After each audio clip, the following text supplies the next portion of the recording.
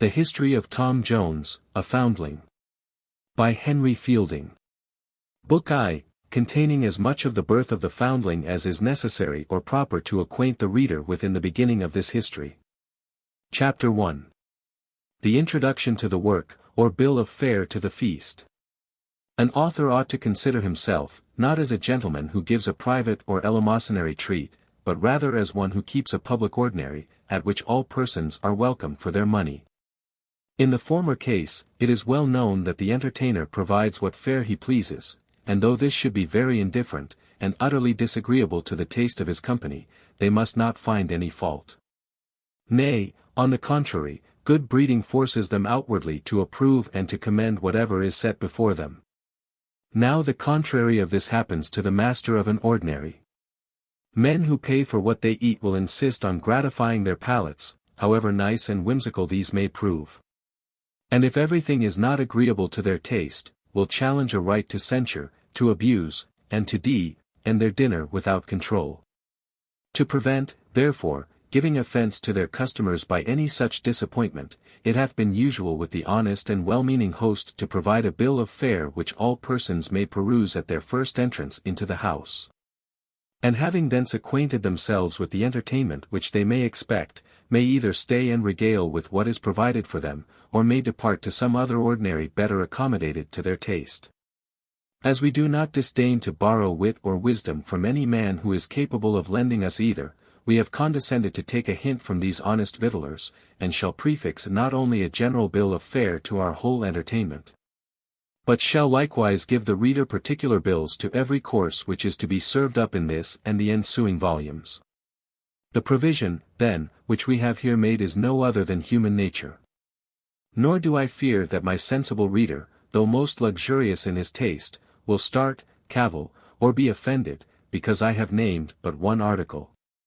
The tortoise, as the alderman of Bristol, well learned in eating, knows by much experience, besides the delicious calapash and callipee, contains many different kinds of food. Nor can the learned reader be ignorant, that in human nature, though here collected under one general name, is such prodigious variety, that a cook will have sooner gone through all the several species of animal and vegetable food in the world than an author will be able to exhaust so extensive a subject. An objection may perhaps be apprehended from the more delicate, that this dish is too common and vulgar, for what else is the subject of all the romances, novels, plays, and poems, with which the stalls abound? Many exquisite viands might be rejected by the epicure, if it was a sufficient cause for his contemning of them as common and vulgar, that something was to be found in the most paltry alleys under the same name. In reality, true nature is as difficult to be met with in authors, as the Bayonne ham, or Bologna sausage, is to be found in the shops. But the whole, to continue the same metaphor, consists in the cookery of the author. For, as Mr. Pope tells us, true wit is nature to advantage drayest. What oft was thought, but ne'er so well expressed. The same animal which hath the honour to have some part of his flesh eaten at the table of a duke, may perhaps be degraded in another part, and some of his limbs gibbeted, as it were, in the vilest stall in town. Where, then, lies the difference between the food of the nobleman and the porter, if both are at dinner on the same ox or calf, but in the seasoning, the dressing, the garnishing, and the setting forth? Hence the one provokes and incites the most languid appetite, and the other turns and palls that which is the sharpest and keenest. In like manner, the excellence of the mental entertainment consists less in the subject than in the author's skill in well dressing it up. How pleased, therefore, will the reader be to find that we have, in the following work, adhered closely to one of the highest principles of the best cook which the present age, or perhaps that of Heliogabalus, hath produced. This great man, as is well known to all lovers of polite eating, begins at first by setting plain things before his hungry guests, rising afterwards by degrees as their stomachs may be supposed to decrease, to the very quintessence of sauce and spices. In like manner, we shall represent human nature at first to the keen appetite of our reader, in that more plain and simple manner in which it is found in the country. And shall hereafter hash and ragout it with all the high French and Italian seasoning of affectation and vice which courts and cities afford. By these means, we doubt not but our reader may be rendered desirous to read on forever, as the great person just above mentioned is supposed to have made some persons eat. Having premised thus much, we will now detain those who like our bill of fare no longer from their diet, and shall proceed directly to serve up the first course of our history for their entertainment. Chapter 2. A short description of Squire Allworthy, and a fuller account of Miss Bridget Allworthy, his sister. In that part of the western division of this kingdom which is commonly called Somersetshire, there lately lived, and perhaps lives still, a gentleman whose name was Allworthy, and who might well be called the favourite of both nature and fortune. For both of these seem to have contended which should bless and enrich him most. In this contention, nature may seem to some to have come off victorious, as she bestowed on him many gifts, while fortune had only one gift in her power. But in pouring forth this, she was so very profuse, that others perhaps may think this single endowment to have been more than equivalent to all the various blessings which he enjoyed from nature. From the former of these, he derived an agreeable person, a sound constitution, a solid understanding, and a benevolent heart. By the latter, he was decreed to the inheritance of one of the largest estates in the county. This gentleman had in his youth married a very worthy and beautiful woman, of whom he had been extremely fond. By her he had 3 children, all of whom died in their infancy. He had likewise had the misfortune of burying this beloved wife herself, about 5 years before the time in which this history chooses to set out. This loss, however great, he bore like a man of sense and constancy, though it must be confessed he would often talk a little whimsically on this head. For he sometimes said he looked on himself as still married, and considered his wife as only gone a little before him, a journey which he should most certainly, sooner or later, take after her. And that he had not the least doubt of meeting her again in a place where he should never part with her more, sentiments for which his sense was arraigned by one part of his neighbours, his religion by a second, and his sincerity by a third. He now lived, for the most part, retired in the country, with one sister, for whom he had a very tender affection. This lady was now somewhat past the age of 30, an era at which, in the opinion of the malicious, the title of old maid may with no impropriety be assumed.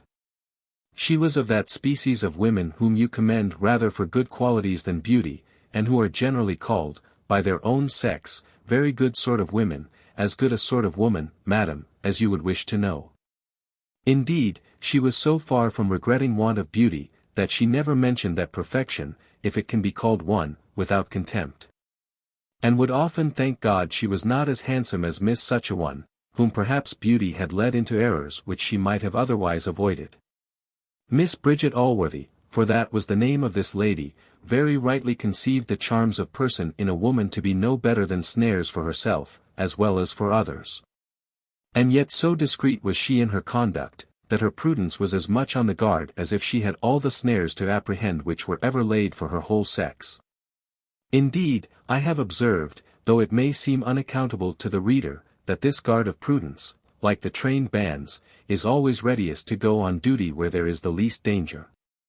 It often basely and cowardly deserts those paragons for whom the men are all wishing, sighing, dying, and spreading every net in their power. And constantly attends at the heels of that higher order of women for whom the other sex have a more distant and awful respect, and whom, from despair, I suppose, of success, they never venture to attack. Reader, I think proper, before we proceed any farther together, to acquaint thee that I intend to digress, through this whole history, as often as I see occasion, of which I am myself a better judge than any pitiful critic whatever. And here I must desire all those critics to mind their own business, and not to intermeddle with affairs or works which no ways concern them. For till they produce the authority by which they are constituted judges, I shall not plead to their jurisdiction. Chapter 3. An odd accident which befell Mr. Allworthy at his return home. The decent behaviour of Mrs. Deborah Wilkins, with some proper animadversions on bastards. I have told my reader, in the preceding chapter, that Mr. Allworthy inherited a large fortune, that he had a good heart, and no family. Hence, doubtless, it will be concluded by many that he lived like an honest man, owed no one a shilling, took nothing but what was his own, kept a good house, entertained his neighbours with a hearty welcome at his table, And was charitable to the poor, i.e., to those who had rather beg than work, by giving them the offals from it, that he died immensely rich and built an hospital. And true it is that he did many of these things. But had he done nothing more, I should have left him to have recorded his own merit on some fair freestone over the door of that hospital. Matters of a much more extraordinary kind are to be the subject of this history, or I should grossly misspend my time in writing so voluminous a work. And you, my sagacious friend, might with equal profit and pleasure travel through some pages which certain droll authors have been facetiously pleased to call the history of England. Mr. Allworthy had been absent a full quarter of a year in London, on some very particular business, though I know not what it was. But judge of its importance by its having detained him so long from home, whence he had not been absent a month at a time during the space of many years. He came to his house very late in the evening, and after a short supper with his sister, retired much fatigued to his chamber. Here, having spent some minutes on his knees, a custom which he never broke through on any account, he was preparing to step into bed, when, upon opening the clothes, to his great surprise he beheld an infant, wrapped up in some coarse linen, in a sweet and profound sleep, between his sheets. He stood some time lost in astonishment at this sight, but, as good nature had always the ascendant in his mind, he soon began to be touched with sentiments of compassion for the little wretch before him. He then rang his bell, and ordered an elderly woman servant to rise immediately, and come to him. And in the meantime was so eager in contemplating the beauty of innocence, appearing in those lively colors with which infancy and sleep always display it, that his thoughts were too much engaged to reflect that he was in his shirt when the matron came in. She had indeed given her master sufficient time to dress himself. For out of respect to him, and regard to decency, she had spent many minutes in adjusting her hair at the looking-glass, notwithstanding all the hurry in which she had been summoned by the servant, and though her master, for aught she knew, lay expiring in an apoplexy, or in some other fit. It will not be wondered at that a creature who had so strict a regard to decency in her own person, should be shocked at the least deviation from it in another. She therefore no sooner opened the door, and saw her master standing by the bedside in his shirt, with a candle in his hand, than she started back in a most terrible fright, and might perhaps have swooned away, had he not now recollected his being undressed, and put an end to her terrors by desiring her to stay without the door till he had thrown some clothes over his back, and was become incapable of shocking the pure eyes of Mrs. Deborah Wilkins, who, though in the 52nd year of her age, vowed she had never beheld a man without his coat. Sneerers and profane wits may perhaps laugh at her first fright. Yet my graver reader, when he considers the time of night, the summons from her bed, and the situation in which she found her master, will highly justify and applaud her conduct. Unless the prudence which must be supposed to attend maidens at that period of life at which Mrs. Deborah had arrived, should a little lessen his admiration. When Mrs. Deborah returned into the room, and was acquainted by her master with the finding the little infant, her consternation was rather greater than his had been. Nor could she refrain from crying out, with great horror of accent as well as look, "My good sir, what's to be done?" Mr. Allworthy answered, she must take care of the child that evening, and in the morning he would give orders to provide it a nurse. "Yes, sir," says she, "and I hope your worship will send out your warrant to take up the hussy its mother, for she must be one of the neighbourhood, and I should be glad to see her committed to Bridewell, and whipped at the cart's tail. Indeed, such wicked sluts cannot be too severely punished. I'll warrant 'tis not her first, by her impudence in laying it to your worship." "In laying it to me, Deborah," answered Allworthy, "I can't think she hath any such design. I suppose she hath only taken this method to provide for her child, and truly I am glad she hath not done worse." "I don't know what is worse," cries Deborah, "than for such wicked strumpets to lay their sins at honest men's doors. And though your worship knows your own innocence, yet the world is censorious, and it hath been many an honest man's hap to pass for the father of children he never begot. And if your worship should provide for the child, it may make the people the apter to believe. Besides, why should your worship provide for what the parish is obliged to maintain?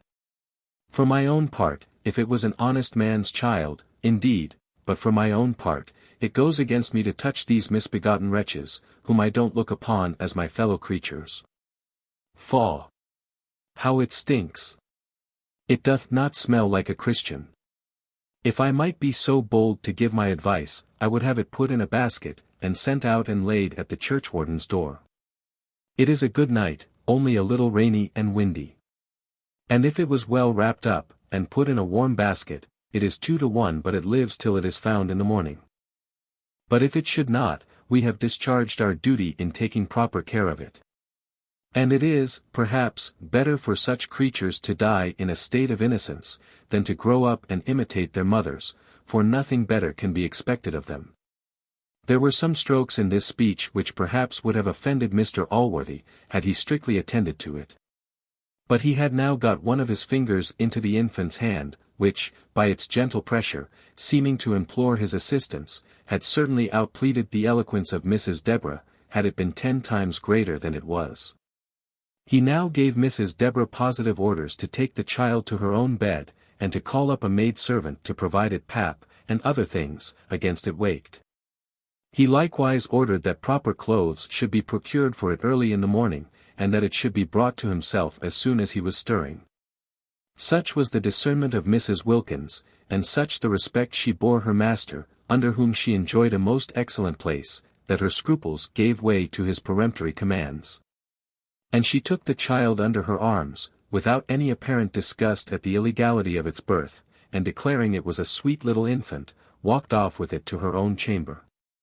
Allworthy here betook himself to those pleasing slumbers which a heart that hungers after goodness is apt to enjoy when thoroughly satisfied.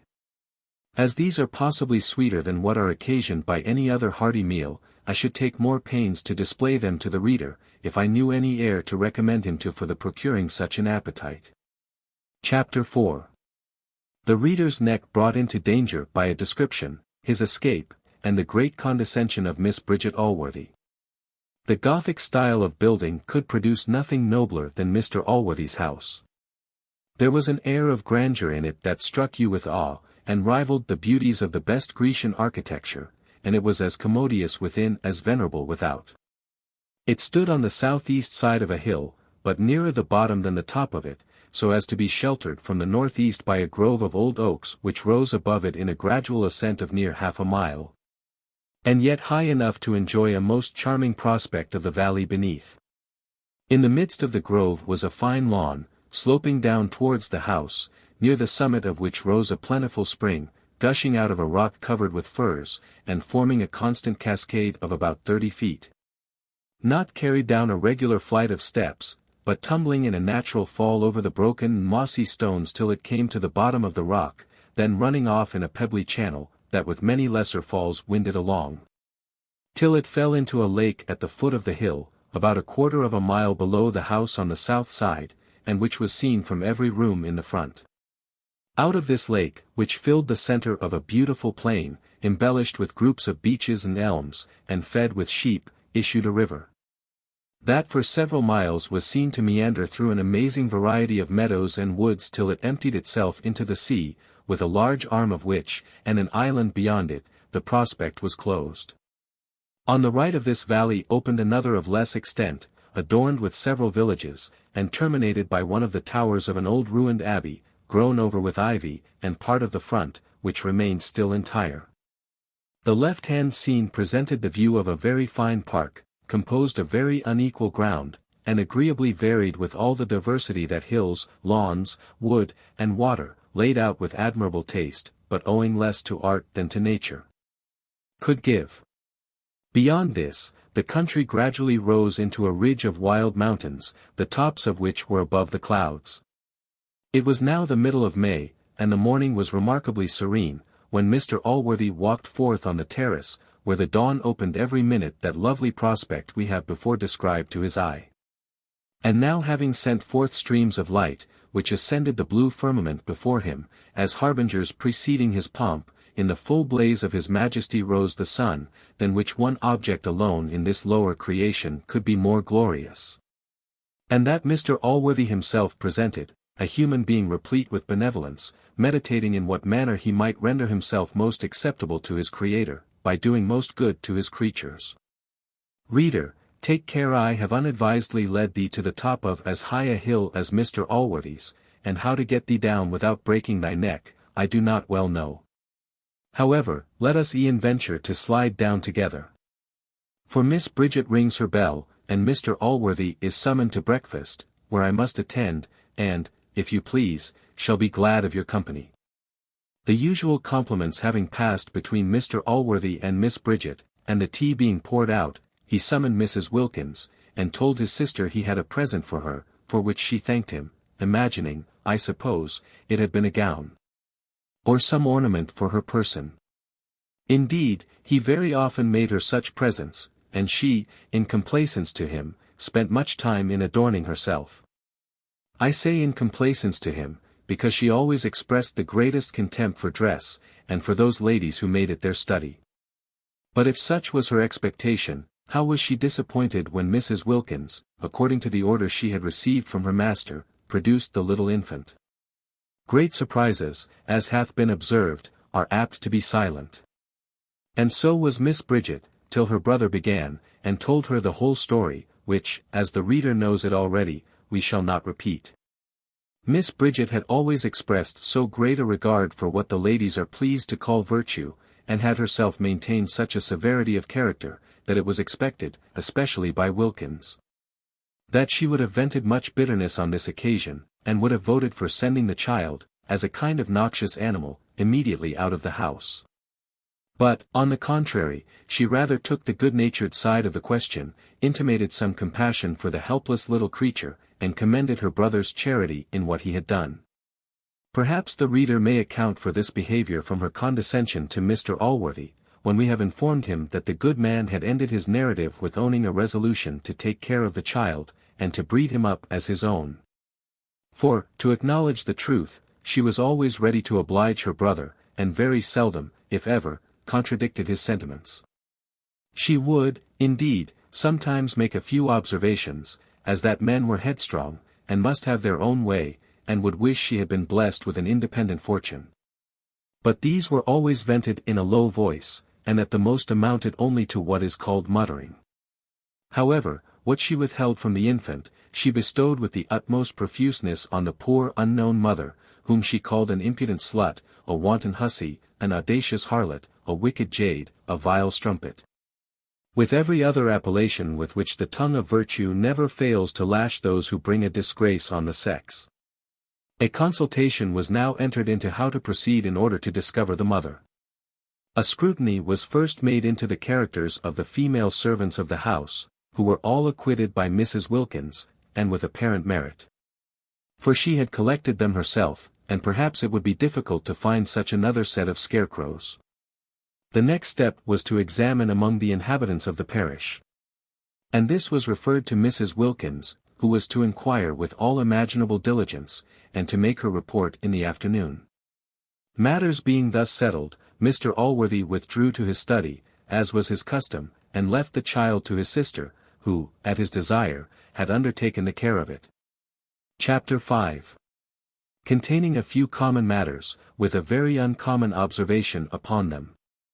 When her master was departed, Mrs Deborah stood silent, expecting her cue from Miss Bridget.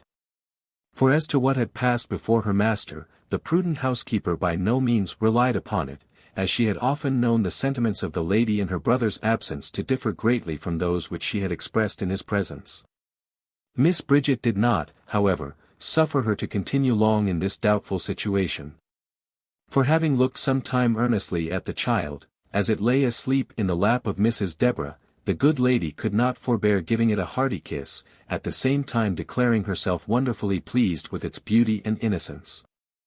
Mrs Deborah no sooner observed this than she fell to squeezing and kissing, with as great raptures as sometimes inspire the sage dame of 45 towards a youthful and vigorous bridegroom, crying out, in a shrill voice, "Oh, the dear little creature! The dear, sweet, pretty creature! Well, I vow it is as fine a boy as ever was seen." These exclamations continued till they were interrupted by the lady, who now proceeded to execute the commission given her by her brother, and gave orders for providing all necessaries for the child, appointing a very good room in the house for his nursery, Her orders were indeed so liberal, that, had it been a child of her own, she could not have exceeded them. But, lest the virtuous reader may condemn her for showing too great regard to a base-born infant, to which all charity is condemned by law as irreligious, we think proper to observe that she concluded the whole with saying, since it was her brother's whim to adopt the little brat, she supposed little master must be treated with great tenderness. For her part, she could not help thinking it was an encouragement to vice, but that she knew too much of the obstinacy of mankind to oppose any of their ridiculous humors. With reflections of this nature she usually, as has been hinted, accompanied every act of compliance with her brother's inclinations. And surely nothing could more contribute to heighten the merit of this compliance than a declaration that she knew, at the same time, the folly and unreasonableness of those inclinations to which she submitted. Tacit obedience implies no force upon the will, and consequently may be easily, and without any pains, preserved. But when a wife, a child, a relation, or a friend, performs what we desire, with grumbling and reluctance, with expressions of dislike and dissatisfaction, the manifest difficulty which they undergo must greatly enhance the obligation. As this is one of those deep observations which very few readers can be supposed capable of making themselves, I have thought proper to lend them my assistance, but this is a favor rarely to be expected in the course of my work. Indeed, I shall seldom or never so indulge him, unless in such instances as this, where nothing but the inspiration with which we writers are gifted, can possibly enable any one to make the discovery. Chapter 6. Mrs. Deborah is introduced into the parish with a simile. A short account of Jenny Jones, with the difficulties and discouragements which may attend young women in the pursuit of learning. Mrs. Deborah, having disposed of the child according to the will of her master, now prepared to visit those habitations which were supposed to conceal its mother. Not otherwise than when a kite, tremendous bird, is beheld by the feathered generation soaring aloft, and hovering over their heads, the amorous dove, and every innocent little bird, spread wide the alarm, and fly trembling to their hiding places. He proudly beats the air, conscious of his dignity, and meditates intended mischief. So when the approach of Mrs. Deborah was proclaimed through the street, all the inhabitants ran trembling into their houses, each matron dreading lest the visit should fall to her lot. She with stately steps proudly advances over the field, aloft she bears her towering head, filled with conceit of her own preeminence, and schemes to effect her intended discovery. The sagacious reader will not from this simile imagine these poor people had any apprehension of the design with which Mrs. Wilkins was now coming towards them. But as the great beauty of the simile may possibly sleep these 100 years, till some future commentator shall take this work in hand, I think proper to lend the reader a little assistance in this place. It is my intention, therefore, to signify, that, as it is the nature of a kite to devour little birds, so is it the nature of such persons as Mrs. Wilkins to insult and tyrannize over little people. This being indeed the means which they use to recompense to themselves their extreme servility and condescension to their superiors. For nothing can be more reasonable, than that slaves and flatterers should exact the same taxes on all below them, which they themselves pay to all above them. Whenever Mrs. Deborah had occasion to exert any extraordinary condescension to Mrs. Bridget, and by that means had a little soured her natural disposition, it was usual with her to walk forth among these people, in order to refine her temper, by venting, and, as it were, purging off all ill humors. On which account she was by no means a welcome visitant. To say the truth, she was universally dreaded and hated by them all. On her arrival in this place, she went immediately to the habitation of an elderly matron, to whom, as this matron had the good fortune to resemble herself in the comeliness of her person, as well as in her age, she had generally been more favorable than to any of the rest. To this woman she imparted what had happened, and the design upon which she was come thither that morning. These two began presently to scrutinize the characters of the several young girls who lived in any of those houses, and at last fixed their strongest suspicion on one Jenny Jones, who, they both agreed, was the likeliest person to have committed this fact. This Jenny Jones was no very comely girl either in her face or person. But nature had somewhat compensated the want of beauty with what is generally more esteemed by those ladies whose judgment is arrived at years of perfect maturity, for she had given her a very uncommon share of understanding. This gift Jenny had a good deal improved by erudition. She had lived several years a servant with a schoolmaster, who, discovering a great quickness of parts in the girl, and an extraordinary desire of learning, for every leisure hour she was always found reading in the books of the scholars, had the good nature, or folly, just as the reader pleases to call it, to instruct her so far, that she obtained a competent skill in the Latin language, and was, perhaps, as good a scholar as most of the young men of quality of the age. This advantage, however, like most others of an extraordinary kind, was attended with some small inconveniences, for as it is not to be wondered at, that a young woman so well accomplished should have little relish for the society of those whom fortune had made her equals, but whom education had rendered so much her inferiors.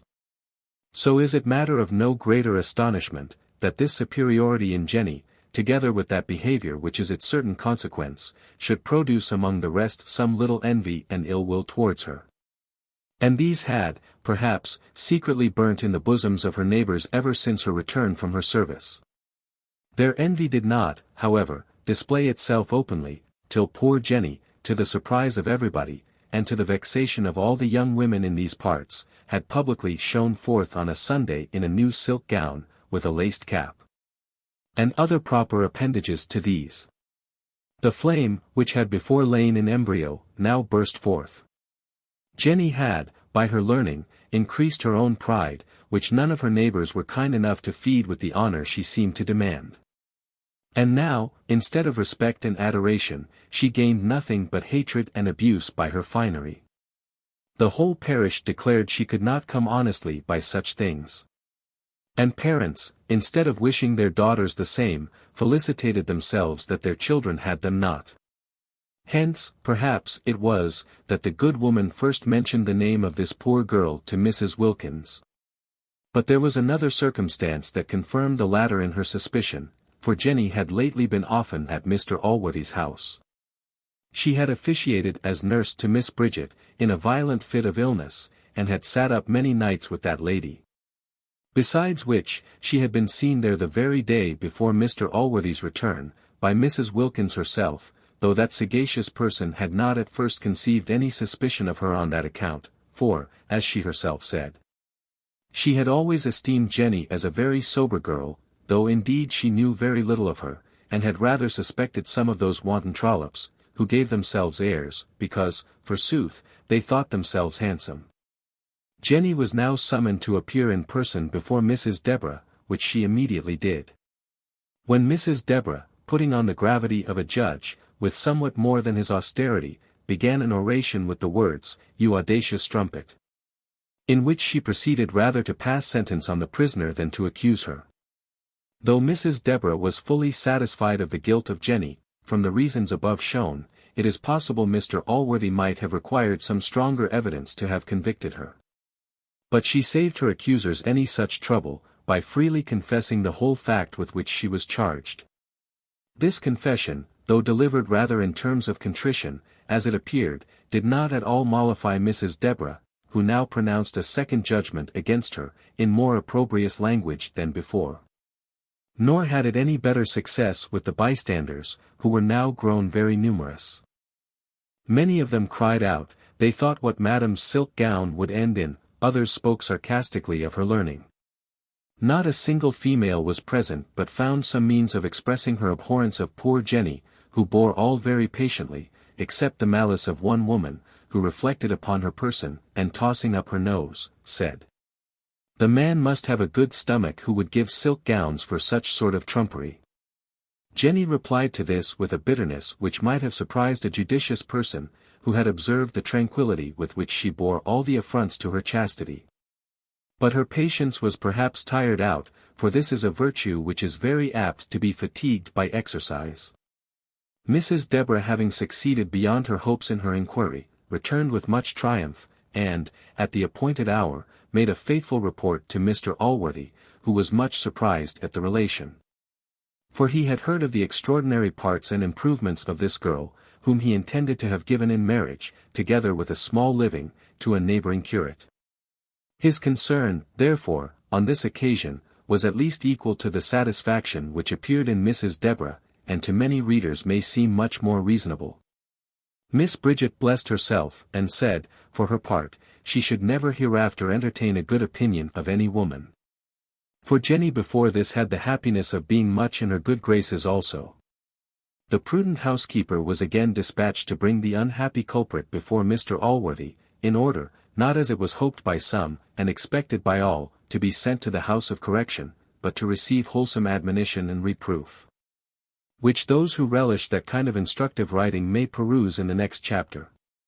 Chapter 7. Containing such grave matter, that the reader cannot laugh once through the whole chapter, unless peradventure he should laugh at the author. When Jenny appeared, Mr. Allworthy took her into his study, and spoke to her as follows: "You know, child, it is in my power as a magistrate, to punish you very rigorously for what you have done. And you will, perhaps, be the more apt to fear I should execute that power, because you have in a manner laid your sins at my door. But, perhaps, this is one reason which hath determined me to act in a milder manner with you, for, as no private resentment should ever influence a magistrate, I will be so far from considering your having deposited the infant in my house as an aggravation of your offence, that I will suppose, in your favour, this to have proceeded from a natural affection to your child. Since you might have some hopes to see it thus better provided for than was in the power of yourself, or its wicked father, to provide for it. I should indeed have been highly offended with you had you exposed the little wretch in the manner of some inhuman mothers, who seem no less to have abandoned their humanity, than to have parted with their chastity. It is the other part of your offence, therefore, upon which I intend to admonish you, I mean the violation of your chastity. A crime, however lightly it may be treated by debauched persons, very heinous in itself, and very dreadful in its consequences. The heinous nature of this offence must be sufficiently apparent to every Christian, inasmuch as it is committed in defiance of the laws of our religion, and of the express commands of him who founded that religion. And here its consequences may well be argued to be dreadful, for what can be more so, than to incur the divine displeasure, by the breach of the divine commands, and that in an instance against which the highest vengeance is specifically denounced. But these things, though too little, I am afraid, regarded, are so plain, that mankind, however they may want to be reminded, can never need information on this head. A hint, therefore, to awaken your sense of this matter, shall suffice. For I would inspire you with repentance, and not drive you to desperation. There are other consequences, not indeed so dreadful or replete with horror as this, and yet such, as, if attentively considered, must, one would think, deter all of your sex at least from the commission of this crime. For by it you are rendered infamous, and driven, like lepers of old, out of society. At least, from the society of all but wicked and reprobate persons, for no others will associate with you. If you have fortunes, you are hereby rendered incapable of enjoying them. If you have none, you are disabled from acquiring any, nay almost of procuring your sustenance, for no persons of character will receive you into their houses. Thus you are often driven by necessity itself into a state of shame and misery, which unavoidably ends in the destruction of both body and soul. Can any pleasure compensate these evils? Can any temptation have sophistry and delusion strong enough to persuade you to so simple a bargain? Or can any carnal appetite so overpower your reason, or so totally lay it asleep, as to prevent your flying with affright and terror from a crime which carries such punishment always with it? How base and mean must that woman be, how void of that dignity of mind, and decent pride, without which we are not worthy the name of human creatures, who can bear to level herself with the lowest animal, and to sacrifice all that is great and noble in her, all her heavenly part, to an appetite which she hath in common with the vilest branch of the creation. For no woman, sure, will plead the passion of love for an excuse. This would be to own herself the mere tool and bubble of the man. Love, however barbarously we may corrupt and pervert its meaning, as it is a laudable, is a rational passion, and can never be violent but when reciprocal. For though the Scripture bids us love our enemies, it means not with that fervent love which we naturally bear towards our friends, much less that we should sacrifice to them our lives, and what ought to be dearer to us, our innocence. Now in what light, but that of an enemy, can a reasonable woman regard the man who solicits her to entail on herself all the misery I have described to you, and who would purchase to himself a short, trivial, contemptible pleasure, so greatly at her expense? For, by the laws of custom, the whole shame, with all its dreadful consequences, falls entirely upon her. Can love, which always seeks the good of its object, attempt to betray a woman into a bargain where she is so greatly to be the loser? If such corrupter, therefore, should have the impudence to pretend a real affection for her, ought not the woman to regard him not only as an enemy, but as the worst of all enemies, a false, designing, treacherous, pretended friend, who intends not only to debauch her body, but her understanding at the same time? Here Jenny, expressing great concern, Allworthy paused a moment, and then proceeded, I have talked thus to you, child, not to insult you for what is past and irrevocable, but to caution and strengthen you for the future.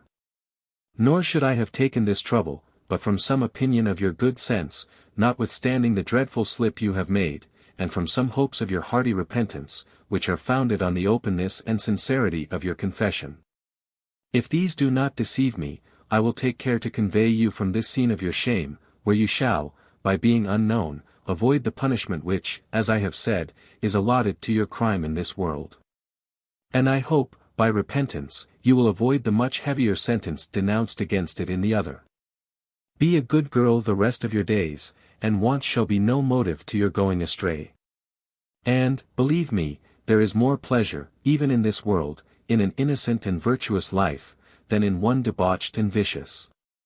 As to your child, let no thoughts concerning it molest you. I will provide for it in a better manner than you can ever hope. And now nothing remains but that you inform me who was the wicked man that seduced you, for my anger against him will be much greater than you have experienced on this occasion. Jenny now lifted her eyes from the ground, and with a modest look and decent voice thus began. To know you, sir, and not love your goodness, would be an argument of total want of sense or goodness in any one. In me it would amount to the highest ingratitude, not to feel, in the most sensible manner, the great degree of goodness you have been pleased to exert on this occasion. As to my concern for what is past, I know you will spare my blushes the repetition. My future conduct will much better declare my sentiments than any professions I can now make. I beg leave to assure you, sir, that I take your advice much kinder than your generous offer with which you concluded it, for, as you are pleased to say, sir, it is an instance of your opinion of my understanding. Here her tears flowing apace, she stopped a few moments, and then proceeded thus, indeed, sir, your kindness overcomes me. But I will endeavor to deserve this good opinion, for if I have the understanding you are so kindly pleased to allow me, such advice cannot be thrown away upon me. I thank you, sir, heartily, for your intended kindness to my poor helpless child. He is innocent, and I hope will live to be grateful for all the favors you shall show him. But now, sir, I must on my knees entreat you not to persist in asking me to declare the father of my infant. I promise you faithfully you shall one day know. But I am under the most solemn ties and engagements of honor, as well as the most religious vows and protestations, to conceal his name at this time. And I know you too well, to think you would desire I should sacrifice either my honor or my religion. Mr. Allworthy, whom the least mention of those sacred words was sufficient to stagger, hesitated a moment before he replied, and then told her, she had done wrong to enter into such engagements to a villain. But since she had, he could not insist on her breaking them. He said, it was not from a motive of vain curiosity he had inquired, but in order to punish the fellow, at least, that he might not ignorantly confer favors on the undeserving. As to these points, Jenny satisfied him by the most solemn assurances, that the man was entirely out of his reach, and was neither subject to his power, nor in any probability of becoming an object of his goodness. The ingenuity of this behavior had gained Jenny so much credit with this worthy man, that he easily believed what she told him. For as she had disdained to excuse herself by a lie, and had hazarded his further displeasure in her present situation, rather than she would forfeit her honor or integrity by betraying another, He had but little apprehensions that she would be guilty of falsehood towards himself. He therefore dismissed her with assurances that he would very soon remove her out of the reach of that obloquy she had incurred. Concluding with some additional documents, in which he recommended repentance, saying, "Consider, child, there is one still to reconcile yourself to, whose favor is of much greater importance to you than mine." Chapter 8. A dialogue between Mesdames Bridget and Deborah, containing more amusement, but less instruction, than the former. When Mr. Allworthy had retired to his study with Jenny Jones, as hath been seen, Mrs. Bridget, with the good housekeeper, had betaken themselves to a post next adjoining to the said study. Whence, through the conveyance of a keyhole, they sucked in at their ears the instructive lecture delivered by Mr. Allworthy, together with the answers of Jenny, and indeed every other particular which passed in the last chapter. This hole in her brother's study door was indeed as well known to Mrs. Bridget, and had been as frequently applied to by her, as the famous hole in the wall was by Thisbe of old. This served to many good purposes. For by such means Mrs. Bridget became often acquainted with her brother's inclinations, without giving him the trouble of repeating them to her. It is true, some inconveniences attended this intercourse, and she had sometimes reason to cry out with Thisbe, in Shakespeare, "Oh, wicked, wicked wall." For as Mr. Allworthy was a justice of peace, certain things occurred in examinations concerning bastards, and such like, which are apt to give great offence to the chaste ears of virgins, especially when they approach the age of 40. As was the case of Mrs. Bridget. However, she had, on such occasions, the advantage of concealing her blushes from the eyes of men, and de non apparentibus, et non existentibus idem est ratio, in English, when a woman is not seen to blush, she doth not blush at all. Both the good women kept strict silence during the whole scene between Mr. Allworthy and the girl.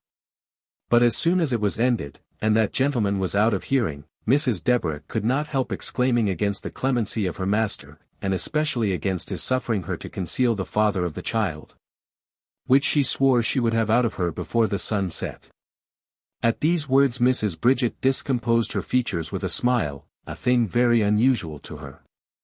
Not that I would have my reader imagine, that this was one of those wanton smiles which Homer would have you conceive came from Venus, when he calls her the laughter-loving goddess. Nor was it one of those smiles which Lady Seraphina shoots from the stage-box, and which Venus would quit her immortality to be able to equal. No, this was rather one of those smiles which might be supposed to have come from the dimpled cheeks of the august Tisiphone, or from one of the misses, her sisters.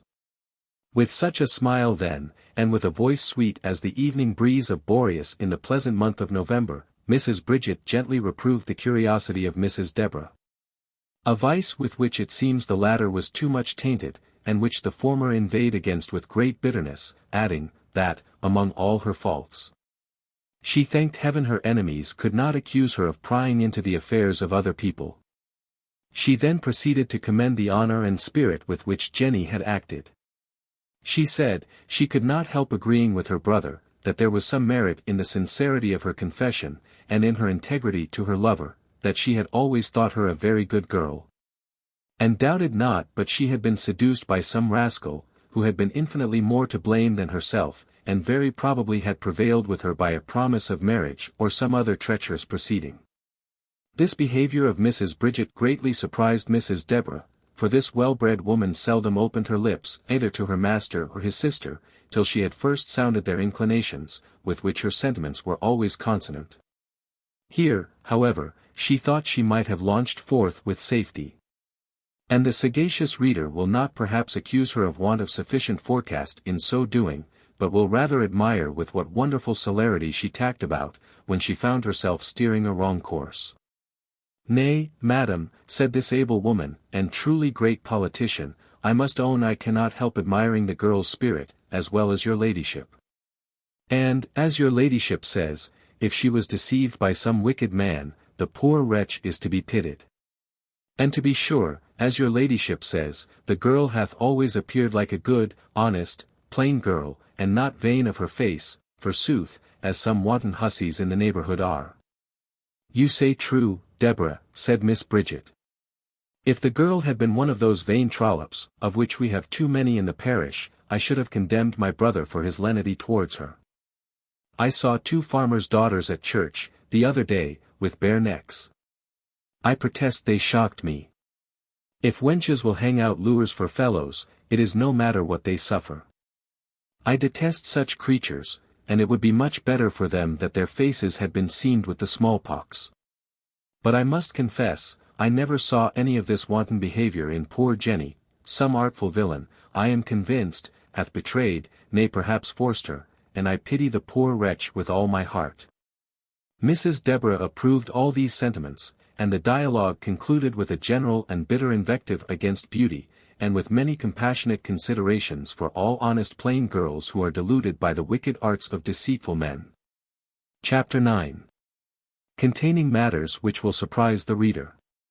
Jenny returned home well pleased with the reception she had met with from Mr. Allworthy, whose indulgence to her she industriously made public. Partly perhaps as a sacrifice to her own pride, and partly from the more prudent motive of reconciling her neighbours to her, and silencing their clamours. But though this latter view, if she indeed had it, may appear reasonable enough, yet the event did not answer her expectation. For when she was convened before the justice, and it was universally apprehended that the house of correction would have been her fate, though some of the young women cried out it was good enough for her, and diverted themselves with the thoughts of her beating hemp in a silk gown.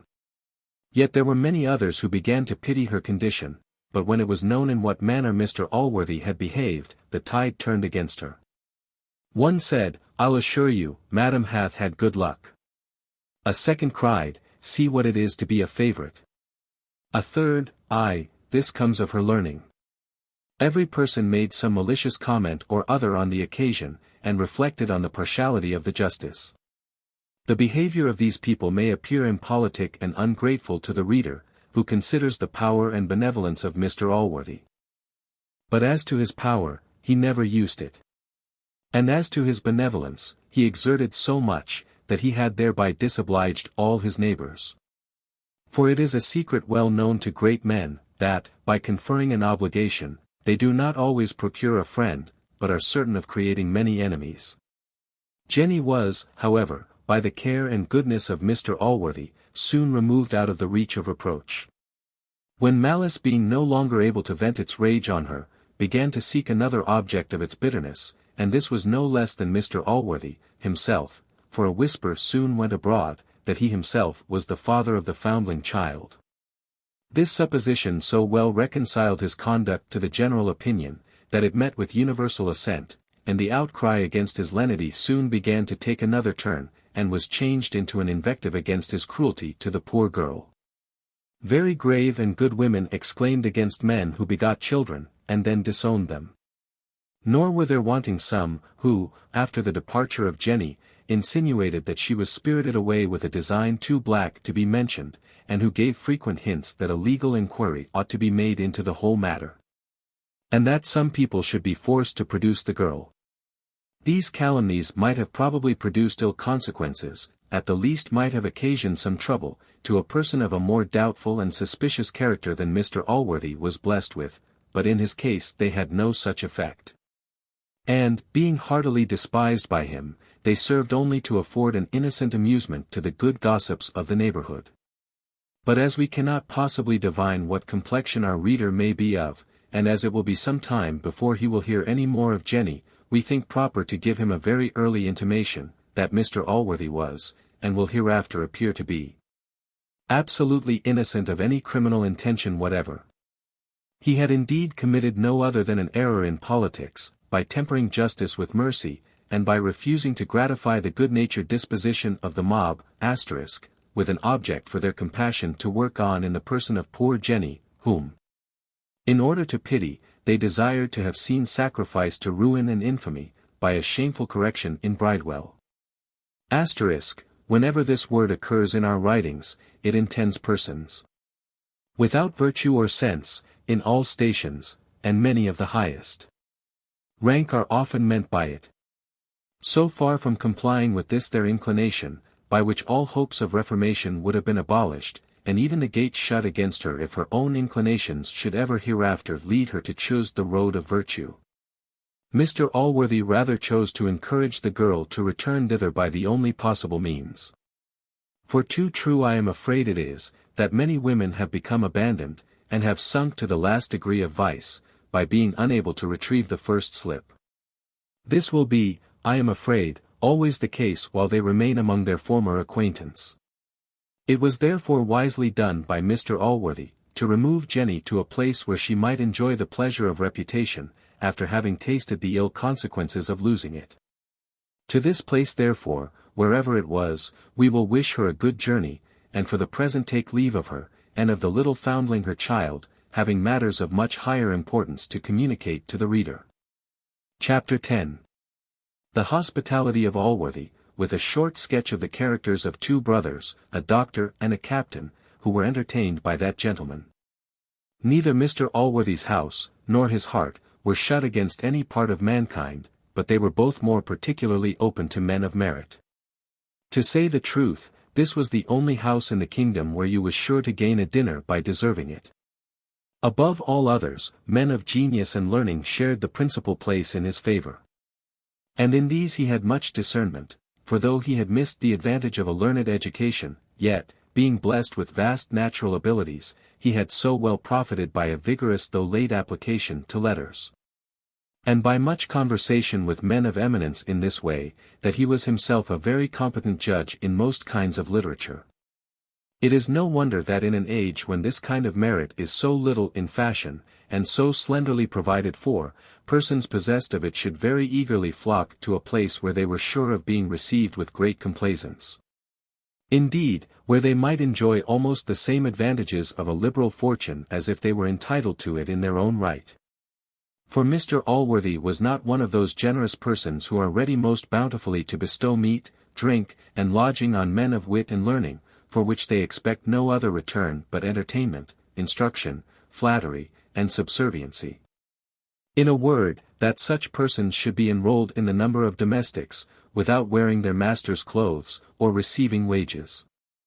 On the contrary, every person in this house was perfect master of his own time, and as he might at his pleasure satisfy all his appetites within the restrictions only of law, virtue, and religion. So he might, if his health required, or his inclination prompted him to temperance, or even to abstinence, absent himself from any meals, or retire from them, whenever he was so disposed, without even a solicitation to the contrary, for, indeed, such solicitations from superiors always savour very strongly of commands.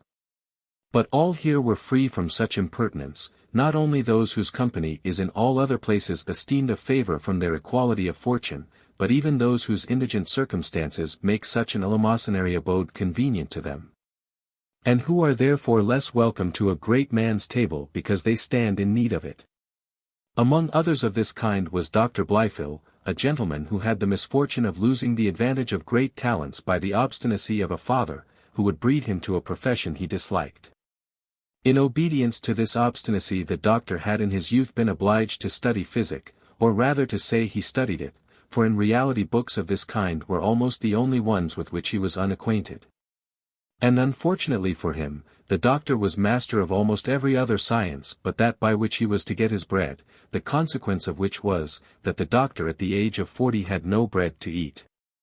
Such a person as this was certain to find a welcome at Mr. Allworthy's table, to whom misfortunes were ever a recommendation, when they were derived from the folly or villainy of others, and not of the unfortunate person himself. Besides this negative merit, the doctor had one positive recommendation. This was a great appearance of religion. Whether his religion was real, or consisted only in appearance, I shall not presume to say, as I am not possessed of any touchstone which can distinguish the true from the false.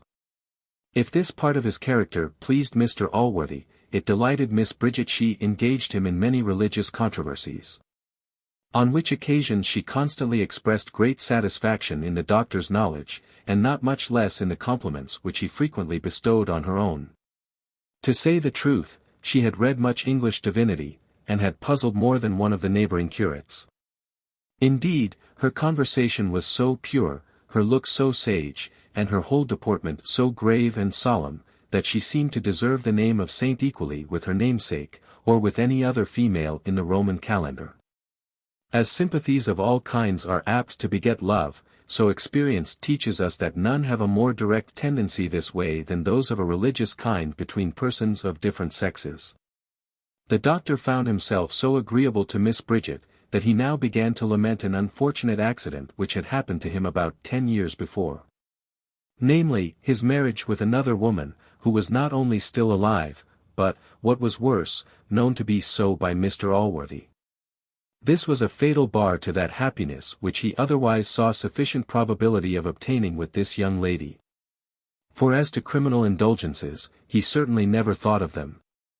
This was owing either to his religion, as is most probable, or to the purity of his passion, which was fixed on those things which matrimony only, and not criminal correspondence, could put him in possession of, or could give him any title to. He had not long ruminated on these matters, before it occurred to his memory that he had a brother who was under no such unhappy incapacity. This brother he made no doubt would succeed. For he discerned, as he thought, an inclination to marriage in the lady, and the reader perhaps, when he hears the brother's qualifications, will not blame the confidence which he entertained of his success. This gentleman was about 35 years of age. He was of a middle size, and what is called well-built. He had a scar on his forehead, which did not so much injure his beauty as it denoted his valor, for he was a half-pay officer. He had good teeth, and something affable, when he pleased, in his smile, though naturally his countenance, as well as his air and voice, had much of roughness in it, yet he could at any time deposit this, and appear all gentleness and good humour. He was not ungenteel, nor entirely devoid of wit, and in his youth had abounded in sprightliness, which, though he had lately put on a more serious character, he could, when he pleased, resume. He had, as well as the doctor, an academic education. For his father had, with the same paternal authority we have mentioned before, decreed him for holy orders, but as the old gentleman died before he was ordained, he chose the church military, and preferred the king's commission to the bishop's. He had purchased the post of lieutenant of dragoons, and afterwards came to be a captain, but having quarrelled with his colonel, was by his interest obliged to sell. From which time he had entirely rusticated himself, had betaken himself to studying the Scriptures, and was not a little suspected of an inclination to Methodism. It seemed, therefore, not unlikely that such a person should succeed with a lady of so saint-like a disposition, and whose inclinations were no otherwise engaged than to the marriage state in general. But why the doctor, who certainly had no great friendship for his brother, should for his sake think of making so ill a return to the hospitality of Allworthy, is a matter not so easy to be accounted for. Is it that some natures delight in evil, as others are thought to delight in virtue? Or is there a pleasure in being accessory to a theft when we cannot commit it ourselves? Or lastly, which experience seems to make probable, have we a satisfaction in aggrandizing our families, even though we have not the least love or respect for them? Whether any of these motives operated on the doctor, we will not determine. But so the fact was. He sent for his brother, and easily found means to introduce him at Allworthy's as a person who intended only a short visit to himself. The captain had not been in the house a week before the doctor had reason to felicitate himself on his discernment. The captain was indeed as great a master of the art of love as Ovid was formerly. He had besides received proper hints from his brother, which he failed not to improve to the best advantage. Chapter 11. Containing many rules, and some examples, concerning falling in love, descriptions of beauty, and other more prudential inducements to matrimony. It hath been observed, by wise men or women, I forget which, that all persons are doomed to be in love once in their lives. No particular season is, as I remember, assigned for this. But the age at which Miss Bridget was arrived, seems to me as proper a period as any to be fixed on for this purpose. It often, indeed, happens much earlier, but when it doth not, I have observed it seldom or never fails about this time. Moreover, we may remark that at this season love is of a more serious and steady nature than what sometimes shows itself in the younger parts of life. The love of girls is uncertain, capricious, and so foolish that we cannot always discover what the young lady would be at, nay, it may almost be doubted whether she always knows this herself. Now we are never at a loss to discern this in women about 40, for as such grave, serious, and experienced ladies well know their own meaning, so it is always very easy for a man of the least sagacity to discover it with the utmost certainty. Miss Bridget is an example of all these observations. She had not been many times in the captain's company before she was seized with this passion. Nor did she go pining and moping about the house, like a puny, foolish girl, ignorant of her distemper. She felt, she knew, and she enjoyed, the pleasing sensation, of which, as she was certain it was not only innocent but laudable. She was neither afraid nor ashamed. And to say the truth, there is, in all points, great difference between the reasonable passion which women at this age conceive towards men, and the idle and childish liking of a girl to a boy, which is often fixed on the outside only, and on things of little value and no duration. As on cherry cheeks, small, lily-white hands, sloe black eyes, flowing locks, downy chins, dapper shapes, nay, sometimes on charms more worthless than these, and less the party's own. Such are the outward ornaments of the person, for which men are beholden to the tailor, the lace man, the periwig maker, the hatter, and the milliner, and not to nature. Such a passion girls may well be ashamed, as they generally are, to own either to themselves or others. The love of Miss Bridget was of another kind. The captain owed nothing to any of these fop-makers in his dress, nor was his person much more beholden to nature. Both his dress and person were such as, had they appeared in an assembly or a drawing-room, would have been the contempt and ridicule of all the fine ladies there. The former of these was indeed neat, but plain, coarse, ill-fancied, and out of fashion. As for the latter, we have expressly described it above. So far was the skin on his cheeks from being cherry-colored, that you could not discern what the natural color of his cheeks was, they being totally overgrown by a black beard, which ascended to his eyes. His shape and limbs were indeed exactly proportioned, but so large that they denoted the strength rather of a ploughman than any other. His shoulders were broad beyond all size, and the calves of his legs larger than those of a common chairman. In short, his whole person wanted all that elegance and beauty which is the very reverse of clumsy strength, and which so agreeably sets off most of our fine gentlemen, being partly owing to the high blood of their ancestors, viz. Blood made of rich sauces and generous wines, and partly to an early town education.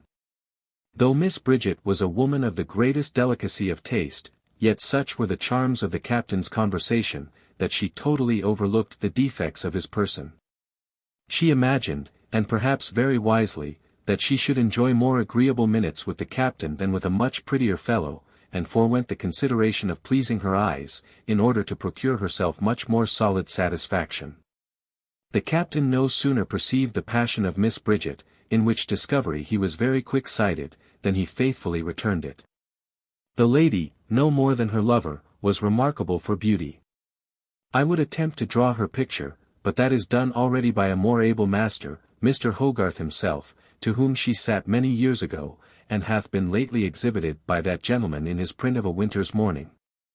Of which she was no improper emblem, and may be seen walking, for walk she doth in the print, to Covent Garden Church, with a starved footboy behind carrying her prayer book. The captain likewise very wisely preferred the more solid enjoyments he expected with this lady, to the fleeting charms of person. He was one of those wise men who regard beauty in the other sex as a very worthless and superficial qualification. Or, to speak more truly, who rather choose to possess every convenience of life with an ugly woman, than a handsome one without any of those conveniences. And having a very good appetite, and but little nicety, he fancied he should play his part very well at the matrimonial banquet, without the sauce of beauty. To deal plainly with the reader, the captain, ever since his arrival, at least from the moment his brother had proposed the match to him, long before he had discovered any flattering symptoms in Miss Bridget, had been greatly enamored. That is to say, of Mr. Allworthy's house and gardens, and of his lands, tenements, and hereditaments.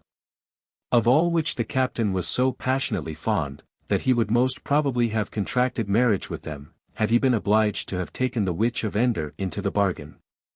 As Mr. Allworthy, therefore, had declared to the doctor that he never intended to take a second wife, as his sister was his nearest relation, and as the doctor had fished out that his intentions were to make any child of hers his heir. Which indeed the law, without his interposition, would have done for him. The doctor and his brother thought it an act of benevolence to give being to a human creature, who would be so plentifully provided with the most essential means of happiness. The whole thoughts, therefore, of both the brothers were how to engage the affections of this amiable lady. But fortune, who is a tender parent, and often doth more for her favourite offspring than either they deserve or wish, had been so industrious for the captain, that whilst he was laying schemes to execute his purpose, the lady conceived the same desires with himself, and was on her side contriving how to give the captain proper encouragement, without appearing too forward. For she was a strict observer of all rules of decorum. In this, however, she easily succeeded, for as the captain was always on the lookout, no glance, gesture, or word escaped him. The satisfaction which the captain received from the kind behaviour of Miss Bridget, was not a little abetted by his apprehensions of Mr Allworthy. For, notwithstanding his disinterested professions, the captain imagined he would, when he came to act, follow the example of the rest of the world, and refuse his consent to a match so disadvantageous, in point of interest, to his sister. From what oracle he received this opinion, I shall leave the reader to determine, but however he came by it, it strangely perplexed him how to regulate his conduct so as at once to convey his affection to the lady, and to conceal it from her brother. He at length resolved to take all private opportunities of making his addresses, but in the presence of Mr Allworthy to be as reserved and as much upon his guard as was possible, and this conduct was highly approved by the brother. He soon found means to make his addresses, in express terms, to his mistress, from whom he received an answer in the proper form, viz. The answer which was first made some thousands of years ago, and which hath been handed down by tradition from mother to daughter ever since. If I was to translate this into Latin, I should render it by these two words, nolo episcopari, a phrase likewise of immemorial use on another occasion. The captain, however he came by his knowledge, perfectly well understood the lady, and very soon after repeated his application with more warmth and earnestness than before, and was again, according to due form, rejected. But as he had increased in the eagerness of his desires, so the lady, with the same propriety, decreased in the violence of her refusal. Not to tire the reader, by leading him through every scene of this courtship, which, though in the opinion of a certain great author, it is the pleasantest scene of life to the actor, is, perhaps, as dull and tiresome as any whatever to the audience, the captain made his advances in form, the citadel was defended in form, and at length, in proper form, surrendered at discretion. During this whole time, which filled the space of near a month, the captain preserved great distance of behaviour to his lady in the presence of the brother, and the more he succeeded with her in private, the more reserved was he in public. And as for the lady, she had no sooner secured her lover than she behaved to him before company with the highest degree of indifference. So that Mr Allworthy must have had the insight of the devil, or perhaps some of his worst qualities, to have entertained the least suspicion of what was going forward. Chapter 12.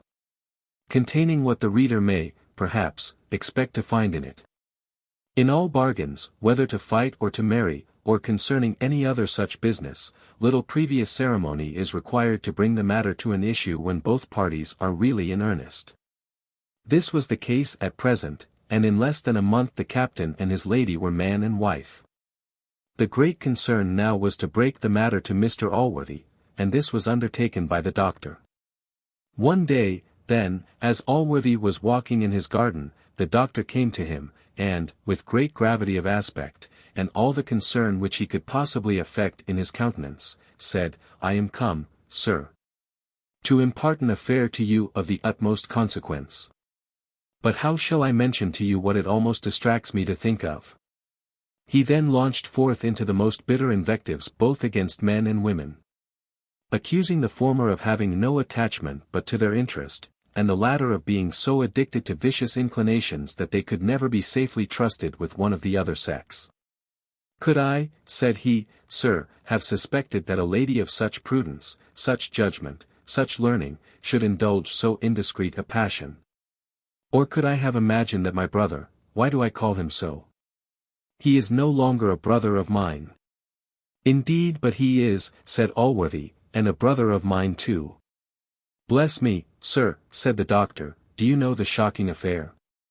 Look ye, Mr. Blifil, answered the good man, it hath been my constant maxim in life to make the best of all matters which happen. My sister, though many years younger than I, is at least old enough to be at the age of discretion.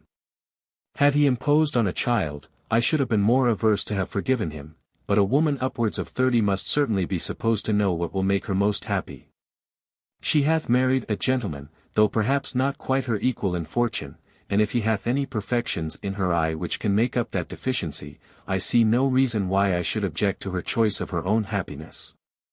Which I, no more than herself, imagine to consist only in immense wealth. I might, perhaps, from the many declarations I have made of complying with almost any proposal, have expected to have been consulted on this occasion. But these matters are of a very delicate nature, and the scruples of modesty, perhaps, are not to be overcome. As to your brother, I have really no anger against him at all.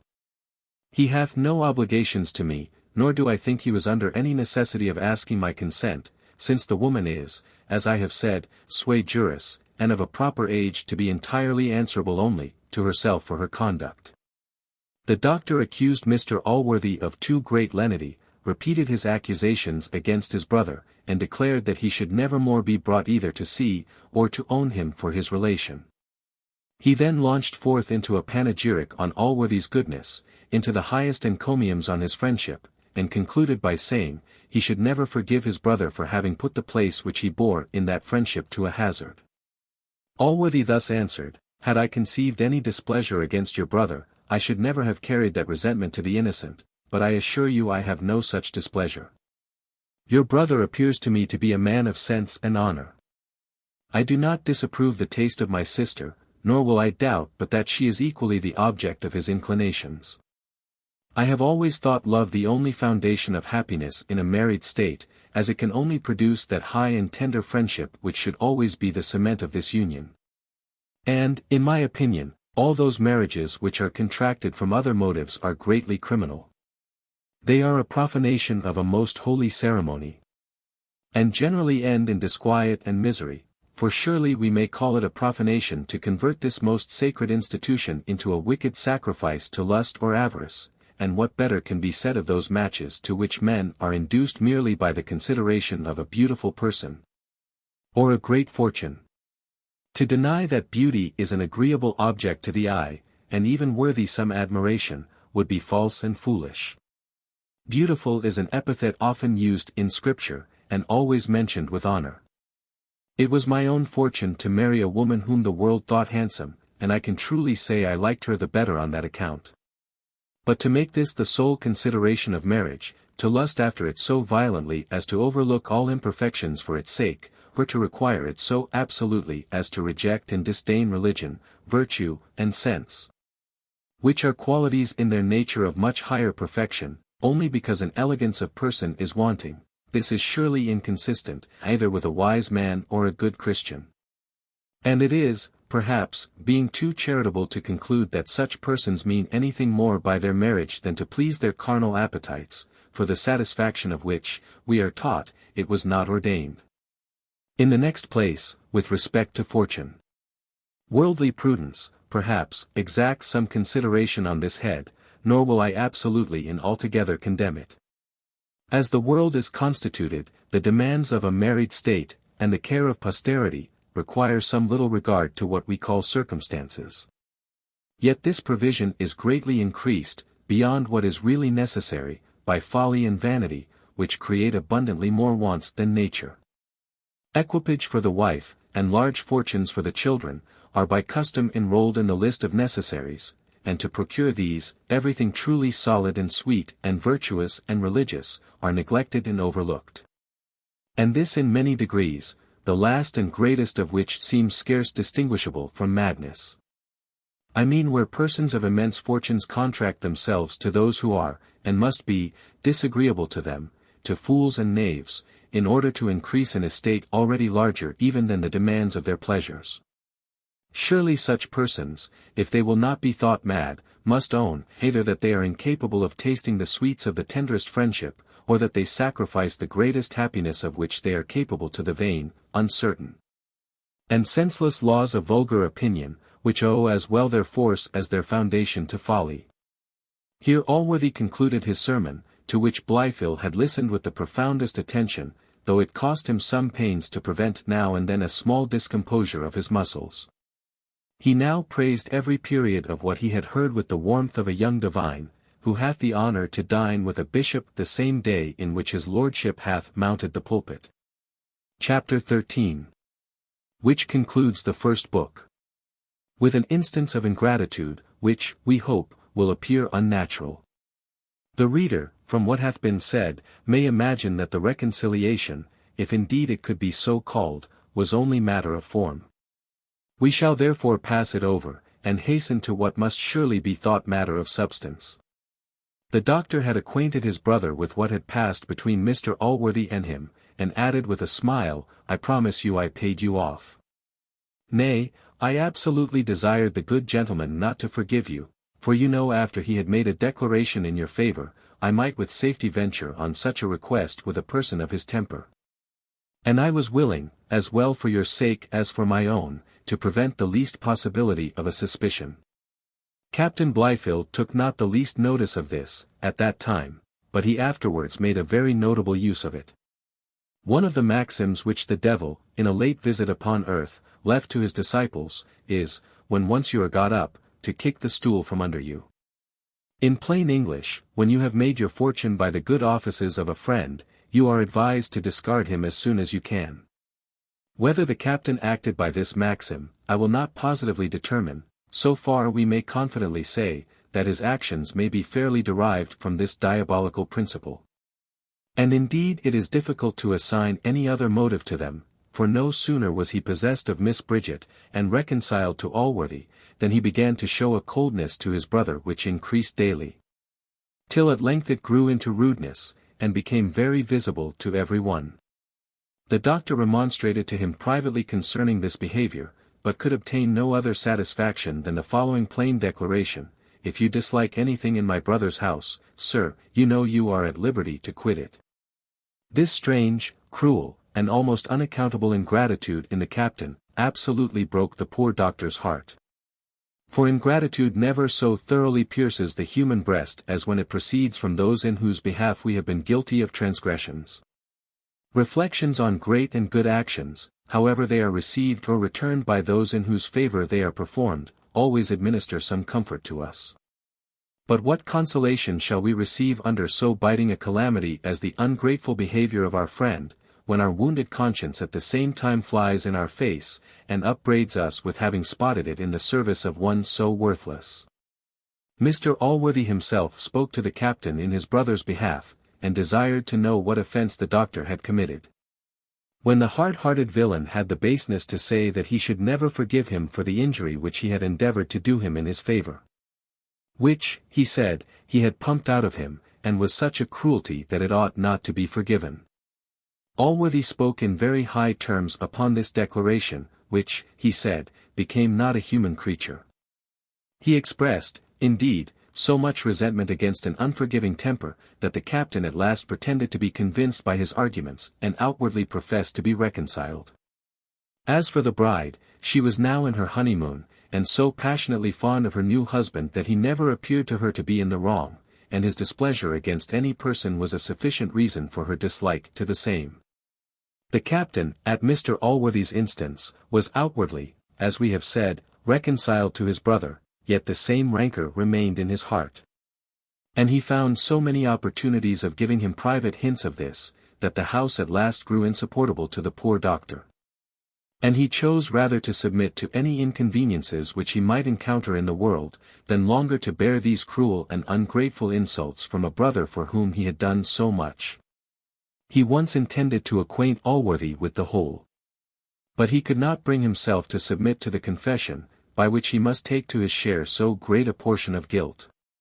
Besides, by how much the worse man he represented his brother to be, so much the greater would his own offence appear to Allworthy, and so much the greater, he had reason to imagine, would be his resentment. He feigned, therefore, some excuse of business for his departure, and promised to return soon again. And took leave of his brother with so well dissembled content, that, as the captain played his part to the same perfection, Allworthy remained well satisfied with the truth of the reconciliation. The doctor went directly to London, where he died soon after of a broken heart. A distemper which kills many more than is generally imagined, and would have a fair title to a place in the bill of mortality, did it not differ in one instance from all other diseases, viz., that no physician can cure it. Now, upon the most diligent inquiry into the former lives of these two brothers, I find, besides the cursed and hellish maxim of policy above mentioned, another reason for the captain's conduct. The captain, besides what we have before said of him, was a man of great pride and fierceness, and had always treated his brother, who was of a different complexion, and greatly deficient in both these qualities, with the utmost air of superiority. The doctor, however, had much the larger share of learning, and was by many reputed to have the better understanding. This the captain knew, and could not bear. For though envy is at best a very malignant passion, yet is its bitterness greatly heightened by mixing with contempt towards the same object. And very much afraid I am, that whenever an obligation is joined to these two, indignation and not gratitude will be the product of all three. Book 2. Containing scenes of matrimonial felicity in different degrees of life. And various other transactions during the first 2 years after the marriage between Captain Blifil and Miss Bridget Allworthy. Chapter 1, showing what kind of a history this is, what it is like, and what it is not like. Though we have properly enough entitled this our work, a history, and not a life, nor an apology for a life, as is more in fashion. Yet we intend in it rather to pursue the method of those writers, who profess to disclose the revolutions of countries, than to imitate the painful and voluminous historian, who, to preserve the regularity of his series, thinks himself obliged to fill up as much paper with the detail of months and years in which nothing remarkable happened, as he employs upon those notable eras when the greatest scenes have been transacted on the human stage. Such histories as these do, in reality, very much resemble a newspaper, which consists of just the same number of words, whether there be any news in it or not. They may likewise be compared to a stage coach, which performs constantly the same course, empty as well as full. The writer, indeed, seems to think himself obliged to keep even pace with time, whose amanuensis he is. And, like his master, travels as slowly through centuries of monkish dullness, when the world seems to have been asleep, as through that bright and busy age so nobly distinguished by the excellent Latin poet. Ad confligendum venientibus undique poenis. Omnia cum belli trepido concussa tumultu. Horrida contramur sub altus aetheris oris. In dubioque fut sub utrorum regna cadendum. Omnibus humanis esset, terraque merique. Of which we wish we could give our readers a more adequate translation than that by Mr. Creech. When dreadful Carthage fright Rome with arms, and all the world was shook with fierce alarms. Whilst undecided yet, which part should fall, which nation rise the glorious Lord of all. Now it is our purpose, in the ensuing pages, to pursue a contrary method. When any extraordinary scene presents itself, as we trust will often be the case, we shall spare no pains nor paper to open it at large to our reader. But if whole years should pass without producing anything worthy his notice, we shall not be afraid of a chasm in our history, but shall hasten on to matters of consequence, and leave such periods of time totally unobserved. These are indeed to be considered as blanks in the grand lottery of time. We therefore, who are the registers of that lottery, shall imitate those sagacious persons who deal in that which is drawn at Guildhall, and who never trouble the public with the many blanks they dispose of. But when a great prize happens to be drawn, the newspapers are presently filled with it, and the world is sure to be informed at whose office it was sold. Indeed, commonly 2 or 3 different offices lay claim to the honor of having disposed of it. By which, I suppose, the adventurers are given to understand that certain brokers are in the secrets of fortune, and indeed of her cabinet council. My reader then is not to be surprised, if, in the course of this work, he shall find some chapters very short and others altogether as long, some that contain only the time of a single day and others that comprise years. In a word, if my history sometimes seems to stand still, and sometimes to fly. For all which I shall not look on myself as accountable to any court of critical jurisdiction whatever, for as I am, in reality, the founder of a new province of writing, so I am at liberty to make what laws I please therein. And these laws, my readers, whom I consider as my subjects, are bound to believe in and to obey. With which that they may readily and cheerfully comply, I do hereby assure them that I shall principally regard their ease and advantage in all such institutions, for I do not, like a jure divino tyrant, imagine that they are my slaves. Or my commodity. I am, indeed, set over them for their own good only, and was created for their use, and not they for mine. Nor do I doubt, while I make their interest the great rule of my writings, they will unanimously concur in supporting my dignity, and in rendering me all the honor I shall deserve or desire. Chapter 2. Religious Cautions against showing too much favor to bastards, and a great discovery made by Mrs. Deborah Wilkins. 8 months after the celebration of the nuptials between Captain Blifil and Miss Bridget Allworthy, a young lady of great beauty, merit, and fortune, was Miss Bridget, by reason of a fright, delivered of a fine boy. The child was indeed to all appearances perfect, but the midwife discovered it was born a month before its full time. Though the birth of an heir by his beloved sister was a circumstance of great joy to Mr. Allworthy, yet it did not alienate his affections from the little foundling, to whom he had been godfather, had given his own name of Thomas, and whom he had hitherto seldom failed of visiting, at least once a day, in his nursery. He told his sister, if she pleased, the newborn infant should be bred up together with little Tommy, to which she consented, though with some little reluctance, for she had truly a great complaisance for her brother. And hence she had always behaved towards the foundling with rather more kindness than ladies of rigid virtue can sometimes bring themselves to show to these children, who, however innocent, may be truly called the living monuments of incontinence. The captain could not so easily bring himself to bear what he condemned as a fault in Mr. Allworthy. He gave him frequent hints, that to adopt the fruits of sin, was to give countenance to it. He quoted several texts, for he was well read in Scripture, such as, he visits the sins of the fathers upon the children, and the fathers have eaten sour grapes, and the children's teeth are set on edge, and whence he argued the legality of punishing the crime of the parent on the bastard. He said, though the law did not positively allow the destroying such base-born children, yet it held them to be the children of nobody. That the Church considered them as the children of nobody, and that at the best, they ought to be brought up to the lowest and vilest offices of the Commonwealth.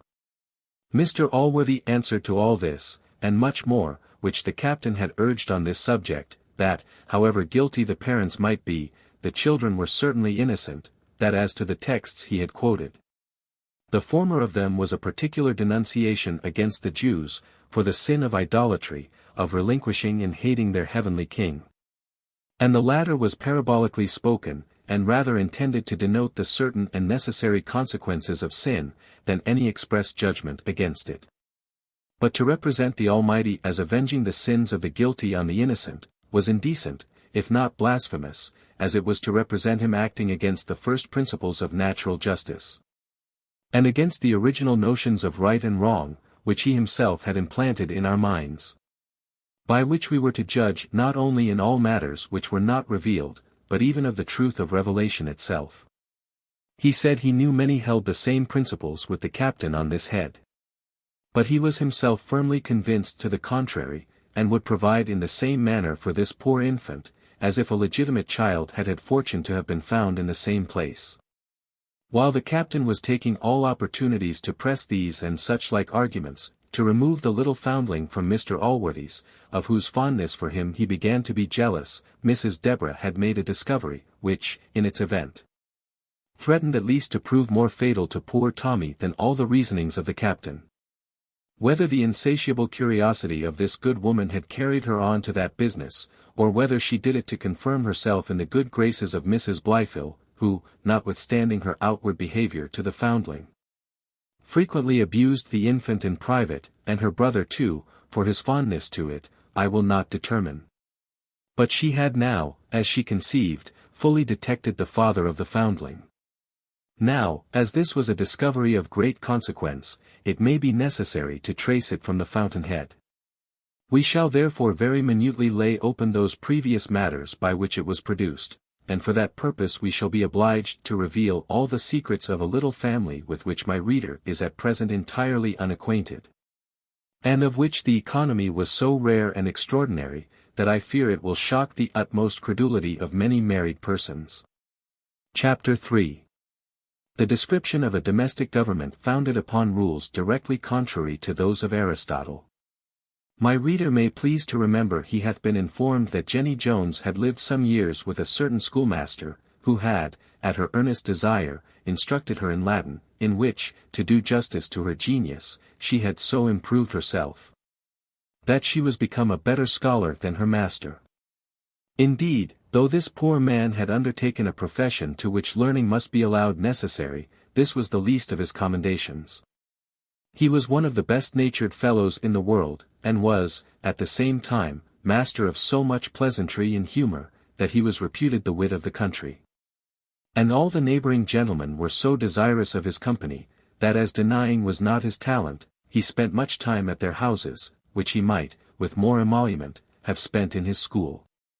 It may be imagined that a gentleman so qualified and so disposed, was in no danger of becoming formidable to the learned seminaries of Eton or Westminster. To speak plainly, his scholars were divided into two classes, in the upper of which was a young gentleman, the son of a neighbouring squire, who, at the age of 17, was just entered into his syntaxis. And in the lower was a second son of the same gentleman, who, together with 7 parish boys, was learning to read and write.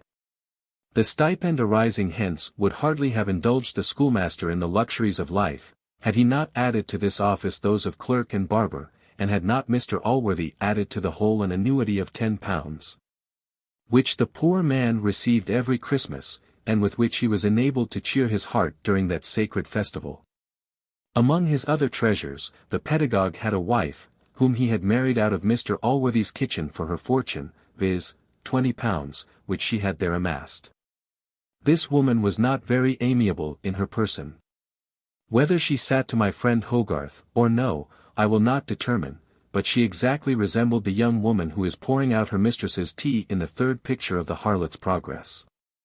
She was, besides, a professed follower of that noble sect founded by Xantip of old, by means of which she became more formidable in the school than her husband, for, to confess the truth, he was never master there, or anywhere else, in her presence. Though her countenance did not denote much natural sweetness of temper, yet this was, perhaps, somewhat soured by a circumstance which generally poisons matrimonial felicity, for children are rightly called the pledges of love. And her husband, though they had been married 9 years, had given her no such pledges, a default for which he had no excuse either from age or health, being not yet 30 years old, and what they call a jolly brisk young man. Hence arose another evil, which produced no little uneasiness to the poor pedagogue, of whom she maintained so constant a jealousy, that he durst hardly speak to one woman in the parish. For the least degree of civility, or even correspondence, with any female, was sure to bring his wife upon her back, and his own. In order to guard herself against matrimonial injuries in her own house, as she kept one maid-servant, she always took care to choose her out of that order of females whose faces are taken as a kind of security for their virtue. Of which number Jenny Jones, as the reader hath been before informed, was one. As the face of this young woman might be called pretty good security of the before-mentioned kind, and as her behaviour had been always extremely modest, which is the certain consequence of understanding in women. She had passed above 4 years at Mr Partridge's, for that was the schoolmaster's name, without creating the least suspicion in her mistress. Nay, she had been treated with uncommon kindness, and her mistress had permitted Mr Partridge to give her those instructions which have been before commemorated. But it is with jealousy as with the gout, when such distempers are in the blood, there is never any security against their breaking out, and that often on the slightest occasions, and when least suspected. Thus it happened to Mrs. Partridge, who had submitted for years to her husband's teaching this young woman, and had suffered her often to neglect her work, in order to pursue her learning. For, passing by one day, as the girl was reading, and her master leaning over her, the girl, I know not for what reason, suddenly started up from her chair, and this was the first time that suspicion ever entered into the head of her mistress. This did not, however, at that time discover itself, but lay lurking in her mind, like a concealed enemy, who waits for a reinforcement of additional strength before he openly declares himself and proceeds upon hostile operations, and such additional strength soon arrived to corroborate her suspicion. For not long after, the husband and wife being at dinner, the master said to his maid, "De mihi aliquid potum," upon which the poor girl smiled, perhaps at the badness of the Latin, and, when her mistress cast her eyes on her, blushed, possibly with a consciousness of having laughed at her master. Mrs. Partridge, upon this, immediately fell into a fury, and discharged the trencher on which she was eating, at the head of poor Jenny, crying out, "You impudent whore, do you play tricks with my husband before my face?"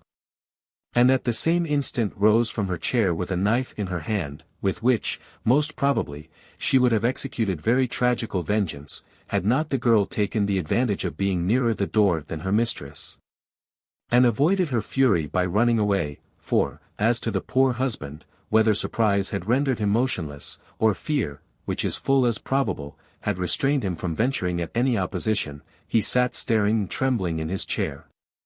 Nor did he once offer to move or speak, till his wife, returning from the pursuit of Jenny, made some defensive measures necessary for his own preservation, and he likewise was obliged to retreat, after the example of the maid.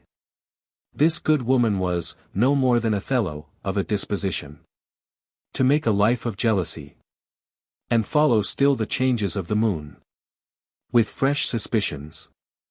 With her, as well as him, to be once in doubt, was once to be resolved.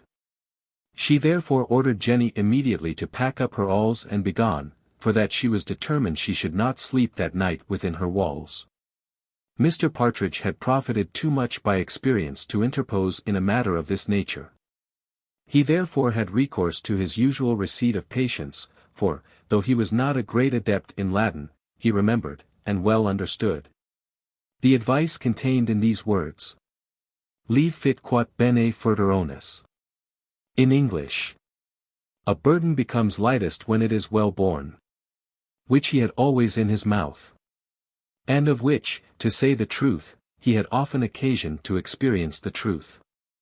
Jenny offered to make protestations of her innocence, but the tempest was too strong for her to be heard. She then betook herself to the business of packing, for which a small quantity of brown paper sufficed, and, having received her small pittance of wages, she returned home. The schoolmaster and his consort passed their time unpleasantly enough that evening, but something or other happened before the next morning, which a little abated the fury of Mrs. Partridge. And she at length admitted her husband to make his excuses, to which she gave the readier belief, as he had, instead of desiring her to recall Jenny, professed a satisfaction in her being dismissed, saying, she was grown of little use as a servant, spending all her time in reading, and was become, moreover, very pert and obstinate. For, indeed, she and her master had lately had frequent disputes in literature, in which, as hath been said, she was become greatly his superior. This, however, he would by no means allow. And as he called her persisting in the right, obstinacy, he began to hate her with no small inveteracy. Chapter 4. Containing one of the most bloody battles, or rather duels, that were ever recorded in domestic history. For the reasons mentioned in the preceding chapter, and from some other matrimonial concessions, well known to most husbands, and which, like the secrets of Freemasonry, should be divulged to none who are not members of that honorable fraternity. Mrs. Partridge was pretty well satisfied that she had condemned her husband without cause, and endeavored by acts of kindness to make him amends for her false suspicion. Her passions were indeed equally violent, whichever way they inclined, for as she could be extremely angry, so could she be altogether as fond. But though these passions ordinarily succeed each other, and scarce 24 hours ever passed in which the pedagogue was not, in some degree, the object of both, yet, on extraordinary occasions, when the passion of anger had raged very high, the remission was usually longer, and so was the case at present. For she continued longer in a state of affability, after this fit of jealousy was ended, than her husband had ever known before, and, had it not been for some little exercises, which all the followers of Xantip are obliged to perform daily, Mr. Partridge would have enjoyed a perfect serenity of several months. Perfect calms at sea are always suspected by the experienced mariner to be the forerunners of a storm, and I know some persons, who, without being generally the devotees of superstition, are apt to apprehend that great and unusual peace or tranquillity will be attended with its opposite. For which reason the ancients used, on such occasions, to sacrifice to the goddess Nemesis, a deity who was thought by them to look with an invidious eye on human felicity, and to have a peculiar delight in overturning it. As we are very far from believing in any such heathen goddess, or from encouraging any superstition, so we wish Mr. John Fr., or some other such philosopher, would bestir himself a little, in order to find out the real cause of this sudden transition from good to bad fortune, which hath been so often remarked, and of which we shall proceed to give an instance. For it is our province to relate facts, and we shall leave causes to persons of much higher genius. Mankind have always taken great delight in knowing and descanting on the actions of others. Hence there have been, in all ages and nations, certain places set apart for public rendezvous, where the curious might meet and satisfy their mutual curiosity. Among these, the barbers' shops have justly borne the preeminence. Among the Greeks, barber's news was a proverbial expression, and Horace, in one of his epistles, makes honorable mention of the Roman barbers in the same light. Those of England are known to be no wise inferior to their Greek or Roman predecessors. You there see foreign affairs discussed in a manner little inferior to that with which they are handled in the coffee-houses, and domestic occurrences are much more largely and freely treated in the former than in the latter. But this serves only for the men. Now, whereas the females of this country, especially those of the lower order, do associate themselves much more than those of other nations, our polity would be highly deficient. If they had not some place set apart likewise for the indulgence of their curiosity, seeing they are in this no way inferior to the other half of the species. In enjoying, therefore, such place of rendezvous, the British fair ought to esteem themselves more happy than any of their foreign sisters. As I do not remember either to have read in history, or to have seen in my travels, anything of the like kind. This place then is no other than the chandler's shop, the known seat of all the news. Or, as it is vulgarly called, gossiping, in every parish in England. Mrs. Partridge being one day at this assembly of females, was asked by one of her neighbors, if she had heard no news lately of Jenny Jones. To which she answered in the negative.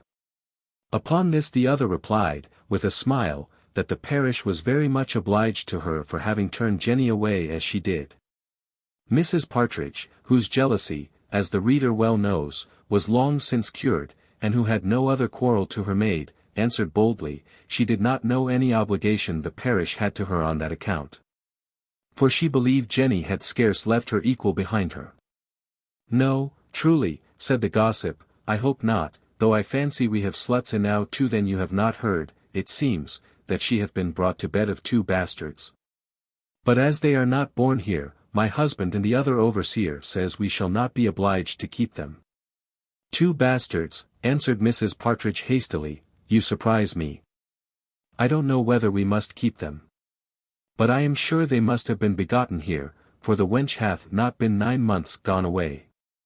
Nothing can be so quick and sudden as the operations of the mind, especially when hope, or fear, or jealousy, to which the 2 others are but journeymen, set it to work.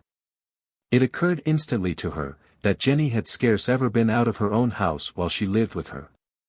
The leaning over the chair, the sudden starting up, the Latin, the smile, and many other things, rushed upon her all at once. The satisfaction her husband expressed in the departure of Jenny, appeared now to be only dissembled, again, in the same instant, to be real, but yet to confirm her jealousy, proceeding from satiety, and 100 other bad causes. In a word, she was convinced of her husband's guilt, and immediately left the assembly in confusion. As fair Grimalkin, who, though the youngest of the feline family, degenerates not in ferocity from the elder branches of her house, and though inferior in strength, is equal in fierceness to the noble tiger himself, when a little mouse, whom it hath long tormented in sport, escapes from her clutches for a while, frets, scolds, growls, swears. But if the trunk, or box, behind which the mouse lay hid be again removed, she flies like lightning on her prey, and, with envenomed wrath, bites, scratches, mumbles, and tears the little animal. Not with less fury did Mrs. Partridge fly on the poor pedagogue. Her tongue, teeth, and hands, fell all upon him at once. His wig was in an instant torn from his head, his shirt from his back, and from his face descended 5 streams of blood, denoting the number of claws with which nature had unhappily armed the enemy.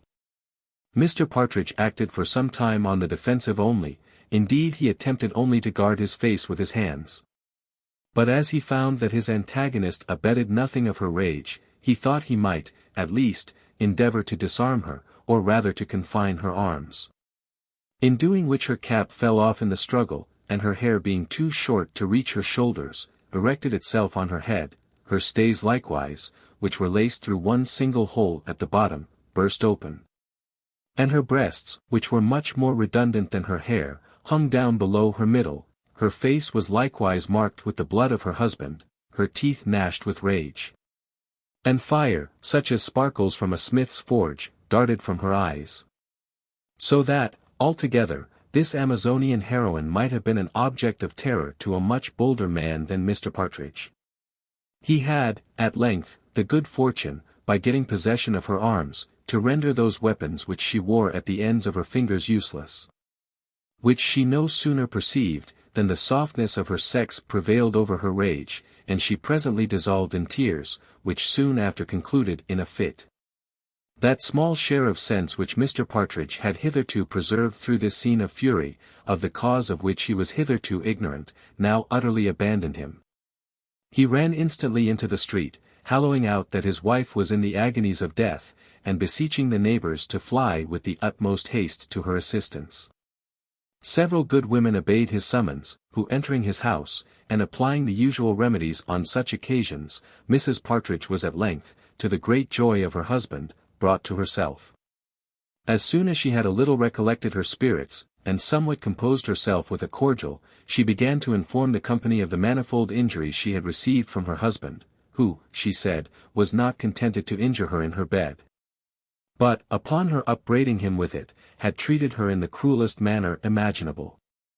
Had tore her cap and hair from her head, and her stays from her body, giving her, at the same time, several blows, the marks of which she should carry to the grave. The poor man, who bore on his face many more visible marks of the indignation of his wife, stood in silent astonishment at this accusation, which the reader will, I believe, bear witness for him, had greatly exceeded the truth. For indeed he had not struck her once, and this silence being interpreted to be a confession of the charge by the whole court, they all began at once, una voce, to rebuke and revile him, repeating often, that none but a coward ever struck a woman. Mr. Partridge bore all this patiently, but when his wife appealed to the blood on her face, as an evidence of his barbarity, he could not help laying claim to his own blood, for so it really was. As he thought it very unnatural, that this should rise up, as we are taught that of a murdered person often doth, in vengeance against him. To this the women made no other answer, than that it was a pity it had not come from his heart, instead of his face. All declaring, that, if their husbands should lift their hands against them, they would have their hearts' bloods out of their bodies. After much admonition for what was past, and much good advice to Mr. Partridge for his future behavior, the company at length departed, and left the husband and wife to a personal conference together, in which Mr. Partridge soon learned the cause of all his sufferings. Chapter 5, containing much matter to exercise the judgment and reflection of the reader. I believe it is a true observation, that few secrets are divulged to one person only. But certainly, it would be next to a miracle that a fact of this kind should be known to a whole parish, and not transpire any farther. And, indeed, a very few days had passed, before the country, to use a common phrase, rung of the schoolmaster of Little Baddington, who was said to have beaten his wife in the most cruel manner. Nay, in some places it was reported he had murdered her. In others, that he had broke her arms, in others, her legs. In short, there was scarce an injury which can be done to a human creature, but what Mrs. Partridge was somewhere or other affirmed to have received from her husband. The cause of this quarrel was likewise variously reported, for as some people said that Mrs. Partridge had caught her husband in bed with his maid, so many other reasons, of a very different kind, went abroad. Nay, some transferred the guilt to the wife, and the jealousy to the husband. Mrs. Wilkins had long ago heard of this quarrel, but, as a different cause from the true one had reached her ears, she thought proper to conceal it. And the rather, perhaps, as the blame was universally laid on Mr. Partridge, and his wife, when she was servant to Mr. Allworthy, had in something offended Mrs. Wilkins, who was not of a very forgiving temper. But Mrs. Wilkins, whose eyes could see objects at a distance, and who could very well look forward a few years into futurity, had perceived a strong likelihood of Captain Blifil's being hereafter her master. And as she plainly discerned that the captain bore no great goodwill to the little foundling, she fancied it would be rendering him an agreeable service. If she could make any discoveries that might lessen the affection which Mr. Allworthy seemed to have contracted for this child, and which gave visible uneasiness to the captain, who could not entirely conceal it even before Allworthy himself. Though his wife, who acted her part much better in public, frequently recommended to him her own example, of conniving at the folly of her brother, which, she said, she at least as well perceived, and as much resented, as any other possibly could. Mrs. Wilkins having therefore, by accident, gotten a true scent of the above story, though long after it had happened, failed not to satisfy herself thoroughly of all the particulars.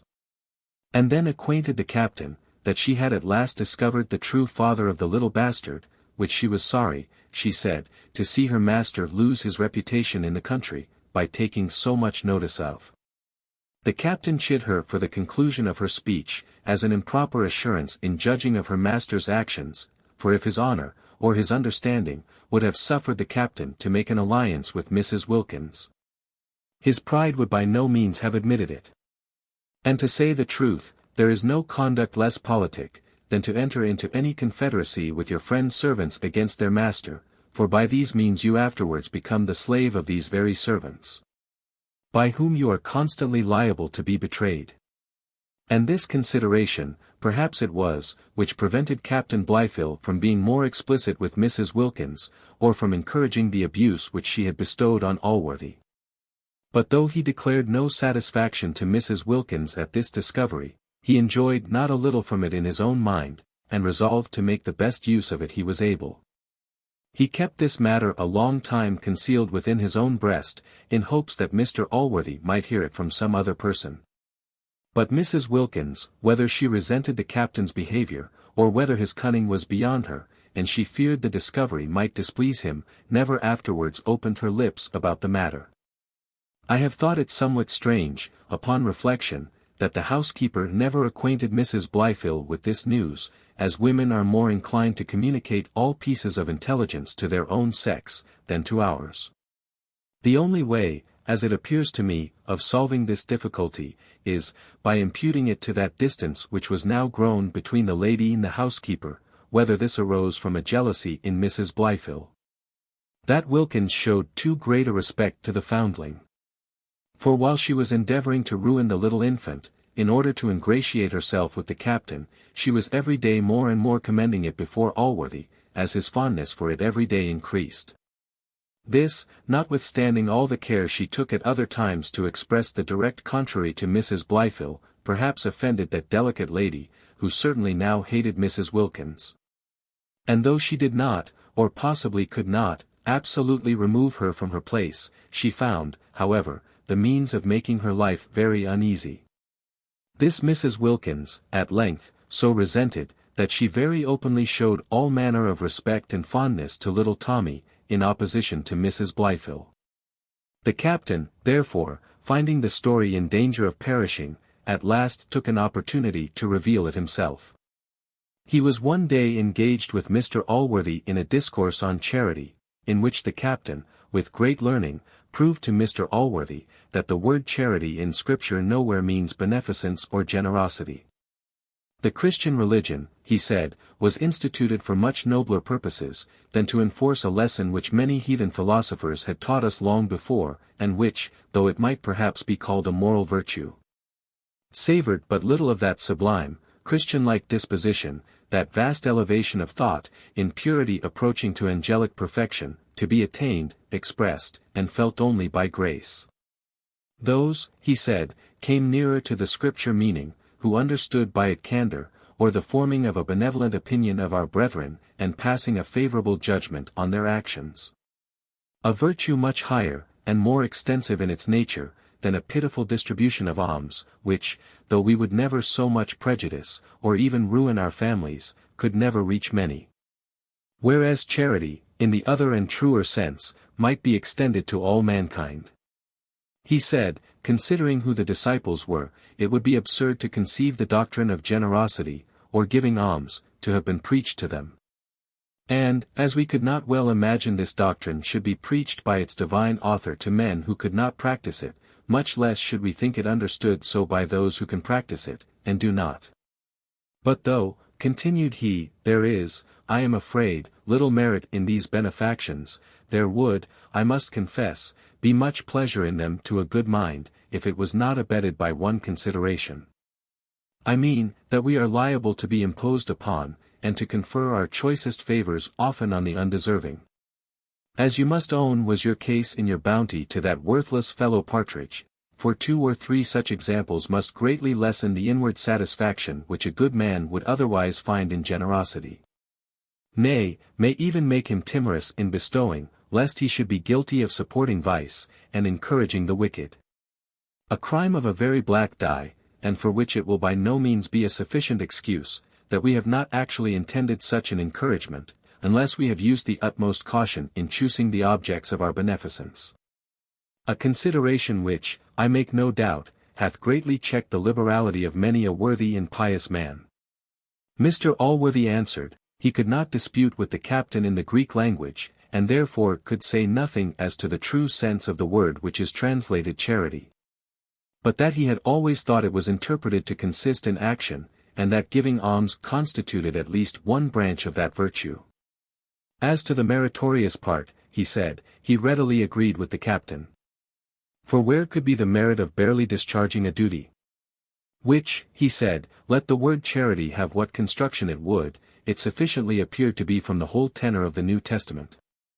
And as he thought it an indispensable duty, enjoined both by the Christian law, and by the law of nature itself.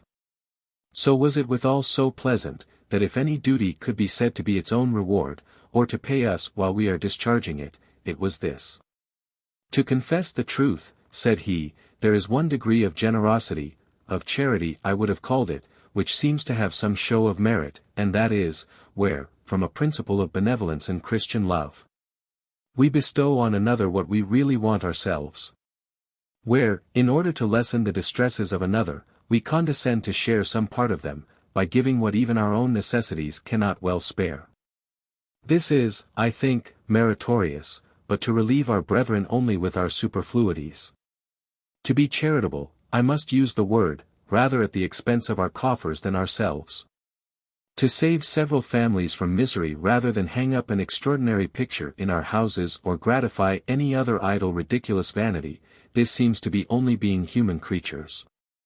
Nay, I will venture to go farther, it is being in some degree epicures, for what could the greatest epicure wish rather than to eat with many mouths instead of one? Which I think may be predicated of any one who knows that the bread of many is owing to his own largesses. As to the apprehension of bestowing bounty on such as may hereafter prove unworthy objects, because many have proved such, surely it can never deter a good man from generosity. I do not think a few or many examples of ingratitude can justify a man's hardening his heart against the distresses of his fellow creatures. Nor do I believe it can ever have such effect on a truly benevolent mind. Nothing less than a persuasion of universal depravity can lock up the charity of a good man, and this persuasion must lead him, I think, either into atheism or enthusiasm. But surely it is unfair to argue such universal depravity from a few vicious individuals, nor was this, I believe, ever done by a man, who, upon searching his own mind, found one certain exception to the general rule. He then concluded by asking, who that Partridge was, whom he had called a worthless fellow. "I mean," said the captain, "Partridge the barber, the schoolmaster. What do you call him?"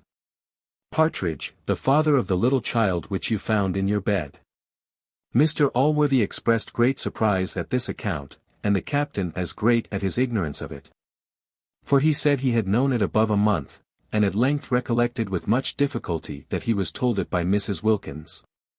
Upon this, Wilkins was immediately summoned, who, having confirmed what the captain had said, was by Mr Allworthy, by and with the captain's advice, dispatched to Little Baddington, to inform herself of the truth of the fact, for the captain expressed great dislike at all hasty proceedings in criminal matters, and said he would by no means have Mr Allworthy take any resolution either to the prejudice of the child or its father, before he was satisfied that the latter was guilty. For though he had privately satisfied himself of this from one of Partridge's neighbours, yet he was too generous to give any such evidence to Mr Allworthy. Chapter 6. The trial of Partridge, the schoolmaster, for incontinency. The evidence of his wife, a short reflection on the wisdom of our law, with other grave matters, which those will like best who understand them most. It may be wondered that a story so well known, and which had furnished so much matter of conversation, should never have been mentioned to Mr Allworthy himself, who was perhaps the only person in that country who had never heard of it. To account in some measure for this to the reader, I think proper to inform him, that there was no one in the kingdom less interested in opposing that doctrine concerning the meaning of the word charity, which hath been seen in the preceding chapter, than our good man. Indeed, he was equally entitled to this virtue in either sense. For as no man was ever more sensible of the wants, or more ready to relieve the distresses of others, so none could be more tender of their characters, or slower to believe anything to their disadvantage. Scandal, therefore, never found any access to his table. For as it hath been long since observed that you may know a man by his companions, so I will venture to say, that, by attending to the conversation at a great man's table, you may satisfy yourself of his religion, his politics, his taste, and indeed of his entire disposition, for though a few odd fellows will utter their own sentiments in all places, yet much the greater part of mankind have enough of the courtier to accommodate their conversation to the taste and inclination of their superiors.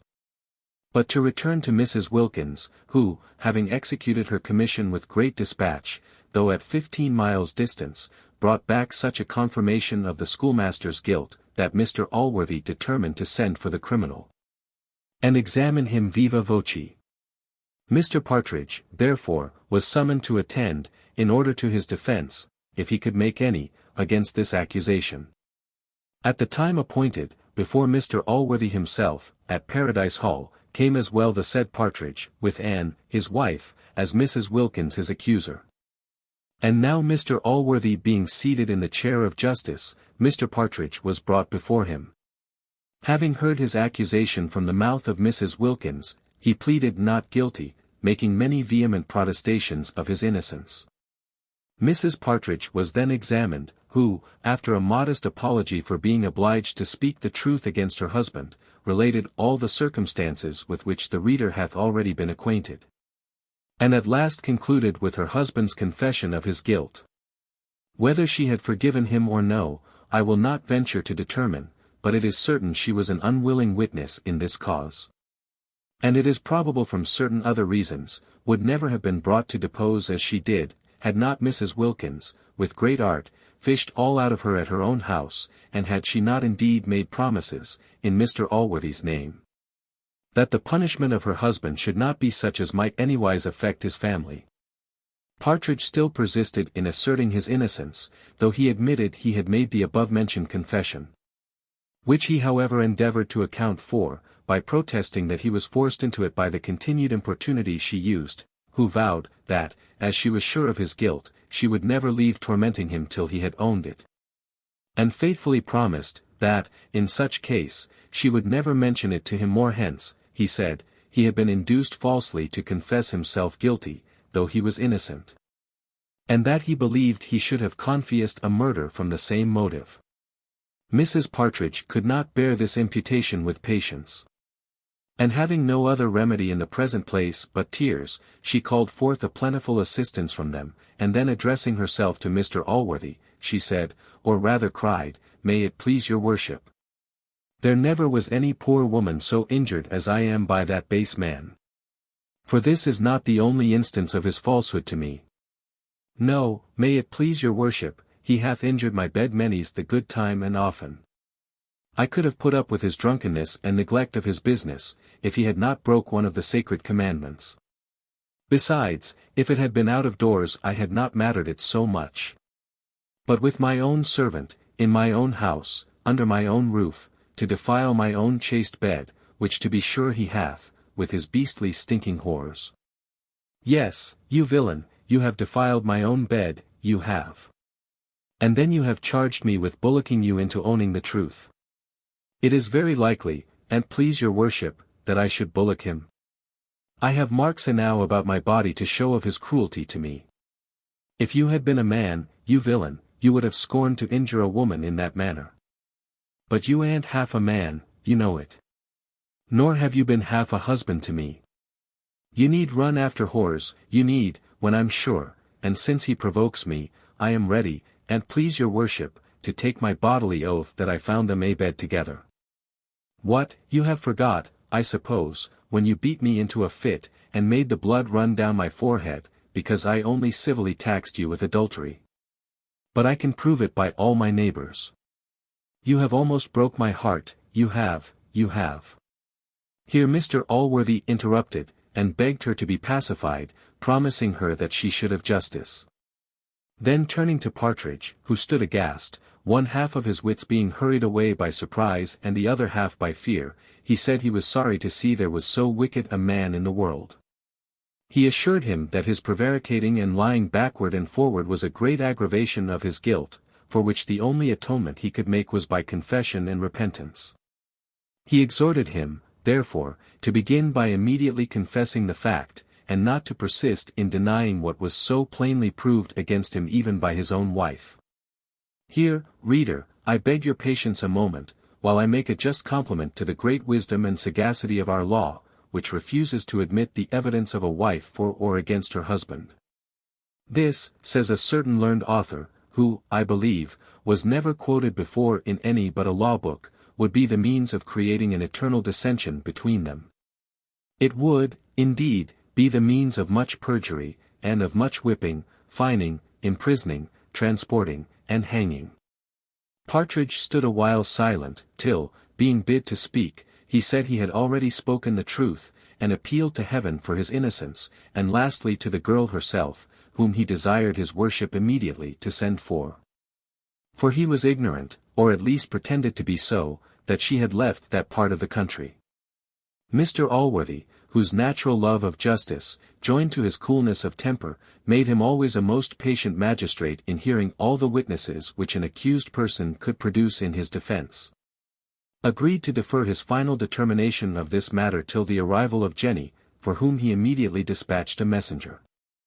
And then having recommended peace between Partridge and his wife, though he addressed himself chiefly to the wrong person, he appointed them to attend again the third day, for he had sent Jenny a whole day's journey from his own house. At the appointed time the parties all assembled, when the messenger returning brought word, that Jenny was not to be found, for that she had left her habitation a few days before, in company with a recruiting officer. Mr. Allworthy then declared that the evidence of such a slut as she appeared to be would have deserved no credit. But he said he could not help thinking that, had she been present, and would have declared the truth, she must have confirmed what so many circumstances, together with his own confession, and the declaration of his wife that she had caught her husband in the fact, did sufficiently prove. He therefore once more exhorted Partridge to confess, but he still avowing his innocence, Mr. Allworthy declared himself satisfied of his guilt, and that he was too bad a man to receive any encouragement from him.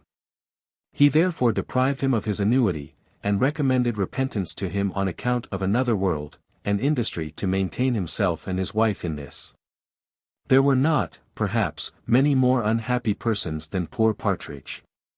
He had lost the best part of his income by the evidence of his wife, and yet was daily upbraided by her for having, among other things, been the occasion of depriving her of that benefit, but such was his fortune, and he was obliged to submit to it.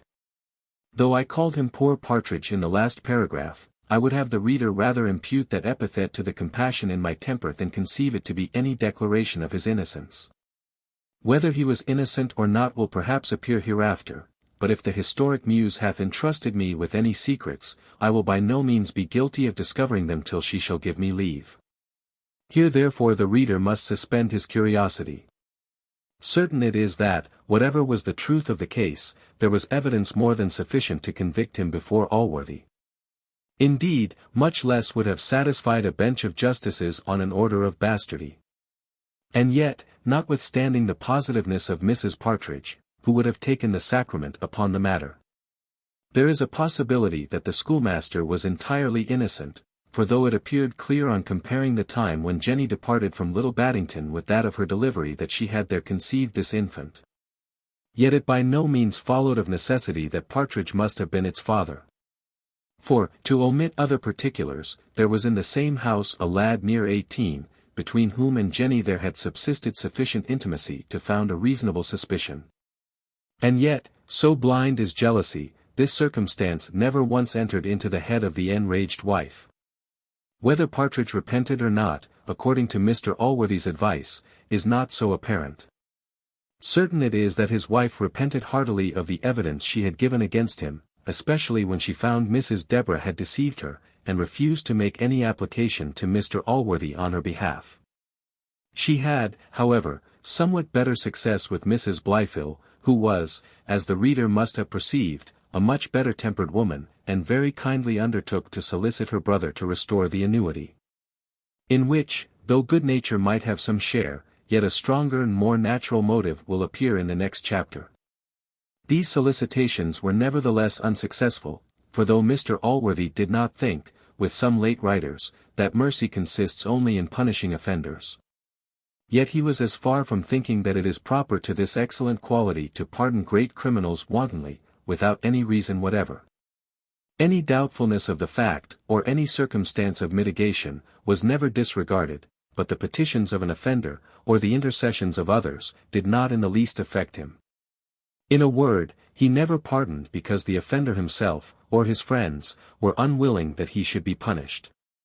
Partridge and his wife were therefore both obliged to submit to their fate, which was indeed severe enough, for so far was he from doubling his industry on the account of his lessened income, that he did in a manner abandon himself to despair. And as he was by nature indolent, that vice now increased upon him, by which means he lost the little school he had. So that neither his wife nor himself would have had any bread to eat, had not the charity of some good Christian interposed, and provided them with what was just sufficient for their sustenance. As this support was conveyed to them by an unknown hand, they imagined, and so, I doubt not, will the reader, that Mr. Allworthy himself was their secret benefactor, who, though he would not openly encourage vice, could yet privately relieve the distresses of the vicious themselves, when these became too exquisite and disproportionate to their demerit. In which light their wretchedness appeared now to Fortune herself. For she at length took pity on this miserable couple, and considerably lessened the wretched state of Partridge, by putting a final end to that of his wife, who soon after caught the smallpox, and died. The justice which Mr. Allworthy had executed on Partridge at first met with universal approbation, but no sooner had he felt its consequences, than his neighbours began to relent, and to compassionate his case. And presently after, to blame that as rigour and severity which they before called justice. They now exclaimed against punishing in cold blood, and sang forth the praises of mercy and forgiveness. These cries were considerably increased by the death of Mrs. Partridge, which, though owing to the distemper above mentioned, which is no consequence of poverty or distress, many were not ashamed to impute to Mr. Allworthy's severity, or, as they now termed it, cruelty. Partridge having now lost his wife, his school, and his annuity, and the unknown person having now discontinued the last-mentioned charity, resolved to change the scene, and left the country, where he was in danger of starving, with the universal compassion of all his neighbours. Chapter 7. A short sketch of that felicity which prudent couples may extract from hatred, with a short apology for those people who overlook imperfections in their friends. Though the captain had effectually demolished poor Partridge, yet had he not reaped the harvest he hoped for, which was to turn the foundling out of Mr. Allworthy's house. On the contrary, that gentleman grew every day fonder of little Tommy, as if he intended to counterbalance his severity to the father with extraordinary fondness and affection towards the son. This a good deal soured the captain's temper, as did all the other daily instances of Mr. Allworthy's generosity, for he looked on all such largesses to be diminutions of his own wealth. In this, we have said, he did not agree with his wife. Nor, indeed, in anything else, for though an affection placed on the understanding is, by many wise persons, thought more durable than that which is founded on beauty, yet it happened otherwise in the present case. Nay, the understandings of this couple were their principal bone of contention, and one great cause of many quarrels, which from time to time arose between them. And which at last ended, on the side of the lady, in a sovereign contempt for her husband, and on the husband's, in an utter abhorrence of his wife. As these had both exercised their talents chiefly in the study of divinity, this was, from their first acquaintance, the most common topic of conversation between them. The captain, like a well-bred man, had, before marriage, always given up his opinion to that of the lady. And this, not in the clumsy awkward manner of a conceited blockhead, who, while he civilly yields to a superior in an argument, is desirous of being still known to think himself in the right. The captain, on the contrary, though one of the proudest fellows in the world, so absolutely yielded the victory to his antagonist, that she, who had not the least doubt of his sincerity, retired always from the dispute with an admiration of her own understanding and a love for his. But though this complaisance to one whom the captain thoroughly despised, was not so uneasy to him as it would have been had any hopes of preferment made it necessary to show the same submission to a Hoadley, or to some other of great reputation in the science, yet even this cost him too much to be endured without some motive. Matrimony, therefore, having removed all such motives, he grew weary of this condescension, and began to treat the opinions of his wife with that haughtiness and insolence, which none but those who deserve some contempt themselves can bestow, and those only who deserve no contempt can bear. When the first torrent of tenderness was over, and when, in the calm and long interval between the fits, reason began to open the eyes of the lady, and she saw this alteration of behavior in the captain, who at length answered all her arguments only with pish and pshaw, she was far from enduring the indignity with a tame submission. Indeed, it at first so highly provoked her, that it might have produced some tragical event, had it not taken a more harmless turn, by filling her with the utmost contempt for her husband's understanding, which somewhat qualified her hatred towards him. Though of this likewise she had a pretty moderate share. The captain's hatred to her was of a purer kind, for as to any imperfections in her knowledge or understanding, he no more despised her for them, than for her not being 6 feet high. In his opinion of the female sex, he exceeded the moroseness of Aristotle himself. He looked on a woman as on an animal of domestic use, of somewhat higher consideration than a cat, since her offices were of rather more importance. But the difference between these two was, in his estimation, so small, that, in his marriage contracted with Mr. Allworthy's lands and tenements, it would have been pretty equal which of them he had taken into the bargain. And yet so tender was his pride, that it felt the contempt which his wife now began to express towards him. And this, added to the surfeit he had before taken of her love, created in him a degree of disgust and abhorrence, perhaps hardly to be exceeded. One situation only of the married state is excluded from pleasure, and that is, a state of indifference, but as many of my readers, I hope, know what an exquisite delight there is in conveying pleasure to a beloved object, so some few, I am afraid, may have experienced the satisfaction of tormenting one we hate. It is, I apprehend, to come at this latter pleasure, that we see both sexes often give up that ease in marriage which they might otherwise possess, though their mate was never so disagreeable to them. Hence the wife often puts on fits of love and jealousy, nay, even denies herself any pleasure, to disturb and prevent those of her husband. And he again, in return, puts frequent restraints on himself, and stays at home in company which he dislikes, in order to confine his wife to what she equally detests. Hence, too, must flow those tears which a widow sometimes so plentifully sheds over the ashes of a husband with whom she led a life of constant disquiet and turbulency, and whom now she can never hope to torment any more. But if ever any couple enjoyed this pleasure, it was at present experienced by the captain and his lady.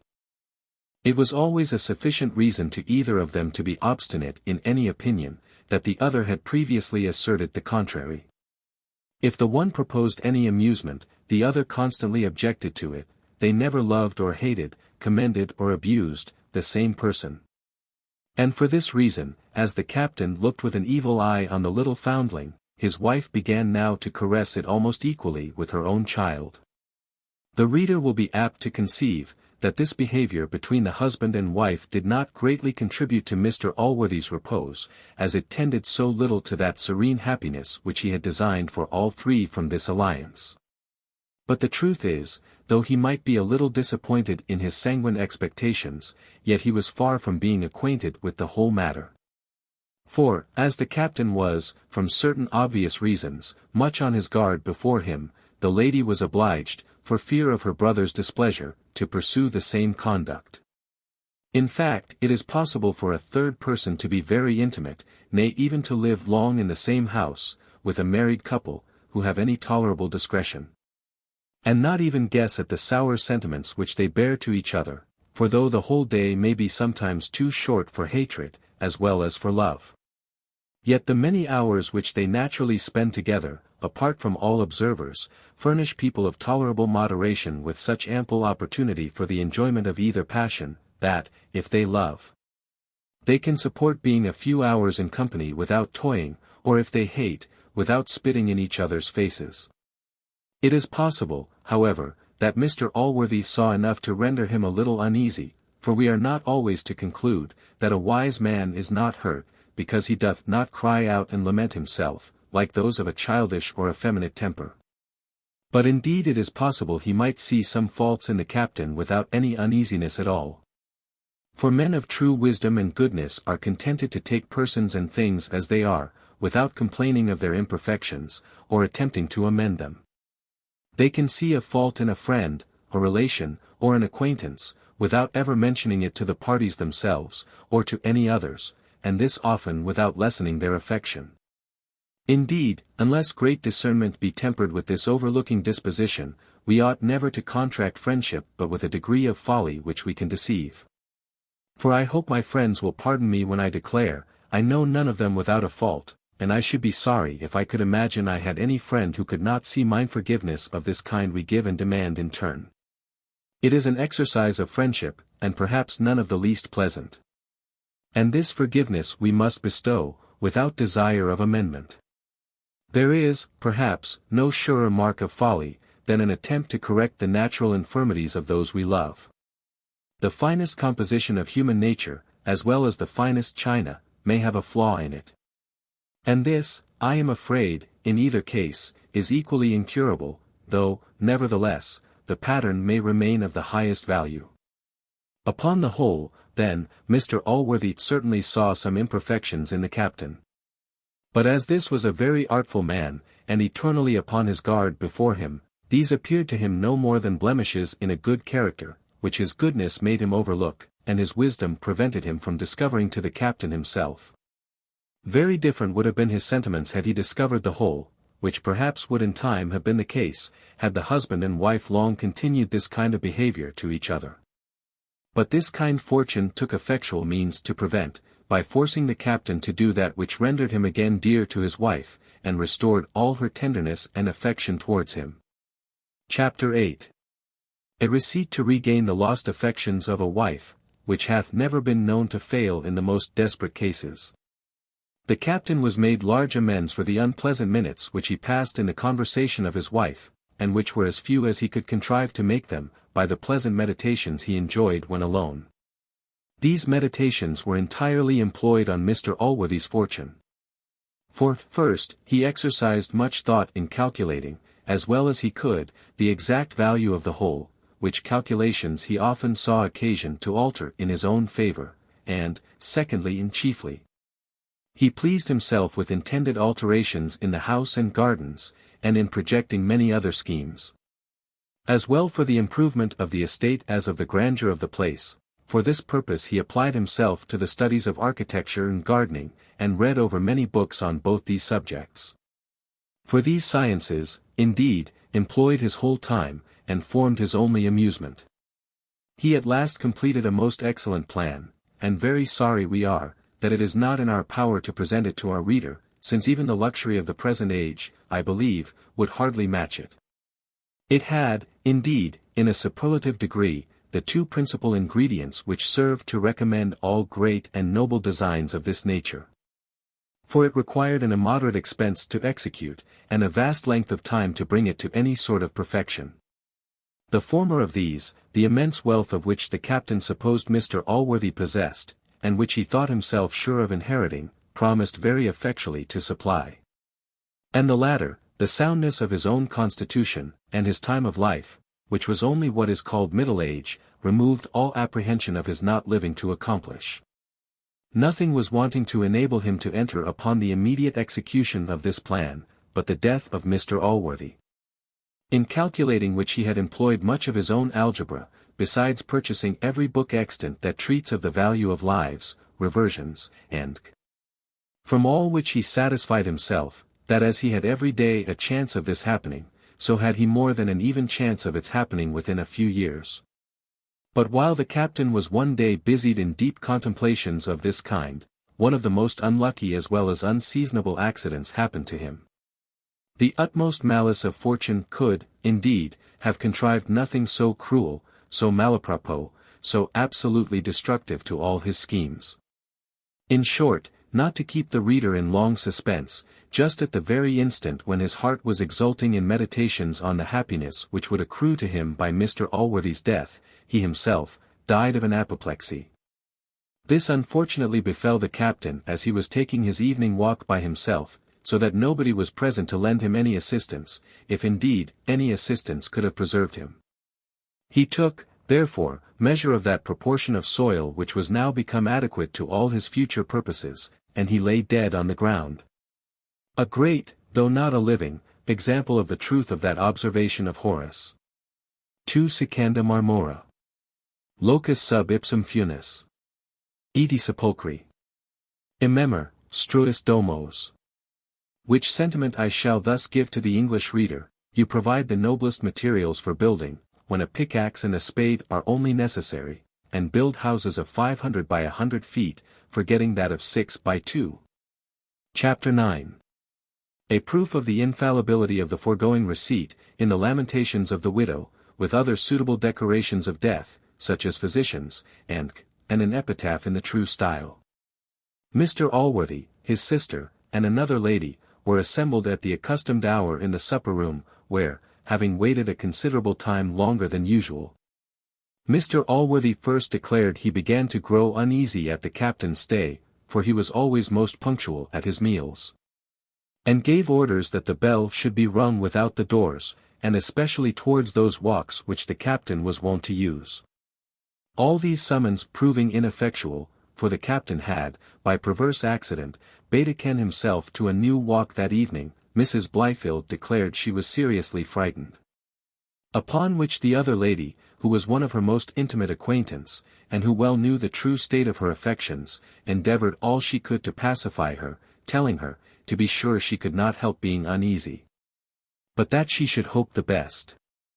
That, perhaps the sweetness of the evening had enticed the captain to go farther than his usual walk, or he might be detained at some neighbour's. Mrs. Blifil answered, no. She was sure some accident had befallen him, for that he would never stay out without sending her word, as he must know how uneasy it would make her. The other lady, having no other arguments to use, betook herself to the entreaties usual on such occasions, and begged her not to frighten herself, for it might be of very ill consequence to her own health. And, filling out a very large glass of wine, advised, and at last prevailed with her to drink it. Mr. Allworthy now returned into the parlour, for he had been himself in search after the captain. His countenance sufficiently showed the consternation he was under, which, indeed, had a good deal deprived him of speech. But as grief operates variously on different minds, so the same apprehension which depressed his voice, elevated that of Mrs. Blifil. She now began to bewail herself in very bitter terms, and floods of tears accompanied her lamentations. Which the lady, her companion, declared she could not blame, but at the same time dissuaded her from indulging. Attempting to moderate the grief of her friend by philosophical observations on the many disappointments to which human life is daily subject, which, she said, was a sufficient consideration to fortify our minds against any accidents, how sudden or terrible soever. She said her brother's example ought to teach her patience, who, though indeed he could not be supposed as much concerned as herself, yet was, doubtless, very uneasy. Though his resignation to the divine will had restrained his grief within due bounds. "Mention not my brother," said Mrs. Blifil, "I alone am the object of your pity. What are the terrors of friendship to what a wife feels on these occasions? Oh, he is lost.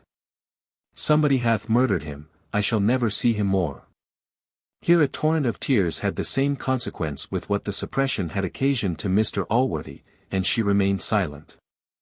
At this interval a servant came running in, out of breath, and cried out, the captain was found.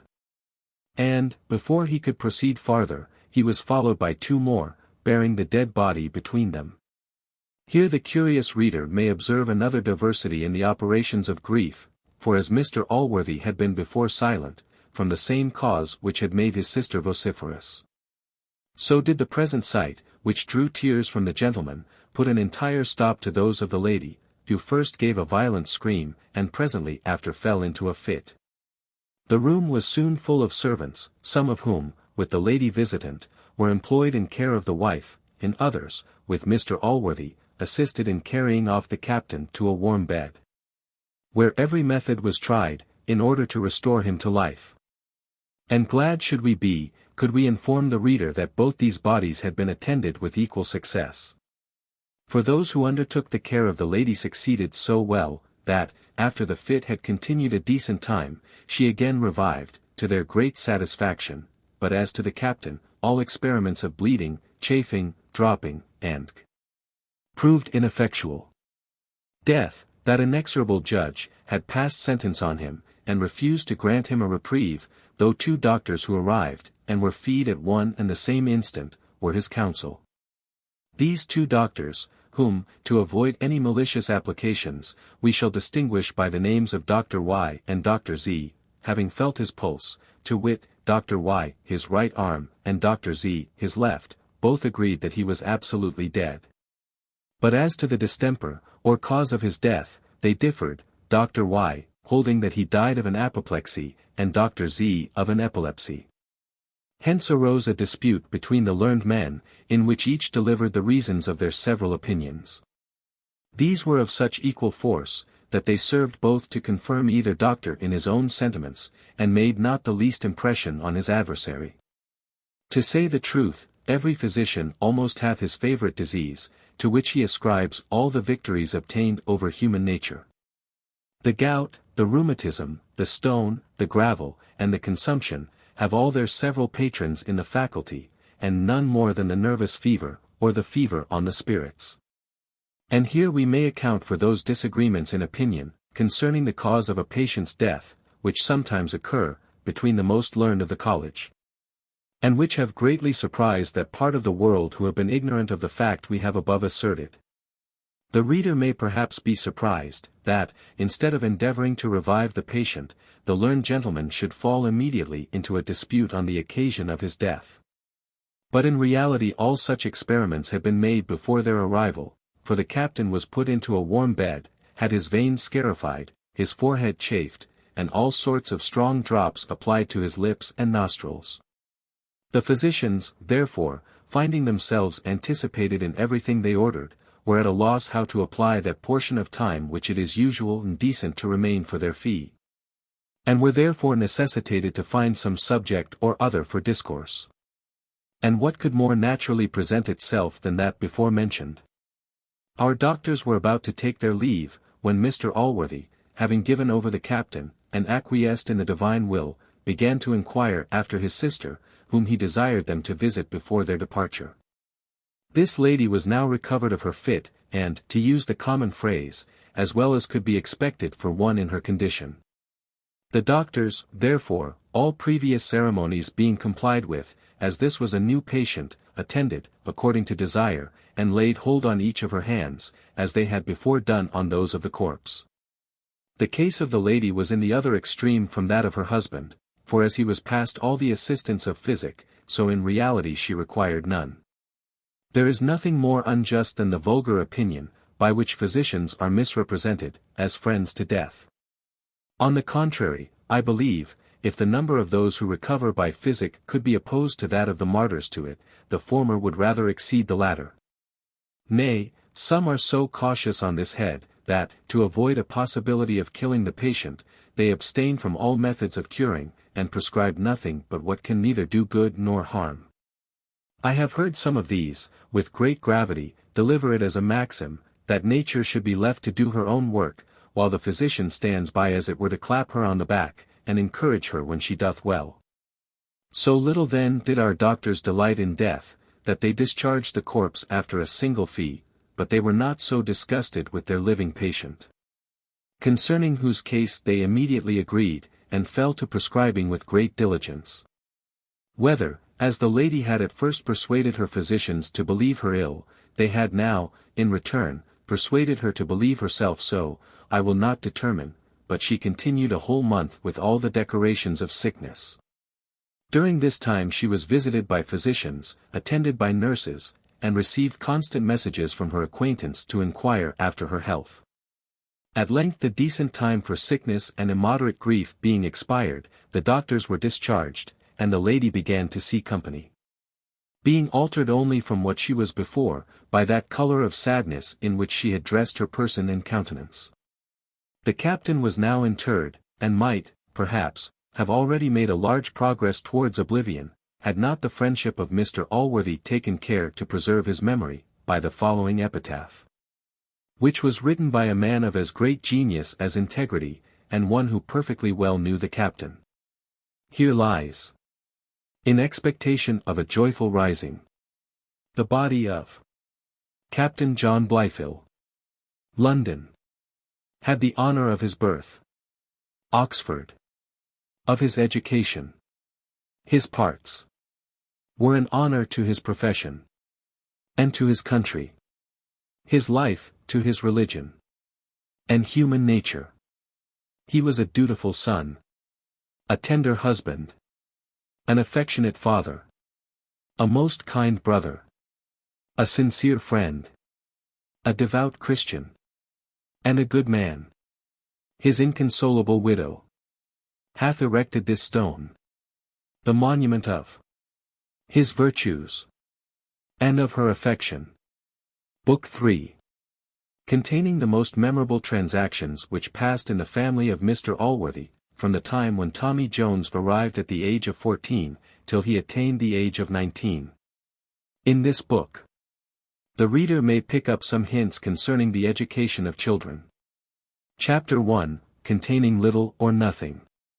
The reader will be pleased to remember, that, at the beginning of the second book of this history, we gave him a hint of our intention to pass over several large periods of time, in which nothing happened worthy of being recorded in a chronicle of this kind.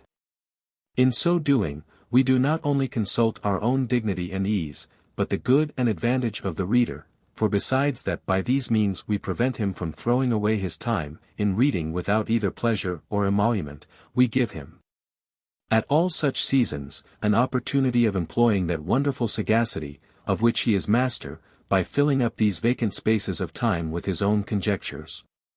For which purpose we have taken care to qualify him in the preceding pages. For instance, what reader but knows that Mr Allworthy felt, at first, for the loss of his friend, those emotions of grief, which on such occasions enter into all men whose hearts are not composed of flint, or their heads of as solid materials. Again, what reader doth not know that philosophy and religion in time moderated, and at last extinguished, this grief? The former of these teaching the folly and vanity of it, and the latter correcting it as unlawful, and at the same time assuaging it, by raising future hopes and assurances, which enable a strong and religious mind to take leave of a friend. On his deathbed, with little less indifference than if he was preparing for a long journey. And, indeed, with little less hope of seeing him again. Nor can the judicious reader be at a greater loss on account of Mrs. Bridget Blifil, who, he may be assured, conducted herself through the whole season in which grief is to make its appearance on the outside of the body. With the strictest regard to all the rules of custom and decency, suiting the alterations of her countenance to the several alterations of her habit, for as this changed from weeds to black, from black to grey, from grey to white, so did her countenance change from dismal to sorrowful, from sorrowful to sad, and from sad to serious, till the day came in which she was allowed to return to her former serenity. We have mentioned these two, as examples only of the task which may be imposed on readers of the lowest class. Much higher and harder exercises of judgment and penetration may reasonably be expected from the upper graduates in criticism. Many notable discoveries will, I doubt not, be made by such, of the transactions which happened in the family of our worthy man. During all the years which we have thought proper to pass over, for though nothing worthy of a place in this history occurred within that period, yet did several incidents happen of equal importance with those reported by the daily and weekly historians of the age.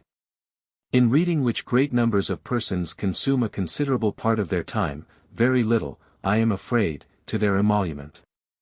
Now, in the conjectures here proposed, some of the most excellent faculties of the mind may be employed to much advantage, since it is a more useful capacity to be able to foretell the actions of men, in any circumstance, from their characters, than to judge of their characters from their actions. The former, I own, requires the greater penetration, but may be accomplished by true sagacity with no less certainty than the latter. As we are sensible that much the greatest part of our readers are very eminently possessed of this quality, we have left them a space of 12 years to exert it in. And shall now bring forth our hero, at about 14 years of age, not questioning that many have been long impatient to be introduced to his acquaintance. Chapter 2, the hero of this great history appears with very bad omens. A little tale of so low a kind that some may think it not worth their notice. A word or two concerning a squire, and more relating to a gamekeeper and a schoolmaster. As we determined, when we first sat down to write this history, to flatter no man, but to guide our pen throughout by the directions of truth, we are obliged to bring our hero on the stage in a much more disadvantageous manner than we could wish. And to declare honestly, even at his first appearance, that it was the universal opinion of all Mr. Allworthy's family that he was certainly born to be hanged. Indeed, I am sorry to say there was too much reason for this conjecture.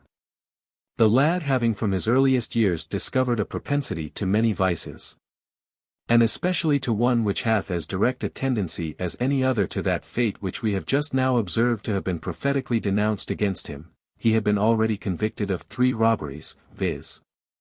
of robbing an orchard, of stealing a duck out of a farmer's yard, and of picking Master Blifil's pocket of a ball. The vices of this young man were, moreover, heightened by the disadvantageous light in which they appeared when opposed to the virtues of Master Blifil, his companion. A youth of so different a cast from little Jones, that not only the family but all the neighbourhood resounded his praises. He was, indeed, a lad of a remarkable disposition, sober, discreet, and pious beyond his age. Qualities which gained him the love of every one who knew him, while Tom Jones was universally disliked. And many expressed their wonder at Mr. Allworthy would suffer such a lad to be educated with his nephew, lest the morals of the latter should be corrupted by his example. An incident which happened about this time will set the characters of these 2 lads more fairly before the discerning reader than is in the power of the longest dissertation. Tom Jones, who, bad as he is, must serve for the hero of this history, had only one friend among all the servants of the family, for as to Mrs. Wilkins, she had long since given him up, and was perfectly reconciled to her mistress. This friend was the gamekeeper, a fellow of a loose kind of disposition, and who was thought not to entertain much stricter notions concerning the difference of meum and tuum than the young gentleman himself. And hence this friendship gave occasion to many sarcastical remarks among the domestics, most of which were either proverbs before, or at least are become so now. And, indeed, the wit of them all may be comprised in that short Latin proverb, noscitur a socio, which, I think, is thus expressed in English, you may know him by the company he keeps. To say the truth, some of that atrocious wickedness in Jones, of which we have just mentioned 3 examples, might perhaps be derived from the encouragement he had received from this fellow, who, in 2 or 3 instances, had been what the law calls an accessory after the fact, for the whole duck, and great part of the apples, were converted to the use of the gamekeeper and his family. Though, as Jones alone was discovered, the poor lad bore not only the whole smart, but the whole blame, both which fell again to his lot on the following occasion. Contiguous to Mr. Allworthy's estate was the manor of one of those gentlemen who are called preservers of the game. This species of men, from the great severity with which they revenged the death of a hare or partridge, might be thought to cultivate the same superstition with the Banyans in India. Many of whom, we are told, dedicate their whole lives to the preservation and protection of certain animals.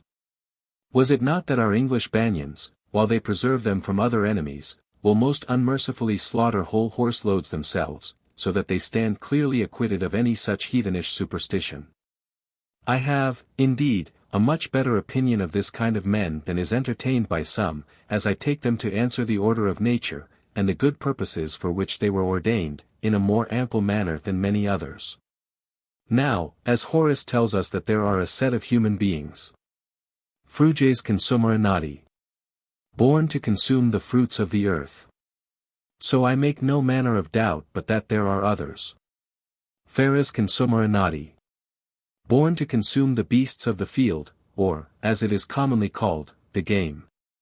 And none, I believe, will deny but that those squires fulfill this end of their creation. Little Jones went one day a-shooting with the gamekeeper. When happening to spring a covey of partridges near the border of that manor over which fortune, to fulfill the wise purposes of nature, had planted one of the game consumers, the birds flew into it, and were marked, as it is called, by the 2 sportsmen, in some furze bushes, about 200 or 300 paces beyond Mr. Allworthy's dominions. Mr. Allworthy had given the fellow strict orders, on pain of forfeiting his place, never to trespass on any of his neighbours, no more on those who were less rigid in this matter than on the lord of this manor. With regard to others, indeed, these orders had not been always very scrupulously kept. But as the disposition of the gentleman with whom the partridges had taken sanctuary was well known, the gamekeeper had never yet attempted to invade his territories. Nor had he done it now, had not the younger sportsman, who was excessively eager to pursue the flying game, over-persuaded him.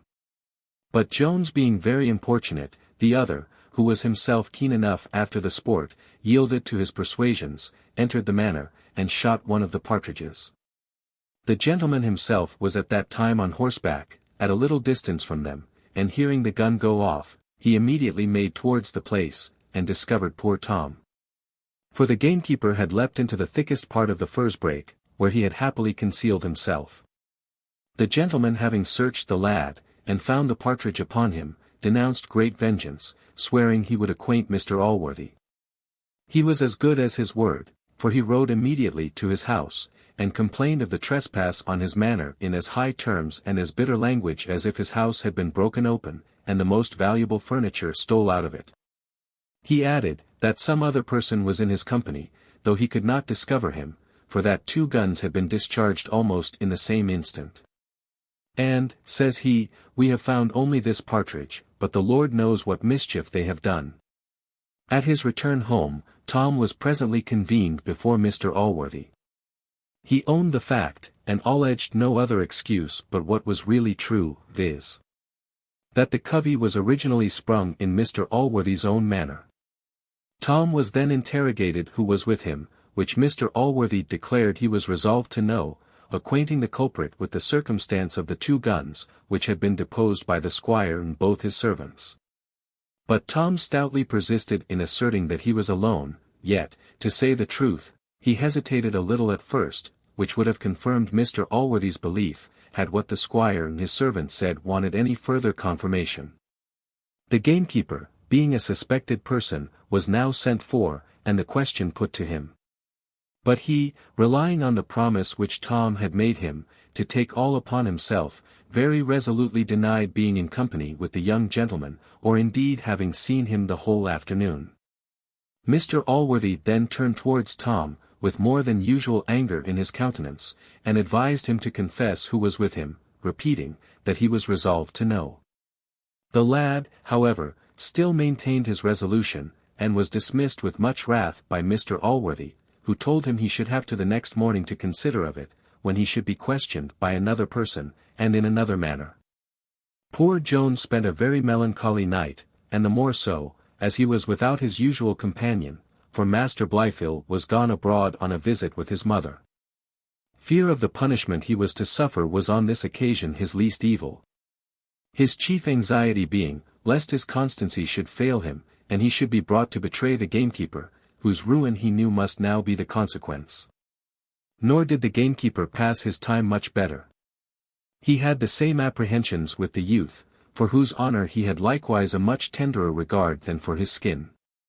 In the morning, when Tom attended the Reverend Mr. Thwackum, the person to whom Mr. Allworthy had committed the instruction of the two boys, he had the same questions put to him by that gentleman which he had been asked the evening before. To which he returned the same answers. The consequence of this was so severe a whipping, that it possibly fell little short of the torture with which confessions are in some countries extorted from criminals. Tom bore his punishment with great resolution. And though his master asked him, between every stroke, whether he would not confess, he was contented to be fleed rather than betray his friend, or break the promise he had made. The gamekeeper was now relieved from his anxiety, and Mr. Allworthy himself began to be concerned at Tom's sufferings, for besides that Mr. Thwackum, being highly enraged that he was not able to make the boy say what he himself pleased, had carried his severity much beyond the good man's intention, this latter began now to suspect that the squire had been mistaken. Which his extreme eagerness and anger seemed to make probable, and as for what the servants had said in confirmation of their master's account, he laid no great stress upon that. Now, as cruelty and injustice were two ideas of which Mr. Allworthy could by no means support the consciousness a single moment, he sent for Tom, and after many kind and friendly exhortations, said, "I am convinced, my dear child, that my suspicions have wronged you. I am sorry that you have been so severely punished on this account." And at last gave him a little horse to make him amends, again repeating his sorrow for what had passed. Tom's guilt now flew in his face more than any severity could make it. He could more easily bear the lashes of Thwackum, than the generosity of Allworthy. The tears burst from his eyes, and he fell upon his knees, crying, "Oh, sir, you are too good to me. Indeed you are. Indeed I don't deserve it." And at that very instant, from the fullness of his heart, had almost betrayed the secret, but the good genius of the gamekeeper suggested to him what might be the consequence to the poor fellow, and this consideration sealed his lips. Thwackum did all he could to persuade Allworthy from showing any compassion or kindness to the boy, saying, he had persisted in an untruth, and gave some hints, that a second whipping might probably bring the matter to light. But Mr. Allworthy absolutely refused to consent to the experiment. He said, the boy had suffered enough already for concealing the truth, even if he was guilty, seeing that he could have no motive but a mistaken point of honor for so doing. "Honor," cried Thwackum, with some warmth, "mere stubbornness and obstinacy. Can honor teach any one to tell a lie, or can any honor exist independent of religion?" This discourse happened at table when dinner was just ended. And there were present Mr. Allworthy, Mr. Thwackum, and a third gentleman, who now entered into the debate, and whom, before we proceed any further, we shall briefly introduce to our readers' acquaintance. Chapter 3. The character of Mr. Squire the philosopher, and of Mr. Thwackum the divine, with a dispute concerning. The name of this gentleman, who had then resided some time at Mr. Allworthy's house, was Mr. Squire. His natural parts were not of the first rate, but he had greatly improved them by a learned education. He was deeply read in the ancients, and a professed master of all the works of Plato and Aristotle. Upon which great models he had principally formed himself, sometimes according with the opinion of the one, and sometimes with that of the other. In morals he was a professed Platonist, and in religion he inclined to be an Aristotelian. But though he had, as we have said, formed his morals on the Platonic model, yet he perfectly agreed with the opinion of Aristotle, in considering that great man rather in the quality of a philosopher or a speculatist, than as a legislator. This sentiment he carried a great way, indeed, so far, as to regard all virtue as matter of theory only. This, it is true, he never affirmed, as I have heard, to any one. And yet upon the least attention to his conduct, I cannot help thinking it was his real opinion, as it will perfectly reconcile some contradictions which might otherwise appear in his character. This gentleman and Mr. Thwackum scarce ever met without a disputation, for their tenets were indeed diametrically opposite to each other. Squire held human nature to be the perfection of all virtue, and that vice was a deviation from our nature, in the same manner as deformity of body is. Thwackum, on the contrary, maintained that the human mind, since the fall, was nothing but a sink of iniquity, till purified and redeemed by grace. In one point only they agreed, which was, in all their discourses on morality never to mention the word goodness. The favorite phrase of the former, was the natural beauty of virtue, that of the latter, was the divine power of grace. The former measured all actions by the unalterable rule of right, and the eternal fitness of things, the latter decided all matters by authority. But in doing this, he always used the Scriptures and their commentators, as the lawyer doth his coke upon Littleton, where the comment is of equal authority with the text.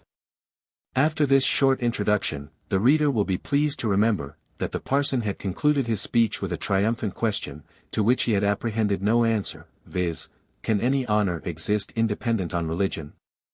To this Squire answered, that it was impossible to discourse philosophically concerning words, till their meaning was first established, that there were scarce any two words of a more vague and uncertain signification, than the two he had mentioned. For that there were almost as many different opinions concerning honor, as concerning religion. But, says he, if by honor you mean the true natural beauty of virtue, I will maintain it may exist independent of any religion whatever. Nay, added he, you yourself will allow it may exist independent of all but one, so will a Mahometan, a Jew, and all the maintainers of all the different sects in the world. Thwackum replied, this was arguing with the usual malice of all the enemies to the true church. He said, he doubted not but that all the infidels and heretics in the world would, if they could, confine honor to their own absurd errors and damnable deceptions. But honor, says he, is not therefore manifold, because there are many absurd opinions about it, nor is religion manifold, because there are various sects and heresies in the world. When I mention religion, I mean the Christian religion. And not only the Christian religion, but the Protestant religion, and not only the Protestant religion, but the Church of England. And when I mention honor, I mean that mode of divine grace which is not only consistent with, but dependent upon, this religion, and is consistent with and dependent upon no other. Now to say that the honor I here mean, and which was, I thought, all the honor I could be supposed to mean, will uphold, much less dictate an untruth, is to assert an absurdity too shocking to be conceived. I purposely avoided, says Squire, drawing a conclusion which I thought evident from what I have said, but if you perceived it, I am sure you have not attempted to answer it. However, to drop the article of religion, I think it is plain, from what you have said, that we have different ideas of honor, or why do we not agree in the same terms of its explanation? I have asserted, that true honor and true virtue are almost synonymous terms, and they are both founded on the unalterable rule of right, and the eternal fitness of things. To which an untruth being absolutely repugnant and contrary, it is certain that true honor cannot support an untruth. In this, therefore, I think we are agreed. But that this honor can be said to be founded on religion, to which it is antecedent, if by religion be meant any positive law. I agree, answered Thwackum, with great warmth, with a man who asserts honor to be antecedent to religion. Mr. Allworthy, did I agree? He was proceeding when Mr. Allworthy interposed, telling them very coldly, they had both mistaken his meaning, for that he had said nothing of true honor. It is possible, however, he would not have easily quieted the disputants, who were growing equally warm, had not another matter now fallen out, which put a final end to the conversation at present. Chapter 4. Containing a necessary apology for the author, and a childish incident, which perhaps requires an apology likewise. Before I proceed farther, I shall beg leave to obviate some misconstructions into which the zeal of some few readers may lead them. For I would not willingly give offense to any, especially to men who are warm in the cause of virtue or religion. I hope, therefore, no man will, by the grossest misunderstanding or perversion of my meaning, misrepresent me, as endeavoring to cast any ridicule on the greatest perfections of human nature. And which do, indeed, alone purify and ennoble the heart of man, and raise him above the brute creation. This, reader, I will venture to say, and by how much the better man you are yourself, by so much the more will you be inclined to believe me, that I would rather have buried the sentiments of these two persons in eternal oblivion, than have done any injury to either of these glorious causes. On the contrary, it is with a view to their service, that I have taken upon me to record the lives and actions of two of their false and pretended champions. A treacherous friend is the most dangerous enemy. And I will say boldly, that both religion and virtue have received more real discredit from hypocrites than the wittiest profligates or infidels could ever cast upon them, nay, farther, as these two, in their purity, are rightly called the bands of civil society, and are indeed the greatest of blessings. So when poisoned and corrupted with fraud, pretense, and affectation, they have become the worst of civil curses, and have enabled men to perpetrate the most cruel mischiefs to their own species. Indeed, I doubt not but this ridicule will in general be allowed. My chief apprehension is, as many true and just sentiments often came from the mouths of these persons, lest the whole should be taken together, and I should be conceived to ridicule all alike. Now the reader will be pleased to consider, that, as neither of these men were fools, they could not be supposed to have holden none but wrong principles, and to have uttered nothing but absurdities. What injustice, therefore, must I have done to their characters, had I selected only what was bad? And how horribly wretched and maimed must their arguments have appeared? Upon the whole, it is not religion or virtue, but the want of them, which is here exposed. Had not Thwackum too much neglected virtue, and Squire, religion, in the composition of their several systems, and had not both utterly discarded all natural goodness of heart, they had never been represented as the objects of derision in this history, in which we will now proceed. This matter then, which put an end to the debate mentioned in the last chapter, was no other than a quarrel between Master Blifil and Tom Jones, the consequence of which had been a bloody nose to the former. For though Master Blifil, notwithstanding he was the younger, was in size above the other's match, yet Tom was much his superior at the noble art of boxing. Tom, however, cautiously avoided all engagements with that youth. For besides that Tommy Jones was an inoffensive lad amidst all his roguery, and really loved Blifil, Mr. Thwackum being always the second of the latter, would have been sufficient to deter him. But well says a certain author, no man is wise at all hours, it is therefore no wonder that a boy is not so a difference arising at play between the two lads. Master Blifil called Tom a beggarly bastard. Upon which the latter, who was somewhat passionate in his disposition, immediately caused that phenomenon in the face of the former, which we have above remembered. Master Blifil now, with his blood running from his nose, and the tears galloping after from his eyes, appeared before his uncle and the tremendous Thwackum. In which court an indictment of assault, battery, and wounding, was instantly preferred against Tom, who in his excuse only pleaded the provocation, which was indeed all the matter that Master Blifil had omitted. It is indeed possible that this circumstance might have escaped his memory, for, in his reply, he positively insisted, that he had made use of no such appellation, adding, Heaven forbid such naughty words should ever come out of his mouth. Tom, though against all form of law, rejoined in affirmance of the words. Upon which Master Blifil said, It is no wonder. Those who will tell one fib, will hardly stick at another. If I had told my master such a wicked fib as you have done, should be ashamed to show my face. What fib, child? Cries Thwackum pretty eagerly. Why, he told you that nobody was with him a shooting when he killed the partridge. But he knows, here he burst into a flood of tears, yes, he knows, for he confessed it to me, that Black George the gamekeeper was there. Nay, he said, yes you did, deny it if you can, that you would not have confessed the truth, though master had cut you to pieces. At this the fire flashed from Thwackum's eyes, and he cried out in triumph, oh!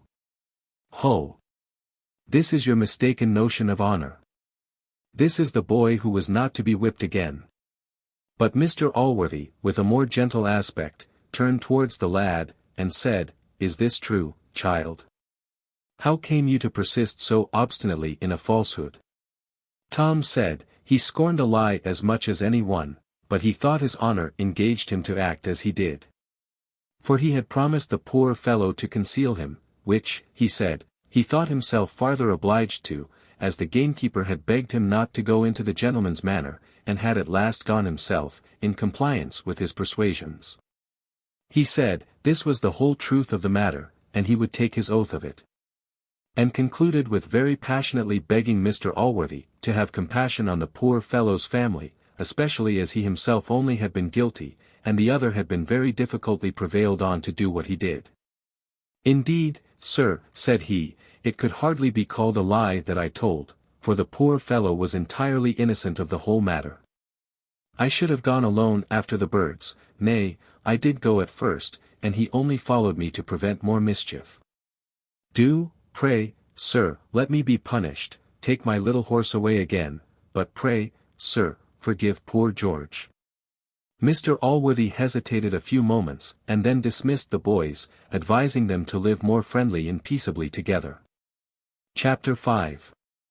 The opinions of the divine and the philosopher concerning the two boys, with some reasons for their opinions, and other matters. It is probable, that by disclosing this secret, which had been communicated in the utmost confidence to him, young Blifil preserved his companion from a good lashing. For the offence of the bloody nose would have been of itself sufficient cause for Thwackum to have proceeded to correction, but now this was totally absorbed in the consideration of the other matter. And with regard to this, Mr. Allworthy declared privately, he thought the boy deserved reward rather than punishment, so that Thwackum's hand was withheld by a general pardon. Thwackum, whose meditations were full of birch, exclaimed against this weak, and, as he said he would venture to call it, wicked lenity. To remit the punishment of such crimes was, he said, to encourage them. He enlarged much on the correction of children, and quoted many texts from Solomon, and others, which being to be found in so many other books, shall not be found here. He then applied himself to the vice of lying, on which head he was altogether as learned as he had been on the other. Squire said, he had been endeavouring to reconcile the behaviour of Tom with his idea of perfect virtue, but could not.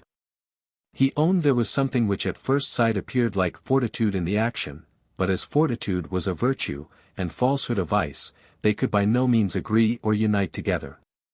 He added, that as this was in some measure to confound virtue and vice, it might be worth Mr. Thwackum's consideration, whether a larger castigation might not be laid on upon the account.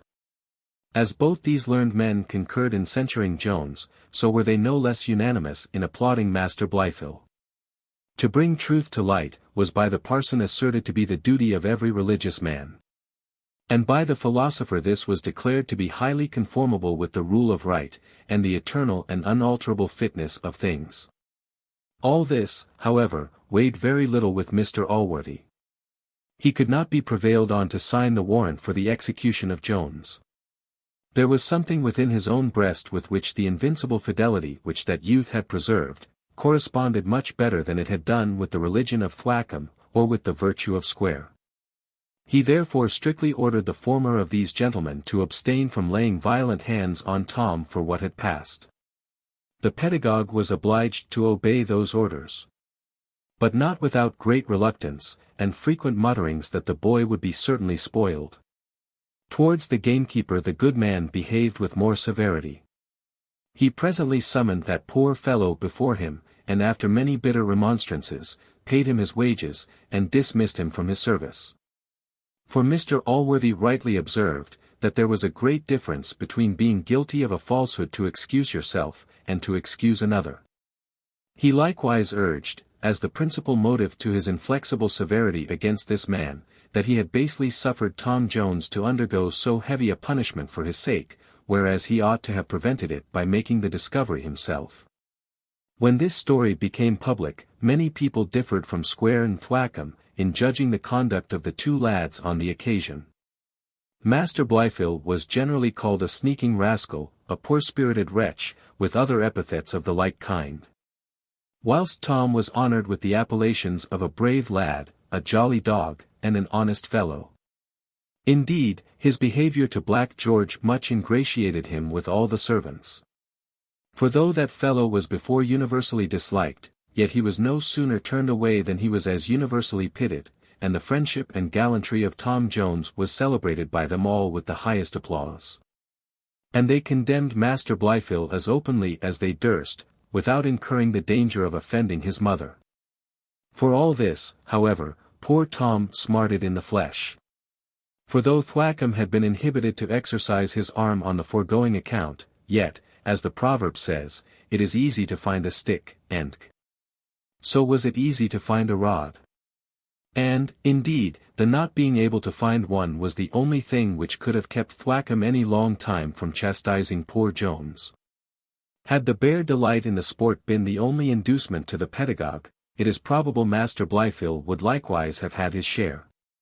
But though Mr Allworthy had given him frequent orders to make no difference between the lads, yet was Thwackum altogether as kind and gentle to this youth, as he was harsh, nay even barbarous, to the other. To say the truth, Blifil had greatly gained his master's affections, partly by the profound respect he always showed his person, but much more by the decent reverence with which he received his doctrine. For he had got by heart, and frequently repeated, his phrases, and maintained all his master's religious principles with a zeal which was surprising in one so young, and which greatly endeared him to the worthy preceptor.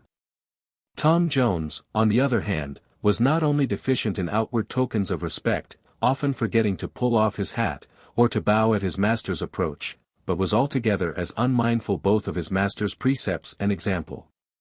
He was indeed a thoughtless, giddy youth, with little sobriety in his manners, and less in his countenance, and would often very impudently and indecently laugh at his companion for his serious behaviour. Mr Square had the same reason for his preference of the former lad, for Tom Jones showed no more regard to the learned discourses which this gentleman would sometimes throw away upon him, than to those of Thwackum. He once ventured to make a jest of the rule of right, and at another time said, he believed there was no rule in the world capable of making such a man as his father, for so Mr Allworthy suffered himself to be called.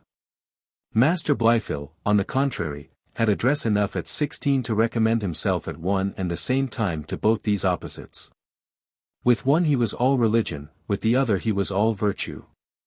And when both were present, he was profoundly silent, which both interpreted in his favour and in their own. Nor was Blifil contented with flattering both these gentlemen to their faces. He took frequent occasions of praising them behind their backs to Allworthy. Before whom, when they two were alone, and his uncle commended any religious or virtuous sentiment, for many such came constantly from him, he seldom failed to ascribe it to the good instructions he had received from either Thwackum or Square. For he knew his uncle repeated all such compliments to the persons for whose use they were meant. And he found by experience the great impressions which they made on the philosopher, as well as on the divine, for, to say the truth, there is no kind of flattery so irresistible as this, at second hand. The young gentleman, moreover, soon perceived how extremely grateful all those panegyrics on his instructors were to Mr Allworthy himself, as they so loudly resounded the praise of that singular plan of education which he had laid down. For this worthy man, having observed the imperfect institution of our public schools, and the many vices which boys were there liable to learn, had resolved to educate his nephew, as well as the other lad, whom he had in a manner adopted, in his own house, where he thought their morals would escape all that danger of being corrupted to which they would be unavoidably exposed in any public school or university. Having, therefore, determined to commit these boys to the tuition of a private tutor, Mr Thwackum was recommended to him for that office, by a very particular friend, of whose understanding Mr Allworthy had a great opinion, and in whose integrity he placed much confidence.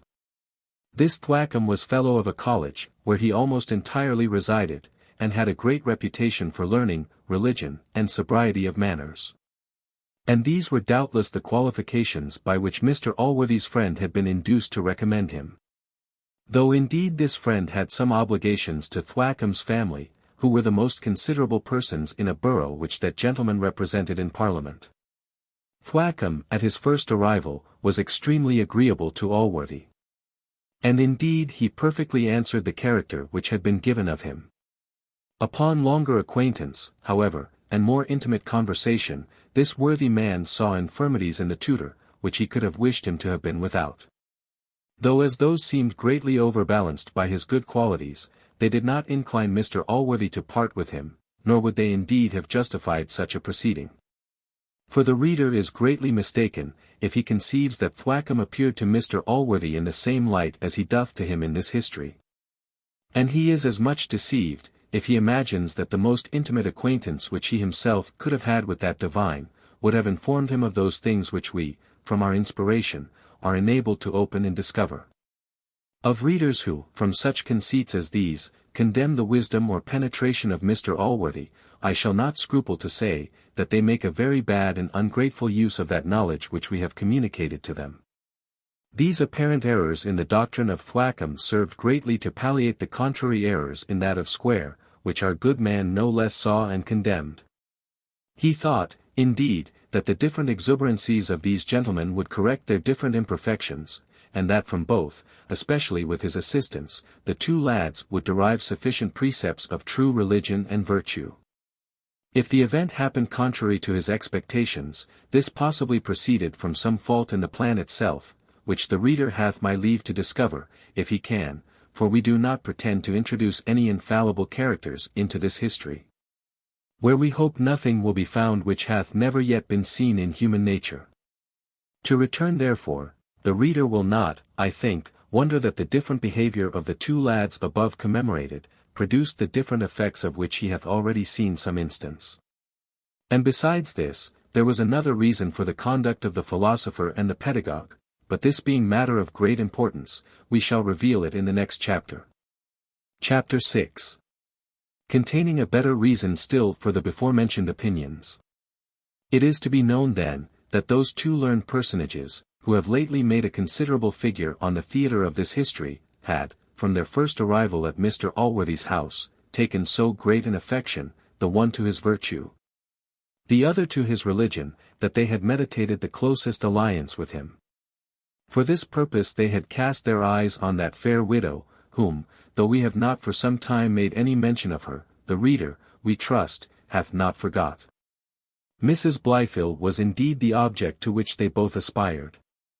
It may seem remarkable, that, of 4 persons whom we have commemorated at Mr. Allworthy's house, 3 of them should fix their inclinations on a lady who was never greatly celebrated for her beauty, and who was, moreover, now a little descended into the vale of years.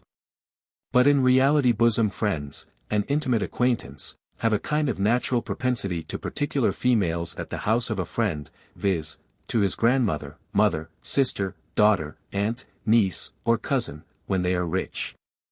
And to his wife, sister, daughter, niece, cousin, mistress, or servant maid, if they should be handsome.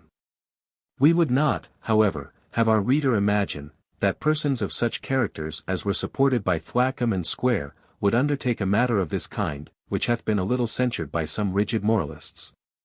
Before they had thoroughly examined it, and considered whether it was, as Shakespeare phrases it, stuff o.th conscience, or no.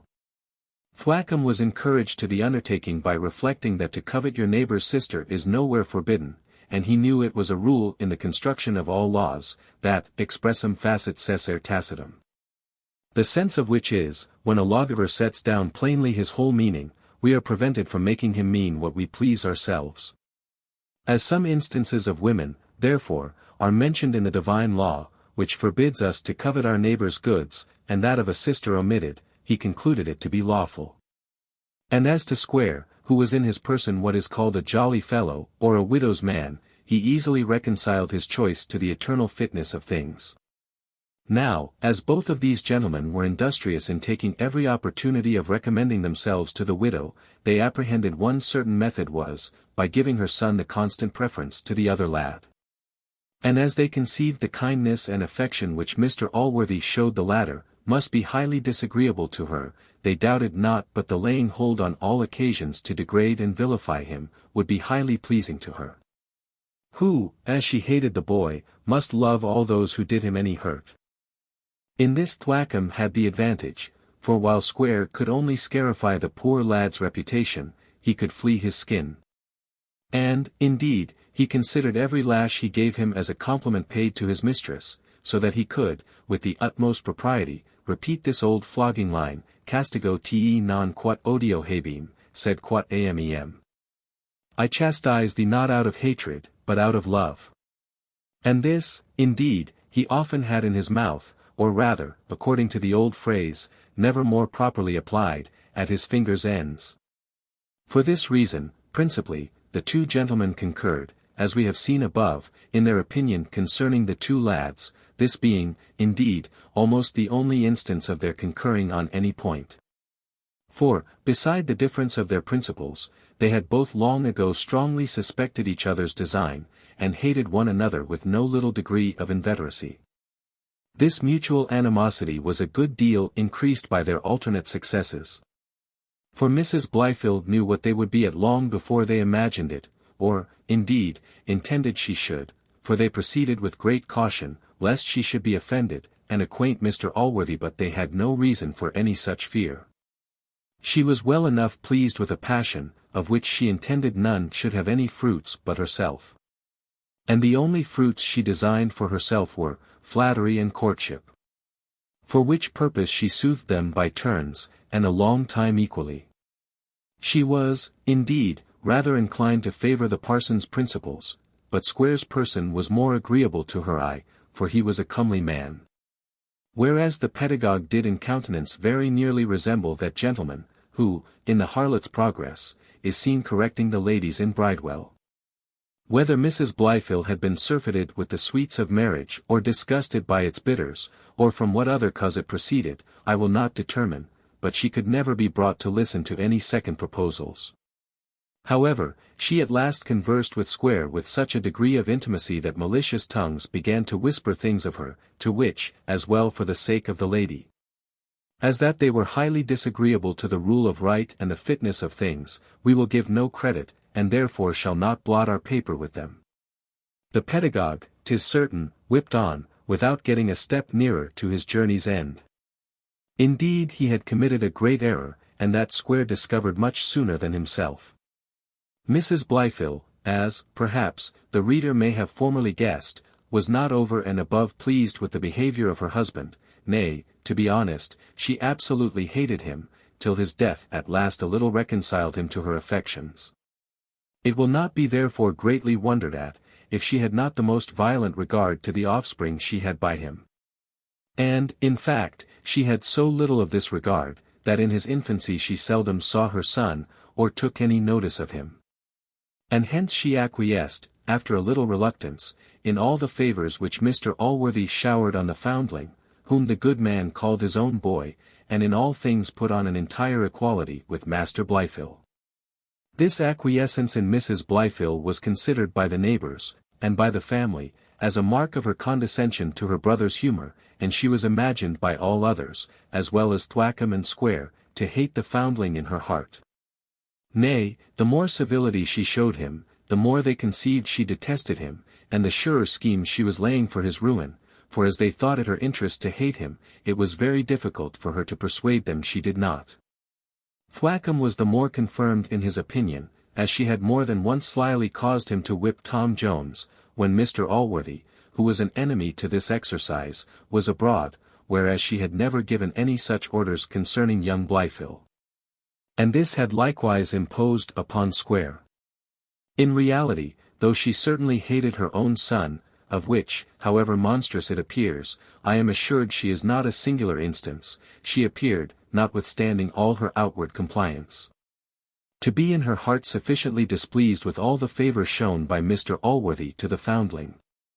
She frequently complained of this behind her brother's back, and very sharply censured him for it, both to Thwackum and Squire. Nay, she would throw it in the teeth of Allworthy himself, when a little quarrel, or miff, as it is vulgarly called, arose between them.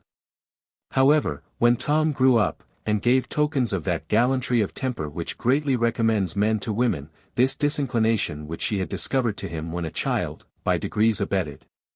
And at last she so evidently demonstrated her affection to him to be much stronger than what she bore her own son, that it was impossible to mistake her any longer. She was so desirous of often seeing him, and discovered such satisfaction and delight in his company, that before he was 18 years old he was become a rival to both Squire and Thwackum. And what is worse, the whole country began to talk as loudly of her inclination to Tom, as they had before done of that which she had shown to Squire, on which account the philosopher conceived the most implacable hatred for our poor hero. Chapter 7. In which the author himself makes his appearance on the stage. Though Mr. Allworthy was not of himself hasty to see things in a disadvantageous light, and was a stranger to the public voice, which seldom reaches to a brother or a husband, though it rings in the ears of all the neighbourhood. Yet was this affection of Mrs. Blifil to Tom, and the preference which she too visibly gave him to her own son, of the utmost disadvantage to that youth. For such was the compassion which inhabited Mr. Allworthy's mind, that nothing but the steel of justice could ever subdue it. To be unfortunate in any respect was sufficient, if there was no demerit to counterpoise it, to turn the scale of that good man's pity, and to engage his friendship and his benefaction. When therefore he plainly saw Master Blifil was absolutely detested, for that he was, by his own mother, he began, on that account only, to look with an eye of compassion upon him. And what the effects of compassion are, in good and benevolent minds, I need not here explain to most of my readers. Henceforward he saw every appearance of virtue in the youth through the magnifying end, and viewed all his faults with the glass inverted, so that they became scarce perceptible. And this perhaps the amiable temper of pity may make commendable. But the next step the weakness of human nature alone must excuse, for he no sooner perceived that preference which Mrs. Blifil gave to Tom, than that poor youth, however innocent, began to sink in his affections as he rose in hers. This, it is true, would of itself alone never have been able to eradicate Jones from his bosom. But it was greatly injurious to him, and prepared Mr. Allworthy's mind for those impressions which afterwards produced the mighty events that will be contained hereafter in this history. And to which, it must be confessed, the unfortunate lad, by his own wantonness, wildness, and want of caution, too much contributed. In recording some instances of these, we shall, if rightly understood, afford a very useful lesson to those well-disposed youths who shall hereafter be our readers. For they may here find, that goodness of heart and openness of temper, though these may give them great comfort within, and administer to an honest pride in their own minds, will by no means, alas, do their business in the world. Prudence and circumspection are necessary even to the best of men. They are indeed, as it were, a guard to virtue, without which she can never be safe. It is not enough that your designs, nay, that your actions, are intrinsically good. You must take care they shall appear so. If your inside be never so beautiful, you must preserve a fair outside also. This must be constantly looked to, or malice and envy will take care to blacken it so, that the sagacity and goodness of an Allworthy will not be able to see through it, and to discern the beauties within. Let this, my young readers, be your constant maxim, that no man can be good enough to enable him to neglect the rules of prudence, nor will virtue herself look beautiful, unless she be bedecked with the outward ornaments of decency and decorum. And this precept, my worthy disciples, if you read with due attention, you will, I hope, find sufficiently enforced by examples in the following pages. I ask pardon for this short appearance, by way of chorus, on the stage. It is in reality for my own sake, that, while I am discovering the rocks on which innocence and goodness often split, I may not be misunderstood to recommend the very means to my worthy readers, by which I intend to show them they will be undone. And this, as I could not prevail on any of my actors to speak, I myself was obliged to declare. Chapter 8. A childish incident, in which, however, is seen a good-natured disposition in Tom Jones. The reader may remember that Mr. Allworthy gave Tom Jones a little horse, as a kind of smart money for the punishment which he imagined he had suffered innocently. This horse Tom kept above half a year, and then rode him to a neighbouring fair, and sold him. At his return, being questioned by Thwackum what he had done with the money for which the horse was sold, he frankly declared he would not tell him. "Oh ho," says Thwackum, "you will not. Then I will have it out of your Br.H., that being the place to which he always applied for information on every doubtful occasion." Tom was now mounted on the back of a footman, and everything prepared for execution, when Mr. Allworthy, entering the room, gave the criminal a reprieve, and took him with him into another apartment, where, being alone with Tom, he put the same question to him which Thwackum had before asked him. Tom answered, he could in duty refuse him nothing. But as for that tyrannical rascal, he would never make him any other answer than with a cudgel, with which he hoped soon to be able to pay him for all his barbarities. Mr. Allworthy very severely reprimanded the lad for his indecent and disrespectful expressions concerning his master, but much more for his avowing an intention of revenge. He threatened him with the entire loss of his favour, if he ever heard such another word from his mouth, for, he said, he would never support or befriend a reprobate. By these and the like declarations, he extorted some compunction from Tom, in which that youth was not over-sincere, for he really meditated some return for all the smarting favours he had received at the hands of the pedagogue. He was, however, brought by Mr. Allworthy to express a concern for his resentment against Thwackum. And then the good man, after some wholesome admonition, permitted him to proceed, which he did as follows. "Indeed, my dear sir, I love and honour you more than all the world. I know the great obligations I have to you, and should detest myself if I thought my heart was capable of ingratitude. Could the little horse you gave me speak, I am sure he could tell you how fond I was of your present, for I had more pleasure in feeding him than in riding him. Indeed, sir, it went to my heart to part with him. Nor would I have sold him upon any other account in the world than what I did. You yourself, sir, I am convinced, in my case, would have done the same, for none ever so sensibly felt the misfortunes of others. What would you feel, dear sir, if you thought yourself the occasion of them? Indeed, sir, there never was any misery like theirs." "Like whose, child?" says Allworthy. "What do you mean?" "Oh, sir," answered Tom, "your poor gamekeeper, with all his large family, ever since your discarding him, have been perishing with all the miseries of cold and hunger. I could not bear to see these poor wretches naked and starving, and at the same time know myself to have been the occasion of all their sufferings. I could not bear it, sir, upon my soul, I could not." Here the tears ran down his cheeks, and he thus proceeded.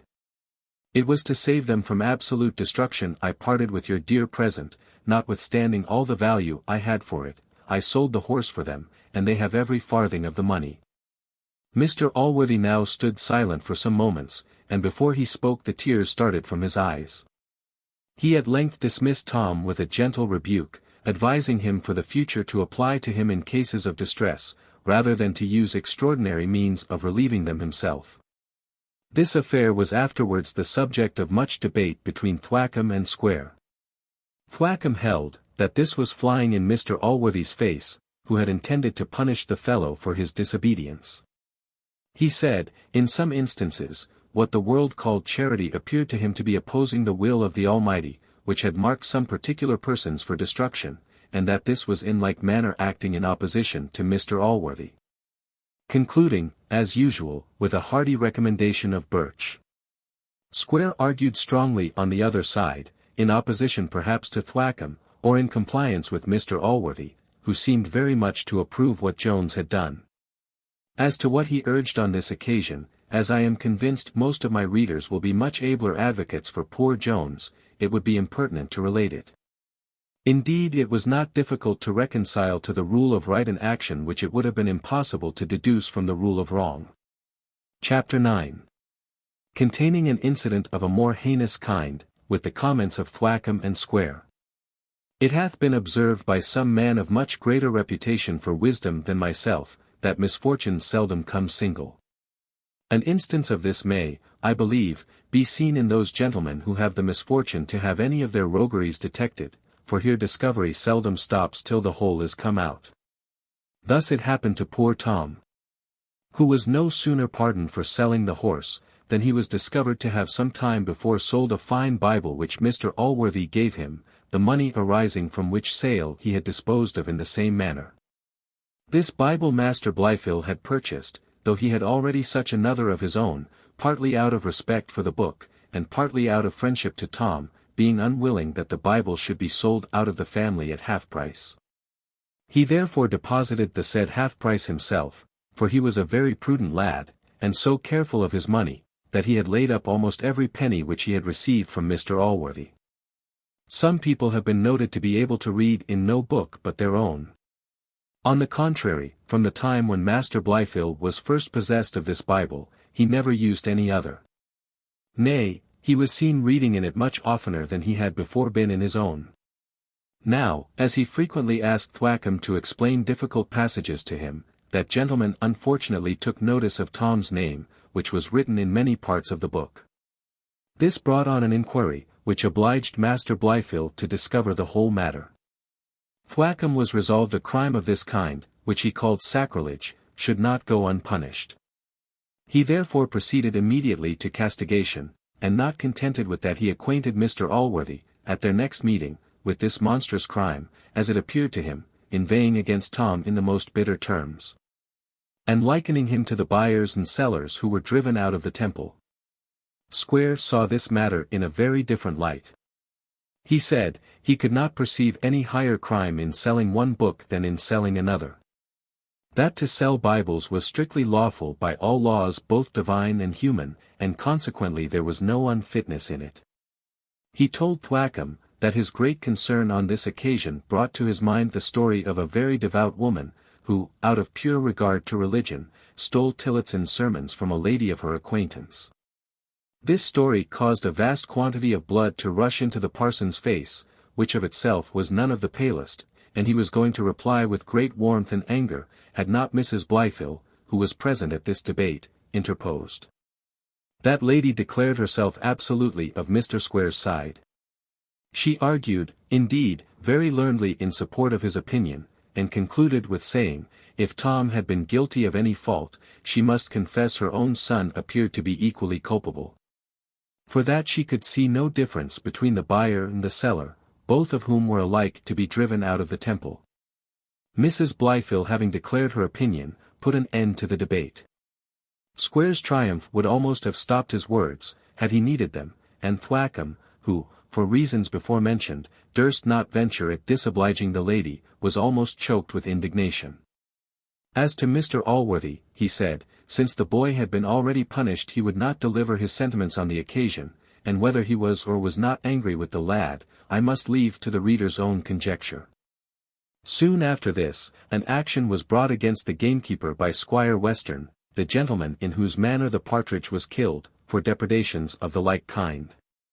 This was a most unfortunate circumstance for the fellow, as it not only of itself threatened his ruin, but actually prevented Mr Allworthy from restoring him to his favour, for as that gentleman was walking out one evening with Master Blifil and young Jones, the latter slyly drew him to the habitation of Black George, where the family of that poor wretch, namely, his wife and children, were found in all the misery with which cold, hunger, and nakedness, can affect human creatures, for as to the money they had received from Jones, former debts had consumed almost the whole. Such a scene as this could not fail of affecting the heart of Mr Allworthy. He immediately gave the mother a couple of guineas, with which he bid her clothe her children. The poor woman burst into tears at this goodness, and while she was thanking him, could not refrain from expressing her gratitude to Tom, who had, she said, long preserved both her and hers from starving. We have not, says she, had a morsel to eat, nor have these poor children had a rag to put on, but what his goodness hath bestowed on us. For, indeed, besides the horse and the Bible, Tom had sacrificed a nightgown, and other things, to the use of this distressed family.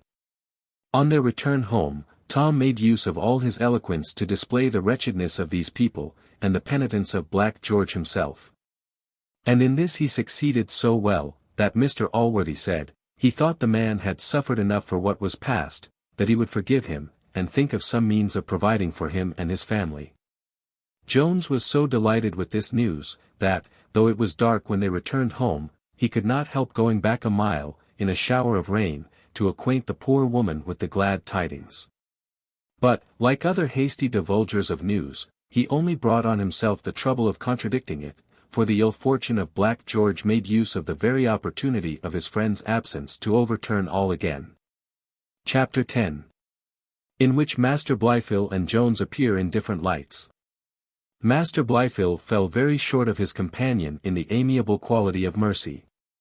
But he has greatly exceeded him in one of a much higher kind, namely, in justice, in which he followed both the precepts and example of Thwackum and Squire. For though they would both make frequent use of the word mercy, yet it was plain that in reality Squire held it to be inconsistent with the rule of right, and Thwackum was for doing justice, and leaving mercy to heaven. The two gentlemen did indeed somewhat differ in opinion concerning the objects of this sublime virtue, by which Thwackum would probably have destroyed one half of mankind, and Squire the other half. Master Blifil then, though he had kept silence in the presence of Jones, yet, when he had better considered the matter, could by no means endure the thought of suffering his uncle to confer favours on the undeserving. He therefore resolved immediately to acquaint him with the fact which we have above slightly hinted to the readers. The truth of which was as follows. The gamekeeper, about a year after he was dismissed from Mr. Allworthy's service, and before Tom's selling the horse, being in want of bread, either to fill his own mouth or those of his family. As he passed through a field belonging to Mr. Western, espied a hare sitting in her form. This hare he had basely and barbarously knocked on the head, against the laws of the land, and no less against the laws of sportsmen. The higgler to whom the hare was sold, being unfortunately taken many months after with a quantity of game upon him, was obliged to make his peace with the squire, by becoming evidence against some poacher. And now Black George was pitched upon by him, as being a person already obnoxious to Mr. Western, and one of no good fame in the country. He was, besides, the best sacrifice the higgler could make, as he had supplied him with no game since. And by this means the witness had an opportunity of screening his better customers, for the squire, being charmed with the power of punishing Black George, whom a single transgression was sufficient to ruin, made no further inquiry. Had this fact been truly laid before Mr. Allworthy, it might probably have done the gamekeeper very little mischief. But there is no zeal blinder than that which is inspired with the love of justice against offenders. Master Blifil had forgot the distance of the time. He varied likewise in the manner of the fact, and by the hasty addition of the single letter S he considerably altered the story, for he said that George had wired hares. These alterations might probably have been set right, had not Master Blifil unluckily insisted on a promise of secrecy from Mr. Allworthy before he revealed the matter to him. But by that means the poor gamekeeper was condemned without having an opportunity to defend himself, for as the fact of killing the hare, and of the action brought, were certainly true, Mr. Allworthy had no doubt concerning the rest. Short-lived then was the joy of these poor people. For Mr. Allworthy the next morning declared he had fresh reason, without assigning it, for his anger, and strictly forbade Tom to mention George any more, though as for his family, he said he would endeavour to keep them from starving. But as to the fellow himself, he would leave him to the laws, which nothing could keep him from breaking. Tom could by no means divine what had incensed Mr. Allworthy, for of Master Blifil he had not the least suspicion. However, as his friendship was to be tired out by no disappointments, he now determined to try another method of preserving the poor gamekeeper from ruin. Jones was lately grown very intimate with Mr. Western. He had so greatly recommended himself to that gentleman, by leaping over 5 barred gates, and by other acts of sportsmanship, that the squire had declared Tom would certainly make a great man if he had but sufficient encouragement. He often wished he had himself a son with such parts, and one day very solemnly asserted at a drinking bout, that Tom should hunt a pack of hounds for £1,000 of his money, with any huntsman in the whole country. By such kind of talents he had so ingratiated himself with the squire, that he was a most welcome guest at his table, and a favourite companion in his sport. Everything which the squire held most dear, to wit, his guns, dogs, and horses, were now as much at the command of Jones, as if they had been his own. He resolved therefore to make use of this favour on behalf of his friend Black George, whom he hoped to introduce into Mr. Western's family, in the same capacity in which he had before served Mr. Allworthy. The reader, if he considers that this fellow was already obnoxious to Mr. Western, and if he considers farther the weighty business by which that gentleman's displeasure had been incurred, will perhaps condemn this as a foolish and desperate undertaking. But if he should totally condemn young Jones on that account, he will greatly applaud him for strengthening himself with all imaginable interest on so arduous an occasion. For this purpose, then, Tom applied to Mr. Western's daughter, a young lady of about 17 years of age, whom her father, next after those necessary implements of sport just before mentioned, loved and esteemed above all the world. Now, as she had some influence on the squire, so Tom had some little influence on her. But this being the intended heroine of this work, a lady with whom we ourselves are greatly in love, and with whom many of our readers will probably be in love too, before we part, it is by no means proper she should make her appearance at the end of a book. Book 4. Containing the time of a year. Chapter 1, containing 5 pages of paper. As truth distinguishes our writings from those idle romances which are filled with monsters, the productions, not of nature, but of distempered brains, and which have been therefore recommended by an eminent critic to the sole use of the pastry cook. So, on the other hand, we would avoid any resemblance to that kind of history which a celebrated poet seems to think is no less calculated for the emolument of the brewer, as the reading it should be always attended with a tankard of good ale, while history with her comrade ale soothes the sad series of her serious tale. For as this is the liquor of modern historians, nay, perhaps their muse, if we may believe the opinion of Butler, who attributes inspiration to ale, it ought likewise to be the potation of their readers, since every book ought to be read with the same spirit and in the same manner as it is writ.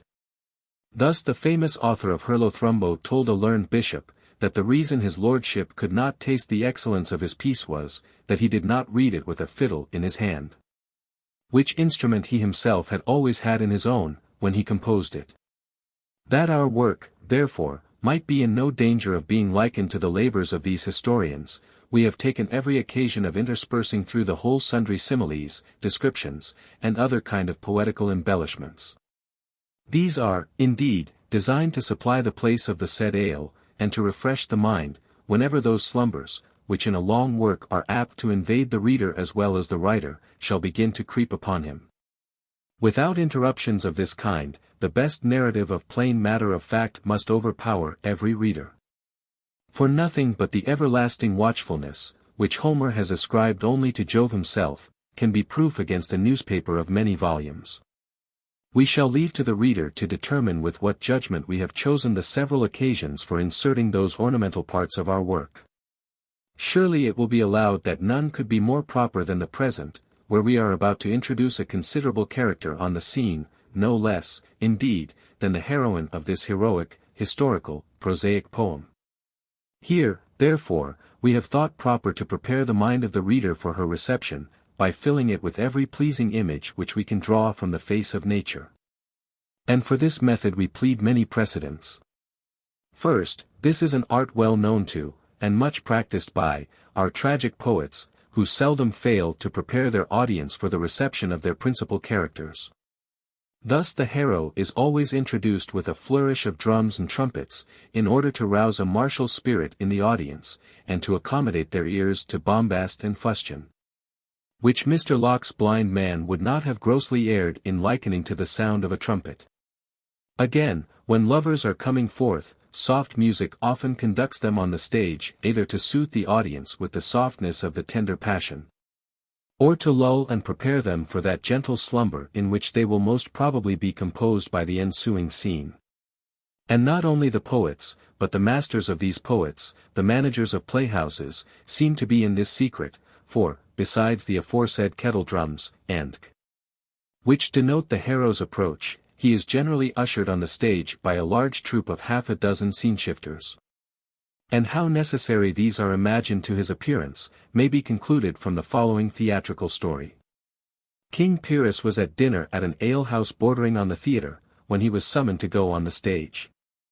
The hero, being unwilling to quit his shoulder of mutton, and as unwilling to draw on himself the indignation of Mr. Wilkes, his brother manager, for making the audience wait, had bribed these his harbingers to be out of the way.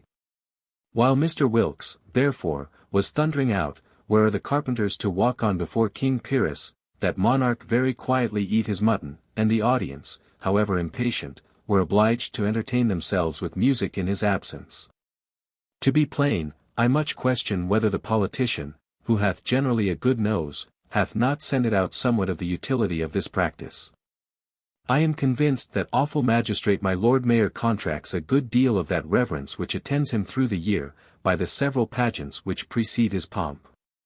Nay, I must confess, that even I myself, who am not remarkably liable to be captivated with show, have yielded not a little to the impressions of much preceding state.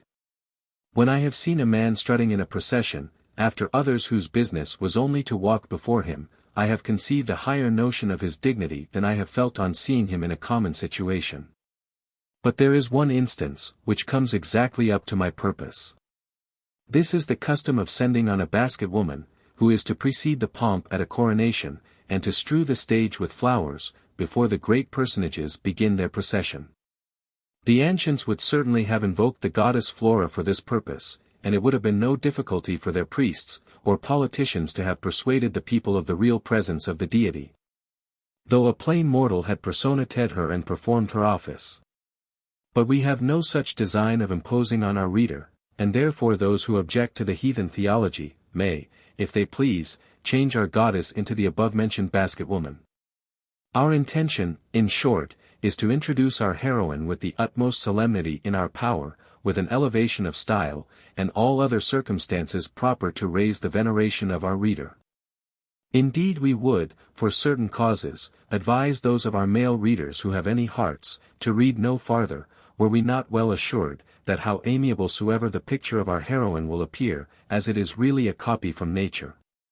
Many of our fair countrywomen will be found worthy to satisfy any passion, and to answer any idea of female perfection which our pencil will be able to raise.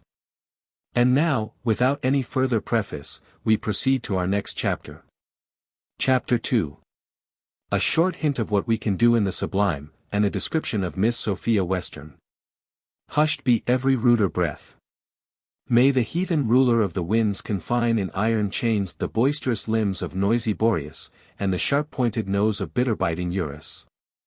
Do thou, sweet Zephyrus, rising from thy fragrant bed, mount the western sky, and lead on those delicious gales, the charms of which call forth the lovely Flora from her chamber, perfumed with pearly dews, when on the 1st of June, her birthday. The blooming maid, in loose attire, gently trips it over the verdant mead, where every flower rises to do her homage, till the whole field becomes enamelled, and colours contend with sweets which shall ravish her most. So charming may she now appear. And you the feathered choristers of nature, whose sweetest notes not even Handel can excel, tune your melodious throats to celebrate her appearance. From love proceeds your music, and to love it returns. Awaken therefore that gentle passion in every swain, for lo! Adorned with all the charms in which nature can array her. Bedecked with beauty, youth, sprightliness, innocence, modesty, and tenderness, breathing sweetness from her rosy lips, and darting brightness from her sparkling eyes, the lovely Sophia comes. Reader, perhaps thou hast seen the statue of the Venus de Medicis. Perhaps, too, thou hast seen the gallery of beauties at Hampton Court. Thou mayst remember each bright Churchill of the galaxy, and all the toasts of the Kit Kat.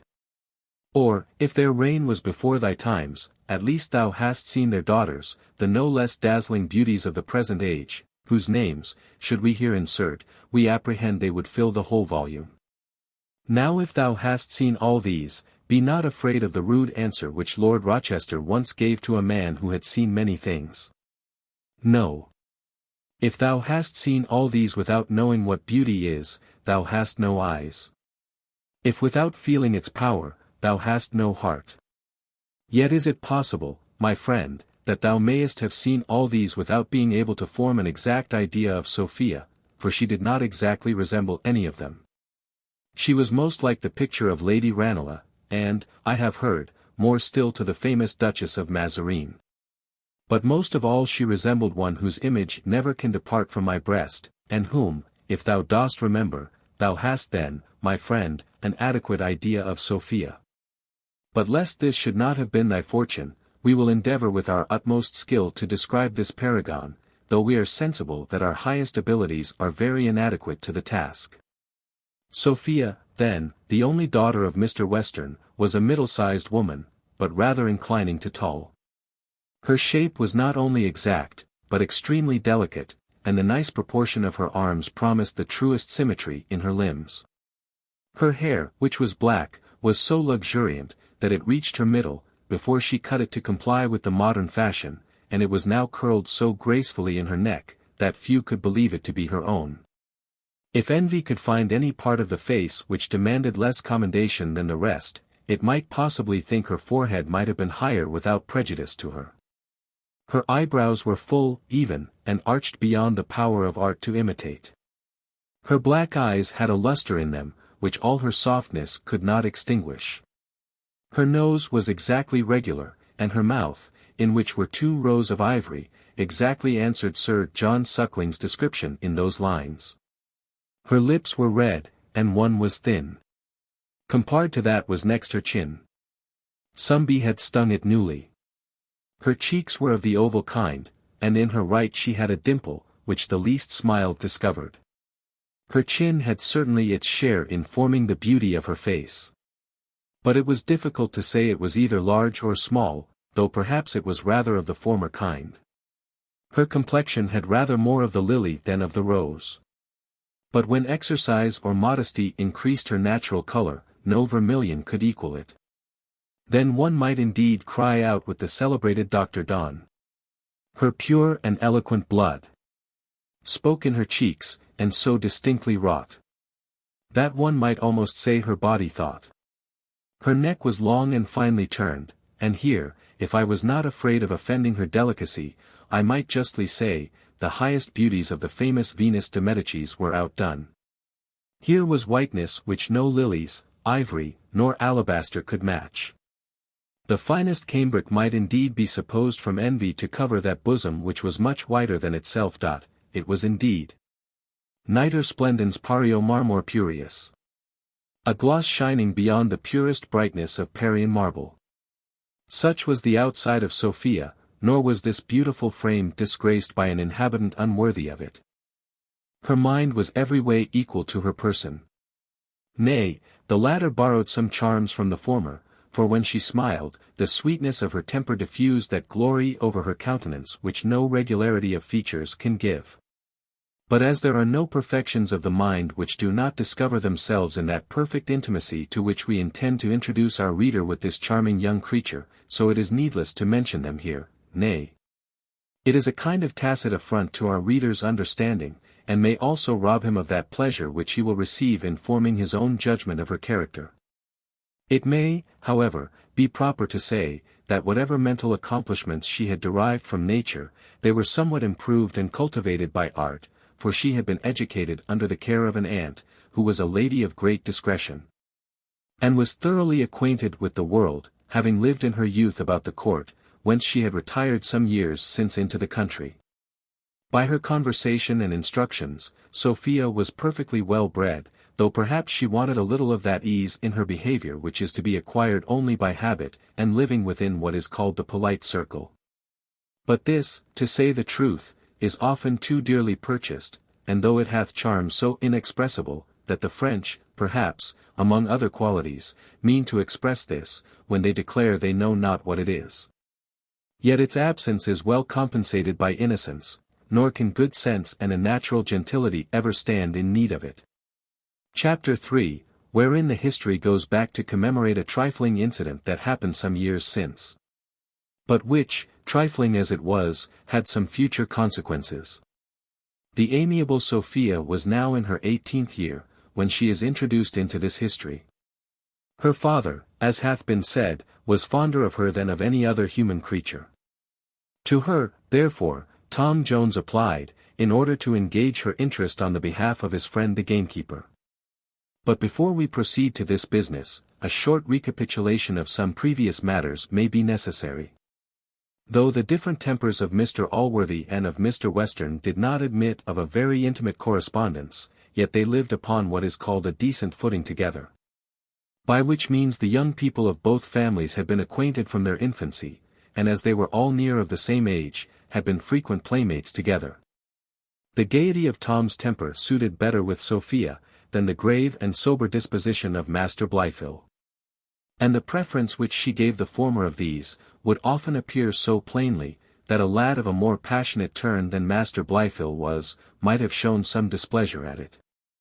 As he did not, however, outwardly express any such disgust, it would be an ill office in us to pay a visit to the inmost recesses of his mind, as some scandalous people search into the most secret affairs of their friends, and often pry into their closets and cupboards, only to discover their poverty and meanness to the world. However, as persons who suspect they have given others cause of offense, are apt to conclude they are offended. So Sophia imputed an action of Master Blifil to his anger, which the superior sagacity of Thwackum and Squire discerned to have arisen from a much better principle. Tom Jones, when very young, had presented Sophia with a little bird, which he had taken from the nest, had nursed up, and taught to sing. Of this bird, Sophia, then about 13 years old, was so extremely fond, that her chief business was to feed and tend it, and her chief pleasure to play with it. By these means little Tommy, for so the bird was called, was become so tame, that it would feed out of the hand of its mistress, would perch upon the finger, and lie contented in her bosom, where it seemed almost sensible of its own happiness. Though she always kept a small string about its leg, nor would ever trust it with the liberty of flying away. One day, when Mr. Allworthy and his whole family dined at Mr. Western's, Master Blifil, being in the garden with little Sophia, and observing the extreme fondness that she showed for her little bird, desired her to trust it for a moment in his hands. Sophia presently complied with the young gentleman's request, and after some previous caution, delivered him her bird, of which he was no sooner in possession, than he slipped the string from its leg and tossed it into the air. The foolish animal no sooner perceived itself at liberty, than forgetting all the favors it had received from Sophia, it flew directly from her, and perched on a bough at some distance. Sophia, seeing her bird gone, screamed out so loud, that Tom Jones, who was at a little distance, immediately ran to her assistance. He was no sooner informed of what had happened, than he cursed Blifil for a pitiful malicious rascal. And then immediately stripping off his coat he applied himself to climbing the tree to which the bird escaped. Tom had almost recovered his little namesake, when the branch on which it was perched, and that hung over a canal, broke, and the poor lad plumped over head and ears into the water. Sophia's concern now changed its object. And as she apprehended the boy's life was in danger, she screamed 10 times louder than before, and indeed Master Blifil himself now seconded her with all the vociferation in his power. The company, who were sitting in a room next the garden, were instantly alarmed, and came all forth, but just as they reached the canal, Tom, for the water was luckily pretty shallow in that part, arrived safely on shore. Thwackum fell violently on poor Tom, who stood dropping and shivering before him, when Mr. Allworthy desired him to have patience, and turning to Master Blifil, said, "Pray, child, what is the reason of all this disturbance?" Master Blifil answered, "Indeed, uncle, I am very sorry for what I have done, I have been unhappily the occasion of it all. I had Miss Sophia's bird in my hand, and thinking the poor creature languished for liberty, I own I could not forbear giving it what it desired, for I always thought there was something very cruel in confining anything. It seemed to be against the law of nature, by which everything hath a right to liberty, nay, it is even unchristian, for it is not doing what we would be done by. But if I had imagined Miss Sophia would have been so much concerned at it, I am sure I never would have done it.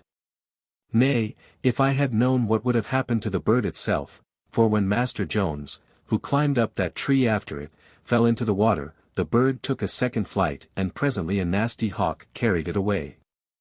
Poor Sophia, who now first heard of her little Tommy's fate, for her concern for Jones had prevented her perceiving it when it happened, shed a shower of tears. These Mr. Allworthy endeavoured to assuage, promising her a much finer bird, but she declared she would never have another. Her father chid her for crying so for a foolish bird, but could not help telling young Blifil, if he was a son of his backside should be well flead.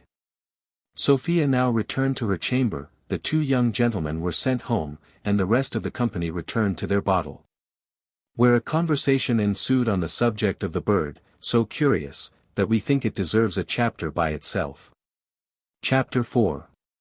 Containing such very deep and grave matters, that some readers, perhaps, may not relish it. Squire had no sooner lighted his pipe, than, addressing himself to Allworthy, he thus began, "Sir, I cannot help congratulating you on your nephew, who, at an age when few lads have any ideas but of sensible objects, is arrived at a capacity of distinguishing right from wrong. To confine anything, seems to me against the law of nature, by which everything hath a right to liberty." These were his words, and the impression they have made on me is never to be eradicated. Can any man have a higher notion of the rule of right, and the eternal fitness of things? I cannot help promising myself, from such a dawn, that the meridian of this youth will be equal to that of either the elder or the younger Brutus. Here Thwackum hastily interrupted, and spilling some of his wine, and swallowing the rest with great eagerness, answered, from another expression he made use of, "I hope he will resemble much better men." The law of nature is a jargon of words, which means nothing. I know not of any such law, nor of any right which can be derived from it. To do as we would be done by, is indeed a Christian motive, as the boy well expressed himself. And I am glad to find my instructions have borne such good fruit. If vanity was a thing fit, says Squire, I might indulge some on the same occasion, for whence only he can have learnt his notions of right or wrong, I think is pretty apparent. If there be no law of nature, there is no right nor wrong. How, says the parson, do you then banish revelation? Am I talking with a deist or an atheist? Drink about, says Western. Talks of your laws of nature. I don't know what you mean, either of you, by right and wrong. To take away my girl's bird was wrong, in my opinion, and my neighbour Allworthy may do as he pleases, but to encourage boys in such practices, is to breed them up to the gallows. Allworthy answered, that he was sorry for what his nephew had done, but could not consent to punish him, as he acted rather from a generous than unworthy motive. He said, if the boy had stolen the bird, none would have been more ready to vote for a severe chastisement than himself. But it was plain that was not his design, and, indeed, it was as apparent to him, that he could have no other view but what he had himself avowed. For as to that malicious purpose which Sophia suspected, it never once entered into the head of Mr. Allworthy. He at length concluded with again blaming the action as inconsiderate, and which, he said, was pardonable only in a child. Squire had delivered his opinion so openly, that if he was now silent, he must submit to have his judgment censured. He said, therefore, with some warmth, that Mr. Allworthy had too much respect to the dirty consideration of property. That in passing our judgments on great and mighty actions, all private regards should be laid aside, for by adhering to those narrow rules, the younger Brutus had been condemned of ingratitude, and the elder of parricide. And if they had been hanged too for those crimes, cried Thwackum, they would have had no more than their deserts. A couple of heathenish villains. Heaven be praised we have no Brutuses nowadays. I wish, Mr. Squire, you would desist from filling the minds of my pupils with such anti-Christian stuff, for the consequence must be, while they are under my care, its being well scourged out of them again. There is your disciple Tom almost spoiled already. I overheard him the other day disputing with Master Blifil that there was no merit in faith without works. I know that is one of your tenets, and I suppose he had it from you. Don't accuse me of spoiling him, says Squire. Who taught him to laugh at whatever is virtuous and decent, and fit and right in the nature of things? He is your own scholar, and I disclaim him. No, no, Master Blifil is my boy. Young as he is, that lad's notions of moral rectitude I defy you ever to eradicate. Thwackum put on a contemptuous sneer at this, and replied, I will venture him with you. He is too well grounded for all your philosophical cant to hurt. No, I have taken care to instill such principles into him. And I have instilled principles into him too, cries Squire. What but the sublime idea of virtue could inspire a human mind with the generous thought of giving liberty? And I repeat to you again, if it was a fit thing to be proud, I might claim the honor of having infused that idea. And if pride was not forbidden, said Thwackum, I might boast of having taught him that duty which he himself assigned as his motive. So between you both, says the squire, the young gentleman hath been taught to rob my daughter of her bird. I find I must take care of my partridge mew. I shall have some virtuous religious man or other set all my partridges at liberty. Then slapping a gentleman of the law, who was present, on the back, he cried out, What say you to this, Mr. Counsellor? Is not this against law? The lawyer with great gravity delivered himself as follows. If the case be put of a partridge, there can be no doubt but an action would lie. For though this be fieri naturae, yet being reclaimed, property vests, but being the case of a singing bird, though reclaimed, as it is a thing of base nature, it must be considered as nullius in bonus. In this case, therefore, I conceive the plaintiff must be non-suited, and I should disadvise the bringing any such action. Well, says the squire, if it be nullus bonus, let us drink about, and talk a little of the state of the nation, or some such discourse that we all understand, for I am sure I don't understand a word of this. It may be learning and sense for aught I know, but you shall never persuade me into it. Pox! You have neither of you mentioned a word of that poor lad who deserves to be commended. To venture breaking his neck to oblige my girl was a generous-spirited action. I have learning enough to see that. Me, here's Tom's health. I shall love the boy for it the longest day I have to live. Thus was the debate interrupted, but it would probably have been soon resumed, had not Mr. Allworthy presently called for his coach, and carried off the two combatants. Such was the conclusion of this adventure of the bird, and of the dialogue occasioned by it, which we could not help recounting to our reader, though it happened some years before that stage or period of time at which our history is now arrived. Chapter 5, containing matter accommodated to every taste. Parva leaves capient animos, small things affect like minds, was the sentiment of a great master of the passion of love. And certain it is, that from this day Sophia began to have some little kindness for Tom Jones, and no little aversion for his companion. Many accidents from time to time improved both these passions in her breast.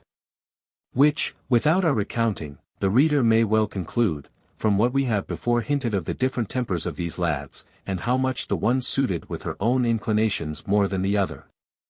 To say the truth, Sophia, when very young, discerned that Tom, though an idle, thoughtless, rattling rascal, was nobody's enemy but his own. And that Master Blifil, though a prudent, discreet, sober young gentleman, was at the same time strongly attached to the interest only of one single person. And who that single person was the reader will be able to divine without any assistance of ours. These two characters are not always received in the world with the different regard which seems severally due to either. And which one would imagine mankind, from self-interest, should show towards them. But perhaps there may be a political reason for it. In finding one of a truly benevolent disposition, men may very reasonably suppose they have found a treasure, and be desirous of keeping it, like all other good things, to themselves. Hence they may imagine, that to trumpet forth the praises of such a person, would, in the vulgar phrase, be crying roast meat, and calling in partakers of what they intend to apply solely to their own use. If this reason does not satisfy the reader, I know no other means of accounting for the little respect which I have commonly seen paid to a character which really does great honor to human nature, and is productive of the highest good to society. But it was otherwise with Sophia. She honored Tom Jones, and scorned Master Blifil, almost as soon as she knew the meaning of those two words. Sophia had been absent upwards of 3 years with her aunt. During all which time she had seldom seen either of these young gentlemen. She dined, however, once, together with her aunt, at Mr Allworthy's. This was a few days after the adventure of the partridge, before commemorated. Sophia heard the whole story at table, where she said nothing, nor indeed could her aunt get many words from her as she returned home. But her maid, when undressing her, happening to say, "Well, miss, I suppose you have seen young Master Blifil today?" she answered with much passion, "I hate the name of Master Blifil. As I do whatever is base and treacherous, and I wonder Mr Allworthy would suffer that old barbarous schoolmaster to punish a poor boy so cruelly for what was only the effect of his good nature." She then recounted the story to her maid, and concluded with saying, "Don't you think he is a boy of noble spirit?" This young lady was now returned to her father, who gave her the command of his house, and placed her at the upper end of his table, where Tom, who for his great love of hunting was become a great favourite of the squire, often dined. Young men of open, generous dispositions are naturally inclined to gallantry, which, if they have good understandings, as was in reality Tom's case, exerts itself in an obliging complacent behaviour to all women in general. This greatly distinguished Tom from the boisterous brutality of mere country squires on the one hand, and from the solemn and somewhat sullen deportment of Master Blifil on the other. And he began now, at 20, to have the name of a pretty fellow among all the women in the neighbourhood.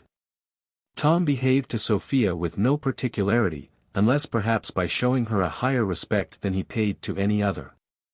This distinction her beauty, fortune, sense, and amiable carriage, seemed to demand, but as to design upon her person he had none, for which we shall at present suffer the reader to condemn him of stupidity. But perhaps we shall be able indifferently well to account for it hereafter. Sophia, with the highest degree of innocence and modesty, had a remarkable sprightliness in her temper. This was so greatly increased whenever she was in company with Tom, that had he not been very young and thoughtless, he must have observed it, or had not Mr Western's thoughts been generally either in the field, the stable, or the dog kennel. It might have perhaps created some jealousy in him, but so far was the good gentleman from entertaining any such suspicions, that he gave Tom every opportunity with his daughter which any lover could have wished.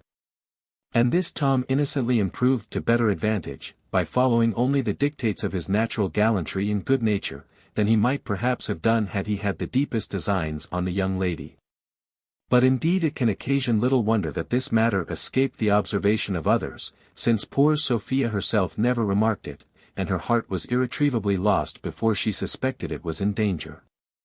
Matters were in this situation, when Tom, one afternoon, finding Sophia alone, began, after a short apology, with a very serious face, to acquaint her that he had a favour to ask of her which he hoped her goodness would comply with.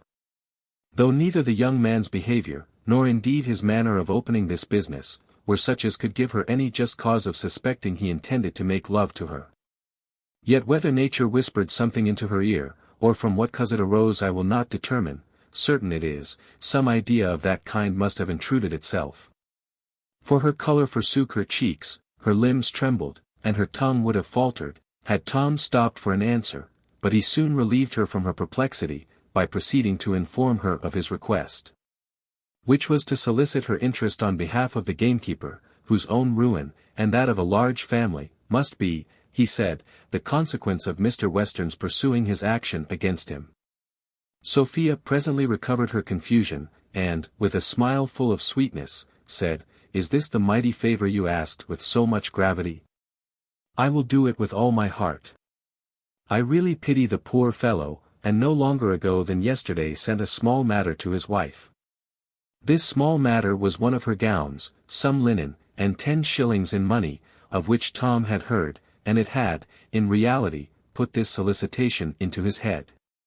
Our youth, now, emboldened with his success, resolved to push the matter farther, and ventured even to beg her recommendation of him to her father's service, protesting that he thought him one of the honestest fellows in the country, and extremely well qualified for the place of a gamekeeper, which luckily then happened to be vacant. Sophia answered, "Well, I will undertake this too. But I cannot promise you as much success as in the former part, which I assure you I will not quit my father without obtaining. However, I will do what I can for the poor fellow, for I sincerely look upon him and his family as objects of great compassion." And now, Mr. Jones, I must ask you a favor. A favor, madam, cries Tom. If you knew the pleasure you have given me in the hopes of receiving a command from you, you would think by mentioning it you did confer the greatest favor on me, for by this dear hand I would sacrifice my life to oblige you. He then snatched her hand, and eagerly kissed it, which was the first time his lips had ever touched her. The blood, which before had forsaken her cheeks, now made her sufficient amends, by rushing all over her face and neck with such violence, that they became all of a scarlet color. She now first felt a sensation to which she had been before a stranger, and which, when she had leisure to reflect on it, began to acquaint her with some secrets, which the reader, if he doth not already guess them, will know in due time. Sophia, as soon as she could speak, which was not instantly, informed him that the favor she had to desire of him was, not to lead her father through so many dangers in hunting. For that, from what she had heard, she was terribly frightened every time they went out together, and expected some day or other to see her father brought home with broken limbs. She therefore begged him, for her sake, to be more cautious. And as he well knew Mr. Western would follow him, not to ride so madly, nor to take those dangerous leaps for the future. Tom promised faithfully to obey her commands. And after thanking her for her kind compliance with his request, took his leave, and departed highly charmed with his success. Poor Sophia was charmed too, but in a very different way. Her sensations, however, the reader's heart, if he or she have any, will better represent than I can, if I had as many mouths as ever poet wished for, to eat, I suppose, those many dainties with which he was so plentifully provided. It was Mr. Western's custom every afternoon, as soon as he was drunk, to hear his daughter play on the harpsichord, for he was a great lover of music and perhaps, had he lived in town, might have passed for a connoisseur.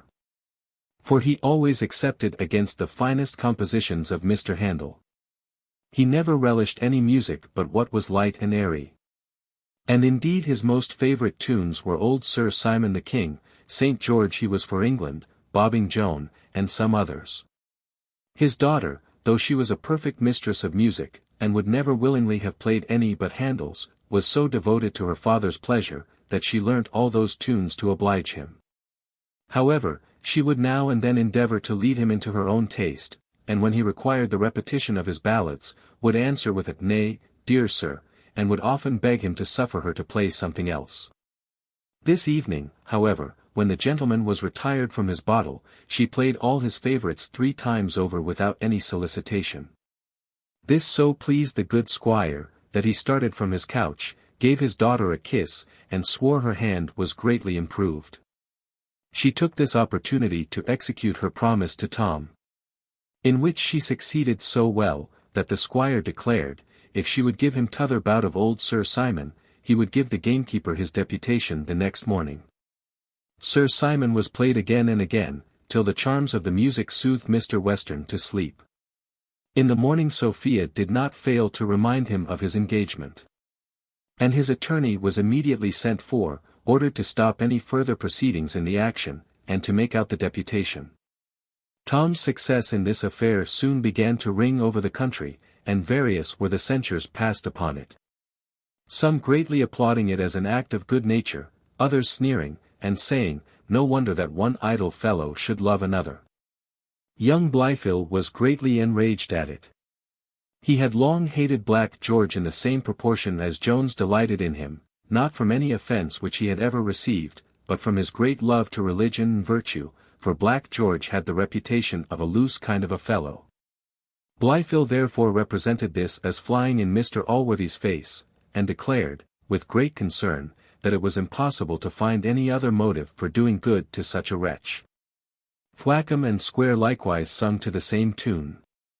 They were now, especially the latter, become greatly jealous of young Jones with the widow. For he now approached the age of 20, was really a fine young fellow, and that lady, by her encouragements to him, seemed daily more and more to think him so. Allworthy was not, however, moved with their malice. He declared himself very well satisfied with what Jones had done. He said the perseverance and integrity of his friendship was highly commendable, and he wished he could see more frequent instances of that virtue.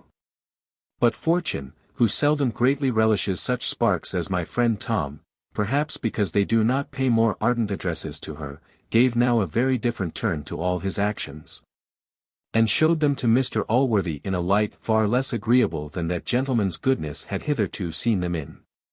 Chapter 6. An apology for the insensibility of Mr. Jones to all the charms of the lovely Sophia.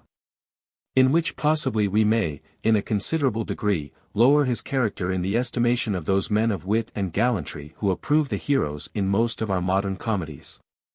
There are two sorts of people, who, I am afraid, have already conceived some contempt for my hero, on account of his behavior to Sophia. The former of these will blame his prudence in neglecting an opportunity to possess himself of Mr. Western's fortune. And the latter will no less despise him for his backwardness to so fine a girl, who seemed ready to fly into his arms, if he would open them to receive her. Now, though I shall not perhaps be able absolutely to acquit him of either of these charges, for want of prudence admits of no excuse, and what I shall produce against the latter charge will, I apprehend, be scarce satisfactory. Yet, as evidence may sometimes be offered in mitigation, I shall set forth the plain matter of fact, and leave the whole to the reader's determination. Mr. Jones had somewhat about him, which, though I think writers are not thoroughly agreed in its name, doth certainly inhabit some human breasts, whose use is not so properly to distinguish right from wrong, as to prompt and incite them to the former, and to restrain and withhold them from the latter. This somewhat may be indeed resembled to the famous trumpmaker in the playhouse. For, whenever the person who is possessed of it doth what is right, no ravished or friendly spectator is so eager or so loud in his applause. On the contrary, when he doth wrong, no critic is so apt to hiss and explode him.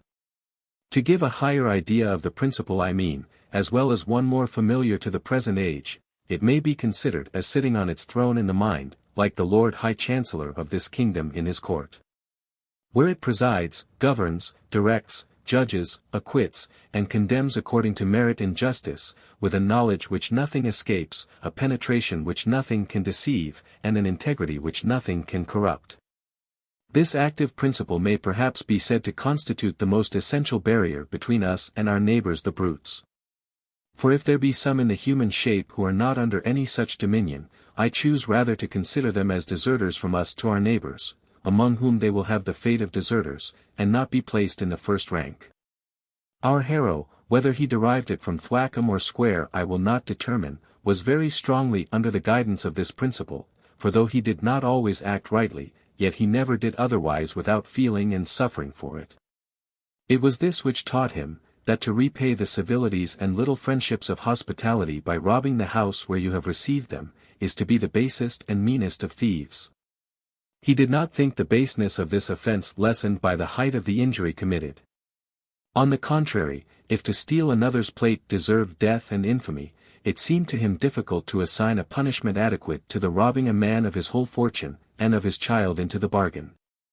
This principle, therefore, prevented him from any thought of making his fortune by such means, for this, as I have said, is an active principle, and doth not content itself with knowledge or belief only. Had he been greatly enamored of Sophia, he possibly might have thought otherwise. But give me leave to say, there is great difference between running away with a man's daughter from the motive of love, and doing the same thing from the motive of theft. Now, though this young gentleman was not insensible of the charms of Sophia, though he greatly liked her beauty, and esteemed all her other qualifications, she had made, however, no deep impression on his heart. For which, as it renders him liable to the charge of stupidity, or at least of want of taste, we shall now proceed to account. The truth then is, his heart was in the possession of another woman. Here I question not but the reader will be surprised at our long taciturnity as to this matter, and quite at a loss to divine who this woman was, since we have hitherto not dropped a hint of any one likely to be a rival to Sophia. For as to Mrs. Blifil, though we have been obliged to mention some suspicions of her affection for Tom, we have not hitherto given the least latitude for imagining that he had any for her. And, indeed, I am sorry to say it, but the youth of both sexes are too apt to be deficient in their gratitude for that regard with which persons more advanced in years are sometimes so kind to honor them. That the reader may be no longer in suspense, he will be pleased to remember, that we have often mentioned the family of George Seagrim, commonly called Black George, the gamekeeper, which consisted at present of a wife and 5 children. The second of these children was a daughter, whose name was Molly, and who was esteemed one of the handsomest girls in the whole country. Congreve well says there is in true beauty something which vulgar souls cannot admire. So can no dirt or rags hide this something from those souls which are not of the vulgar stamp. The beauty of this girl made, however, no impression on Tom, till she grew towards the age of 16, when Tom, who was near 3 years older, began first to cast the eyes of affection upon her. And this affection he had fixed on the girl long before he could bring himself to attempt the possession of her person, for though his constitution urged him greatly to this, his principles no less forcibly restrained him. To debauch a young woman, however low her condition was, appeared to him a very heinous crime, and the goodwill he bore the father, with the compassion he had for his family, very strongly corroborated all such sober reflections. So that he once resolved to get the better of his inclinations, and he actually abstained 3 whole months without ever going to Seagrim's house, or seeing his daughter. Now, though Molly was, as we have said, generally thought a very fine girl, and in reality she was so, yet her beauty was not of the most amiable kind. It had, indeed, very little of feminine in it, and would have become a man at least as well as a woman, for, to say the truth, youth and florid health had a very considerable share in the composition. Nor was her mind more effeminate than her person. As this was tall and robust, so was that bold and forward.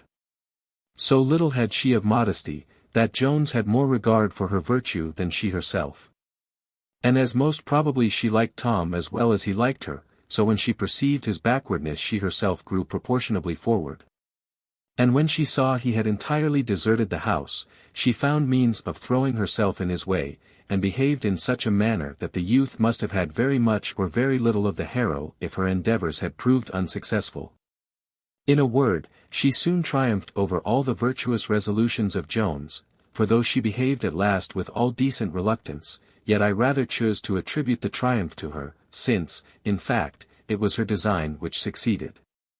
In the conduct of this matter, I say, Molly so well played her part, that Jones attributed the conquest entirely to himself, and considered the young woman as one who had yielded to the violent attacks of his passion. He likewise imputed her yielding to the ungovernable force of her love towards him. And this the reader will allow to have been a very natural and probable supposition, as we have more than once mentioned the uncommon comeliness of his person, and, indeed, he was one of the handsomest young fellows in the world. As there are some minds whose affections, like Master Blifil's, are solely placed on one single person, whose interest and indulgence alone they consider on every occasion, regarding the good and ill of all others as merely indifferent, any farther than as they contribute to the pleasure or advantage of that person, so there is a different temper of mind which borrows a degree of virtue even from self-love. Such can never receive any kind of satisfaction from another, without loving the creature to whom that satisfaction is owing, and without making its well-being in some sort necessary to their own ease. Of this latter species was our hero. He considered this poor girl as one whose happiness or misery he had caused to be dependent on himself. Her beauty was still the object of desire, though greater beauty, or a fresher object, might have been more so. But the little abatement which fruition had occasioned to this was highly overbalanced by the considerations of the affection which she visibly bore him, and of the situation into which he had brought her. The former of these created gratitude, the latter compassion, and both, together with his desire for her person, raised in him a passion which might, without any great violence to the word, be called love. Though, perhaps, it was at first not very judiciously placed. This, then, was the true reason of that insensibility which he had shown to the charms of Sophia, and that behavior in her which might have been reasonably enough interpreted as an encouragement to his addresses. For as he could not think of abandoning his Molly, poor and destitute as she was, so no more could he entertain a notion of betraying such a creature as Sophia. And surely, had he given the least encouragement to any passion for that young lady, he must have been absolutely guilty of one or other of those crimes, either of which would, in my opinion, have very justly subjected him to that fate, which, at his first introduction into this history, I mentioned to have been generally predicted as his certain destiny. Chapter 7. Being the shortest chapter in this book. Her mother first perceived the alteration in the shape of Molly, and in order to hide it from her neighbors, she foolishly clothed her in that sack which Sophia had sent her. Though, indeed, that young lady had little apprehension that the poor woman would have been weak enough to let any of her daughters wear it in that form. Molly was charmed with the first opportunity she ever had of showing her beauty to advantage. For though she could very well bear to contemplate herself in the glass, even when dressed in rags, and though she had in that dress conquered the heart of Jones, and perhaps of some others, yet she thought the addition of finery would much improve her charms, and extend her conquests. Molly, therefore, having dressed herself out in this sack, with a new laced cap, and some other ornaments which Tom had given her, repairs to church with her fan in her hand the very next Sunday. The great are deceived if they imagine they have appropriated ambition and vanity to themselves. These noble qualities flourish as notably in a country church and churchyard as in the drawing-room, or in the closet. Schemes have indeed been laid in the vestry which would hardly disgrace the conclave. Here is a ministry, and here is an opposition. Here are plots and circumventions, parties and factions, equal to those which are to be found in courts. Nor are the women here less practiced in the highest feminine arts than their fair superiors in quality and fortune. Here are prudes and coquettes. Here are dressing and ogling, falsehood, envy, malice, scandal. In short, everything which is common to the most splendid assembly, or politest circle. Let those of high life, therefore, no longer despise the ignorance of their inferiors, nor the vulgar any longer rail at the vices of their betters. Molly had seated herself some time before she was known by her neighbors. And then a whisper ran through the whole congregation, "Who is she?" But when she was discovered, such sneering, giggling, tittering, and laughing ensued among the women, that Mr Allworthy was obliged to exert his authority to preserve any decency among them. Chapter 8. A battle sung by the Muse in the Homerican style, and which none but the classical reader can taste. Mr Western had an estate in this parish. And as his house stood at little greater distance from this church than from his own, he very often came to divine service here, and both he and the charming Sophia happened to be present at this time. Sophia was much pleased with the beauty of the girl, whom she pitied for her simplicity in having dressed herself in that manner, as she saw the envy which it had occasioned among her equals. She no sooner came home than she sent for the gamekeeper, and ordered him to bring his daughter to her, saying she would provide for her in the family, and might possibly place the girl about her own person, when her own maid, who was now going away, had left her. Poor Seagrim was thunderstruck at this. For he was no stranger to the fault in the shape of his daughter. He answered, in a stammering voice, that he was afraid Molly would be too awkward to wait on her ladyship, as she had never been at service. "No matter for that," says Sophia. "She will soon improve. I am pleased with the girl, and am resolved to try her." Black George now repaired to his wife, on whose prudent counsel he depended to extricate him out of this dilemma. But when he came thither he found his house in some confusion. So great envy had this sack occasioned, that when Mr Allworthy and the other gentry were gone from church, the rage, which had hitherto been confined, burst into an uproar. And, having vented itself at first in opprobrious words, laughs, hisses, and gestures, betook itself at last to certain missile weapons, which, though from their plastic nature they threatened neither the loss of life or of limb, were however sufficiently dreadful to a well-dressed lady. Molly had too much spirit to bear this treatment tamely. Having therefore, but hold, as we are diffident of our own abilities, let us here invite a superior power to our assistance. Ye muses, then, whoever ye are, who love to sing battles, and principally thou who whilom didst recount the slaughter in those fields where Hudibras and Trulla fought, if thou wert not starved with thy friend Butler. Assist me on this great occasion. All things are not in the power of all. As a vast herd of cows in a rich farmer's yard, if, while they are milked, they hear their calves at a distance, lamenting the robbery which is then committing, roar and bellow. So roared forth the Somersetshire mob and hallelujah, made up of almost as many squalls, screams, and other different sounds as there were persons, or indeed passions among them. Some were inspired by rage, others alarmed by fear. And others had nothing in their heads but the love of fun.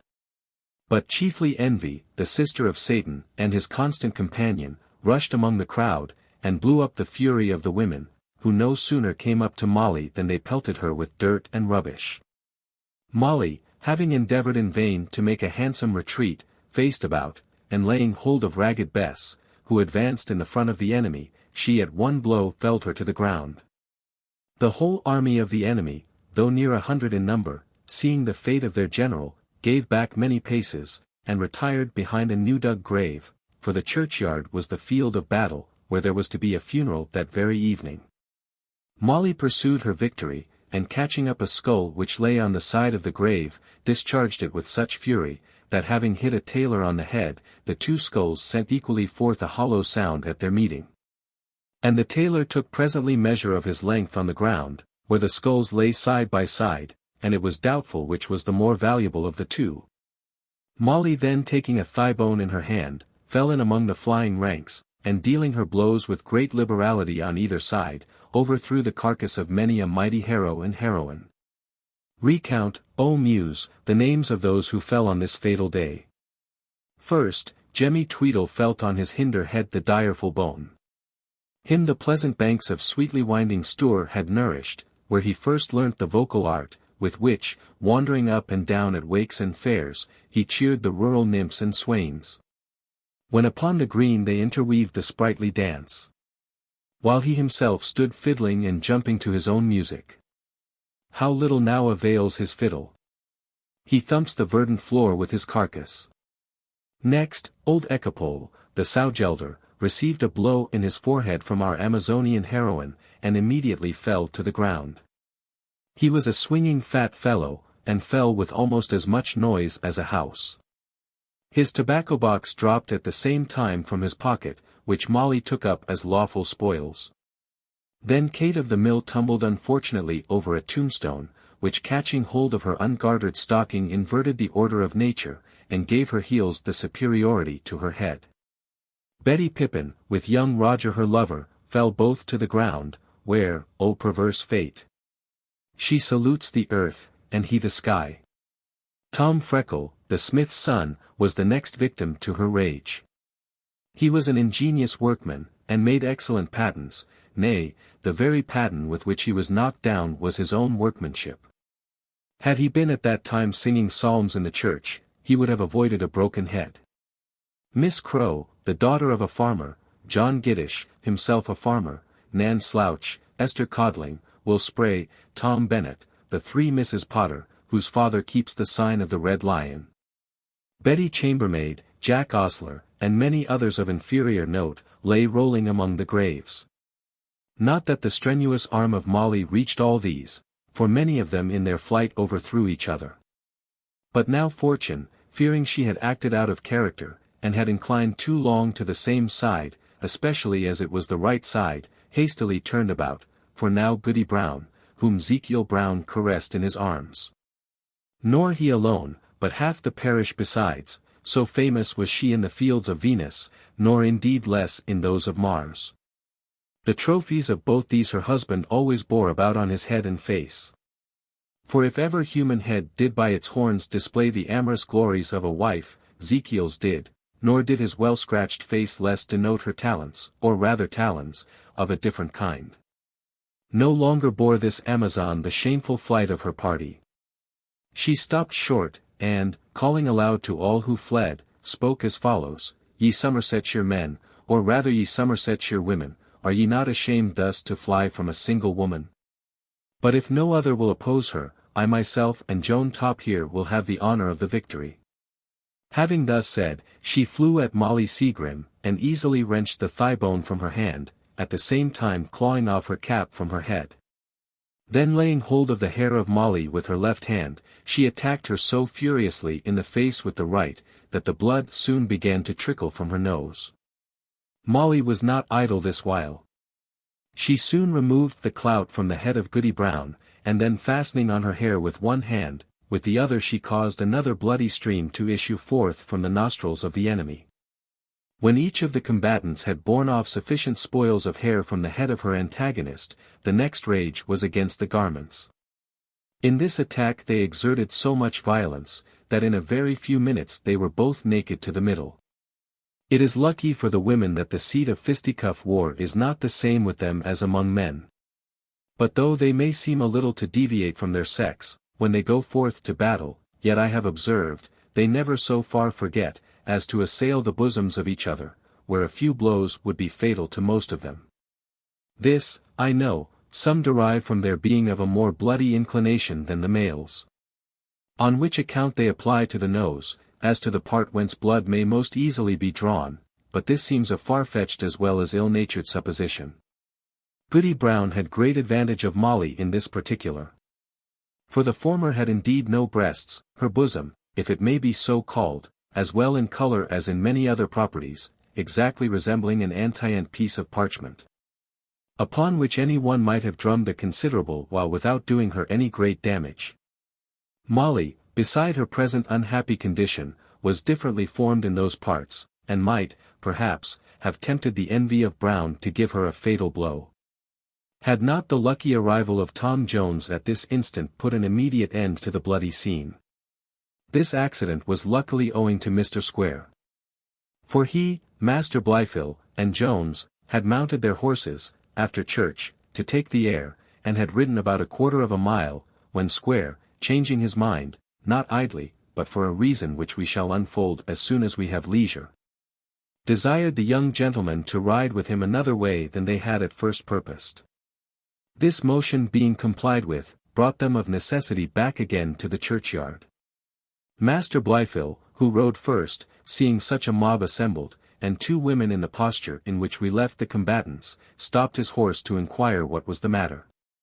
A country fellow, scratching his head, answered him, I don't know, meester, unt I, and please your honour, here hath been a fight, I think, between Goody Brown and Moll Seagrim. Who, cries Tom. But without waiting for an answer, having discovered the features of his Molly through all the discomposure in which they now were, he hastily alighted, turned his horse loose, and, leaping over the wall, ran to her. She now first bursting into tears, told him how barbarously she had been treated. Upon which, forgetting the sex of Goody Brown, or perhaps not knowing it in his rage, for, in reality, she had no feminine appearance but a petticoat, which he might not observe, he gave her a lash or two with his horsewhip. And then flying at the mob, who were all accused by Moll, he dealt his blows so profusely on all sides, that unless I would again invoke the muse, which the good-natured reader may think a little too hard upon her, as she hath so lately been violently sweated, it would be impossible for me to recount the horsewhipping of that day. Having scoured the whole coast of the enemy, as well as any of Homer's heroes ever did, or as Don Quixote or any knight-errant in the world could have done, he returned to Molly, whom he found in a condition which must give both me and my reader pain, was it to be described here. Tom raved like a madman, beat his breast, tore his hair, stamped on the ground, and vowed the utmost vengeance on all who had been concerned. He then pulled off his coat, and buttoned it round her, put his hat upon her head, wiped the blood from her face as well as he could with his handkerchief, and called out to the servant to ride as fast as possible for a side saddle, or a pillion, that he might carry her safe home. Master Blifil objected to the sending away the servant, as they had only one with them, but as Square seconded the order of Jones, he was obliged to comply. The servant returned in a very short time with the pillion, and Molly, having collected her rags as well as she could, was placed behind him. In which manner she was carried home, Square, Blifil, and Jones attending. Here Jones, having received his coat, given her a sly kiss, and whispered her, that he would return in the evening, quitted his Molly, and rode on after his companions. Chapter 9. Containing matter of no very peaceable colour. Molly had no sooner apparelled herself in her accustomed rags, than her sisters began to fall violently upon her, particularly her eldest sister, who told her she was well enough served. How had she the assurance to wear a gown which young Madam Western had given to mother? If one of us was to wear it, I think, says she, I myself have the best right, but I warrant you think it belongs to your beauty. I suppose you think yourself more handsomer than any of us. Hand her down the bit of glass from over the cupboard, cries another, I'd washed the blood from my face before I talked of my beauty. You'd better have minded what the parson says, cries the eldest, and not a hearkened after men voke. Indeed, child, and so she had, says the mother, sobbing, she hath brought a disgrace upon us all. She's the worst of the family that ever was a whore. You need not upbraid me with that, mother, cries Molly, you yourself was brought to bed of sister there, within a week after you was married. Yes, hussy, answered the enraged mother, so I was, and what was the mighty matter of that? I was made an honest woman then, and if you was to be made an honest woman, I should not be angry. But you must have to doing with a gentleman, you nasty slut, you will have a bastard, hussy, you will, and that I defy any one to say of me. In this situation Black George found his family, when he came home for the purpose before mentioned. As his wife and 3 daughters were all of them talking together, and most of them crying, it was some time before he could get an opportunity of being heard. But as soon as such an interval occurred, he acquainted the company with what Sophia had said to him. Goody Seagrim then began to revile her daughter afresh. Here, says she, you have brought us into a fine quandary indeed. What will madam say to that big belly? Oh, that ever I should live to see this day. Molly answered with great spirit, and what is this mighty place which you have got for me, father? For he had not well understood the phrase used by Sophia of being about her person. I suppose it is to be under the cook, but I shan't wash dishes for anybody. My gentleman will provide better for me. See what he hath given me this afternoon. He hath promised I shall never want money, and you shan't want money neither, mother, if you will hold your tongue, and know when you are well. And so saying, she pulled out several guineas, and gave her mother one of them. The good woman no sooner felt the gold within her palm, than her temper began, such is the efficacy of that panacea, to be mollified. Why, husband, says she, would any but such a blockhead as you not have inquired what place this was before he had accepted it? Perhaps, as Molly says, it may be in the kitchen, and truly I don't care my daughter should be a scullion wench. For, poor as I am a gentlewoman. And though I was obliged, as my father, who was a clergyman, died worse than nothing, and so could not give me a shilling of potion, to undervalue myself by marrying a poor man. Yet I would have you to know, I have a spirit above all them things. Mary come up. It would better become Madam Western to look at home, and remember who her own grandfather was. Some of my family, for aught I know, might ride in their coaches, when the grandfathers of some folk walked afoot. I warrant she fancies she did a mighty matter, when she sent us that old gown. Some of my family would not have picked up such rags in the street, but poor people are always trampled upon. The parish need not have been in such a fluster with Molly. You might have told them, child, your grandmother wore better things new out of the shop. Well, but consider, cried George, what answer shall I make to madam? I don't know what answer, says she. You are always bringing your family into one quandary or other. Do you remember when you shot the partridge, the occasion of all our misfortunes? Did not I advise you never to go into Squire Western's manor?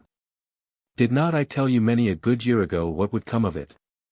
But you would have your own headstrong ways, yes, you would, you villain.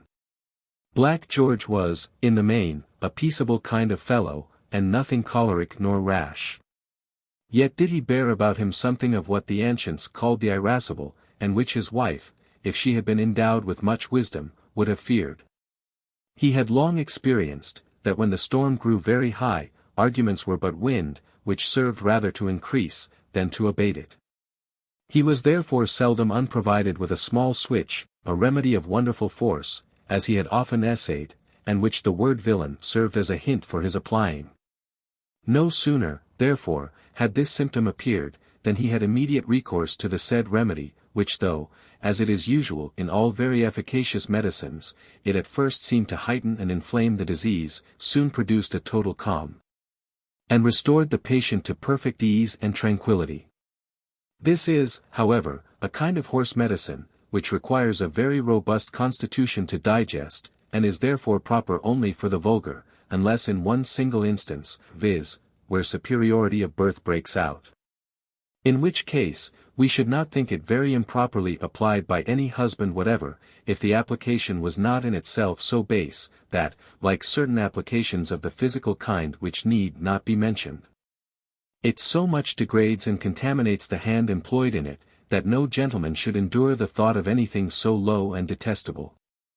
The whole family were soon reduced to a state of perfect quiet, for the virtue of this medicine, like that of electricity, is often communicated through one person to many others, who are not touched by the instrument. To say the truth, as they both operate by friction, it may be doubted whether there is not something analogous between them, of which Mr. Freak would do well to inquire, before he publishes the next edition of his book. A council was now called, in which, after many debates, Molly still persisting that she would not go to service, it was at length resolved, that Goody Seagrim herself should wait on Miss Western, and endeavour to procure the place for her eldest daughter, who declared great readiness to accept it, but Fortune, who seems to have been an enemy of this little family, afterwards put a stop to her promotion. Chapter 10, A Story Told by Mr. Supple, the Curate. The penetration of Squire Western. His great love for his daughter, and the return to it made by her. The next morning Tom Jones hunted with Mr. Western, and was at his return invited by that gentleman to dinner. The lovely Sophia shone forth that day with more gaiety and sprightliness than usual. Her battery was certainly levelled at our hero. Though, I believe, she herself scarce yet knew her own intention, but if she had any design of charming him, she now succeeded. Mr. Supple, the curate of Mr. Allworthy's parish, made one of the company. He was a good-natured worthy man, but chiefly remarkable for his great taciturnity at table, though his mouth was never shut at it. In short, he had one of the best appetites in the world. However, the cloth was no sooner taken away, than he always made sufficient amends for his silence, for he was a very hearty fellow, and his conversation was often entertaining, never offensive. At his first arrival, which was immediately before the entrance of the roast beef, he had given an intimation that he had brought some news with him, and was beginning to tell, that he came that moment from Mr. Allworthy's. When the sight of the roast beef struck him dumb, permitting him only to say grace, and to declare he must pay his respect to the baronet, for so he called the sirloin. When dinner was over, being reminded by Sophia of his news, he began as follows: I believe, lady, your ladyship observed a young woman at church yesterday at evensong, who was dressed in one of your outlandish garments. I think I have seen your ladyship in such a one. However, in the country, such dresses are rara avis in terris, negroque similima signo. That is, madam, as much as to say, a rare bird upon the earth, and very like a black swan. The verse is in juvenal. But to return to what I was relating. I was saying such garments are rare sights in the country. And perchance, too, it was thought the more rare, respect being had to the person who wore it, who, they tell me, is the daughter of Black George, your worship's gamekeeper, whose sufferings, I should have opined, might have taught him more wit than to dress forth his wenches in such gaudy apparel. She created so much confusion in the congregation, that if Squire Allworthy had not silenced it, it would have interrupted the service, for I was once about to stop in the middle of the first lesson. Howbeit, nevertheless, after prayer was over, and I was departed home, this occasioned a battle in the churchyard, where, amongst other mischief, the head of a travelling fiddler was very much broken. This morning the fiddler came to Squire Allworthy for a warrant, and the wench was brought before him. The squire was inclined to have compounded matters, when, lo! On a sudden the wench appeared, I ask your ladyship's pardon, to be, as it were, at the eve of bringing forth a bastard. The squire demanded of her who was the father. But she pertinaciously refused to make any response. So that he was about to make her mit imus to Bridewell when I departed. And is a wench having a bastard all your news, doctor, cries Western, I thought it might have been some public matter, something about the nation. I am afraid it is too common, indeed, answered the parson, but I thought the whole story altogether deserved commemorating.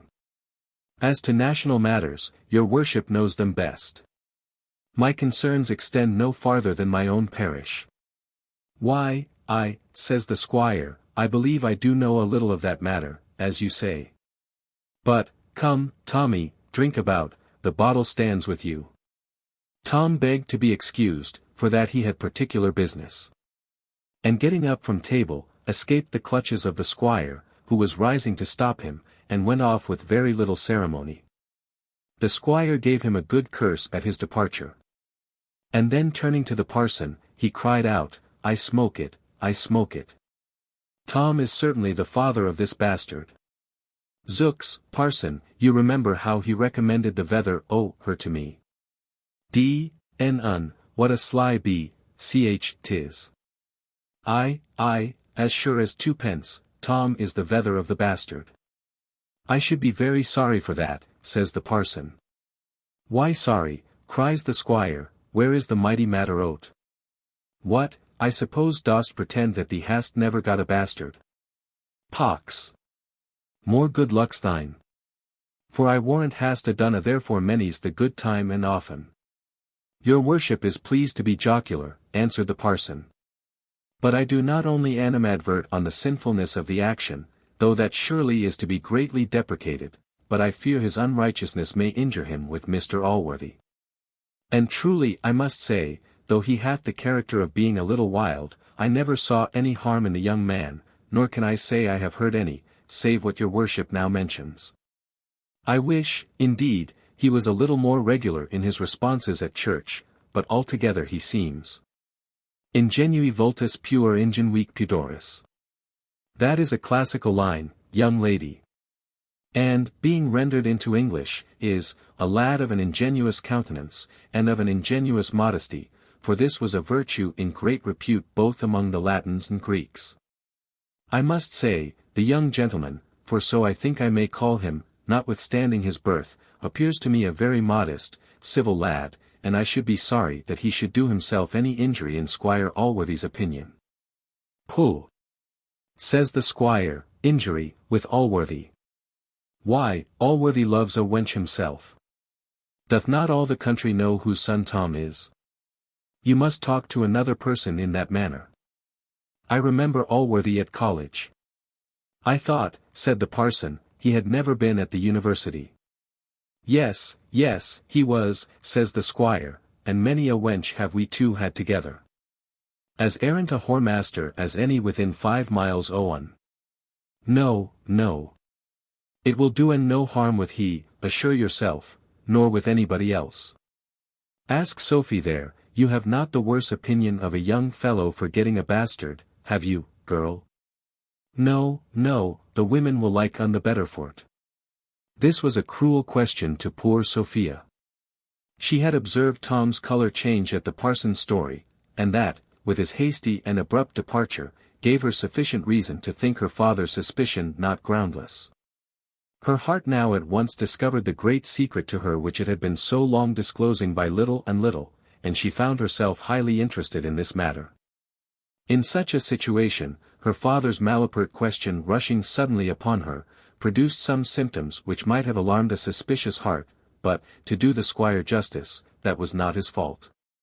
When she rose therefore from her chair, and told him a hint from him was always sufficient to make her withdraw, he suffered her to leave the room, and then with great gravity of countenance remarked, that it was better to see a daughter over-modest than over-forward. A sentiment which was highly applauded by the parson.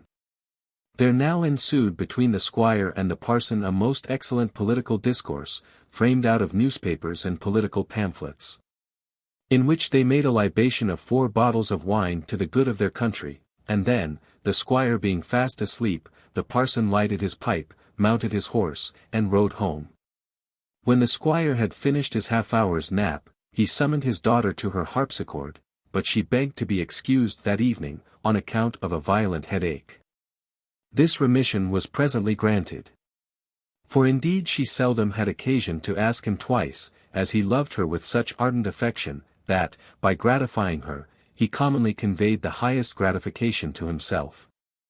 She was really, what he frequently called her, his little darling, and she well deserved to be so, for she returned all his affection in the most ample manner. She had preserved the most inviolable duty to him in all things. And this her love made not only easy, but so delightful, that when one of her companions laughed at her for placing so much merit in such scrupulous obedience, as that young lady called it, Sophia answered, "You mistake me, madam. If you think I value myself upon this account. For besides that I am barely discharging my duty, I am likewise pleasing myself. I can truly say I have no delight equal to that of contributing to my father's happiness. And if I value myself, my dear, it is on having this power, and not on executing it." This was a satisfaction, however, which poor Sophia was incapable of tasting this evening. She therefore not only desired to be excused from her attendance at the harpsichord, but likewise begged that he would suffer her to absent herself from supper. To this request likewise the squire agreed, though not without some reluctance. For he scarce ever permitted her to be out of his sight, unless when he was engaged with his horses, dogs, or bottle. Nevertheless he yielded to the desire of his daughter, though the poor man was at the same time obliged to avoid his own company, if I may so express myself, by sending for a neighboring farmer to sit with him. Chapter 11. The narrow escape of Molly Seagrim, with some observations for which we have been forced to dive pretty deep into nature. Tom Jones had ridden one of Mr. Western's horses that morning in the chase. So that having no horse of his own in the squire's stable, he was obliged to go home on foot. This he did so expeditiously that he ran upwards of 3 miles within the half-hour. Just as he arrived at Mr. Allworthy's outward gate, he met the constable and company with Molly in their possession, whom they were conducting to that house where the inferior sort of people may learn one good lesson, viz. Respect and deference to their superiors, since it must show them the wide distinction fortune intends between those persons who are to be corrected for their faults, and those who are not. Which lesson if they do not learn, I am afraid they very rarely learn any other good lesson, or improve their morals, at the house of correction. A lawyer may perhaps think Mr. Allworthy exceeded his authority a little in this instance.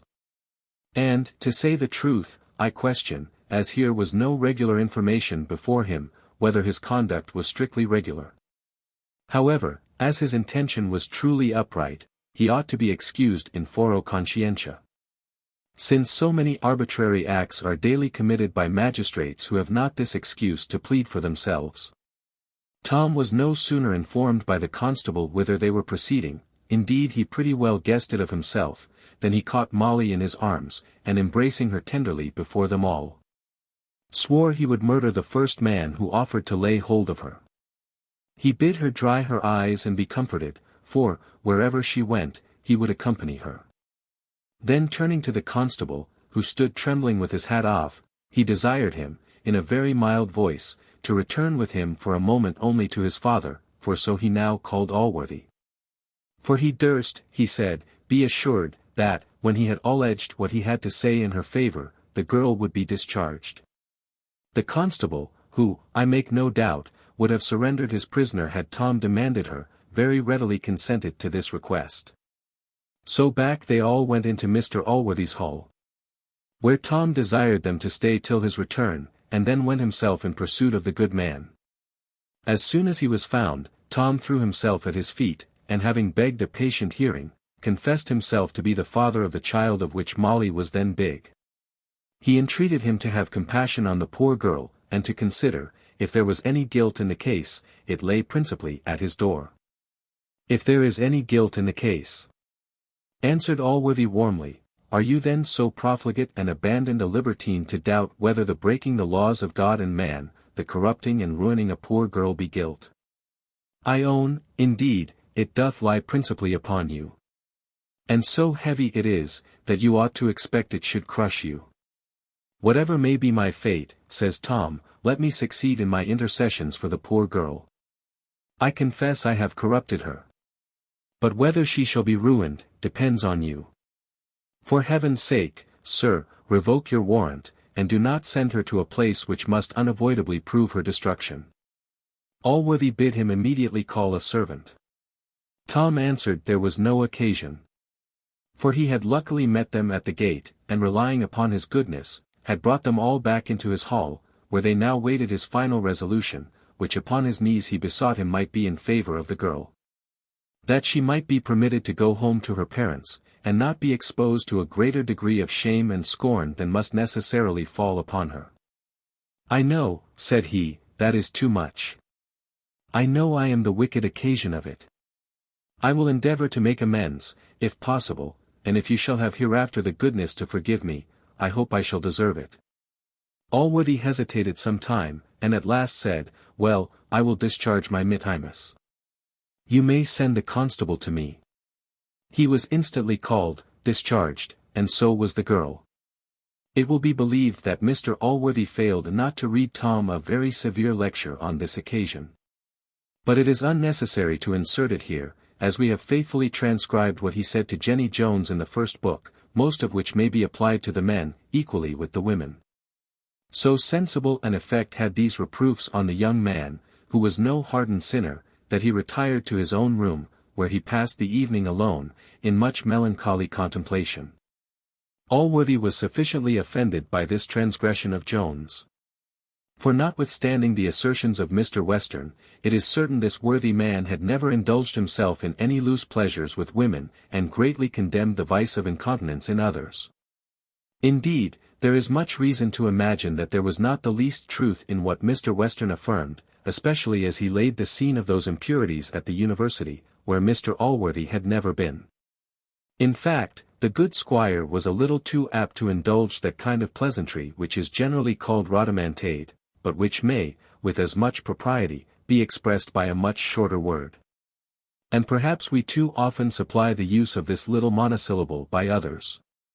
Since very much of what frequently passes in the world for wit and humour, should, in the strictest purity of language, receive that short appellation, which, in conformity to the well-bred laws of custom, I here suppress. But whatever detestation Mr. Allworthy had to this or to any other vice, he was not so blinded by it but that he could discern any virtue in the guilty person, as clearly indeed as if there had been no mixture of vice in the same character. While he was angry therefore with the incontinence of Jones, he was no less pleased with the honour and honesty of his self-accusation. He began now to form in his mind the same opinion of this young fellow, which, we hope, our reader may have conceived. And in balancing his faults with his perfections, the latter seemed rather to preponderate. It was to no purpose, therefore, that Thwackum, who was immediately charged by Mr. Blifil with the story, unbended all his rancour against poor Tom. Allworthy gave a patient hearing to their invectives, and then answered coldly, that young men of Tom's complexion were too generally addicted to this vice. But he believed that youth was sincerely affected with what he had said to him on the occasion, and he hoped he would not transgress again. So that, as the days of whipping were at an end, the tutor had no other vent but his own mouth for his gall, the usual poor resource of impotent revenge. But Squire, who was a less violent, was a much more artful man. And as he hated Jones more perhaps than Thwackum himself did, so he contrived to do him more mischief in the mind of Mr. Allworthy. The reader must remember the several little incidents of the partridge, the horse, and the Bible, which were recounted in the second book. By all which Jones had rather improved than injured the affection which Mr. Allworthy was inclined to entertain for him. The same, I believe, must have happened to him with every other person who hath any idea of friendship, generosity, and greatness of spirit, that is to say, who hath any traces of goodness in his mind. Squire himself was not unacquainted with the true impression which those several instances of goodness had made on the excellent heart of Allworthy. For the philosopher very well knew what virtue was, though he was not always perhaps steady in its pursuit. But as for Thwackum, from what reason I will not determine, no such thoughts ever entered into his head. He saw Jones in a bad light, and he imagined Allworthy saw him in the same, but that he was resolved, from pride and stubbornness of spirit, not to give up the boy whom he had once cherished. Since by so doing, he must tacitly acknowledge that his former opinion of him had been wrong. Squire therefore embraced this opportunity of injuring Jones in the tenderest part, by giving a very bad turn to all these before-mentioned occurrences. I am sorry, sir, said he, to own I have been deceived as well as yourself. I could not, I confess, help being pleased with what I ascribed to the motive of friendship, though it was carried to an excess, and all excess is faulty and vicious, but in this I made allowance for youth. Little did I suspect that the sacrifice of truth, which we both imagined to have been made to friendship, was in reality a prostitution of it to a depraved and debauched appetite. You now plainly see whence all the seeming generosity of this young man to the family of the gamekeeper proceeded.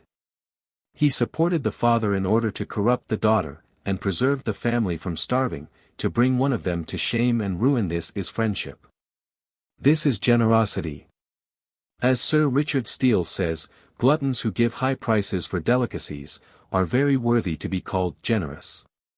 In short, I am resolved, from this instance, never to give way to the weakness of human nature more, nor to think anything virtue which doth not exactly quadrate with the unerring rule of right. The goodness of Allworthy had prevented those considerations from occurring to himself, yet were they too plausible to be absolutely and hastily rejected, when laid before his eyes by another. Indeed, what Squire had said sunk very deeply into his mind, and the uneasiness which it there created was very visible to the other.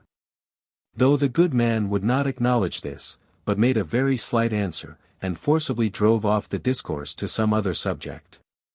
It was well perhaps for poor Tom, that no such suggestions had been made before he was pardoned. For they certainly stamped in the mind of Allworthy the first bad impression concerning Jones. Chapter 12. Containing much clearer matters, but which flowed from the same fountain with those in the preceding chapter. The reader will be pleased, I believe, to return with me to Sophia. She passed the night, after we saw her last, in no very agreeable manner. Sleep befriended her but little, and dreams less. In the morning, when Mrs. Honor, her maid, attended her at the usual hour, she was found already up and dressed. Persons who live 2 or 3 miles distance in the country are considered as next-door neighbors, and transactions at the one house fly with incredible celerity to the other. Mrs. Honor, therefore, had heard the whole story of Molly's shame. Which she, being of a very communicative temper, had no sooner entered the apartment of her mistress, than she began to relate in the following manner. "La, ma'am, what doth your lordship think? The girl that your lordship saw at church on Sunday, whom you thought so handsome. Though you would not have thought her so handsome neither, if you had seen her nearer, but to be sure she hath been carried before the justice for being big with child. She seemed to me to look like a confident slut, and to be sure she hath laid the child to young Mr. Jones. And all the parish says Mr. Allworthy is so angry with young Mr. Jones, that he won't see him. To be sure, one can't help pitying the poor young man, and yet he doth not deserve much pity neither, for demeaning himself with such kind of trumpery. Yet he is so pretty a gentleman, I should be sorry to have him turned out of doors. I dares to swear the wench was as willing as he, for she was always a forward kind of body. And when wenches are so coming, young men are not so much to be blamed neither, for to be sure they do no more than what is natural. Indeed, it is beneath them to meddle with such dirty draggle-tails, and whatever happens to them, it is good enough for them. And yet, to be sure, the vile baggages are most in fault. I wishes, with all my heart, they were well to be whipped at the cart's tail, for it is pity they should be the ruin of a pretty young gentleman. And nobody can deny but that Mr. Jones is one of the most handsomest young men that ever." She was running on thus, when Sophia, with a more peevish voice than she had ever spoken to her in before, cried, "Prithee, why dost thou trouble me with all this stuff? What concern have I in what Mr. Jones doth? I suppose you are all alike. And you seem to me to be angry it was not your own case." "I, ma'am," answered Mrs. Honor, "I am sorry your ladyship should have such an opinion of me. I am sure nobody can say any such thing of me. All the young fellows in the world may go to the divil for me. Because I said he was a handsome man. Everybody says it as well as I. To be sure, I never thought as it was any harm to say a young man was handsome, but to be sure I shall never think him so any more now, for handsome is that handsome does. A beggar wench." "Stop thy torrent of impertinence," cries Sophia, and see whether my father wants me at breakfast." Mrs. Honor then flung out of the room, muttering much to herself, of which, "Mary come up, I assure you," was all that could be plainly distinguished. Whether Mrs. Honor really deserved that suspicion, of which her mistress gave her a hint, is a matter which we cannot indulge our reader's curiosity by resolving. We will, however, make him amends in disclosing what passed in the mind of Sophia. The reader will be pleased to recollect, that a secret affection for Mr. Jones had insensibly stolen into the bosom of this young lady. That it had there grown to a pretty great height before she herself had discovered it. When she first began to perceive its symptoms, the sensations were so sweet and pleasing, that she had not resolution sufficient to check or repel them, and thus she went on cherishing a passion of which she never once considered the consequences. This incident relating to Molly first opened her eyes. She now first perceived the weakness of which she had been guilty. And though it caused the utmost perturbation in her mind, yet it had the effect of other nauseous physic, and for the time expelled her distemper. Its operation indeed was most wonderfully quick. And in the short interval, while her maid was absent, so entirely removed all symptoms, that when Mrs. Honor returned with a summons from her father, she was become perfectly easy, and had brought herself to a thorough indifference for Mr. Jones. The diseases of the mind do in almost every particular imitate those of the body. For which reason, we hope, that learned faculty, for whom we have so profound a respect, will pardon us the violent hands we have been necessitated to lay on several words and phrases, which of right belong to them, and without which our descriptions must have been often unintelligible. Now there is no one circumstance in which the distempers of the mind bear a more exact analogy to those which are called bodily, than that aptness which both have to a relapse. This is plain in the violent diseases of ambition and avarice. I have known ambition, when cured at court by frequent disappointments, which are the only physic for it, to break out again in a contest for foreman of the grand jury at an assizes. And have heard of a man who had so far conquered avarice, as to give away many a sixpence, that comforted himself, at last, on his deathbed, by making a crafty and advantageous bargain concerning his ensuing funeral, with an undertaker who had married his only child.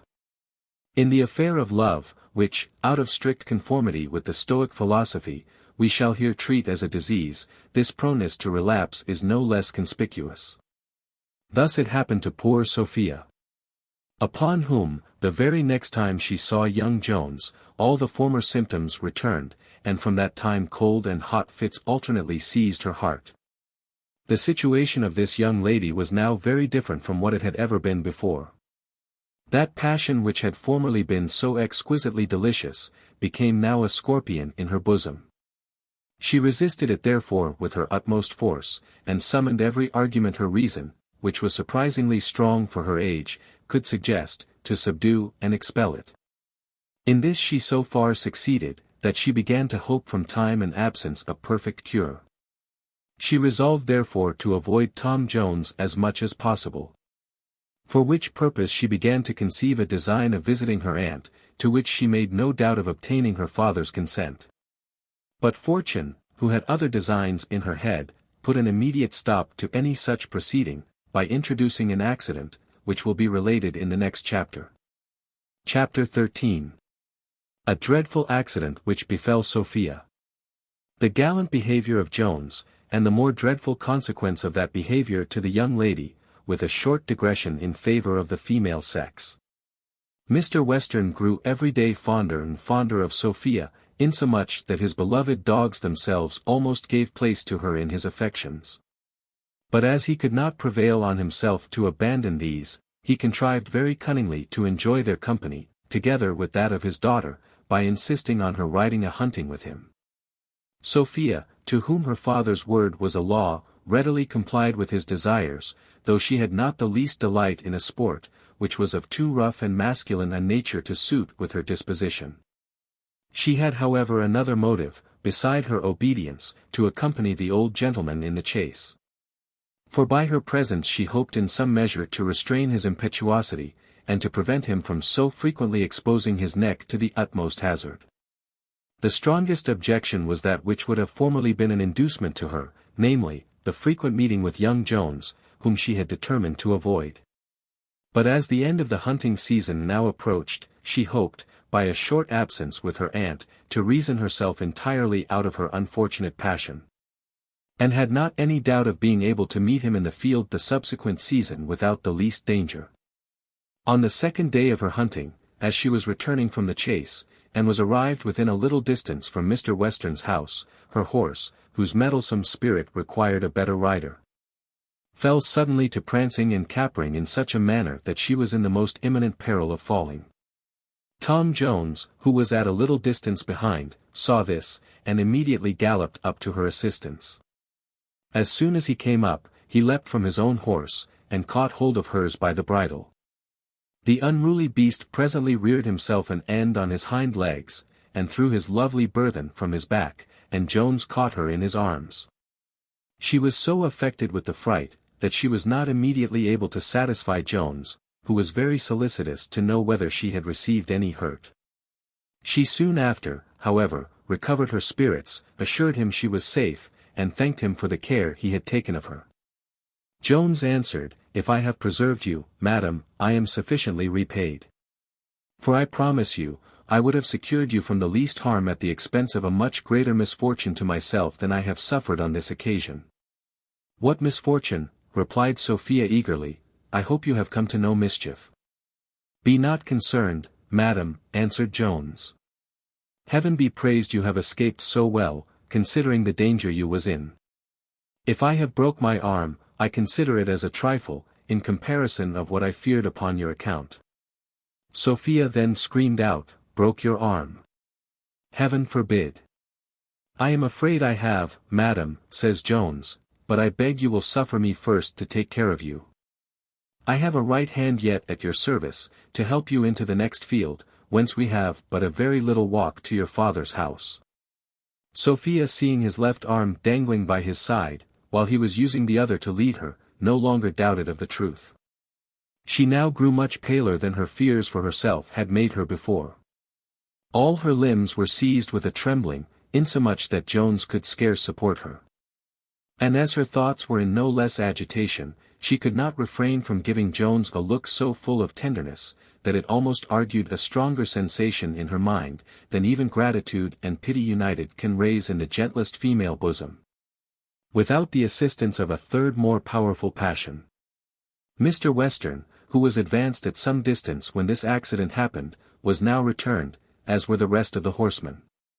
Sophia immediately acquainted them with what had befallen Jones, and begged them to take care of him.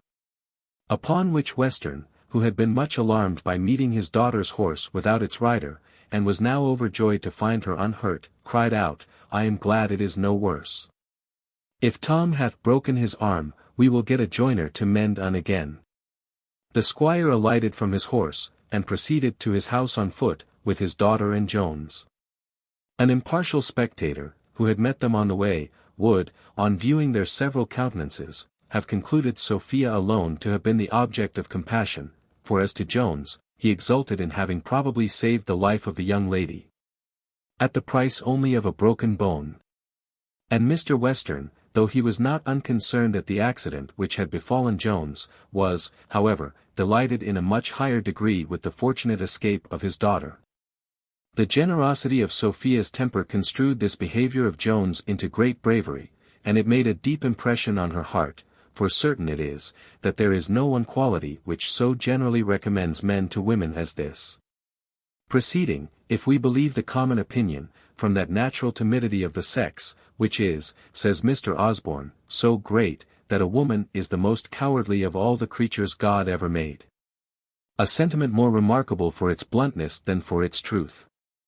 Aristotle, in his Politics, doth them, I believe, more justice, when he says, "The modesty and fortitude of men differ from those virtues in women. For the fortitude which becomes a woman, would be cowardice in a man, and the modesty which becomes a man, would be pertness in a woman." Nor is there, perhaps, more of truth in the opinion of those who derive the partiality which women are inclined to show to the brave, from this excess of their fear. Mr. Bell, I think, in his article of Helen, imputes this, and with greater probability, to their violent love of glory. For the truth of which, we have the authority of him who of all others saw farthest into human nature, and who introduces the heroine of his Odyssey, the great pattern of matrimonial love and constancy, assigning the glory of her husband as the only source of her affection towards him. Asterisk. Asterisk, the English reader will not find this in the poem, for the sentiment is entirely left out in the translation. However this be, certain it is that the accident operated very strongly on Sophia. And, indeed, after much inquiry into the matter, I am inclined to believe, that, at this very time, the charming Sophia made no less impression on the heart of Jones. To say truth, he had for some time become sensible of the irresistible power of her charms. Chapter 14. The arrival of a surgeon, his operations, and a long dialogue between Sophia and her maid. When they arrived at Mr. Western's hall, Sophia, who had tottered along with much difficulty, sunk down in her chair. But by the assistance of hartshorn and water, she was prevented from fainting away, and had pretty well recovered her spirits, when the surgeon who was sent for to Jones appeared. Mr. Western, who imputed these symptoms in his daughter to her fall, advised her to be presently blooded by way of prevention. In this opinion he was seconded by the surgeon, who gave so many reasons for bleeding, and quoted so many cases where persons had miscarried for want of it, that the squire became very importunate, and indeed insisted peremptorily that his daughter should be blooded. Sophia soon yielded to the commands of her father, though entirely contrary to her own inclinations, for she suspected, I believe, less danger from the fright, than either the squire or the surgeon. She then stretched out her beautiful arm, and the operator began to prepare for his work. While the servants were busied in providing materials, the surgeon, who imputed the backwardness which had appeared in Sophia to her fears, began to comfort her with assurances that there was not the least danger. For no accident, he said, could ever happen in bleeding, but from the monstrous ignorance of pretenders to surgery, which he pretty plainly insinuated was not at present to be apprehended. Sophia declared she was not under the least apprehension, adding, if you open an artery, I promise you I'll forgive you. Will you? Cries Western, D.N. me, if I will. If he does thee the least mischief, D.N. me if I don't hot the heart's blood on out. The surgeon assented to bleed her upon these conditions, and then proceeded to his operation, which he performed with as much dexterity as he had promised, and with as much quickness, for he took but little blood from her, saying, it was much safer to bleed again and again, than to take away too much at once. Sophia, when her arm was bound up, retired, for she was not willing, nor was it, perhaps, strictly decent, to be present at the operation on Jones. Indeed, one objection which she had to bleeding, though she did not make it, was the delay which it would occasion to setting the broken bone. For Western, when Sophia was concerned, had no consideration but for her. And as for Jones himself, he sat like Patience on a monument smiling at grief. To say the truth, when he saw the blood springing from the lovely arm of Sophia, he scarce thought of what had happened to himself. The surgeon now ordered his patient to be stripped to his shirt, and then entirely baring the arm, he began to stretch and examine it, in such a manner that the tortures he put him to caused Jones to make several wry faces. Which the surgeon observing, greatly wondered at, crying, What is the matter, sir? I am sure it is impossible I should hurt you. And then holding forth the broken arm, he began a long and very learned lecture of anatomy, in which simple and double fractures were most accurately considered. And the several ways in which Jones might have broken his arm were discussed, with proper annotations showing how many of these would have been better, and how many worse than the present case. Having at length finished his labored harangue, with which the audience, though it had greatly raised their attention and admiration, were not much edified, as they really understood not a single syllable of all he had said. He proceeded to business, which he was more expeditious in finishing, than he had been in beginning. Jones was then ordered into a bed, which Mr. Western compelled him to accept at his own house, and sentence of water gruel was passed upon him. Among the good company which had attended in the hall during the bone-setting, Mrs. Honor was one, who being summoned to her mistress as soon as it was over, and asked by her how the young gentleman did, presently launched into extravagant praises on the magnanimity, as she called it, of his behavior, which, she said, was so charming in so pretty a creature. She then burst forth into much warmer encomiums on the beauty of his person, enumerating many particulars, and ending with the whiteness of his skin. This discourse had an effect on Sophia's countenance, which would not perhaps have escaped the observance of the sagacious waiting woman, had she once looked her mistress in the face, all the time she was speaking, but as a looking-glass, which was most commodiously placed opposite to her, gave her an opportunity of surveying those features, in which, of all others, she took most delight. So she had not once removed her eyes from that amiable object during her whole speech. Mrs. Honor was so entirely wrapped up in the subject on which she exercised her tongue, and the object before her eyes, that she gave her mistress time to conquer her confusion. Which having done, she smiled on her maid, and told her, she was certainly in love with this young fellow. "I in love, madam," answers she, "upon my word, ma'am, I assure you, ma'am, upon my soul, ma'am, I am not." "Why, if you was," cries her mistress, "I see no reason that you should be ashamed of it, for he is certainly a pretty fellow." "Yes, ma'am," answered the other, "that he is, the most handsomest man I ever saw in my life." "Yes, to be sure, that he is, and, as your ladyship says, I don't know why I should be ashamed of loving him, though he is my betters to be sure, gentlefolks are but flesh and blood no more than us servants. Besides, as for Mr. Jones, though Squire Allworthy hath made a gentleman of him, he was not so good as myself by birth, for though I am a poor body, I am an honest person's child, and my father and mother were married. Which is more than some people can say, as high as they hold their heads. Marry, come up. I assure you, my dirty cousin. Though his skin be so white, and to be sure it is the most whitest that ever was seen, I am a Christian as well as he, and nobody can say that I am base-born. My grandfather was a clergyman, and would have been very angry, I believe, to have thought any of his family should have taken up with Molly Seagrim's dirty leavings. This is the second person of low condition whom we have recorded in this history to have sprung from the clergy. It is to be hoped such instances will, in future ages, when some provision is made for the families of the inferior clergy, appear stranger than they can be thought at present. Perhaps Sophia might have suffered her maid to run on in this manner, from wanting sufficient spirits to stop her tongue, which the reader may probably conjecture was no very easy task. For certainly there were some passages in her speech which were far from being agreeable to the lady. However, she now checked the torrent, as there seemed no end of its flowing. "I wonder," says she, "at your assurance in daring to talk thus of one of my father's friends. As to the wench, I order you never to mention her name to me.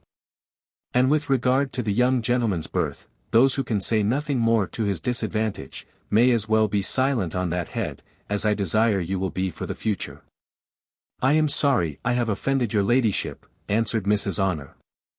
"I am sure I hate Molly Seagrim as much as your ladyship can, and as for abusing Squire Jones, I can call all the servants in the house to witness, that whenever any talk hath been about bastards, I have always taken his part.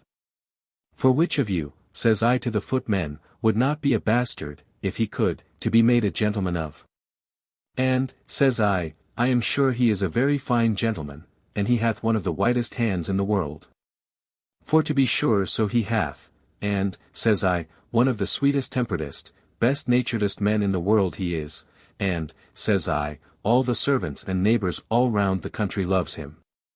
And, to be sure, I could tell your ladyship something, but that I am afraid it would offend you." "What could you tell me, Honor?" says Sophia. "Nay, ma'am, to be sure he meant nothing by it, therefore I would not have your ladyship be offended." "Prithee tell me," says Sophia, "I will know it this instant."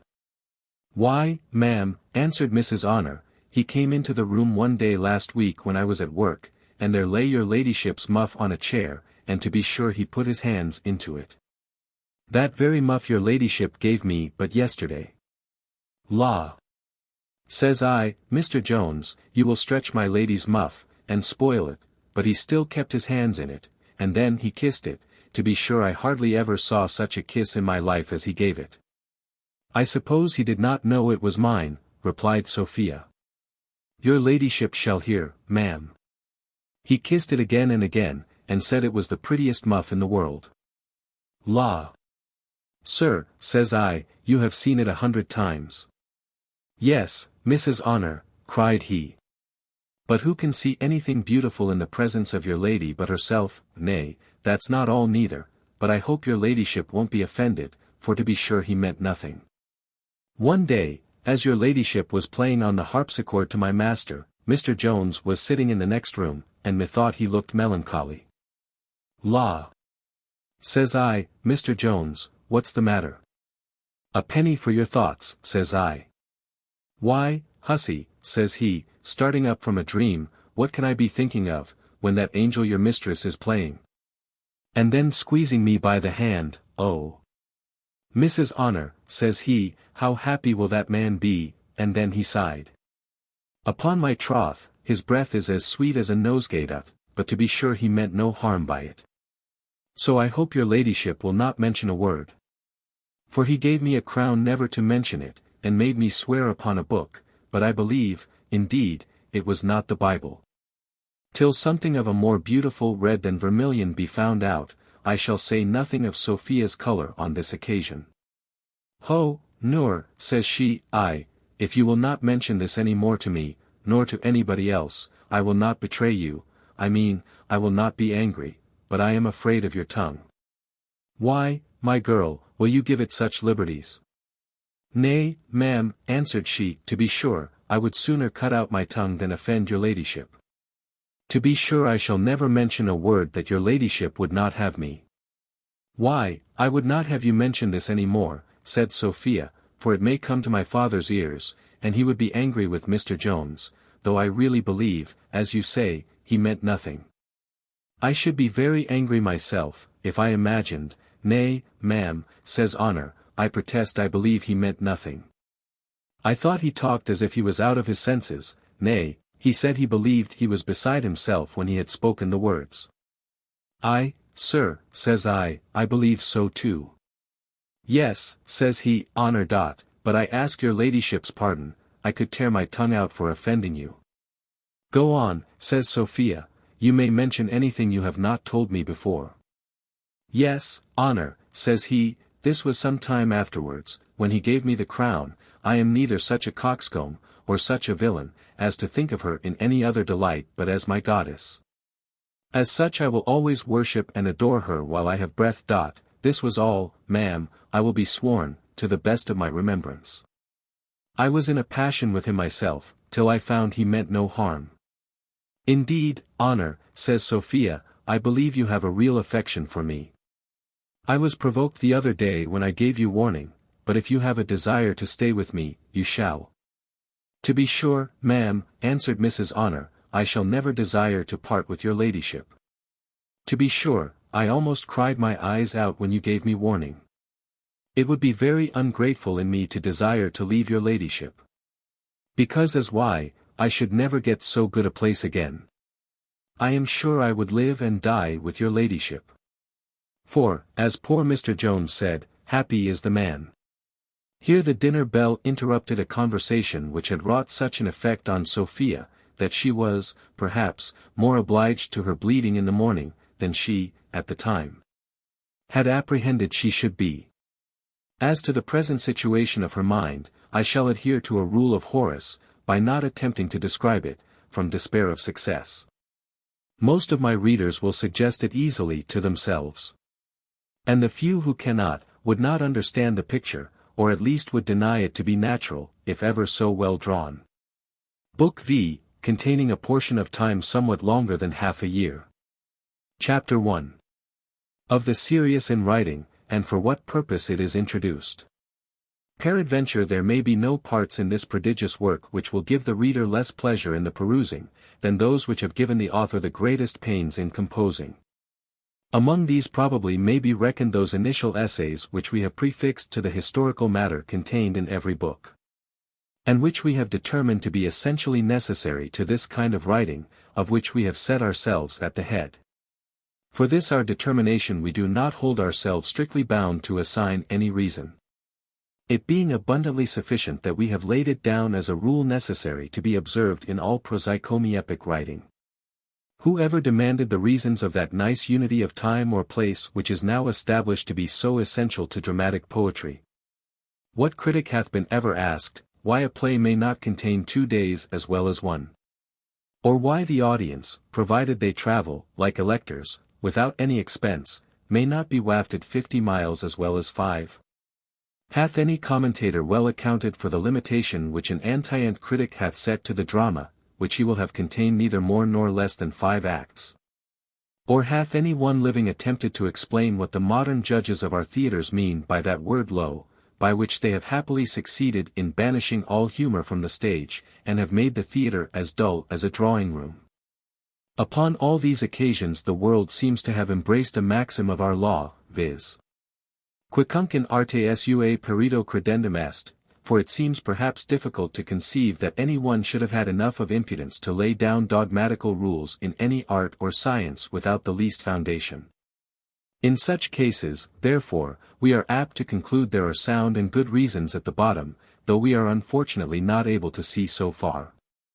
Now, in reality, the world have paid too great a compliment to critics, and have imagined them men of much greater profundity than they really are. From this complaisance, the critics have been emboldened to assume a dictatorial power, and have so far succeeded, that they are now become the masters. And have the assurance to give laws to those authors from whose predecessors they originally received them.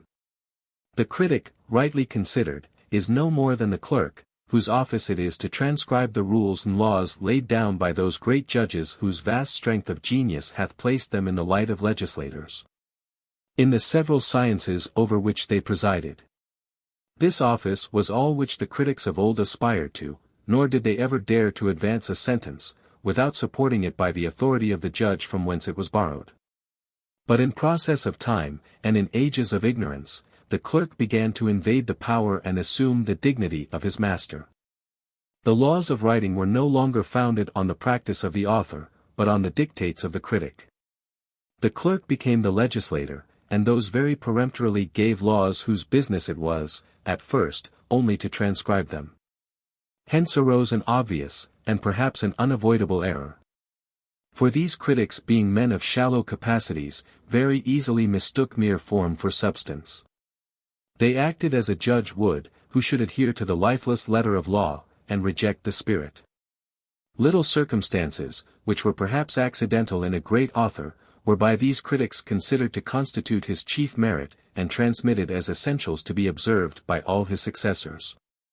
To these encroachments, time and ignorance, the two great supporters of imposture, gave authority, and thus many rules for good writing have been established, which have not the least foundation in truth or nature, and which commonly serve for no other purpose than to curb and restrain genius, in the same manner as it would have restrained the dancing master. Had the many excellent treatises on that art laid it down as an essential rule that every man must dance in chains. To avoid, therefore, all imputation of laying down a rule for posterity, founded only on the authority of ipsi dixit, for which, to say the truth, we have not the profoundest veneration, we shall here waive the privilege above contended for, and proceed to lay before the reader the reasons which have induced us to intersperse these several digressive essays in the course of this work. And here we shall of necessity be led to open a new vein of knowledge, which if it hath been discovered, hath not, to our remembrance, been wrought on by any antient or modern writer. This vein is no other than that of contrast, which runs through all the works of the creation, and may probably have a large share in constituting in us the idea of all beauty, as well natural as artificial, for what demonstrates the beauty and excellence of anything but its reverse? Thus the beauty of day, and that of summer, is set off by the horrors of night and winter. And, I believe, if it was possible for a man to have seen only the two former, he would have a very imperfect idea of their beauty. But to avoid too serious an air, can it be doubted, but that the finest woman in the world would lose all benefit of her charms in the eye of a man who had never seen one of another cast? The ladies themselves seem so sensible of this, that they are all industrious to procure foils, nay, they will become foils to themselves. For I have observed, at Bath particularly, that they endeavour to appear as ugly as possible in the morning, in order to set off that beauty which they intend to show you in the evening. Most artists have this secret in practice, though some, perhaps, have not much studied the theory. The jeweller knows that the finest brilliant requires a foil, and the painter, by the contrast of his figures, often acquires great applause. A great genius among us will illustrate this matter fully. I cannot, indeed, range him under any general head of common artists, as he hath a title to be placed among those inventus cavitum excoluere per arts, who by invented arts have life improved. I mean here the inventor of that most exquisite entertainment, called the English pantomime.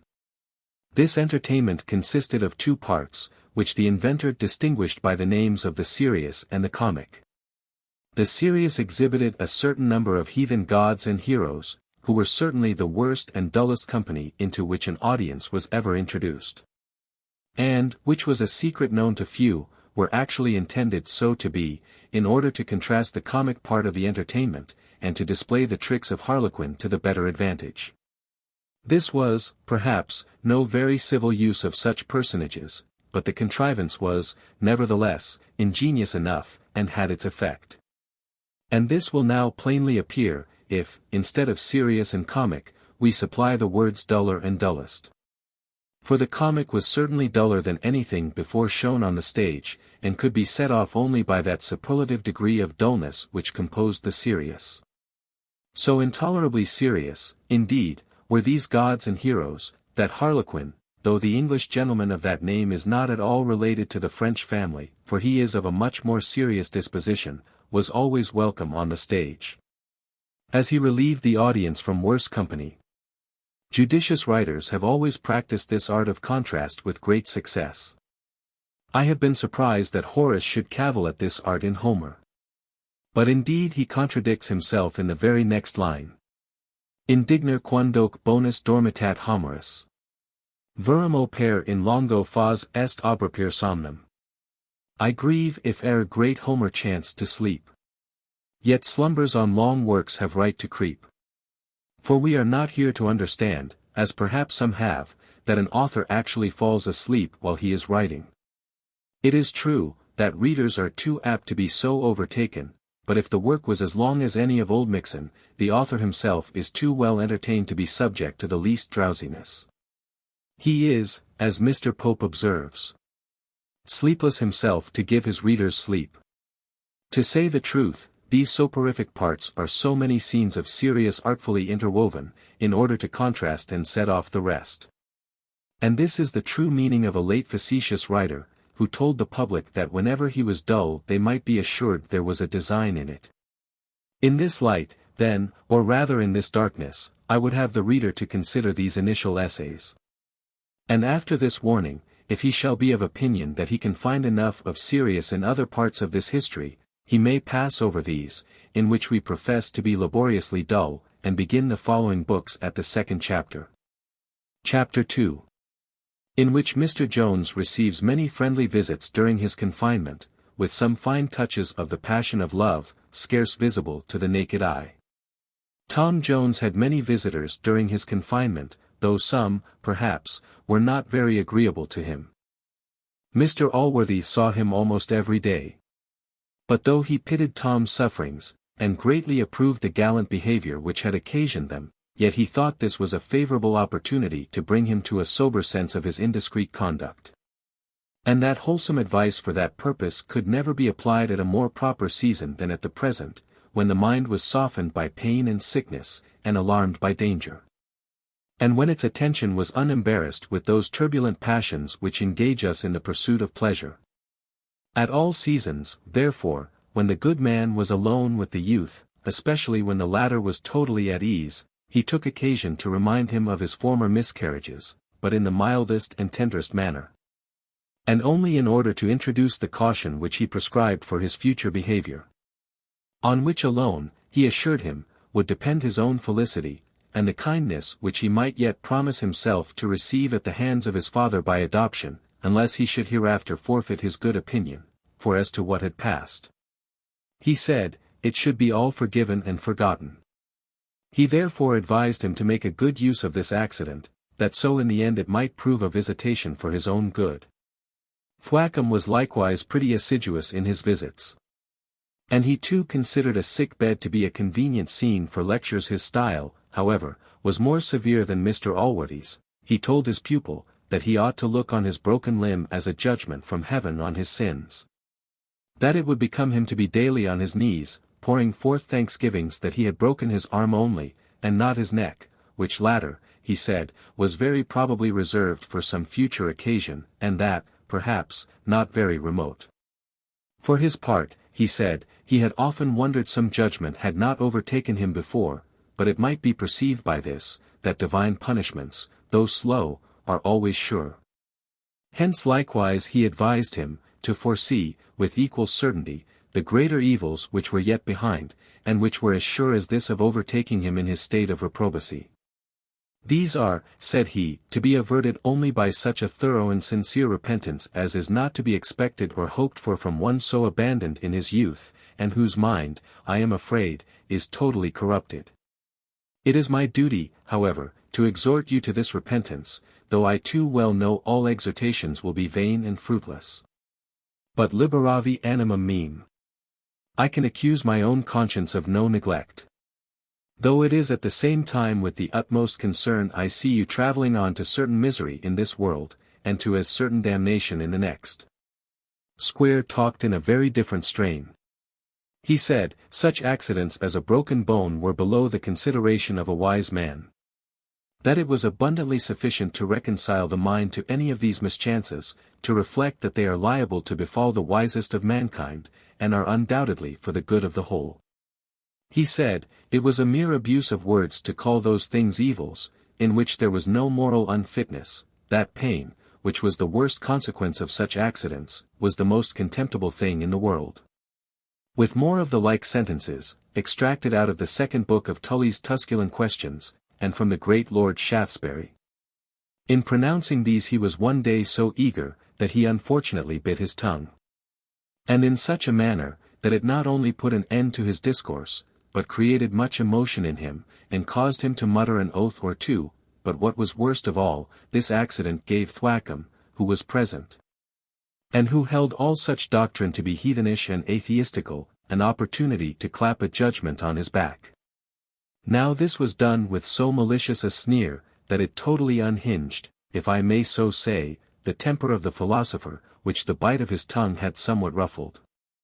And as he was disabled from venting his wrath at his lips, he had possibly found a more violent method of revenging himself, had not the surgeon, who was then luckily in the room, contrary to his own interest, interposed and preserved the peace. Mr. Blifil visited his friend Jones but seldom, and never alone.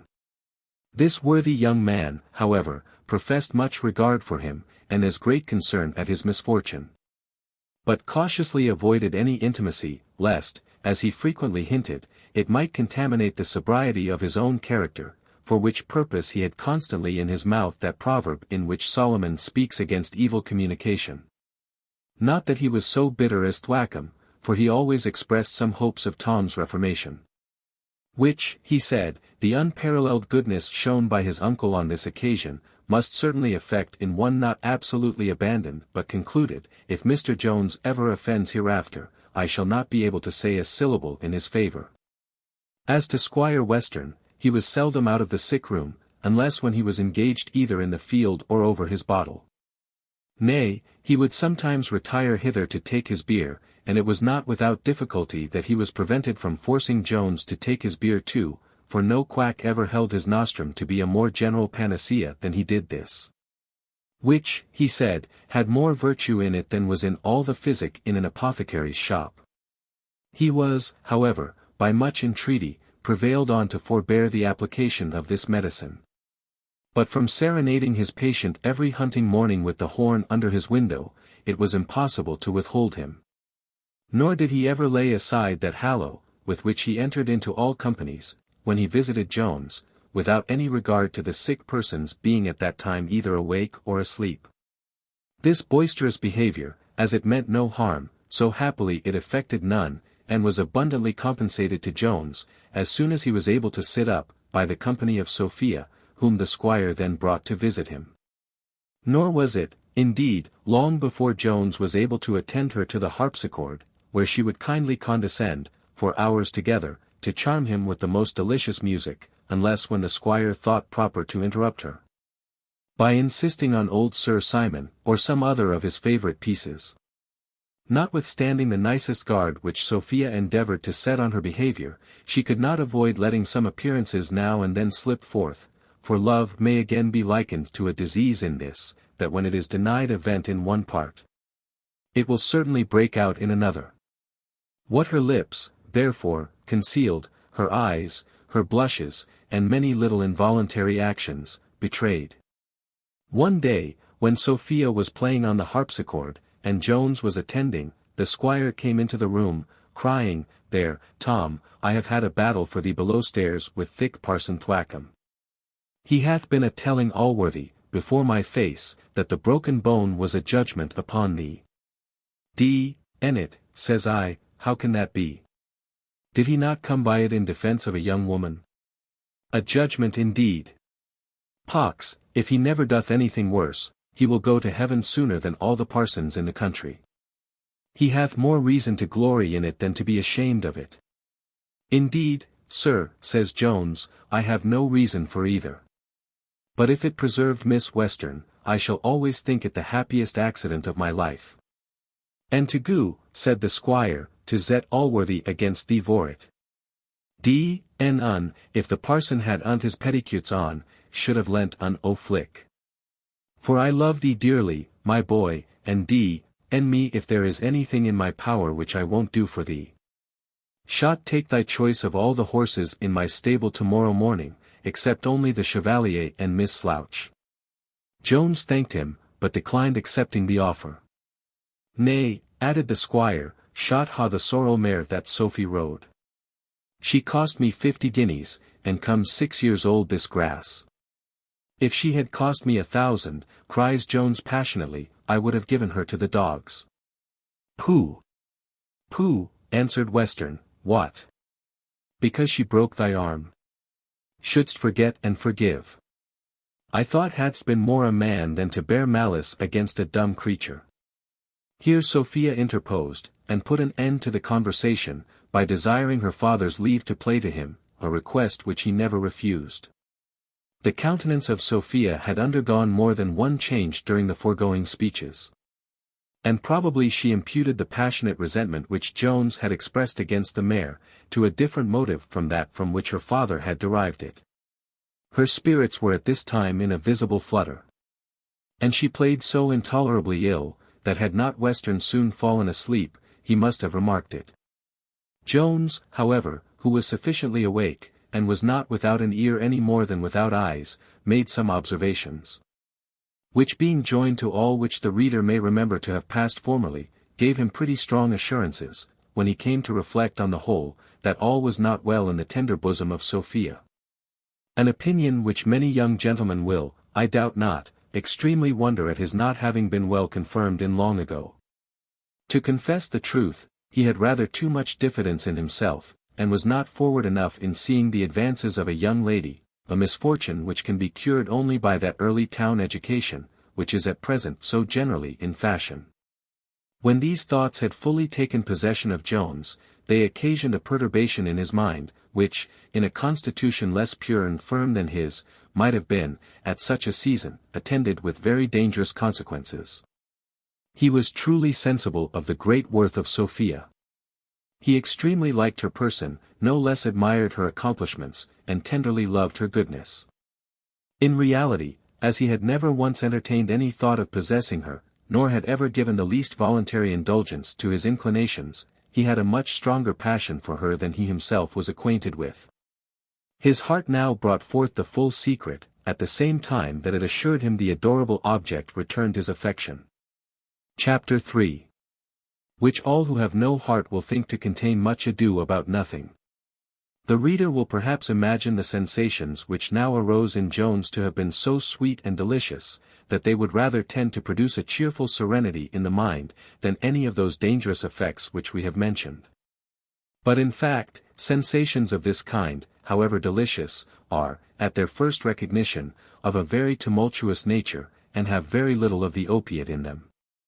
They were, moreover, in the present case, embittered with certain circumstances, which being mixed with sweeter ingredients, tended altogether to compose a draught that might be termed bittersweet. Than which, as nothing can be more disagreeable to the palate, so nothing, in the metaphorical sense, can be so injurious to the mind. For first, though he had sufficient foundation to flatter himself in what he had observed in Sophia, he was not yet free from doubt of misconstruing compassion, or at best, esteem, into a warmer regard. He was far from a sanguine assurance that Sophia had any such affection towards him, as might promise his inclinations that harvest, which, if they were encouraged and nursed, they would finally grow up to require.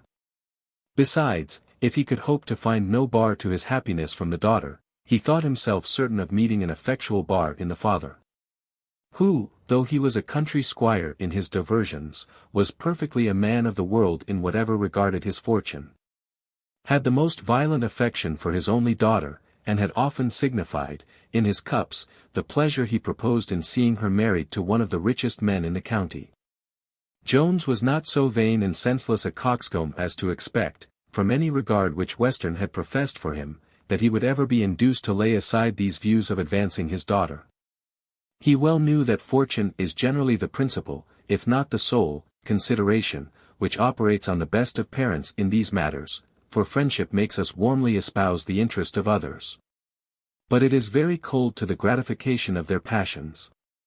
Indeed, to feel the happiness which may result from this, it is necessary we should possess the passion ourselves. As he had therefore no hopes of obtaining her father's consent, so he thought to endeavor to succeed without it, and by such means to frustrate the great point of Mr. Western's life, was to make a very ill use of his hospitality, and a very ungrateful return to the many little favors received, however roughly, at his hands. If he saw such a consequence with horror and disdain, how much more was he shocked with what regarded Mr. Allworthy, to whom, as he had more than filial obligations, so had he for him more than filial piety. He knew the nature of that good man to be so averse to any baseness or treachery, that the least attempt of such a kind would make the sight of the guilty person for ever odious to his eyes, and his name a detestable sound in his ears. The appearance of such unsurmountable difficulties was sufficient to have inspired him with despair, however ardent his wishes had been, but even these were controlled by compassion for another woman. The idea of lovely Molly now intruded itself before him. He had sworn eternal constancy in her arms, and she had as often vowed never to outlive his deserting her. He now saw her in all the most shocking postures of death. Nay, he considered all the miseries of prostitution to which she would be liable, and of which he would be doubly the occasion, first by seducing, and then by deserting her. For he well knew the hatred which all her neighbors, and even her own sisters, bore her, and how ready they would all be to tear her to pieces. Indeed, he had exposed her to more envy than shame, or rather to the latter by means of the former, for many women abused her for being a whore, while they envied her lover, and her finery, and would have been themselves glad to have purchased these at the same rate. The ruin, therefore, of the poor girl must, he foresaw, unavoidably attend his deserting her, and this thought stung him to the soul. Poverty and distress seemed to him to give none a right of aggravating those misfortunes.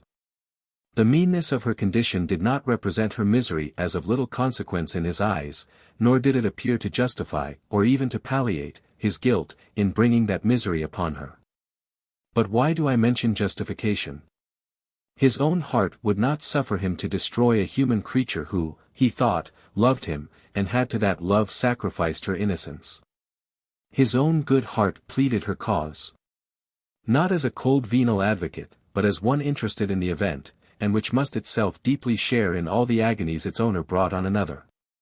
When this powerful advocate had sufficiently raised the pity of Jones, by painting poor Molly in all the circumstances of wretchedness, It artfully called in the assistance of another passion, and represented the girl in all the amiable colors of youth, health, and beauty.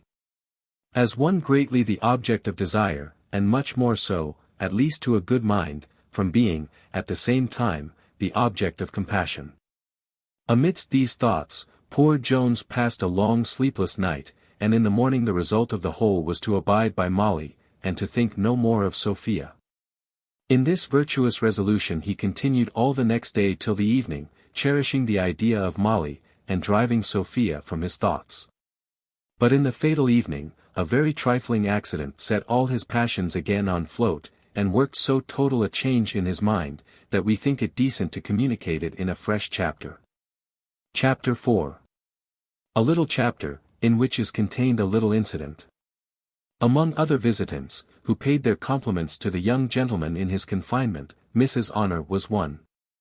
The reader, perhaps, when he reflects on some expressions which have formerly dropped from her, may conceive that she herself had a very particular affection for Mr. Jones, but, in reality, it was no such thing. Tom was a handsome young fellow. And for that species of men Mrs. Honor had some regard, but this was perfectly indiscriminate. For having been crossed in the love which she bore a certain nobleman's footman, who had basely deserted her after a promise of marriage, she had so securely kept together the broken remains of her heart, that no man had ever since been able to possess himself of any single fragment. She viewed all handsome men with that equal regard and benevolence which a sober and virtuous mind bears to all the good. She might indeed be called a lover of men, as Socrates was a lover of mankind, preferring one to another for corporeal, as he for mental qualifications. But never carrying this preference so far as to cause any perturbation in the philosophical serenity of her temper.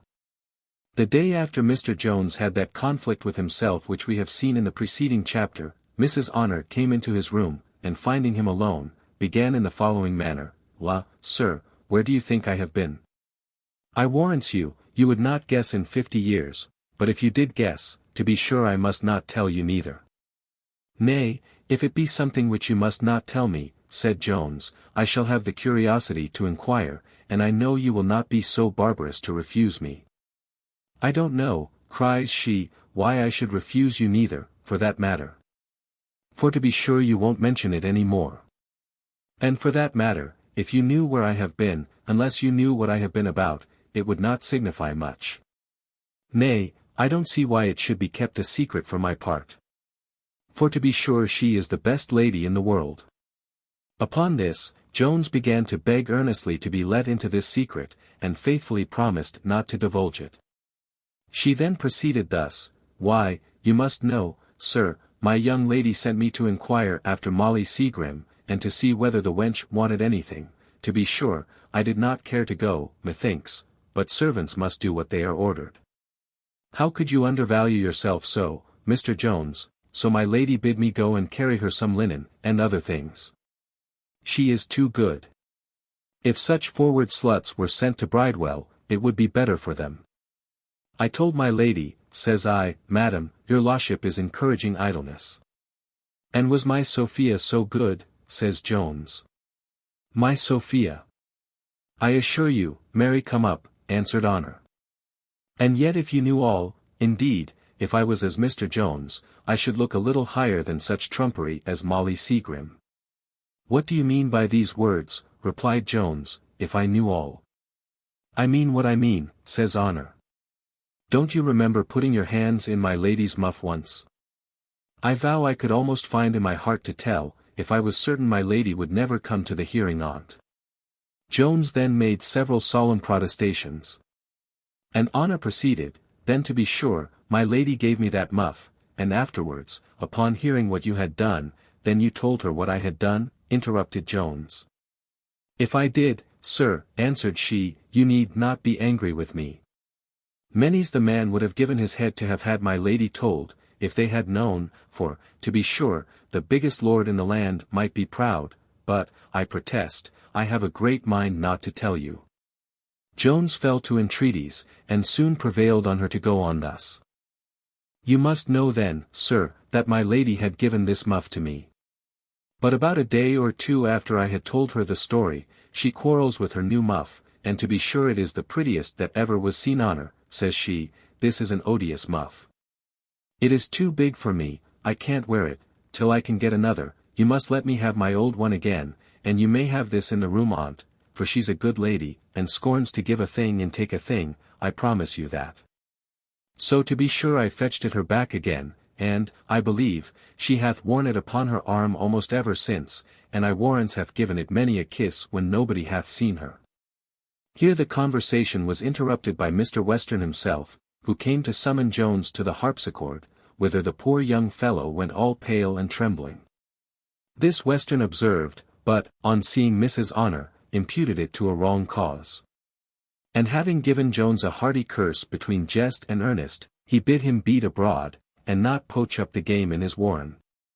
Sophia looked this evening with more than usual beauty, and we may believe it was no small addition to her charms, in the eye of Mr. Jones, that she now happened to have on her right arm this very muff. She was playing one of her father's favourite tunes, and he was leaning on her chair, when the muff fell over her fingers, and put her out. This so disconcerted the squire, that he snatched the muff from her, and with a hearty curse threw it into the fire. Sophia instantly started up, and with the utmost eagerness recovered it from the flames. Though this incident will probably appear of little consequence to many of our readers, yet, trifling as it was, it had so violent an effect on poor Jones, that we thought it our duty to relate it. In reality, there are many little circumstances too often omitted by injudicious historians, from which events of the utmost importance arise. The world may indeed be considered as a vast machine, in which the great wheels are originally set in motion by those which are very minute, and almost imperceptible to any but the strongest eyes.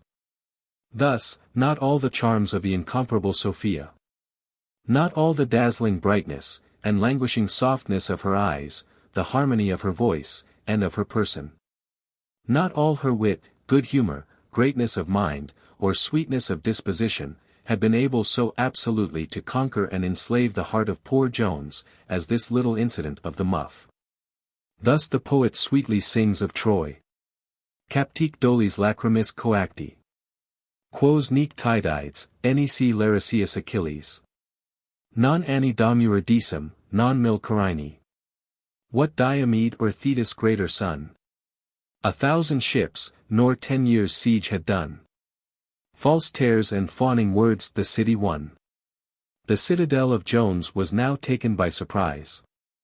All those considerations of honor and prudence which our hero had lately with so much military wisdom placed as guards over the avenues of his heart, ran away from their posts, and the god of love marched in triumph. Chapter 5. A very long chapter, containing a very great incident. But though this victorious deity easily expelled his avowed enemies from the heart of Jones, he found it more difficult to supplant the garrison which he himself had placed there. To lay aside all allegory, the concern for what must become of poor Molly greatly disturbed and perplexed the mind of the worthy youth. The superior merit of Sophia totally eclipsed, or rather extinguished, all the beauties of the poor girl. But compassion instead of contempt succeeded to love. He was convinced the girl had placed all her affections, and all her prospect of future happiness, in him only. For this he had, he knew, given sufficient occasion, by the utmost profusion of tenderness towards her, a tenderness which he had taken every means to persuade her he would always maintain. She, on her side, had assured him of her firm belief in his promise, and had with the most solemn vows declared, that on his fulfilling or breaking these promises, it depended, whether she should be the happiest or most miserable of womankind. And to be the author of this highest degree of misery to a human being, was a thought on which he could not bear to ruminate a single moment. He considered this poor girl as having sacrificed to him everything in her little power. As having been at her own expense the object of his pleasure, as sighing and languishing for him even at that very instant. Shall then, says he, my recovery, for which she hath so ardently wished, shall my presence, which she hath so eagerly expected, instead of giving her that joy with which she hath flattered herself, cast her at once down into misery and despair? Can I be such a villain? Here, when the genius of poor Molly seemed triumphant, the love of Sophia towards him, which now appeared no longer dubious, rushed upon his mind, and bore away every obstacle before it.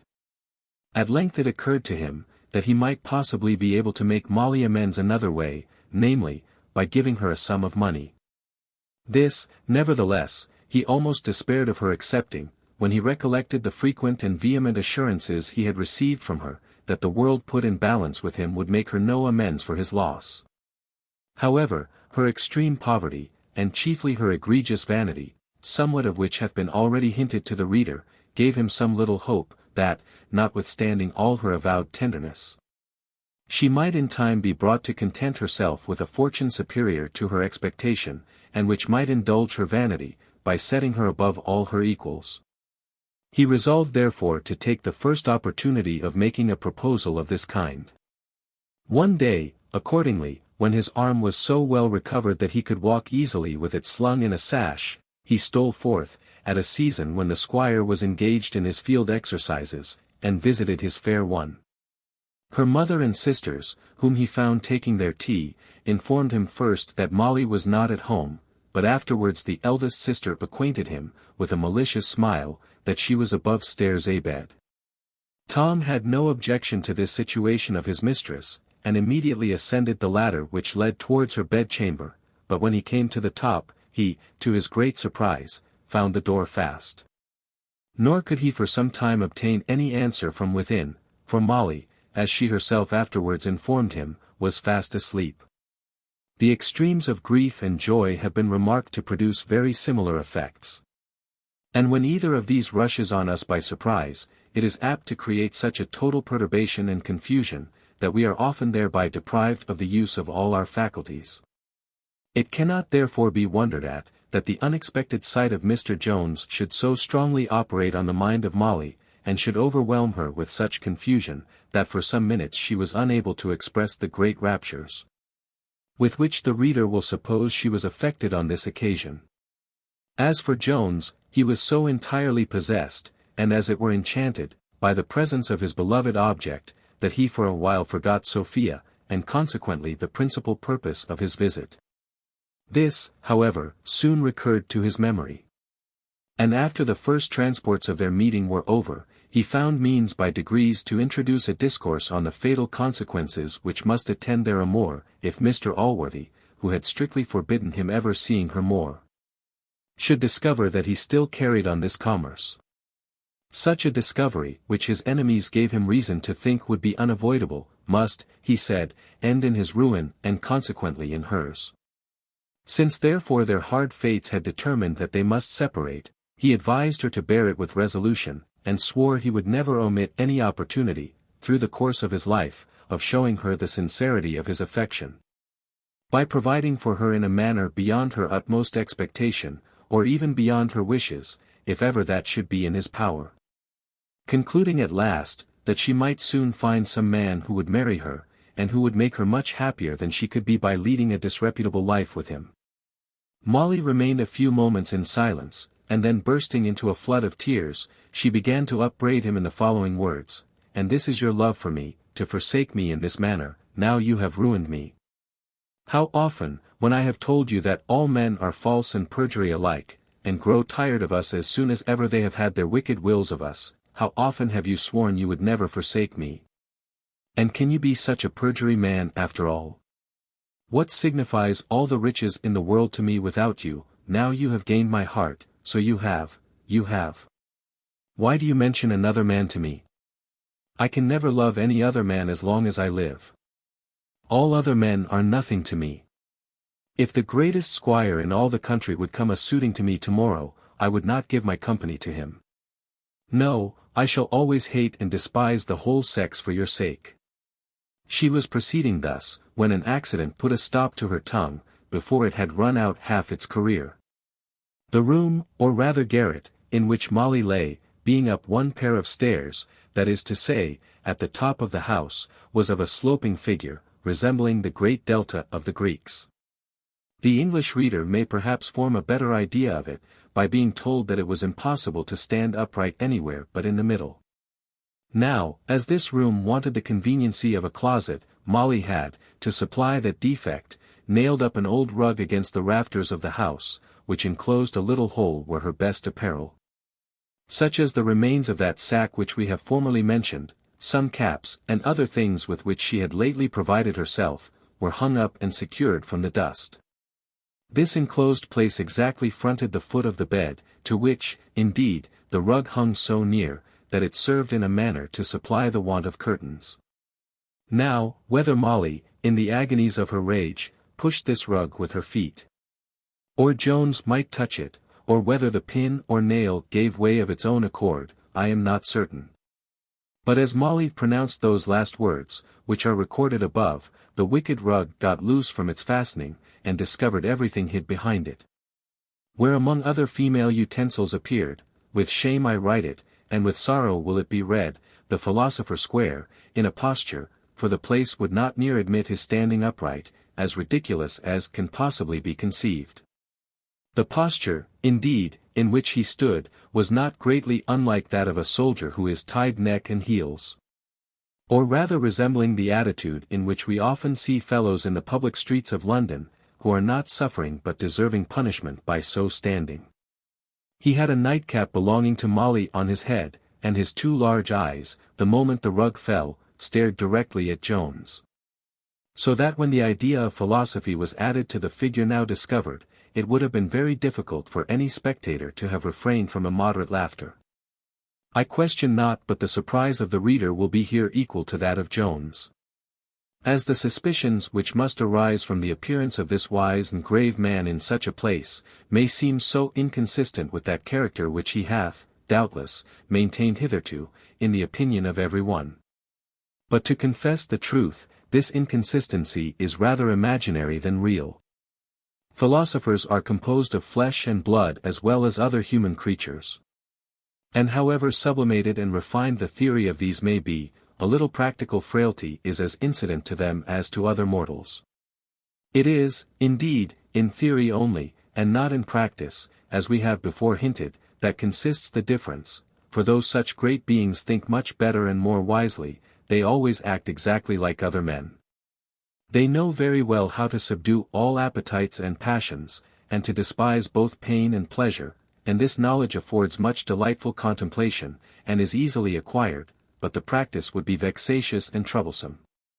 And, therefore, the same wisdom which teaches them to know this, teaches them to avoid carrying it into execution. Mr. Square happened to be at church on that Sunday, when, as the reader may be pleased to remember, the appearance of Molly in her sack had caused all that disturbance. Here he first observed her, and was so pleased with her beauty, that he prevailed with the young gentleman to change their intended ride that evening, that he might pass by the habitation of Molly, and by that means might obtain a second chance of seeing her. This reason, however, as he did not at that time mention to any, so neither did we think proper to communicate it then to the reader. Among other particulars which constituted the unfitness of things in Mr. Square's opinion, danger and difficulty were two. The difficulty therefore which he apprehended there might be in corrupting this young wench, and the danger which would accrue to his character on the discovery, were such strong dissuasives, that it is probable he at first intended to have contented himself with the pleasing ideas which the sight of beauty furnishes us with. These the gravest men, after a full meal of serious meditation, often allow themselves by way of dessert, for which purpose, certain books and pictures find their way into the most private recesses of their study. And a certain liquorish part of natural philosophy is often the principal subject of their conversation. But when the philosopher heard, a day or two afterwards, that the fortress of virtue had already been subdued, he began to give a larger scope to his desires. His appetite was not of that squeamish kind which cannot feed on a dainty because another hath tasted it. In short, he liked the girl the better for the want of that chastity, which, if she had possessed it, must have been a bar to his pleasures. He pursued and obtained her. The reader will be mistaken, if he thinks Molly gave Square the preference to her younger lover. On the contrary, had she been confined to the choice of one only, Tom Jones would undoubtedly have been, of the two, the victorious person. Nor was it solely the consideration that two are better than one, though this had its proper weight, to which Mr. Square owed his success. The absence of Jones during his confinement was an unlucky circumstance. And in that interval some well-chosen presence from the philosopher so softened and unguarded the girl's heart, that a favourable opportunity became irresistible. And Square triumphed over the poor remains of virtue which subsisted in the bosom of Molly. It was now about a fortnight since this conquest, when Jones paid the above-mentioned visit to his mistress, at a time when she and Square were in bed together. This was the true reason why the mother denied her, as we have seen. For as the old woman shared in the profits arising from the iniquity of her daughter, she encouraged and protected her in it to the utmost of her power. But such was the envying hatred which the elder sister bore towards Molly, that, notwithstanding she had some part of the booty, she would willingly have parted with this to ruin her sister and spoil her trade. Hence she had acquainted Jones with her being above stairs in bed, in hopes that he might have caught her in Square's arms. This, however, Molly found means to prevent, as the door was fastened, which gave her an opportunity of conveying her lover behind that rug or blanket where he now was unhappily discovered. Square no sooner made his appearance than Molly flung herself back in her bed, cried out she was undone, and abandoned herself to despair. This poor girl, who was yet but a novice in her business, had not arrived to that perfection of assurance which helps off a town lady in any extremity, and either prompts her with an excuse, or else inspires her to brazen out the matter with her husband, who, from love of quiet, or out of fear of his reputation, and sometimes, perhaps, from fear of the gallant, who, like Mr. Constant in the play, wears a sword, is glad to shut his eyes, and content to put his horns in his pocket. Molly, on the contrary, was silenced by this evidence, and very fairly gave up a cause which she had hitherto maintained with so many tears, and with such solemn and vehement protestations of the purest love and constancy. As to the gentleman behind the heiress, he was not in much less consternation. He stood for a while motionless, and seemed equally at a loss what to say, or whither to direct his eyes. Jones, though perhaps the most astonished of the three, first found his tongue. And being immediately recovered from those uneasy sensations which Molly by her upbraidings had occasioned, he burst into a loud laughter, and then saluting Mr. Square, advanced to take him by the hand, and to relieve him from his place of confinement. Square being now arrived in the middle of the room, in which part only he could stand upright, looked at Jones with a very grave countenance, and said to him, "Well, sir, I see you enjoy this mighty discovery, and, I dare swear, take great delight in the thoughts of exposing me. But if you will consider the matter fairly, you will find you are yourself only to blame. I am not guilty of corrupting innocence. I have done nothing for which that part of the world which judges of matters by the rule of right, will condemn me. Fitness is governed by the nature of things, and not by customs, forms, or municipal laws. Nothing is indeed unfit which is not unnatural." "Well reasoned, old boy," answered Jones, "but why dost thou think that I should desire to expose thee? I promise thee, I was never better pleased with thee in my life, and unless thou hast a mind to discover it thyself, this affair may remain a profound secret for me." "Nay, Mr. Jones," replied Square, "I would not be thought to undervalue reputation. Good fame is a species of the Kalan, and it is by no means fitting to neglect it. Besides, to murder one's own reputation is a kind of suicide, a detestable and odious vice. If you think proper, therefore, to conceal any infirmity of mine, for such I may have, since no man is perfectly perfect, I promise you I will not betray myself. Things may be fitting to be done, which are not fitting to be boasted of. For by the perverse judgment of the world, that often becomes the subject of censure, which is, in truth, not only innocent but laudable." "Right," cries Jones, "what can be more innocent than the indulgence of a natural appetite? Or what more laudable than the propagation of our species?" "To be serious with you," answered Square, "I profess they always appeared so to me." "And yet," said Jones, "you was of a different opinion when my affair with this girl was first discovered." "Why, I must confess," says Square, "as the matter was misrepresented to me, by that Parson Thwackum, I might condemn the corruption of innocence. It was that, sir, it was that, and that, for you must know, Mr. Jones, in the consideration of fitness. Very minute circumstances, sir, very minute circumstances cause great alteration. Well, cries Jones, be that as it will, it shall be your own fault, as I have promised you, if you ever hear any more of this adventure. Behave kindly to the girl, and I will never open my lips concerning the matter to any one.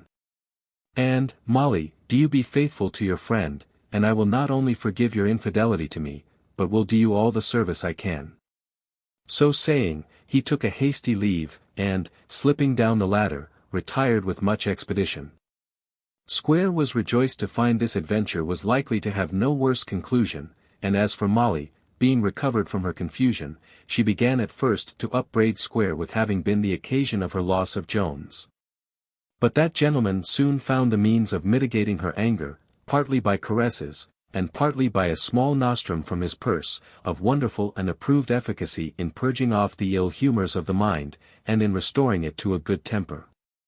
She then poured forth a vast profusion of tenderness towards her new lover, turned all she had said to Jones, and Jones himself, into ridicule. And vowed, though he once had the possession of her person, that none but Squire had ever been master of her heart. Chapter 6. By comparing which with the former, the reader may possibly correct some abuse which he hath formerly been guilty of in the application of the word love. The infidelity of Molly, which Jones had now discovered, would, perhaps, have vindicated a much greater degree of resentment than he expressed on the occasion. And if he had abandoned her directly from that moment, very few, I believe, would have blamed him. Certain, however, it is, that he saw her in the light of compassion. And though his love to her was not of that kind which could give him any great uneasiness at her inconstancy, yet was he not a little shocked on reflecting that he had himself originally corrupted her innocence. For to this corruption he imputed all the vice into which she appeared now so likely to plunge herself. This consideration gave him no little uneasiness, till Betty, the elder sister, was so kind, some time afterwards, entirely to cure him by a hint, that one Will Barnes, and not himself, had been the first seducer of Molly.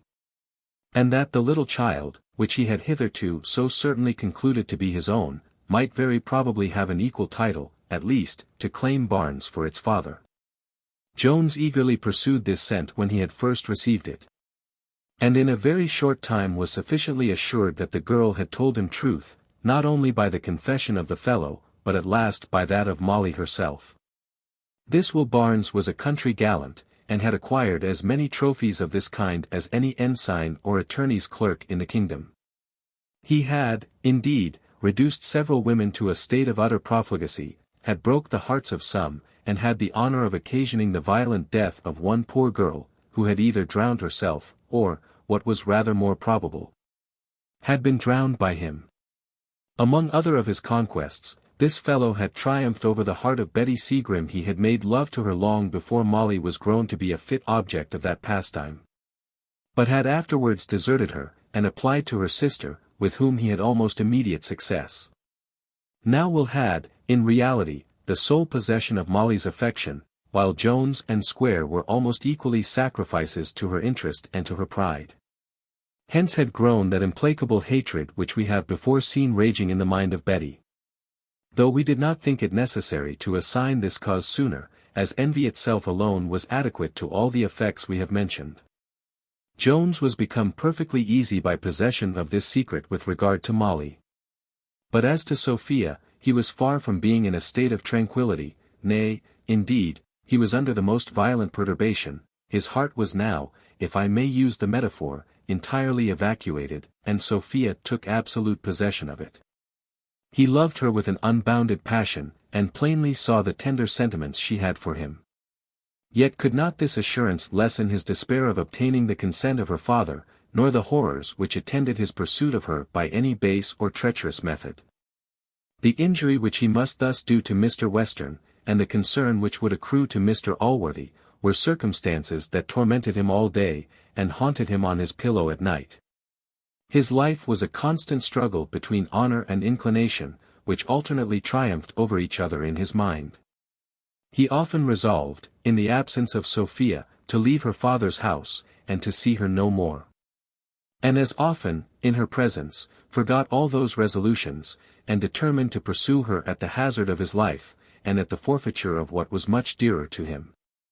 This conflict began soon to produce very strong and visible effects, for he lost all his usual sprightliness and gaiety of temper, and became not only melancholy when alone, but dejected and absent in company. Nay, if ever he put on a forced mirth, to comply with Mr. Western's humour, the constraint appeared so plain, that he seemed to have been giving the strongest evidence of what he endeavoured to conceal by such ostentation. It may, perhaps, be a question, whether the art which he used to conceal his passion, or the means which honest nature employed to reveal it, betrayed him most, for while art made him more than ever reserved to Sophia, and forbade him to address any of his discourse to her, nay, to avoid meeting her eyes, with the utmost caution, nature was no less busy in counterplotting him. Hence, at the approach of the young lady, he grew pale, and if this was sudden, started. If his eyes accidentally met hers, the blood rushed into his cheeks, and his countenance became all over scarlet. If common civility ever obliged him to speak to her, as to drink her health at table, his tongue was sure to falter. If he touched her, his hand, nay his whole frame, trembled. And if any discourse tended, however remotely, to raise the idea of love, an involuntary sigh seldom failed to steal from his bosom. Most of which accidents nature was wonderfully industrious to throw daily in his way. All these symptoms escaped the notice of the squire, but not so of Sophia. She soon perceived these agitations of mind in Jones, and was at no loss to discover the cause, for indeed she recognized it in her own breast. And this recognition is, I suppose, that sympathy which hath been so often noted in lovers, and which will sufficiently account for her being so much quicker sighted than her father. But, to say the truth, there is a more simple and plain method of accounting for that prodigious superiority of penetration which we must observe in some men over the rest of the human species. And one which will serve not only in the case of lovers, but of all others. From whence is it that the knave is generally so quick-sighted to those symptoms and operations of knavery, which often dupe an honest man of a much better understanding? There surely is no general sympathy among knaves. Nor have they, like Freemasons, any common sign of communication. In reality, it is only because they have the same thing in their heads, and their thoughts are turned the same way. Thus, that Sophia saw, and that Western did not see, the plain symptoms of love in Jones can be no wonder, when we consider that the idea of love never entered into the head of the father, whereas the daughter, at present, thought of nothing else. When Sophia was well satisfied of the violent passion which tormented poor Jones, and no less certain that she herself was its object, she had not the least difficulty in discovering the true cause of his present behavior. This highly endeared him to her, and raised in her mind two of the best affections which any lover can wish to raise in a mistress. These were esteem and pity, for sure the most outrageously rigid among her sex will excuse her pitying a man whom she saw miserable on her own account. Nor can they blame her for esteeming one who visibly, from the most honourable motives, endeavoured to smother a flame in his own bosom, which, like the famous Spartan theft, was preying upon and consuming his very vitals. Thus his backwardness, his shunning her, his coldness, and his silence, were the forwardest, the most diligent, the warmest, and most eloquent advocates. And wrought so violently on her sensible and tender heart, that she soon felt for him all those gentle sensations which are consistent with a virtuous and elevated female mind. In short, all which esteem, gratitude, and pity, can inspire in such towards an agreeable man, indeed, all which the nicest delicacy can allow. In a word, she was in love with him to distraction. One day this young couple accidentally met in the garden, at the end of the two walks which were both bounded by that canal in which Jones had formerly risked drowning to retrieve the little bird that Sophia had there lost. This place had been of late much frequented by Sophia. Here she used to ruminate, with a mixture of pain and pleasure, on an incident which, however trifling in itself, had possibly sown the first seeds of that affection which was now arrived to such maturity in her heart. Here then this young couple met. They were almost close together before either of them knew anything of the other's approach. A bystander would have discovered sufficient marks of confusion in the countenance of each. But they felt too much themselves to make any observation. As soon as Jones had a little recovered his first surprise, he accosted the young lady with some of the ordinary forms of salutation, which she in the same manner returned. And their conversation began, as usual, on the delicious beauty of the morning.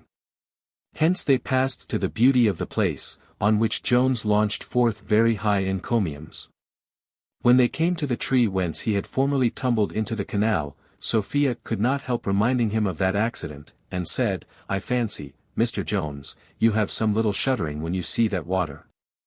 "I assure you, madam," answered Jones, "the concern you felt at the loss of your little bird will always appear to me the highest circumstance in that adventure.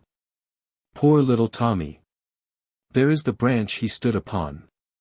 How could the little wretch have the folly to fly away from that state of happiness in which I had the honor to place him? His fate was a just punishment for his ingratitude." "Upon my word, Mr. Jones," said she, "your gallantry very narrowly escaped as severe a fate. Sure the remembrance must affect you." "Indeed, madam," answered he, "if I have any reason to reflect with sorrow on it, it is, perhaps, that the water had not been a little deeper, by which I might have escaped many bitter heartaches that fortune seems to have in store for me." "Fie, Mr. Jones," replied Sophia, "I am sure you cannot be in earnest now. This affected contempt of life is only an excess of your complaisance to me. You would endeavor to lessen the obligation of having twice ventured it for my sake. Beware the third time." She spoke these last words with a smile, and a softness inexpressible. Jones answered with a sigh, he feared it was already too late for caution, and then looking tenderly and steadfastly on her, he cried, "Oh, Miss Western! Can you desire me to live? Can you wish me so ill?" Sophia, looking down on the ground, answered with some hesitation, "Indeed, Mr. Jones, I do not wish you ill." "Oh, I know too well that heavenly temper," cries Jones, "that divine goodness, which is beyond every other charm." "Nay, now," answered she, "I understand you not. I can stay no longer." I would not be understood," cries he. "Nay, I can't be understood. I know not what I say. Meeting you here so unexpectedly, I have been unguarded, for heaven's sake pardon me, if I have said anything to offend you. I did not mean it.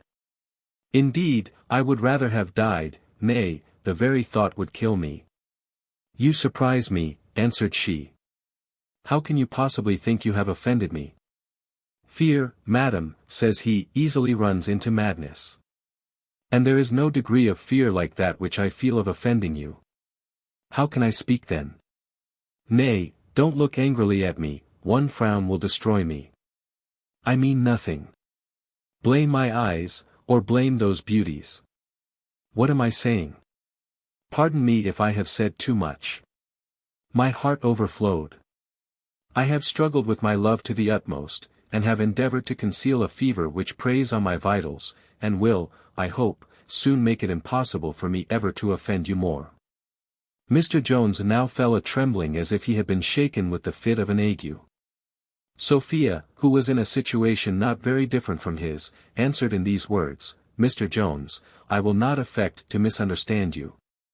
Indeed, I understand you too well, but, for heaven's sake, if you have any affection for me, let me make the best of my way into the house. I wish I may be able to support myself thither." Jones, who was hardly able to support himself, offered her his arm, which she condescended to accept, but begged he would not mention a word more to her of this nature at present. He promised he would not.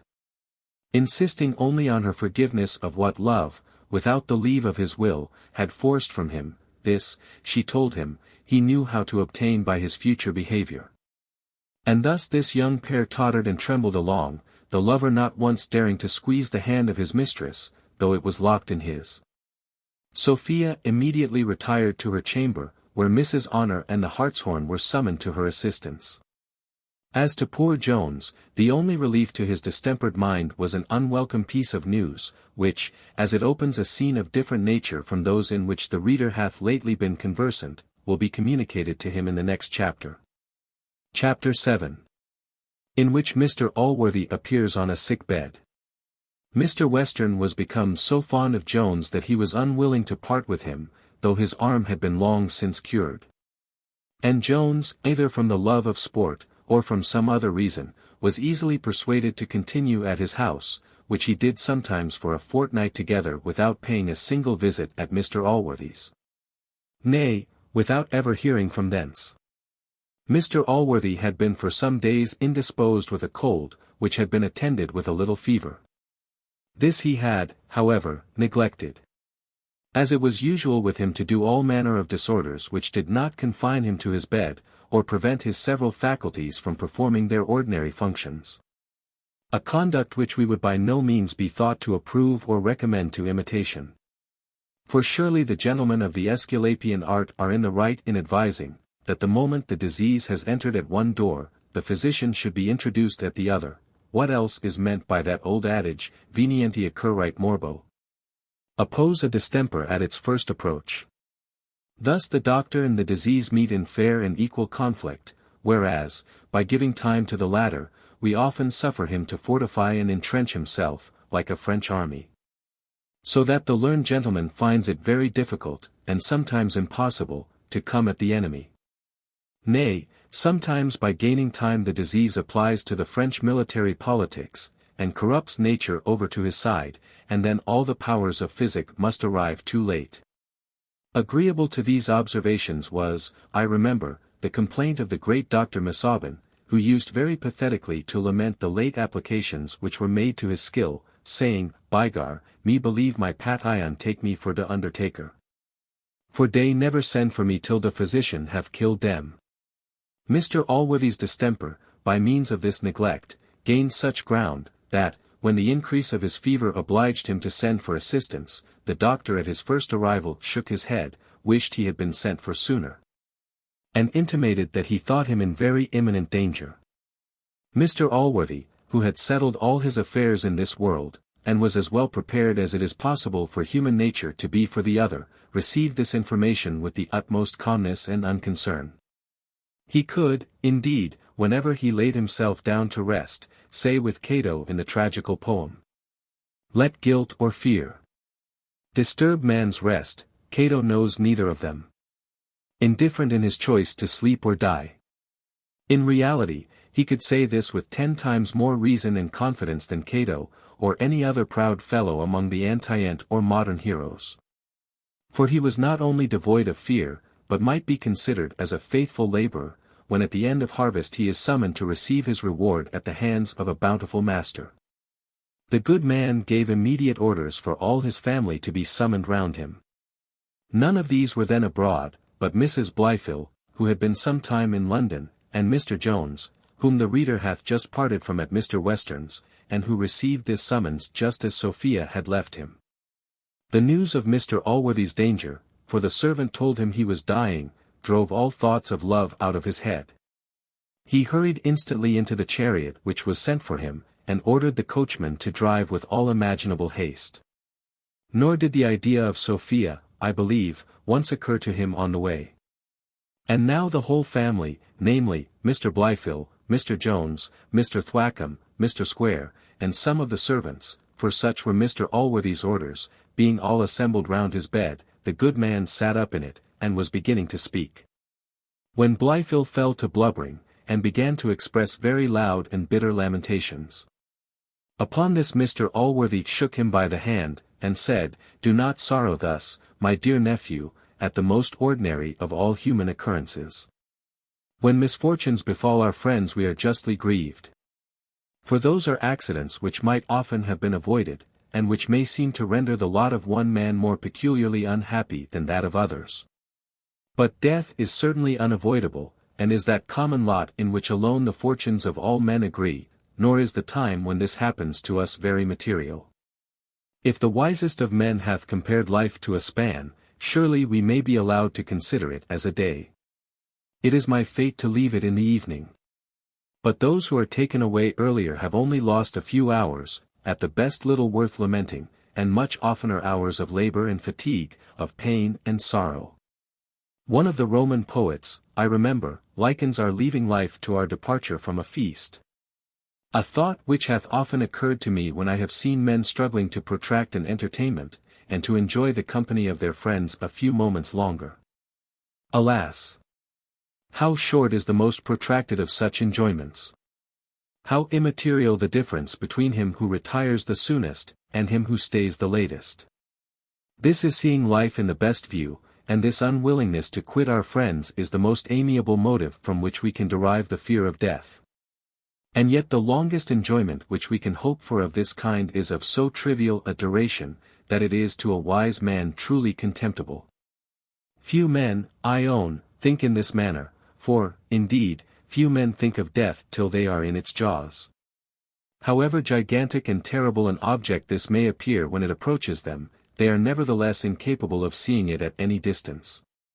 Nay, though they have been ever so much alarmed and frightened when they have apprehended themselves in danger of dying, they are no sooner cleared from this apprehension than even the fears of it are erased from their minds. But, alas! He who escapes from death is not pardoned, he is only reprieved, and reprieved to a short day. Grieve, therefore, no more, my dear child, on this occasion, an event which may happen every hour.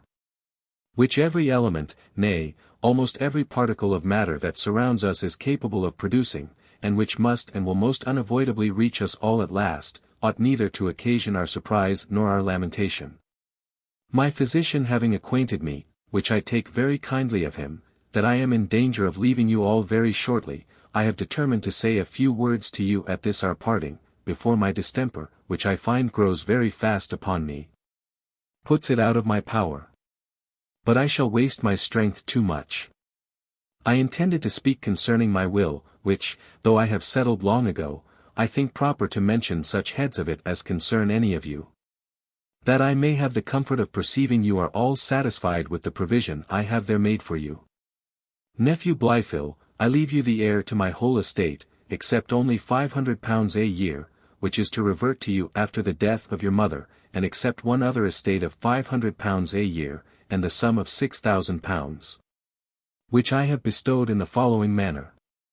The estate of £500 a year I have given to you, Mr. Jones, and as I know the inconvenience which attends the want of ready money, I have added £1,000 in specie.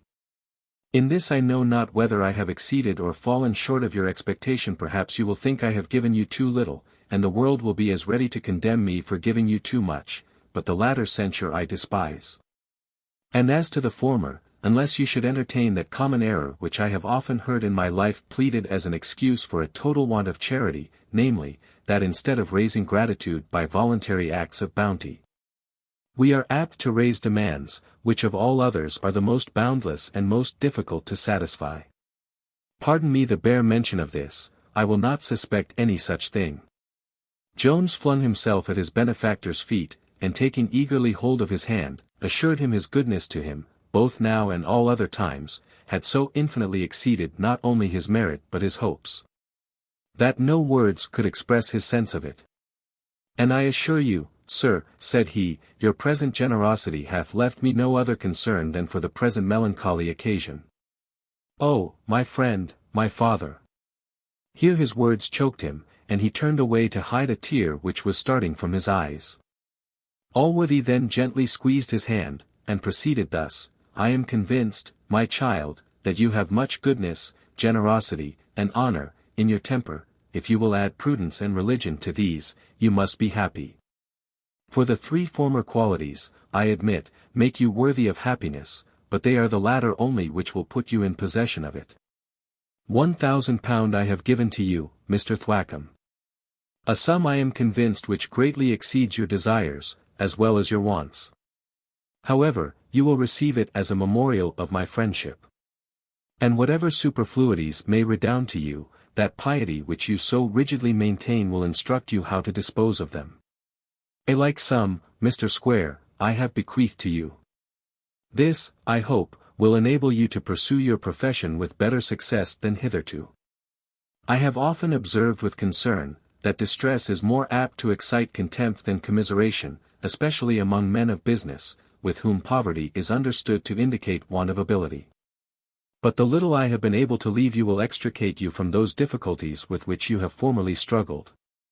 And then I doubt not but you will meet with sufficient prosperity to supply what a man of your philosophical temper will require. I find myself growing faint, so I shall refer you to my will for my disposition of the residue.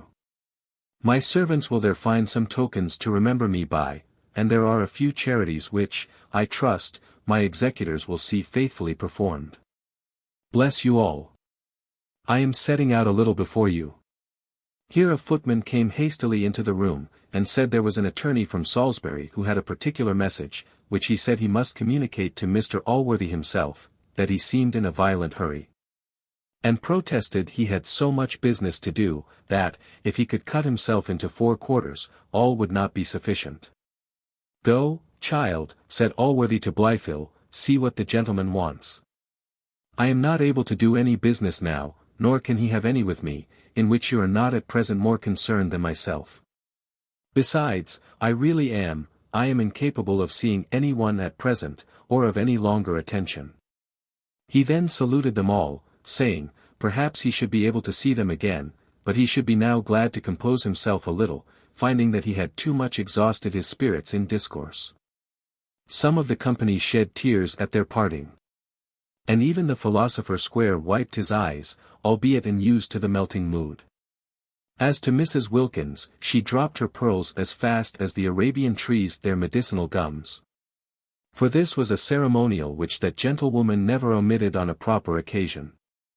After this Mr. Allworthy again laid himself down on his pillow, and endeavoured to compose himself to rest. Chapter 8. Containing matter rather natural than pleasing. Besides grief for her master, there was another source for that briny stream which so plentifully rose above the 2 mountainous cheekbones of the housekeeper. She was no sooner retired, than she began to mutter to herself in the following pleasant strain, sure master might have made some difference, methinks, between me and the other servants. I suppose he hath left me mourning, but, I fackins. If that be all, the devil shall wear it for him, for me. I'd have his worship know I am no beggar. I have saved £500 in his service, and after all to be used in this manner. It is a fine encouragement to servants to be honest. And to be sure, if I have taken a little something now and then, others have taken 10 times as much, and now we are all put in a lump together. If so be that it be so, the legacy may go to the devil with him that gave it. No, I won't give it up neither, because that will please some folks. No, I'll buy the gayest gown I can get, and dance over the old curmudgeon's grave in it. This is my reward for taking his part so often, when all the country have cried shame of him, for breeding up his bastard in that manner, but he is going now where he must pay for all. It would have become him better to have repented of his sins on his deathbed, than to glory in them, and give away his estate out of his own family to a misbegotten child. Found in his bed, forsooth. A pretty story. Ay, those that hide know where to find. Lord forgive him. I warrant he hath many more bastards to answer for, if the truth was known. One comfort is, they will all be known where he is a-going now. The servants will find some token to remember me by. Those were the very words, I shall never forget them, if I was to live 1,000 years. I shall remember you for huddling me among the servants. One would have thought he might have mentioned my name as well as that of Squire, but he is a gentleman forsooth, though he had not cloths on his back when he came hither first. Marry come up with such gentlemen.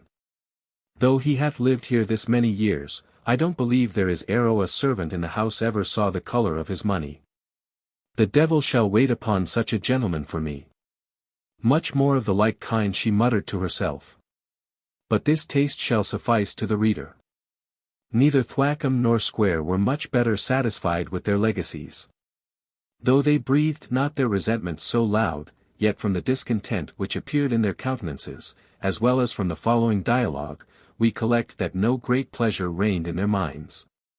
About an hour after they had left the sick-room, Squire met Thwackum in the hall and accosted him thus, "Well, sir, have you heard any news of your friend since we parted from him?" "If you mean Mr. Allworthy," answered Thwackum, "I think you might rather give him the appellation of your friend, for he seems to me to have deserved that title." "The title is as good on your side," replied Squire, "for his bounty, such as it is, hath been equal to both. I should not have mentioned it first, cries Thwackum, but since you begin, I must inform you I am of a different opinion. There is a wide distinction between voluntary favors and rewards.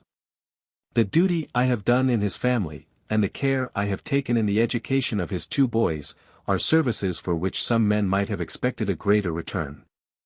I would not have you imagine I am therefore dissatisfied, for St. Paul hath taught me to be content with the little I have.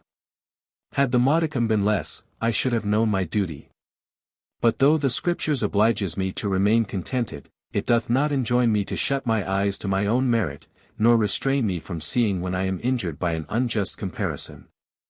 Since you provoke me, returned Squire, that injury is done to me, nor did I ever imagine Mr. Allworthy had held my friendship so light, as to put me in balance with one who received his wages. I know to what it is owing. It proceeds from those narrow principles which you have been so long endeavoring to infuse into him, in contempt of everything which is great and noble. The beauty and loveliness of friendship is too strong for dim eyes, nor can it be perceived by any other medium than that unerring rule of right, which you have so often endeavored to ridicule, that you have perverted your friend's understanding. I wish, cries Thwackum, in a rage, I wish, for the sake of his soul, your damnable doctrines have not perverted his faith. It is to this I impute his present behavior, so unbecoming a Christian. Who but an atheist could think of leaving the world without having first made up his account? Without confessing his sins, and receiving that absolution which he knew he had won in the house duly authorized to give him? He will feel the want of these necessaries when it is too late, when he is arrived at that place where there is wailing and gnashing of teeth. It is then he will find in what mighty stead that heathen goddess, that virtue, which you and all other deists of the age adore, will stand him. He will then summon his priest, when there is none to be found, and will lament the want of that absolution, without which no sinner can be safe. If it be so material, says Squire, why don't you present it him of your own accord? It hath no virtue, cries Thwackum, but to those who have sufficient grace to require it. But why do I talk thus to a heathen and an unbeliever?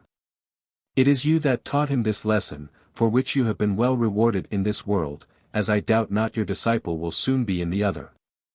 I know not what you mean by reward, said Squire. But if you hint at that pitiful memorial of our friendship, which he hath thought fit to bequeath me, I despise it, and nothing but the unfortunate situation of my circumstances should prevail on me to accept it. The physician now arrived, and began to inquire of the 2 disputants, how we all did above stairs. In a miserable way, answered Thwackum. It is no more than I expected, cries the doctor, but pray what symptoms have appeared since I left you? No good ones, I am afraid, replied Thwackum, after what passed at our departure, I think there were little hopes. The bodily physician, perhaps, misunderstood the curer of souls. And before they came to an explanation, Mr. Blifil came to them with a most melancholy countenance, and acquainted them that he brought sad news, that his mother was dead at Salisbury. That she had been seized on the road home with the gout in her head and stomach, which had carried her off in a few hours. Good lack-a-day, says the doctor. One cannot answer for events, but I wish I had been at hand, to have been called in. The gout is a distemper which it is difficult to treat, yet I have been remarkably successful in it. Thwackum and Squire both condoled with Mr. Blifil for the loss of his mother, which the one advised him to bear like a man, and the other like a Christian. The young gentleman said he knew very well we were all mortal, and he would endeavor to submit to his loss as well as he could. That he could not, however, help complaining a little against the peculiar severity of his fate, which brought the news of so great a calamity to him by surprise. And that at a time when he hourly expected the severest blow he was capable of feeling from the malice of fortune. He said, the present occasion would put to the test those excellent rudiments which he had learnt from Mr. Thwackum and Mr. Squire, and it would be entirely owing to them, if he was enabled to survive such misfortunes. It was now debated whether Mr. Allworthy should be informed of the death of his sister. This the doctor violently opposed. In which, I believe, the whole college would agree with him, but Mr. Blifil said, he had received such positive and repeated orders from his uncle, never to keep any secret from him for fear of the disquietude which it might give him. That he durst not think of disobedience, whatever might be the consequence. He said, for his part, considering the religious and philosophic temper of his uncle, he could not agree with the doctor in his apprehensions. He was therefore resolved to communicate it to him, for if his uncle recovered, as he heartily prayed he might, he knew he would never forgive an endeavor to keep a secret of this kind from him. The physician was forced to submit to these resolutions, which the two other learned gentlemen very highly commended. So together moved Mr. Blifil and the doctor toward the sick room, where the physician first entered, and approached the bed, in order to feel his patient's pulse, which he had no sooner done, than he declared he was much better. That the last application had succeeded to a miracle, and had brought the fever to intermit, so that, he said, there appeared now to be as little danger as he had before apprehended there were hopes. To say the truth, Mr. Allworthy's situation had never been so bad as the great caution of the doctor had represented it, but as a wise general never despises his enemy, however inferior that enemy's force may be, so neither doth a wise physician ever despise a distemper, however inconsiderable. As the former preserves the same strict discipline, places the same guards, and employs the same scouts, though the enemy be never so weak, so the latter maintains the same gravity of countenance, and shakes his head with the same significant air, let the distemper be never so trifling. And both, among many other good ones, may assign this solid reason for their conduct, that by these means the greater glory redounds to them if they gain the victory, and the less disgrace if by any unlucky accident they should happen to be conquered. Mr. Allworthy had no sooner lifted up his eyes, and thanked heaven for these hopes of his recovery, than Mr. Blifil drew near, with a very dejected aspect, and having applied his handkerchief to his eye, either to wipe away his tears, or to do as Ovid somewhere expresses himself on another occasion, si nullus erit, tamen excut nullum. If there be none, then wipe away that none. He communicated to his uncle what the reader hath been just before acquainted with. Allworthy received the news with concern, with patience, and with resignation. He dropped a tender tear, then composed his countenance, and at last cried, "The Lord's will be done in everything." He now inquired for the messenger. But Blifil told him it had been impossible to detain him a moment, for he appeared by the great hurry he was in to have some business of importance on his hands. That he complained of being hurried and driven and torn out of his life, and repeated many times, that if he could divide himself into 4 quarters, he knew how to dispose of every one. Allworthy then desired Blifil to take care of the funeral. He said, he would have his sister deposited in his own chapel, and as to the particulars, he left them to his own discretion, only mentioning the person whom he would have employed on this occasion. Chapter 9. Which, among other things, may serve as a comment on that saying of Aeschines, that drunkenness shows the mind of a man, as a mirror reflects his person. The reader may perhaps wonder at hearing nothing of Mr. Jones in the last chapter. In fact, his behavior was so different from that of the persons there mentioned, that we chose not to confound his name with theirs. When the good man had ended his speech, Jones was the last who deserted the room. Thence he retired to his own apartment, to give vent to his concern, but the restlessness of his mind would not suffer him to remain long there. He slipped softly therefore to Allworthy's chamber door, where he listened a considerable time without hearing any kind of motion within, unless a violent snoring, which at last his fears misrepresented as groans. This so alarmed him, that he could not forbear entering the room, where he found the good man in the bed, in a sweet composed sleep, and his nurse snoring in the above-mentioned hearty manner, at the bed's feet. He immediately took the only method of silencing this thorough bass, whose music he feared might disturb Mr. Allworthy. And then sitting down by the nurse, he remained motionless till Blifil and the doctor came in together and waked the sick man, in order that the doctor might feel his pulse, and that the other might communicate to him that piece of news, which, had Jones been apprised of it, would have had great difficulty of finding its way to Mr. Allworthy's ear at such a season. When he first heard Blifil tell his uncle this story, Jones could hardly contain the wrath which kindled in him at the other's indiscretion, especially as the doctor shook his head, and declared his unwillingness to have the matter mentioned to his patient. But as his passion did not so far deprive him of all use of his understanding, as to hide from him the consequences which any violent expression towards Blifil might have on the sick, this apprehension stilled his rage at the present. And he grew afterwards so satisfied with finding that this news had, in fact, produced no mischief, that he suffered his anger to die in his own bosom, without ever mentioning it to Blifil. The physician dined that day at Mr Allworthy's.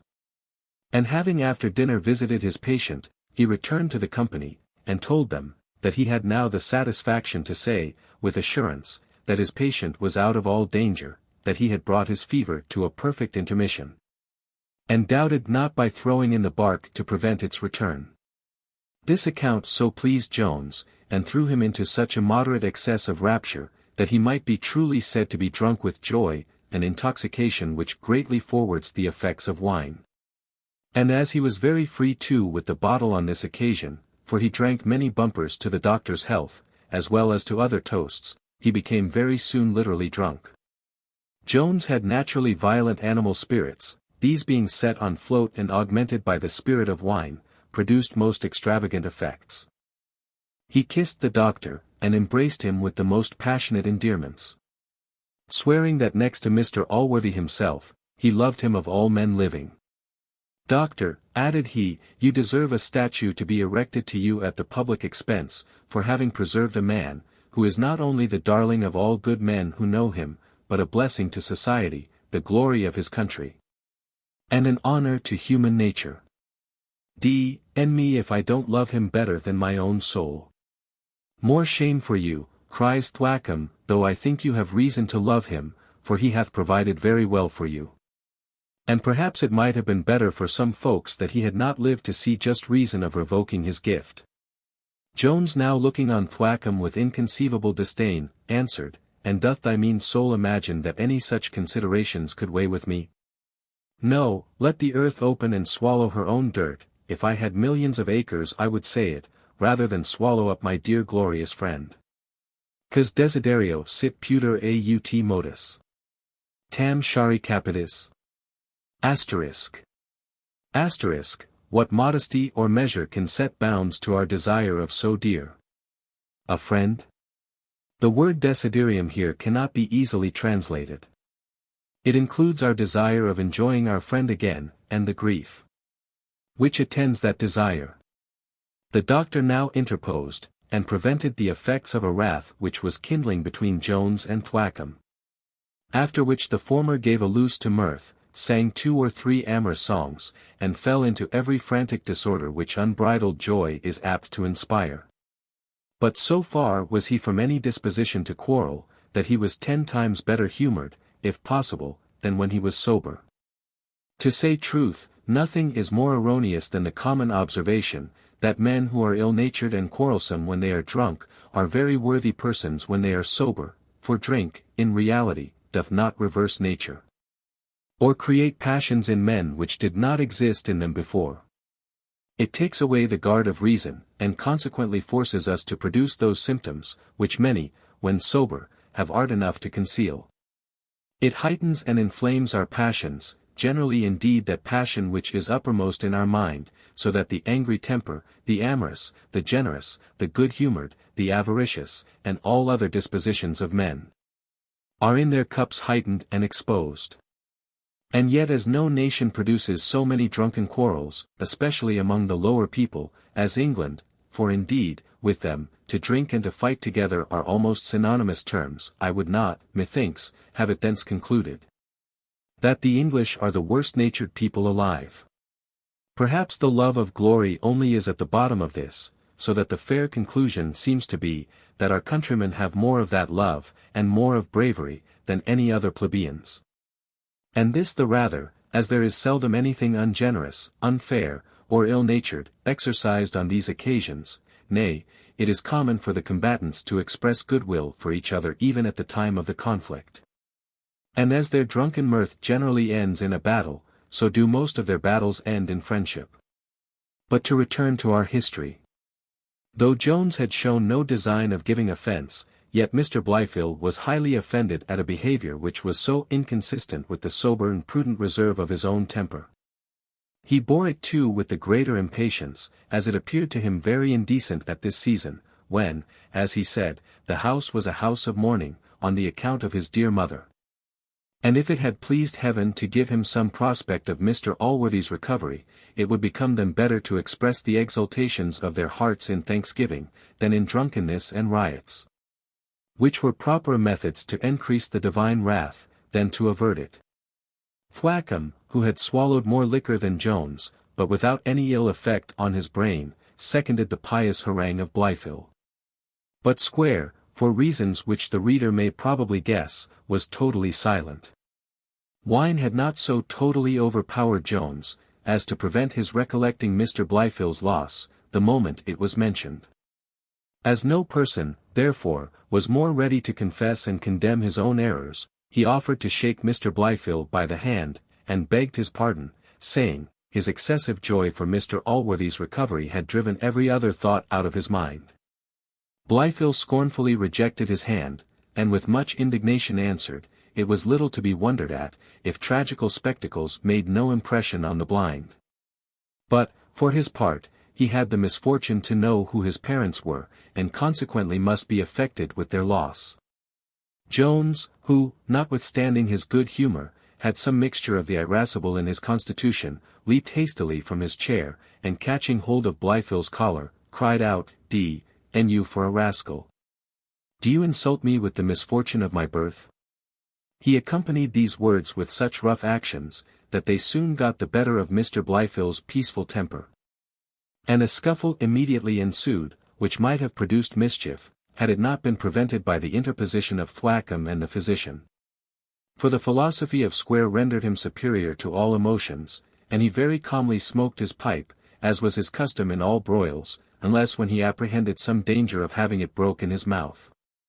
The combatants being now prevented from executing present vengeance on each other, betook themselves to the common resources of disappointed rage, and vented their wrath in threats and defiance. In this kind of conflict, fortune, which, in the personal attack, seemed to incline to Jones, was now altogether as favourable to his enemy. A truce, nevertheless, was at length agreed on, by the mediation of the neutral parties, and the whole company again sat down at the table. Where Jones being prevailed on to ask pardon, and Blifil to give it, peace was restored, and everything seemed in statu quo. But though the quarrel was, in all appearance, perfectly reconciled, the good humour which had been interrupted by it, was by no means restored. All merriment was now at an end, and the subsequent discourse consisted only of grave relations of matters of fact, and of as grave observations upon them. A species of conversation, in which, though there is much of dignity and instruction, there is but little entertainment.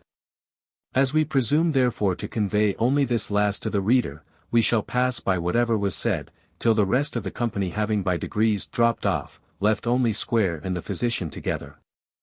At which time the conversation was a little heightened by some comments on what had happened between the two young gentlemen, both of whom the doctor declared to be no better than scoundrels. To which appellation the philosopher, very sagaciously shaking his head, agreed. Chapter 10. Showing the truth of many observations of Ovid, and of other more grave writers, who have proved beyond contradiction, that wine is often the forerunner of incontinency. Jones retired from the company, in which we have seen him engaged, into the fields, where he intended to cool himself by a walk in the open air before he attended Mr. Allworthy.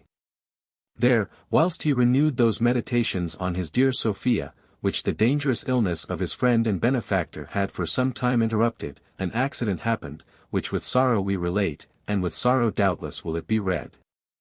However, that historic truth to which we profess so inviolable an attachment, obliges us to communicate it to posterity. It was now a pleasant evening in the latter end of June, when our hero was walking in a most delicious grove, where the gentle breezes fanning the leaves, together with the sweet trilling of a murmuring stream, and the melodious notes of nightingales, formed altogether the most enchanting harmony. In this scene, so sweetly accommodated to love, he meditated on his dear Sophia. While his wanton fancy roamed unbounded over all her beauties, and his lively imagination painted the charming maid in various ravishing forms, his warm heart melted with tenderness. And at length, throwing himself on the ground, by the side of a gently murmuring brook, he broke forth into the following ejaculation. "O Sophia, would heaven give thee to my arms, how blessed would be my condition! Cursed be that fortune which sets a distance between us.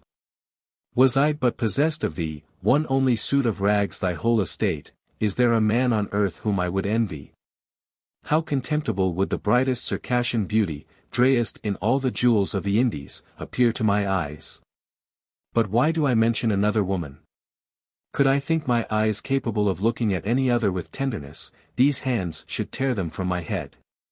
No, my Sophia, if cruel fortune separates us forever, my soul shall dote on thee alone. The chastest constancy will I ever preserve to thy image. Though I should never have possession of thy charming person, still shalt thou alone have possession of my thoughts, my love, my soul. Oh! My fond heart is so wrapped in that tender bosom, that the brightest beauties would for me have no charms, nor would a hermit be colder in their embraces. Sophia, Sophia alone shall be mine. What raptures are in that name! I will engrave it on every tree." At these words he started up, and beheld, not his Sophia, no, nor a Circassian maid richly and elegantly attired for the grand signor's seraglio. No. Without a gown, in a shift that was somewhat of the coarsest, and none of the cleanest, bedewed likewise with some odoriferous effluvia, the produce of the day's labor, with a pitchfork in her hand, Molly Seagrim approached. Our hero had his penknife in his hand, which he had drawn for the before-mentioned purpose of carving on the bark, when the girl coming near him, cried out with a smile, "You don't intend to kill me, Squire, I hope." "Why should you think I would kill you?" answered Jones. "Nay," replied she, "after your cruel usage of me when I saw you last, killing me would, perhaps, be too great kindness for me to expect." Here ensued a parley, which, as I do not think myself obliged to relate it, I shall omit. It is sufficient that it lasted a full quarter of an hour, at the conclusion of which they retired into the thickest part of the grove. Some of my readers may be inclined to think this event unnatural. However, the fact is true. And perhaps may be sufficiently accounted for by suggesting, that Jones probably thought one woman better than none, and Molly as probably imagined two men to be better than one.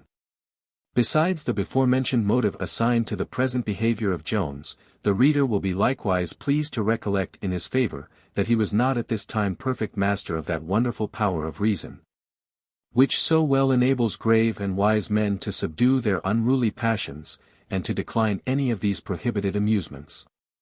Wine now had totally subdued this power in Jones. He was, indeed, in a condition, in which, if reason had interposed, though only to advise, she might have received the answer which one Cleostratus gave many years ago to a silly fellow, who asked him, if he was not ashamed to be drunk. "Are not you," said Cleostratus, "ashamed to admonish a drunken man? To say the truth, in a court of justice drunkenness must not be an excuse, yet in a court of conscience it is greatly so. And therefore Aristotle, who commends the laws of Pittacus, by which drunken men receive double punishment for their crimes, allows there is more of policy than justice in that law. Now, if there are any transgressions pardonable from drunkenness, they are certainly such as Mr. Jones was at present guilty of. On which head I could pour forth a vast profusion of learning, if I imagined it would either entertain my reader, or teach him anything more than he knows already. For his sake therefore I shall keep my learning to myself, and return to my history. It hath been observed, that fortune seldom doth things by halves. To say truth, there is no end to her freaks whenever she is disposed to gratify or displease. No sooner had our hero retired with his Dido, but Speluncum Blifil dux et divinus eandem. Devenient. The parson and the young squire, who were taking a serious walk, arrived at the stile which leads into the grove. And the latter caught a view of the lovers just as they were sinking out of sight. Blifil knew Jones very well, though he was at above 100 yards distance, and he was as positive to the sex of his companion, though not to the individual person. He started, blessed himself, and uttered a very solemn ejaculation. Thwackum expressed some surprise at these sudden emotions, and asked the reason of them. To which Blifil answered, he was certain he had seen a fellow and wench retire together among the bushes, which he doubted not was with some wicked purpose. As to the name of Jones, he thought proper to conceal it, and why he did so must be left to the judgment of the sagacious reader, for we never choose to assign motives to the actions of men, when there is any possibility of our being mistaken. The parson, who was not only strictly chaste in his own person, but a great enemy to the opposite vice in all others, fired at this information.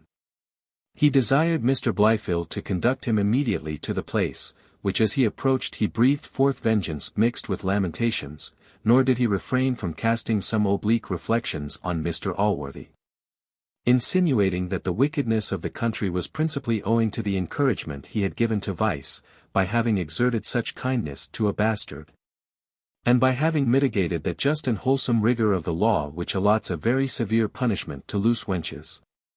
The way through which our hunters were to pass in pursuit of their game was so beset with briars, that it greatly obstructed their walk, and caused besides such a rustling, that Jones had sufficient warning of their arrival before they could surprise him.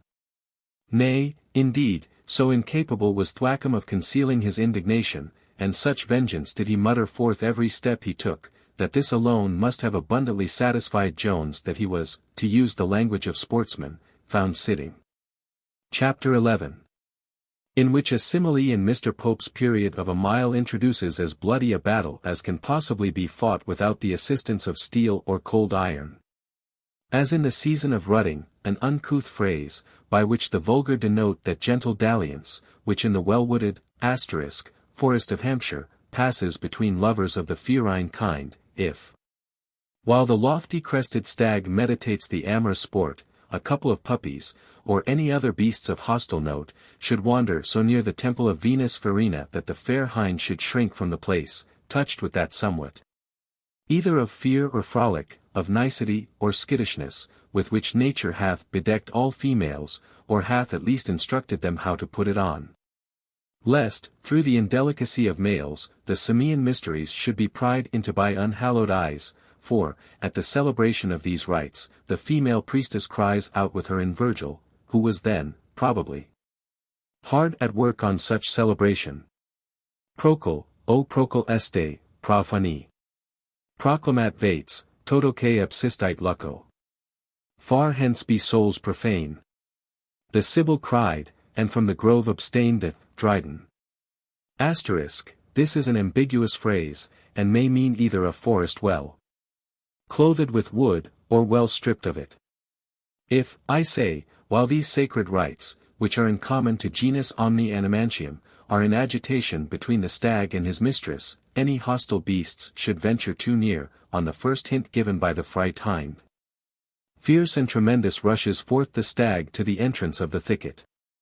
There stands he sentinel over his love, stamps the ground with his foot, and with his horns brandished aloft in air, proudly provokes the apprehended foe to combat. Thus, and more terrible, when he perceived the enemy's approach, leaped forth our hero. Many a step advanced he forwards, in order to conceal the trembling hind, and, if possible, to secure her retreat. And now Thwackum, having first darted some livid lightning from his fiery eyes, began to thunder forth, "Fie upon it! Fie upon it! Mr. Jones! Is it possible you should be the person?" "You see," answered Jones, "it is possible I should be here." "And who," said Thwackum, "is that wicked slut with you?" "If I have any wicked slut with me," cries Jones, "it is possible I shall not let you know who she is." "I command you to tell me immediately," says Thwackum, "and I would not have you imagine, young man, that your age, though it hath somewhat abridged the purpose of tuition, hath totally taken away the authority of the master. The relation of the master and scholar is indelible, as, indeed, all other relations are, for they all derive their original from heaven. I would have you think yourself, therefore, as much obliged to obey me now, as when I taught you your first rudiments." "I believe you would," cries Jones, "but that will not happen, unless you had the same birchen argument to convince me." "Then I must tell you plainly," said Thwackum, "I am resolved to discover the wicked wretch." "And I must tell you plainly," returned Jones, "I am resolved you shall not." Thwackum then offered to advance, and Jones laid hold of his arms, which Mr. Blifil endeavoured to rescue, declaring, he would not see his old master insulted. Jones, now finding himself engaged with two, thought it necessary to rid himself of one of his antagonists as soon as possible. He therefore applied to the weakest first, and, letting the parson go, he directed a blow at the young squire's breast, which luckily taking place, reduced him to measure his length on the ground. Thwackum was so intent on the discovery, that, the moment he found himself at liberty, he stepped forward directly into the fern, without any great consideration of what might in the meantime befall his friend. But he had advanced a very few paces into the thicket, before Jones, having defeated Blifil, overtook the parson, and dragged him backward by the skirt of his coat. This parson had been a champion in his youth, and had won much honour by his fist, both at school and at the university. He had now indeed, for a great number of years, declined the practice of that noble art. Yet was his courage full as strong as his faith, and his body no less strong than either. He was moreover, as the reader may perhaps have conceived, somewhat irascible in his nature.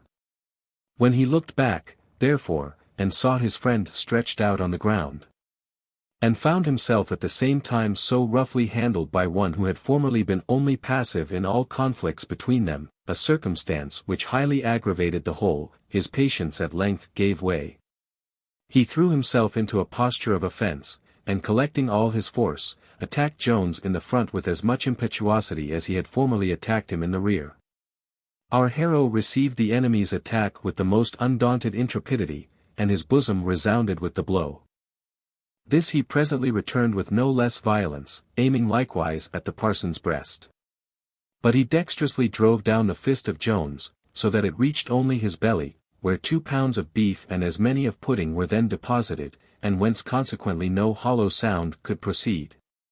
Many lusty blows, much more pleasant as well as easy to have seen, than to read or describe, were given on both sides. At last a violent fall, in which Jones had thrown his knees into Thwackham's breast, so weakened the latter, that victory had been no longer dubious, had not Blifil, who had now recovered his strength, again renewed the fight, and by engaging with Jones, given the parson a moment's time to shake his ears, and to regain his breath. And now both together attacked our hero, whose blows did not retain that force with which they had fallen at first, so weakened was he by his combat with Thwackum. For though the pedagogue chose rather to play solos on the human instrument, and had been lately used to those only, yet he still retained enough of his antient knowledge to perform his part very well in a duet.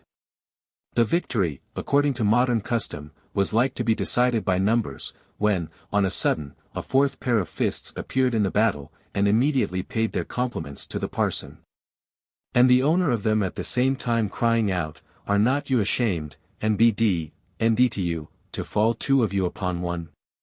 The battle, which was of the kind that for distinction's sake is called royal, now raged with the utmost violence during a few minutes, till Blifil being a second time laid sprawling by Jones, Thwackum condescended to apply for quarter to his new antagonist, who was now found to be Mr. Western himself, for in the heat of the action none of the combatants had recognized him.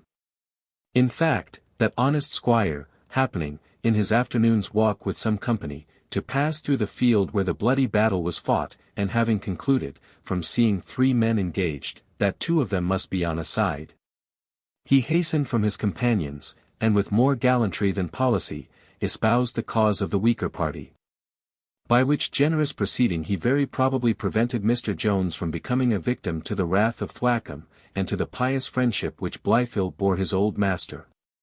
For, besides the disadvantage of such odds, Jones had not yet sufficiently recovered the former strength of his broken arm. This reinforcement, however, soon put an end to the action, and Jones with his ally obtained the victory.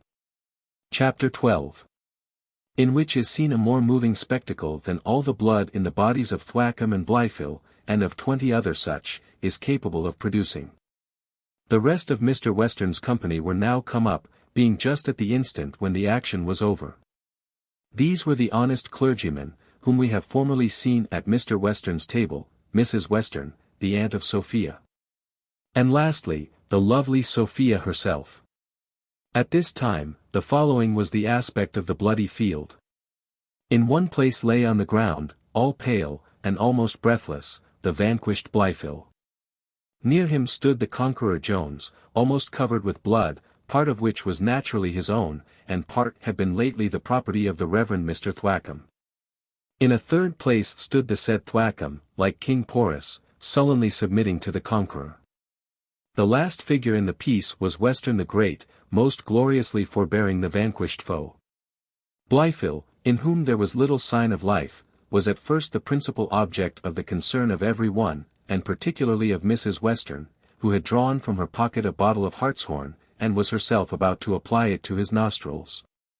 When on a sudden the attention of the whole company was diverted from poor Blifil, whose spirit, if it had any such design, might have now taken an opportunity of stealing off to the other world, without any ceremony. For now a more melancholy and a more lovely object lay motionless before them.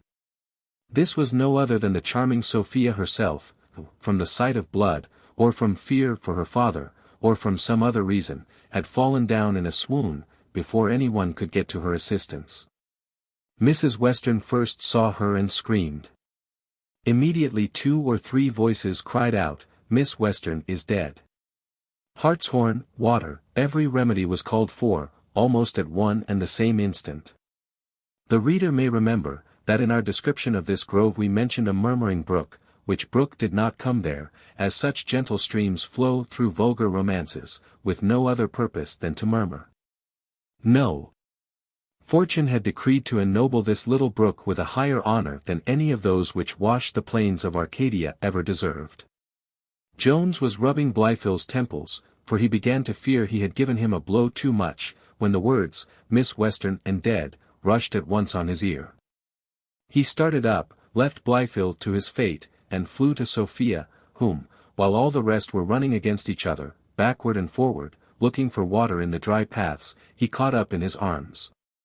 And then ran away with her over the field to the rivulet above mentioned. Where, plunging himself into the water, he contrived to besprinkle her face, head, and neck very plentifully. Happy was it for Sophia that the same confusion which prevented her other friends from serving her, prevented them likewise from obstructing Jones. He had carried her half-ways before they knew what he was doing, and he had actually restored her to life before they reached the waterside. She stretched out her arms, opened her eyes, and cried, "Oh! Heavens!" Just as her father, aunt, and the parson came up. Jones, who had hitherto held this lovely burthen in his arms, now relinquished his hold. But gave her at the same instant a tender caress, which, had her senses been then perfectly restored, could not have escaped her observation. As she expressed, therefore, no displeasure at this freedom, we suppose she was not sufficiently recovered from her swoon at the time. This tragical scene was now converted into a sudden scene of joy. In this our hero was certainly the principal character. For as he probably felt more ecstatic delight in having saved Sophia than she herself received from being saved, so neither were the congratulations paid to her equal to what were conferred on Jones, especially by Mr. Western himself, who, after having once or twice embraced his daughter, fell to hugging and kissing Jones. He called him the preserver of Sophia, and declared there was nothing, except her, or his estate, which he would not give him. But upon recollection, he afterwards accepted his foxhounds, the Chevalier, and Miss Slouch, for so he called his favourite mare. All fears for Sophia being now removed, Jones became the object of the squire's consideration. "Come, my lad," says Western, "dee off thy quote and wash thy feace, for att in a devilish pickle, I promise thee. Come, come, wash thyself, and shat go home with me, and we'll to vind thee another quote."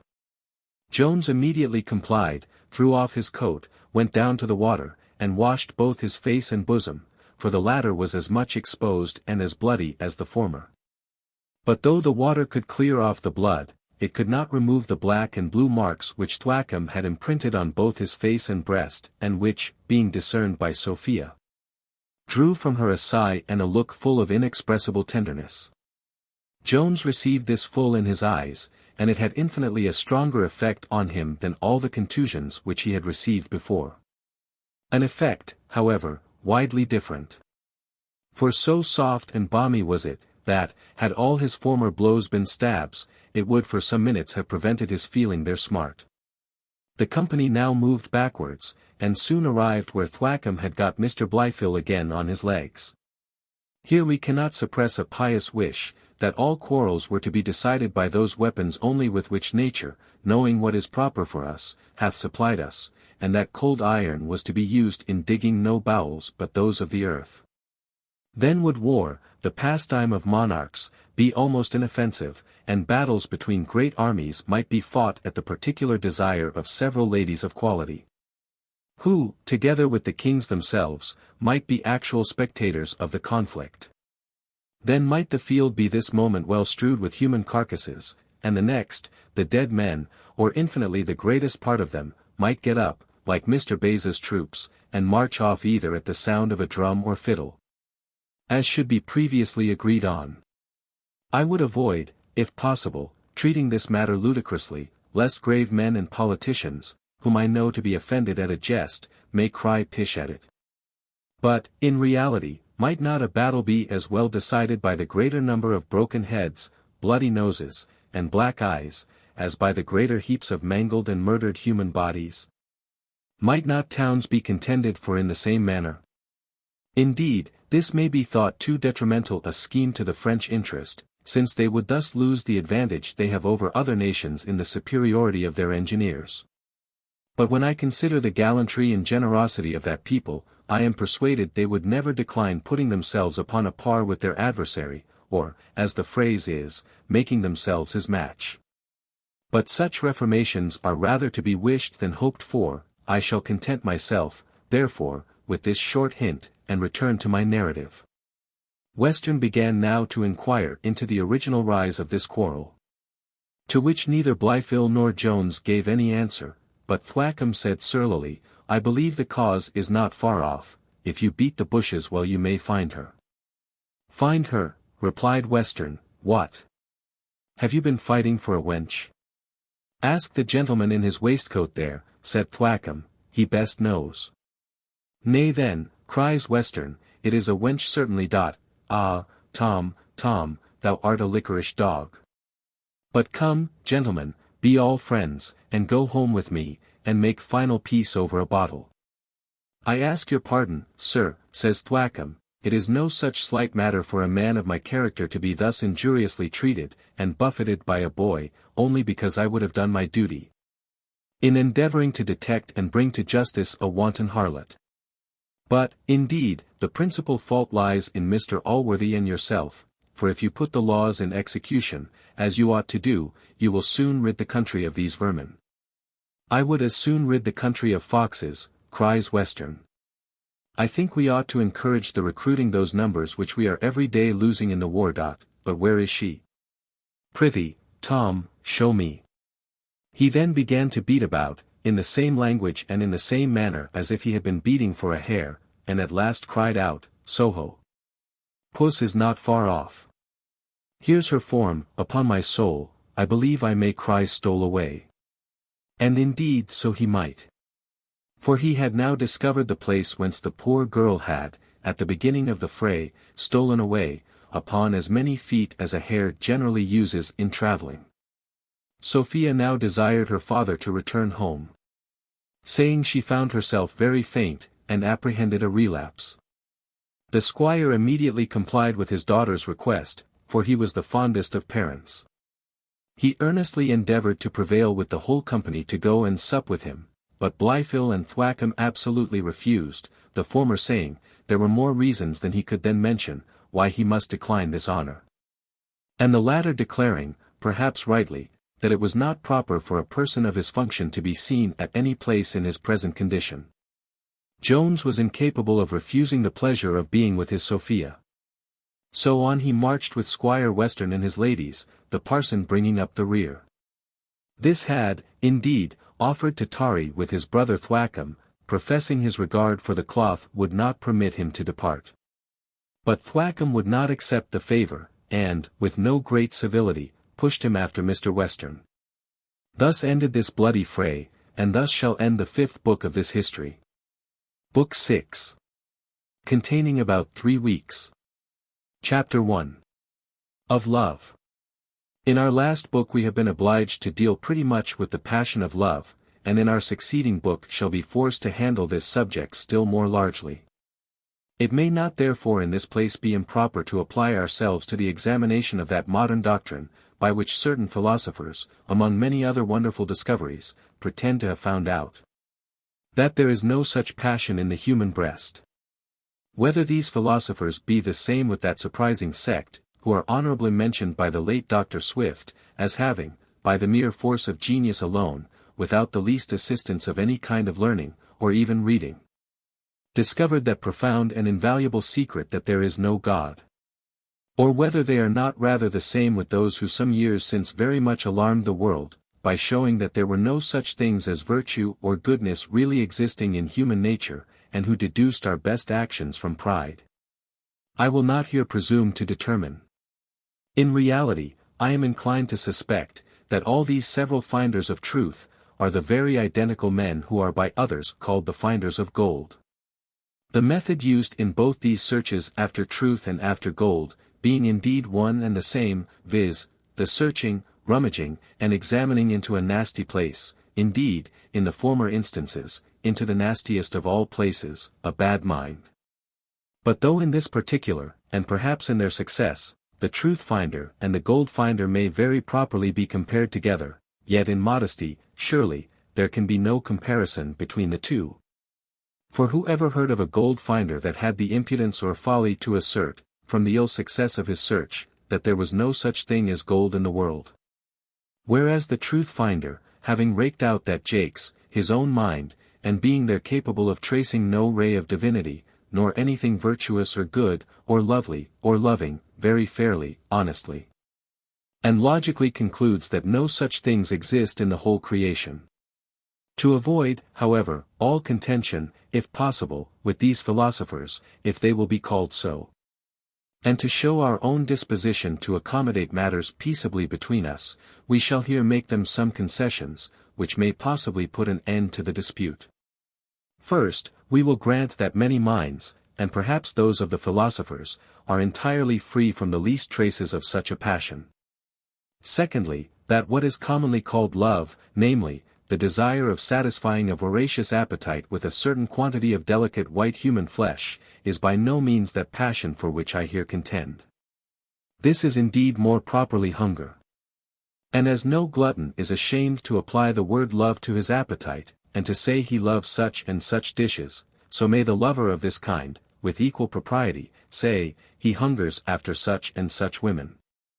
Thirdly, I will grant, which I believe will be a most acceptable concession, that this love for which I am an advocate, though it satisfies itself in a much more delicate manner, doth nevertheless seek its own satisfaction as much as the grossest of all our appetites. And, lastly, that this love, when it operates towards one of a different sex, is very apt, towards its complete gratification, to call in the aid of that hunger which I have mentioned above, and which it is so far from abating, that it heightens all its delights to a degree scarce imaginable by those who have never been susceptible of any other emotions than what have proceeded from appetite alone. In return to all these concessions, I desire of the philosophers to grant, that there is in some, I believe in many, human breasts a kind and benevolent disposition, which is gratified by contributing to the happiness of others. That in this gratification alone, as in friendship, in parental and filial affection, as indeed in general philanthropy, there is a great and exquisite delight. That if we will not call such disposition love, we have no name for it. That though the pleasures arising from such pure love may be heightened and sweetened by the assistance of amorous desires, yet the former can subsist alone, nor are they destroyed by the intervention of the latter. Lastly, that esteem and gratitude are the proper motives to love, as youth and beauty are to desire, and, therefore, though such desire may naturally cease, when age or sickness overtakes its object, yet these can have no effect on love, nor ever shake or remove, from a good mind, that sensation or passion which hath gratitude and esteem for its basis. To deny the existence of a passion of which we often see manifest instances, seems to be very strange and absurd, and can indeed proceed only from that self-admonition which we have mentioned above, but how unfair is this! Doth the man who recognizes in his own heart no traces of avarice or ambition, conclude, therefore, that there are no such passions in human nature? Why will we not modestly observe the same rule in judging of the good, as well as the evil of others? Or why, in any case, will we, as Shakespeare phrases it, put the world in our own person? Predominant vanity is, I am afraid, too much concerned here. This is one instance of that adulation which we bestow on our own minds, and this almost universally. For there is scarce any man, how much soever he may despise the character of a flatterer, but will condescend in the meanest manner to flatter himself. To those therefore I apply for the truth of the above observations, whose own minds can bear testimony to what I have advanced. Examine your heart, my good reader, and resolve whether you do believe these matters with me. If you do, you may now proceed to their exemplification in the following pages. If you do not, you have, I assure you, already read more than you have understood. And it would be wiser to pursue your business, or your pleasures, such as they are, than to throw away any more of your time in reading what you can neither taste nor comprehend. To treat of the effects of love to you, must be as absurd as to discourse on colors to a man born blind, since possibly your idea of love may be as absurd as that which we are told such blind man once entertained of the color scarlet. That color seemed to him to be very much like the sound of a trumpet, and love probably may, in your opinion, very greatly resemble a dish of soup, or a sirloin of roast beef. Chapter 2. The character of Mrs. Western. Her great learning and knowledge of the world, and an instance of the deep penetration which she derived from those advantages. The reader hath seen Mr. Western, his sister, and daughter, with young Jones, and the parson, going together to Mr. Western's house, where the greater part of the company spent the evening with much joy and festivity. Sophia was indeed the only grave person. For as to Jones, though love had now gotten entire possession of his heart, yet the pleasing reflection on Mr. Allworthy's recovery, and the presence of his mistress, joined to some tender looks which she now and then could not refrain from giving him, so elevated our hero, that he joined the mirth of the other three, who were perhaps as good-humoured people as any in the world. Sophia retained the same gravity of countenance the next morning at breakfast, whence she retired likewise earlier than usual, leaving her father and aunt together. The squire took no notice of this change in his daughter's disposition. To say the truth, though he was somewhat of a politician, and had been twice a candidate in the country interest at an election, he was a man of no great observation. His sister was a lady of a different turn. She had lived about the court, and had seen the world. Hence she had acquired all that knowledge which the said world usually communicates, and was a perfect mistress of manners, customs, ceremonies, and fashions. Nor did her erudition stop here. She had considerably improved her mind by study. She had not only read all the modern plays, operas, oratorios, poems, and romances, in all which she was a critic, but had gone through Rapin's History of England, Eachard's Roman History, and many French memoirs pour servir à l'histoire. To these she had added most of the political pamphlets and journals published within the last 20 years. From which she had attained a very competent skill in politics, and could discourse very learnedly on the affairs of Europe. She was, moreover, excellently well skilled in the doctrine of amour, and knew better than anybody who and who were together, a knowledge which she the more easily attained, as her pursuit of it was never diverted by any affairs of her own. For either she had no inclinations, or they had never been solicited, which last is indeed very probable. For her masculine person, which was near 6 foot high, added to her manner and learning, possibly prevented the other sex from regarding her, notwithstanding her petticoats, in the light of a woman.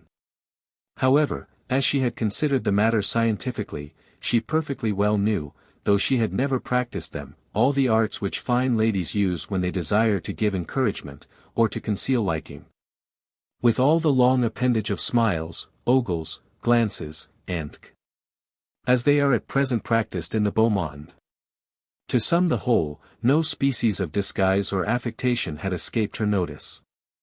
But as to the plain simple workings of honest nature, as she had never seen any such, she could know but little of them. By means of this wonderful sagacity, Mrs. Western had now, as she thought, made a discovery of something in the mind of Sophia. The first hint of this she took from the behavior of the young lady in the field of battle, and the suspicion which she then conceived, was greatly corroborated by some observations which she had made that evening and the next morning. However, being greatly cautious to avoid being found in a mistake, she carried the secret a whole fortnight in her bosom, giving only some oblique hints, by simpering, winks, nods, and now and then dropping an obscure word. Which indeed sufficiently alarmed Sophia, but did not at all affect her brother.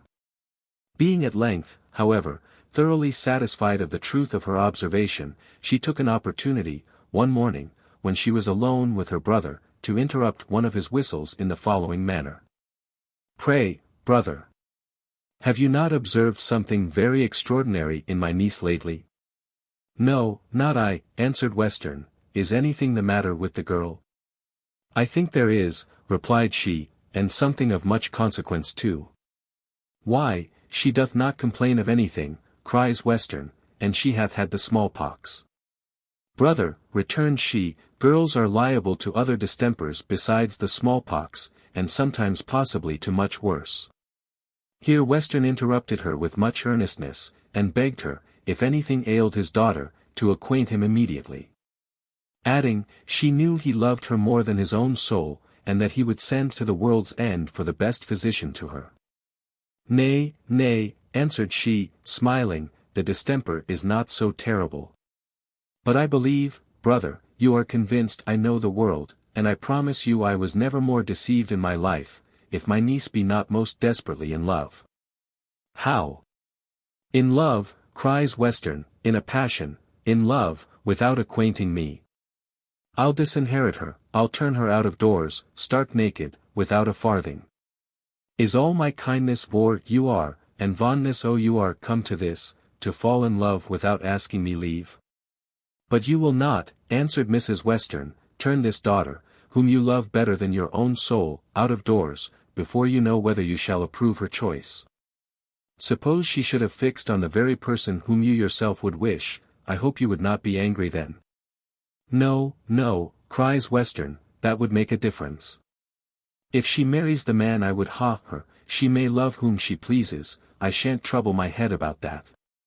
"That is spoken," answered the sister, "like a sensible man. But I believe the very person she hath chosen would be the very person you would choose for her. I will disclaim all knowledge of the world, if it is not so, and I believe, brother, you will allow I have some." "Why, look'ee, sister," said Western, "I do believe you have as much as any woman, and to be sure those are women's matters. You know I don't love to hear you talk about politics. They belong to us, and petticoats should not meddle, but come, who is the man?" "Mary," said she, "you may find him out yourself if you please. You, who are so great a politician, can be at no great loss. The judgment which can penetrate into the cabinets of princes, and discover the secret springs which move the great state wheels in all the political machines of Europe, must surely, with very little difficulty, find out what passes in the rude uninformed mind of a girl." "Sister," cries the squire, "I have often warned you not to talk the court gibberish to me. I tell you, I don't understand the lingo, but I can read a journal, or the London Evening Post. Perhaps, indeed, there may be now and tan a verse which I can't make much of, because half the letters are left out. Yet I know very well what is meant by that, and that our affairs don't go so well as they should do, because of bribery and corruption. I pity your country ignorance from my heart," cries the lady. "Do you?" answered Western. "And I pity your town learning. I had rather be anything than a courtier, and a Presbyterian, and a Hanoverian too, as some people, I believe, are." "If you mean me," answered she, "you know I am a woman, brother, and it signifies nothing what I am. Besides, I do know you are a woman," cries the squire, "and it's well for thee that art one. If hadst been a man, I promise thee I had lent thee a flick long ago." "Aye, there," said she, "in that flick lies all your fancied superiority. Your bodies, and not your brains, are stronger than ours. Believe me, it is well for you that you are able to beat us. Or, such is the superiority of our understanding, we should make all of you what the brave, and wise, and witty, and polite are already our slaves. I am glad I know your mind, answered the squire. But we'll talk more of this matter another time. At present, do tell me what man is it you mean about my daughter? Hold a moment, said she, while I digest that sovereign contempt I have for your sex, or else I ought to be angry too with you. There, I have made a shift to gulp it down. And now, good politics, sir, what think you of Mr. Blifil? Did she not faint away on seeing him lie breathless on the ground? Did she not, after he was recovered, turn pale again the moment we came up to that part of the field where he stood? And pray what else should be the occasion of all her melancholy that night at supper, the next morning, and indeed ever since? For George, cries the squire, now you mind me, aunt, I remember it all. It is certainly so, and I am glad, aunt, with all my heart. I knew Sophie was a good girl, and would not fall in love to make me angry. I was never more rejoiced in my life, for nothing can lie so handy together as our two estates. I had this matter in my head some time ago, for certainly the two estates are in a manner joined together in matrimony already, and it would be 1,000 pities to part them. It is true, indeed, there be larger estates in the kingdom, but not in this county, and I had rather bate something, than marry my daughter among strangers and foreigners. Besides, such great estates be in the hands of lords, and I heat the very name of them mun. Well, but, sister, what would you advise me to do, for I tell you women know these matters better than we do. Oh, your humble servant, sir, answered the lady, we are obliged to you for allowing us a capacity in anything. Since you are pleased, then, most politic sir, to ask my advice, I think you may propose the match to Allworthy yourself. There is no indecorum in the proposals coming from the parent of either side. King Alcinous, in Mr. Pope's Odyssey, offers his daughter to Ulysses. I need not caution so politic a person not to say that your daughter is in love. That would indeed be against all rules. Well, said the squire, I will propose it, but I shall certainly lend a flick, if he should refuse me. Fear not, cries Mrs. Western, the match is too advantageous to be refused. I don't know that, answered the squire, Allworthy is a queer ch, and money hath no effect on. Brother, said the lady, your politics astonish me. Are you really to be imposed on by professions? Do you think Mr. Allworthy hath more contempt for money than other men because he professes more? Such credulity would better become one of us weak women, than that wise sex which heaven hath formed for politicians. Indeed, brother, you would make a fine plenipot to negotiate with the French. They would soon persuade you, that they take towns out of mere defensive principles. Sister, answered the squire, with much scorn, let your friends at court answer for the towns taken, as you are a woman, I shall lay no blame upon you, for I suppose they are wiser than to trust women with secrets. He accompanied this with so sarcastical a laugh, that Mrs. Western could bear no longer. She had been all this time fretted in a tender part, for she was indeed very deeply skilled in these matters, and very violent in them, and therefore, burst forth in a rage, declared her brother to be both a clown and a blockhead. And that she would stay no longer in his house.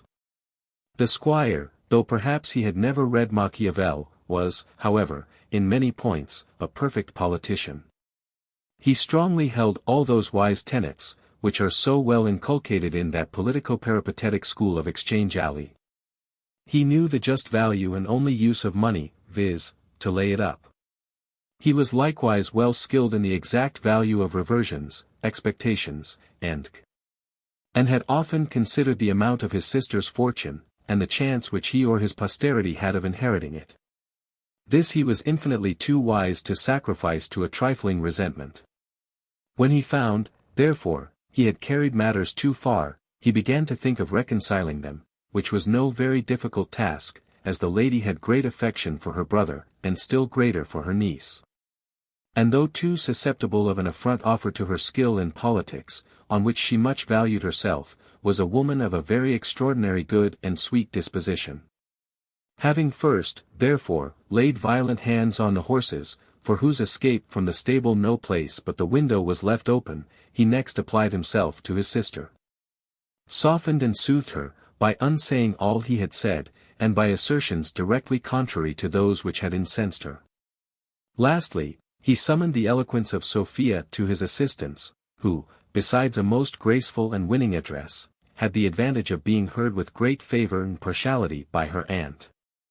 The result of the whole was a kind smile from Mrs. Western, who said, "Brother, you are absolutely a perfect Croat, but as those have their use in the army of the Empress Queen, so you likewise have some good in you. I will therefore once more sign a treaty of peace with you, and see that you do not infringe it on your side. At least, as you are so excellent a politician, I may expect you will keep your leagues, like the French, till your interest calls upon you to break them." Chapter 3. Containing 2 defiances to the critics. The squire, having settled matters with his sister, as we have seen in the last chapter, was so greatly impatient to communicate the proposal to Allworthy, that Mrs. Western had the utmost difficulty to prevent him from visiting that gentleman in his sickness, for this purpose. Mr. Allworthy had been engaged to dine with Mr. Western at the time when he was taken ill. He was therefore no sooner discharged out of the custody of physic, but he thought, as was usual with him on all occasions, both the highest and the lowest, of fulfilling his engagement. In the interval between the time of the dialogue in the last chapter, and this day of public entertainment, Sophia had, from certain obscure hints thrown out by her aunt, collected some apprehension that the sagacious lady suspected her passion for Jones. She now resolved to take this opportunity of wiping out all such suspicion, and for that purpose to put an entire constraint on her behavior. First, she endeavored to conceal a throbbing melancholy heart with the utmost sprightliness in her countenance, and the highest gaiety in her manner. Secondly, she addressed her whole discourse to Mr. Blifil, and took not the least notice of poor Jones the whole day. The squire was so delighted with this conduct of his daughter, that he scarce eat any dinner, and spent almost his whole time in watching opportunities of conveying signs of his approbation by winks and nods to his sister, who was not at first altogether so pleased with what she saw as was her brother. In short, Sophia so greatly overacted her part, that her aunt was at first staggered, and began to suspect some affectation in her niece. But as she was herself a woman of great art, so she soon attributed this to extreme art in Sophia. She remembered the many hints she had given her niece concerning her being in love, and imagined the young lady had taken this way to rally her out of her opinion by an overacted civility, a notion that was greatly corroborated by the excessive gaiety with which the whole was accompanied. We cannot here avoid remarking, that this conjecture would have been better founded had Sophia lived 10 years in the air of Grosvenor Square, where young ladies do learn a wonderful knack of rallying and playing with that passion, which is a mighty serious thing in woods and groves 100 miles distant from London. To say the truth, in discovering the deceit of others, it matters much that our own art be wound up, if I may use the expression, in the same key with theirs, for very artful men sometimes miscarry by fancying others wiser, or, in other words, greater knaves, than they really are. As this observation is pretty deep, I will illustrate it by the following short story. 3 countrymen were pursuing a Wiltshire thief through Brentford. The simplest of them, seeing the Wiltshire house written under a sign, advised his companions to enter it, for there most probably they would find their countryman. The second, who was wiser, laughed at this simplicity.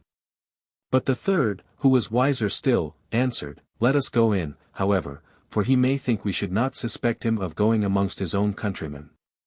They accordingly went in and searched the house, and by that means missed overtaking the thief, who was at that time but a little way before them, and who, as they all knew, but had never once reflected, could not read. The reader will pardon a digression in which so invaluable a secret is communicated, since every gamester will agree how necessary it is to know exactly the play of another, in order to countermine him.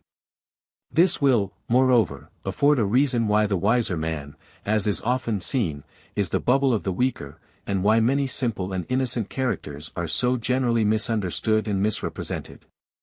But what is most material, this will account for the deceit which Sophia put on her politic aunt.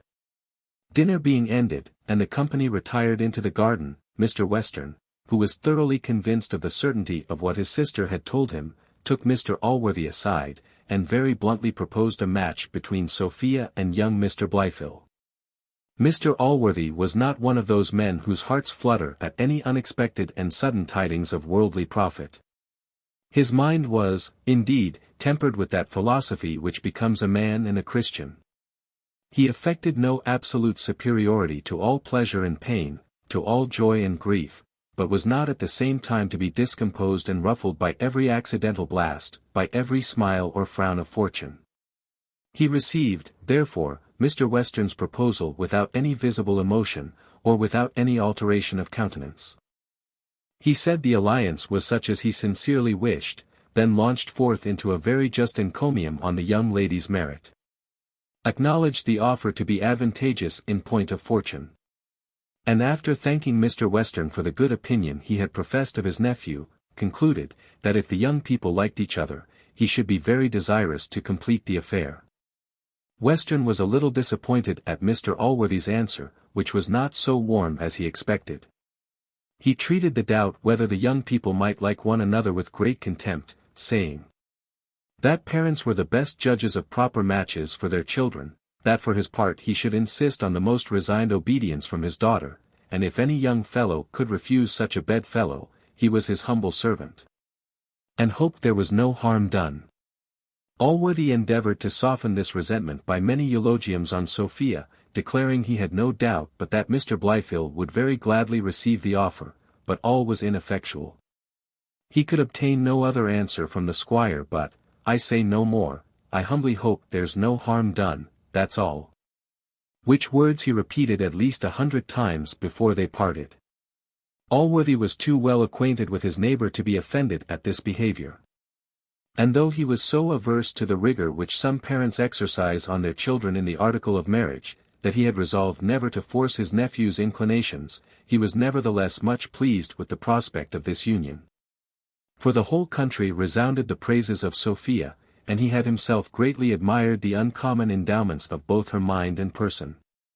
To which I believe we may add, the consideration of her vast fortune, which, though he was too sober to be intoxicated with it, he was too sensible to despise.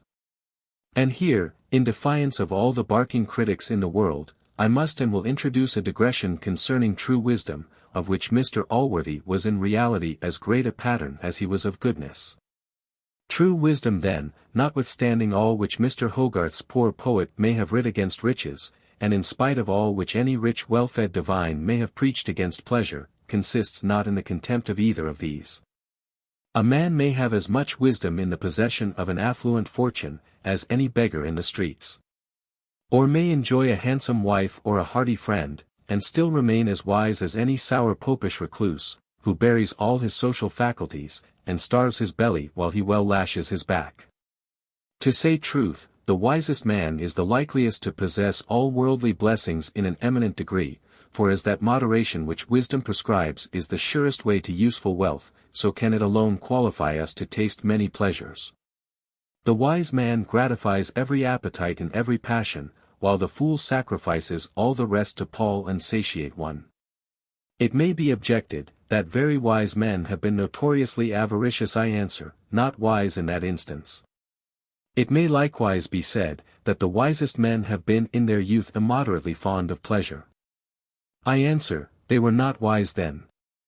Wisdom, in short, whose lessons have been represented as so hard to learn by those who never were at her school, only teaches us to extend a simple maxim universally known and followed even in the lowest life. A little farther than that life carries it. And this is, not to buy at too dear a price. Now, whoever takes this maxim abroad with him into the grand market of the world, and constantly applies it to honors, to riches, to pleasures, and to every other commodity which that market affords, is, I will venture to affirm, a wise man. And must be so acknowledged in the worldly sense of the word. For he makes the best of bargains, since in reality he purchases everything at the price only of a little trouble, and carries home all the good things I have mentioned, while he keeps his health, his innocence, and his reputation. The common prices which are paid for them by others, entire and to himself. From this moderation, likewise, he learns two other lessons, which complete his character.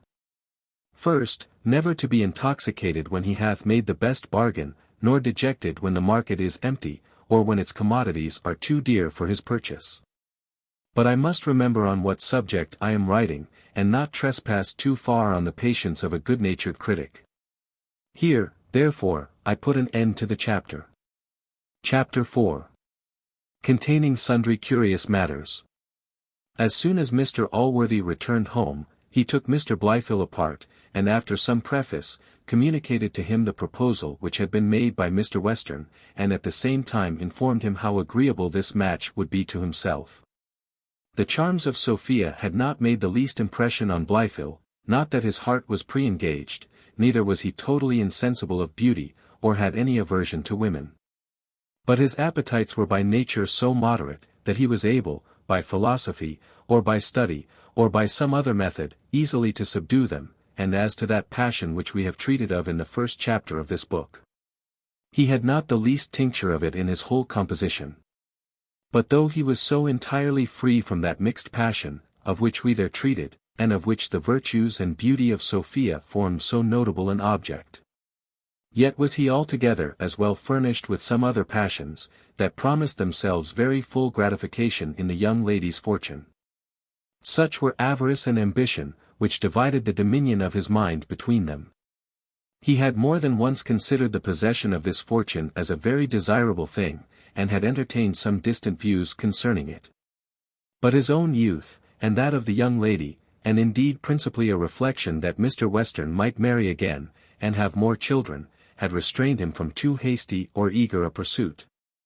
This last and most material objection was now in great measure removed, as the proposal came from Mr. Western himself. Blifil, therefore, after a very short hesitation, answered Mr. Allworthy, that matrimony was a subject on which he had not yet thought, but that he was so sensible of his friendly and fatherly care, that he should in all things submit himself to his pleasure. Allworthy was naturally a man of spirit, and his present gravity arose from true wisdom and philosophy, not from any original phlegm in his disposition, for he had possessed much fire in his youth, and had married a beautiful woman for love. He was not therefore greatly pleased with this cold answer of his nephew. Nor could he help launching forth into the praises of Sophia, and expressing some wonder that the heart of a young man could be impregnable to the force of such charms, unless it was guarded by some prior affection. Blifil assured him he had no such guard, and then proceeded to discourse so wisely and religiously on love and marriage, that he would have stopped the mouth of a parent much less devoutly inclined than was his uncle. In the end, the good man was satisfied that his nephew, far from having any objections to Sophia, had that esteem for her, which in sober and virtuous minds is the sure foundation of friendship and love. And as he doubted not but the lover would, in a little time, become altogether as agreeable to his mistress, he foresaw great happiness arising to all parties by so proper and desirable an union. With Mr. Blifil's consent therefore he wrote the next morning to Mr. Western, acquainting him that his nephew had very thankfully and gladly received the proposal, and would be ready to wait on the young lady, whenever she should be pleased to accept his visit. Western was much pleased with this letter, and immediately returned an answer, in which, without having mentioned a word to his daughter, he appointed that very afternoon for opening the scene of courtship. As soon as he had dispatched this messenger, he went in quest of his sister, whom he found reading and expounding the Gazette to Parson Supple. To this exposition he was obliged to attend near a quarter of an hour, though with great violence to his natural impetuosity, before he was suffered to speak. At length, however, he found an opportunity of acquainting the lady, that he had business of great consequence to impart to her, to which she answered, "Brother, I am entirely at your service. Things look so well in the north, that I was never in a better humor." The parson then withdrawing, Western acquainted her with all which had passed, and desired her to communicate the affair to Sophia, which she readily and cheerfully undertook. Though perhaps her brother was a little obliged to that agreeable northern aspect which had so delighted her, that he heard no comment on his proceedings, for they were certainly somewhat too hasty and violent. Chapter 5. In which is related what passed between Sophia and her aunt. Sophia was in her chamber, reading, when her aunt came in. The moment she saw Mrs. Western, She shut the book with so much eagerness, that the good lady could not forbear asking her, what book that was which she seemed so much afraid of showing. Upon my word, madam, answered Sophia, it is a book which I am neither ashamed nor afraid to own I have read. It is the production of a young lady of fashion, whose good understanding, I think, doth honour to her sex, and whose good heart is an honour to human nature.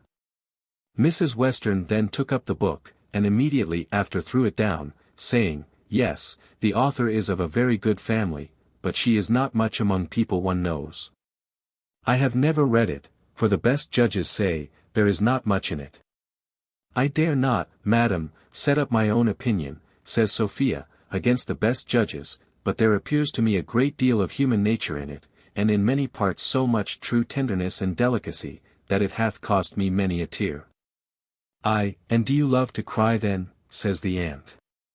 I love a tender sensation, answered the niece, and would pay the price of a tear for it at any time. Well, but show me, said the aunt, what was you reading when I came in? There was something very tender in that, I believe, and very loving too. You blush, my dear Sophia. Ah! Child, you should read books which would teach you a little hypocrisy, which would instruct you how to hide your thoughts a little better. I hope, madam, answered Sophia, I have no thoughts which I ought to be ashamed of discovering. Ashamed? No, cries the aunt, I don't think you have any thoughts which you ought to be ashamed of. And yet, child, you blushed just now when I mentioned the word loving. Dear Sophie, be assured you have not one thought which I am not well acquainted with, as well, child, as the French are with our motions, long before we put them in execution. Did you think, child, because you have been able to impose upon your father, that you could impose upon me? Do you imagine I did not know the reason of your overacting all that friendship for Mr. Blifil yesterday? I have seen a little too much of the world, to be so deceived. Nay, nay, do not blush again. I tell you it is a passion you need not be ashamed of. It is a passion I myself approve, and have already brought your father into the approbation of it. Indeed, I solely consider your inclination, for I would always have that gratified, if possible, though one may sacrifice higher prospects. Come, I have news which will delight your very soul.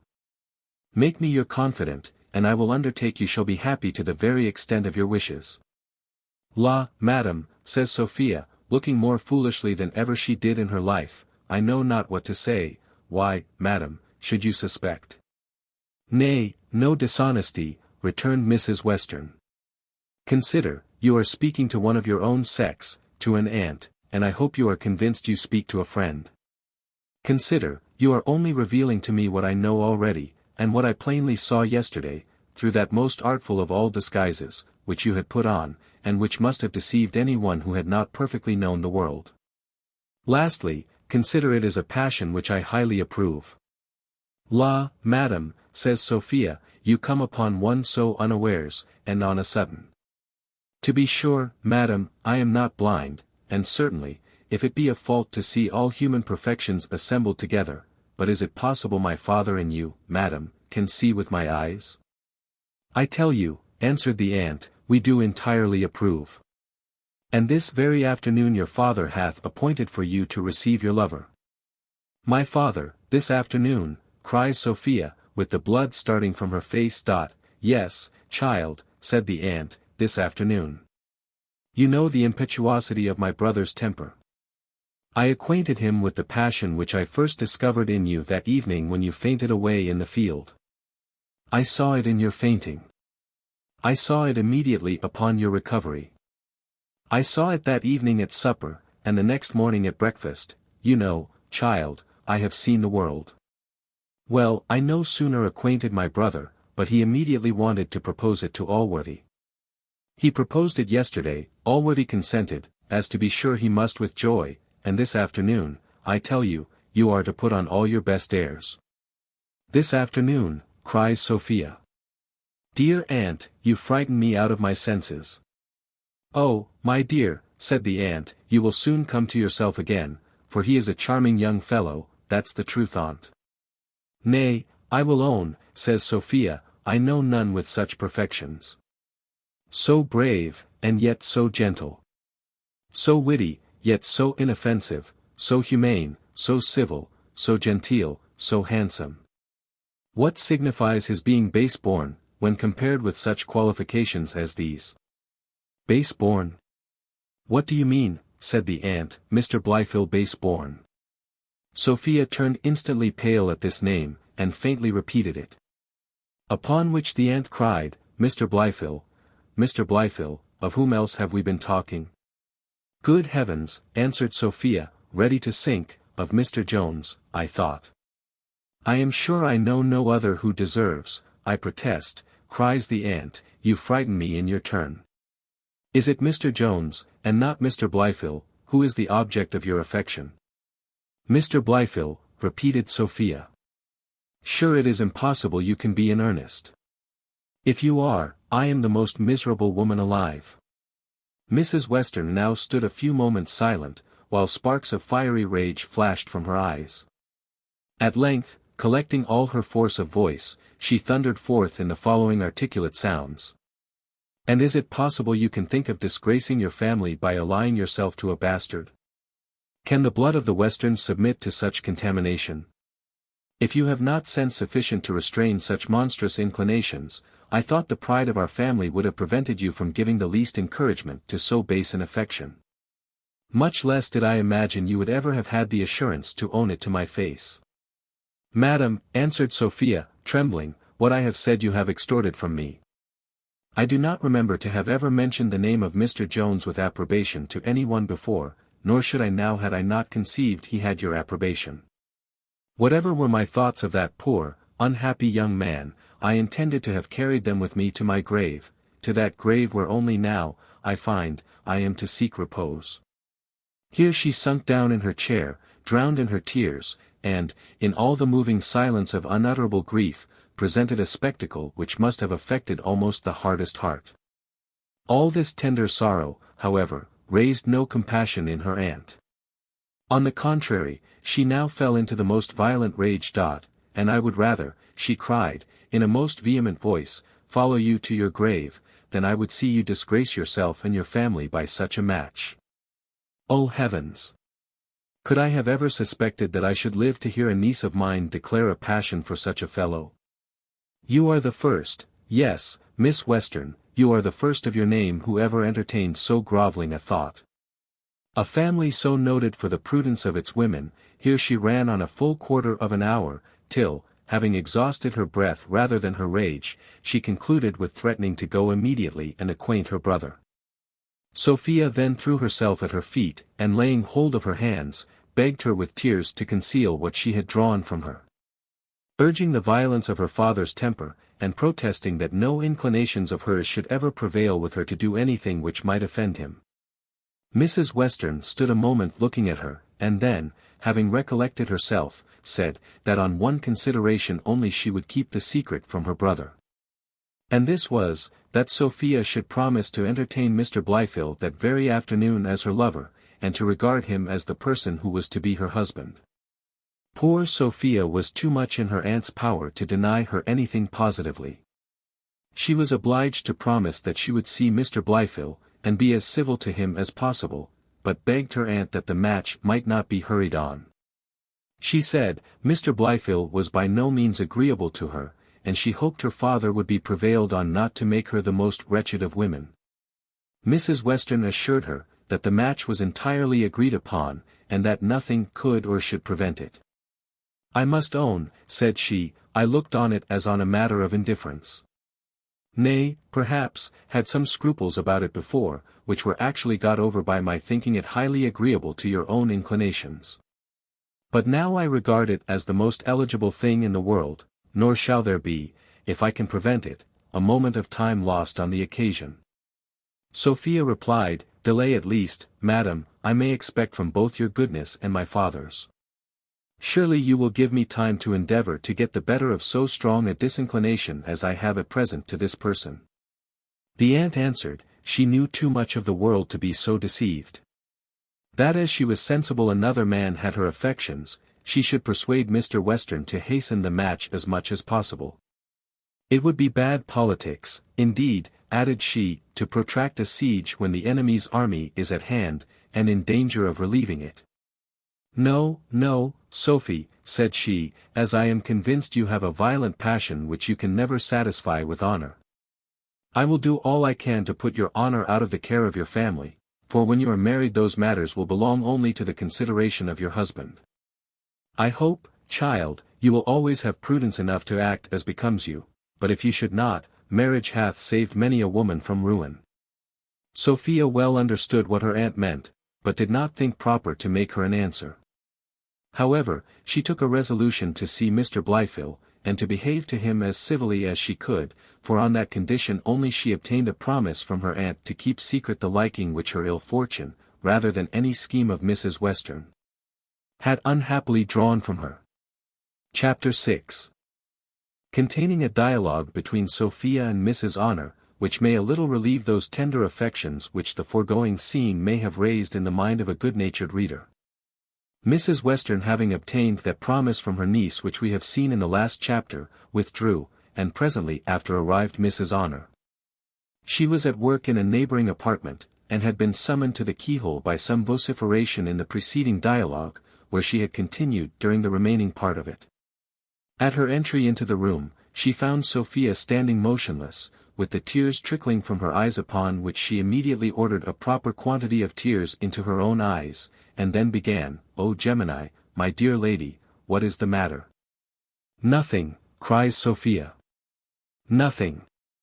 "Oh dear madam," answers Honor, "you must not tell me that, when your ladyship is in this taking, and when there hath been such a preamble between your ladyship and Madam Western." "Don't tease me," cries Sophia. "I tell you nothing is the matter." "Good heavens! Why was I born?" "Nay, madam," says Mrs. Honor, "you shall never persuade me that your lordship can lament yourself so for nothing. To be sure I am but a servant. But to be sure I have been always faithful to your lordship, and to be sure I would serve your lordship with my life." "My dear Honor," says Sophia, "'tis not in thy power to be of any service to me. I am irretrievably undone." "Heaven forbid," answered the waiting woman, "but if I can't be of any service to you, pray tell me, madam, it will be some comfort to me to know, pray, dear ma'am, tell me what's the matter." "My father," cries Sophia, "is going to marry me to a man I both despise and hate." "Oh dear, ma'am," answered the other, "who is this wicked man? For to be sure he is very bad, or your lordship would not despise him." "His name is poison to my tongue," replied Sophia, "thou wilt know it too soon." Indeed, to confess the truth, she knew it already, and therefore was not very inquisitive as to that point. She then proceeded thus: "I don't pretend to give your lordship advice, whereof your lordship knows much better than I can pretend to, being but a servant, but, I fackins, no father in England should marry me against my consent. And, to be sure, the Squire is so good, that if he did but know your lordship despises and hates the young man, to be sure he would not desire you to marry him. And if your lordship would but give me leave to tell my master so. To be sure, it would be more proper to come from your own mouth, but as your lordship doth not care to foul your tongue with his nasty name, you are mistaken, Honor," says Sophia. "My father was determined before he ever thought fit to mention it to me." "More shame for him," cries Honor, "you are to go to bed to him, and not master, and though a man may be a very proper man, yet every woman mayn't think him handsome alike. I am sure my master would never act in this manner of his own head. I wish some people would trouble themselves only with what belongs to them, they would not, I believe, like to be served so, if it was their own case. For though I am a maid, I can easily believe as how all men are not equally agreeable. And what signifies your lordship having so great a fortune, if you can't please yourself with the man you think most handsomest? Well, I say nothing. But to be sure it is a pity some folks had not been better born, nay, as for that matter, I should not mind it myself, but then there is not so much money, and what of that? Your lordship hath money enough for both. And where can your lordship bestow your fortune better? For to be sure every one must allow that he is the most handsomest, charmingest, finest, tallest, properest man in the world. What do you mean by running on in this manner to me? Cries Sophia, with a very grave countenance. Have I ever given any encouragement for these liberties? Nay, ma'am, I ask pardon, I meant no harm, answered she. But to be sure the poor gentleman hath run in my head ever since I saw him this morning. To be sure, if your lordship had but seen him just now, you must have pitied him. Poor gentleman!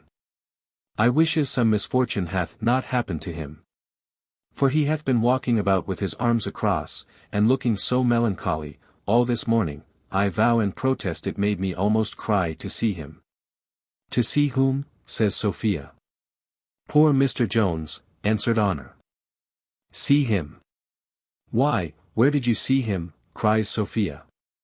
By the canal, ma'am, says Honor.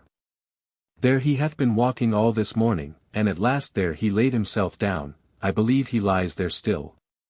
To be sure, if it had not been for my modesty, being a maid, as I am, I should have gone and spoke to him. Do, ma'am, let me go and see, only for a fancy, whether he is there still. Pew, says Sophia. There. No, no, what should he do there? He is gone before this time, to be sure. Besides, why should you go to see? Besides, I want you for something else. Go, fetch me my hat and gloves. I shall walk with my aunt in the grove before dinner. Honor did immediately as she was bid, and Sophia put her hat on, when, looking in the glass, she fancied the ribbon with which her hat was tied did not become her, and so sent her maid back again for a ribbon of a different color. And then giving Mrs. Honor repeated charges not to leave her work on any account, as she said it was in violent haste, and must be finished that very day, she muttered something more about going to the grove, and then sallied out the contrary way. And walked, as fast as her tender trembling limbs could carry her, directly towards the canal. Jones had been there as Mrs. Honor had told her. He had indeed spent 2 hours there that morning in melancholy contemplation on his Sophia, and had gone out from the garden at one door the moment she entered it at another. So that those unlucky minutes which had been spent in changing the ribbons, had prevented the lovers from meeting at this time, a most unfortunate accident, from which my fair readers will not fail to draw a very wholesome lesson. And here I strictly forbid all male critics to intermeddle with a circumstance which I have recounted only for the sake of the ladies, and upon which they only are at liberty to comment. Chapter 7. A picture of formal courtship in miniature, as it always ought to be drawn, and a scene of a tenderer kind painted at full length. It was well remarked by one, and perhaps by more, that misfortunes do not come single. This wise maxim was now verified by Sophia, who was not only disappointed of seeing the man she loved, but had the vexation of being obliged to dress herself out, in order to receive a visit from the man she hated. That afternoon Mr. Western, for the first time, acquainted his daughter with his intention, telling her, he knew very well that she had heard it before from her aunt. Sophia looked very grave upon this, nor could she prevent a few pearls from stealing into her eyes. Come, come, says Western, none of your maidenish airs, I know all, I assure you sister hath told me all. Is it possible, says Sophia, that my aunt can have betrayed me already? I, says Western, betrayed you. I. Why, you betrayed yourself yesterday at dinner. You showed your fancy very plainly, I think. But you young girls never know what you would be at. So you cry because I am going to marry you to the man you are in love with. Your mother, I remember, whimpered and whined just in the same manner. But it was all over within 24 hours after we were married. Mr. Blifil is a brisk young man, and will soon put an end to your squeamishness. Come, cheer up, I expect on every minute. Sophia was now convinced that her aunt had behaved honorably to her, and she determined to go through that disagreeable afternoon with as much resolution as possible, and without giving the least suspicion in the world to her father. Mr. Blifil soon arrived, and Mr. Western soon after withdrawing, left the young couple together. Here a long silence of near a quarter of an hour ensued. For the gentleman who was to begin the conversation had all the unbecoming modesty which consists in bashfulness. He often attempted to speak, and as often suppressed his words just at the very point of utterance. At last out they broke in a torrent of far-fetched and high-strained compliments, which were answered on her side by downcast looks, half-bows, and civil monosyllables.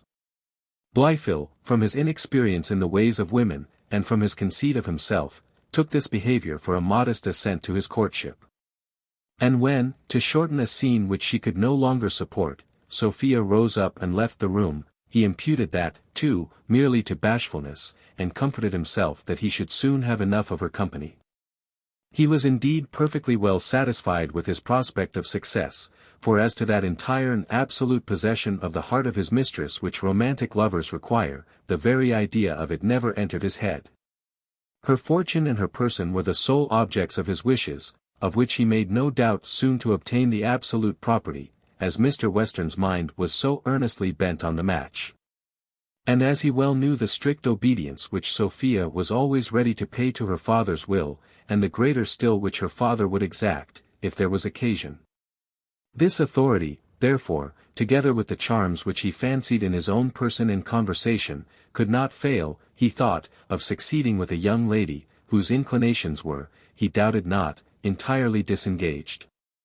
Of Jones he certainly had not even the least jealousy, and I have often thought it wonderful that he had not.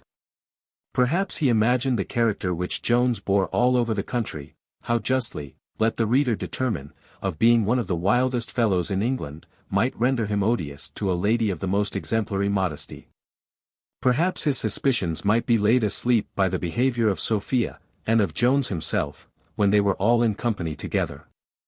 Lastly, and indeed principally, he was well assured there was not another self in the case. He fancied that he knew Jones to the bottom, and had in reality a great contempt for his understanding, for not being more attached to his own interest. He had no apprehension that Jones was in love with Sophia. And as for any lucrative motives, he imagined they would sway very little with so silly a fellow. Blifil, moreover, thought the affair of Molly Seagrim still went on, and indeed believed it would end in marriage. For Jones really loved him from his childhood, and had kept no secret from him, till his behavior on the sickness of Mr. Allworthy had entirely alienated his heart. And it was by means of the quarrel which had ensued on this occasion, and which was not yet reconciled, that Mr. Blifil knew nothing of the alteration which had happened in the affection which Jones had formerly borne towards Molly. From these reasons, therefore, Mr. Blifil saw no bar to his success with Sophia. He concluded her behavior was like that of all other young ladies on a first visit from a lover, and it had indeed entirely answered his expectations. Mr. Western took care to waylay the lover at his exit from his mistress. He found him so elevated with his success, so enamored with his daughter, and so satisfied with her reception of him, that the old gentleman began to caper and dance about his hall, and by many other antic actions to express the extravagance of his joy. For he had not the least command over any of his passions, and that which had at any time the ascendant in his mind hurried him to the wildest excesses. As soon as Blifil was departed, which was not till after many hearty kisses and embraces bestowed on him by Western, the good squire went instantly in quest of his daughter, whom he no sooner found than he poured forth the most extravagant raptures, bidding her choose what clothes and jewels she pleased, and declaring that he had no other use for fortune but to make her happy. He then caressed her again and again with the utmost profusion of fondness, called her by the most endearing names, and protested she was his only joy on earth. Sophia, perceiving her father in this fit of affection, which she did not absolutely know the reason of, for fits of fondness were not unusual to him, though this was rather more violent than ordinary, thought she should never have a better opportunity of disclosing herself than at present, as far at least as regarded Mr. Blifil. And she too well foresaw the necessity which she should soon be under of coming to a full explanation. After having thanked the squire, therefore, for all his professions of kindness, she added, with a look full of inexpressible softness, "And is it possible my papa can be so good to place all his joy in his Sophie's happiness?"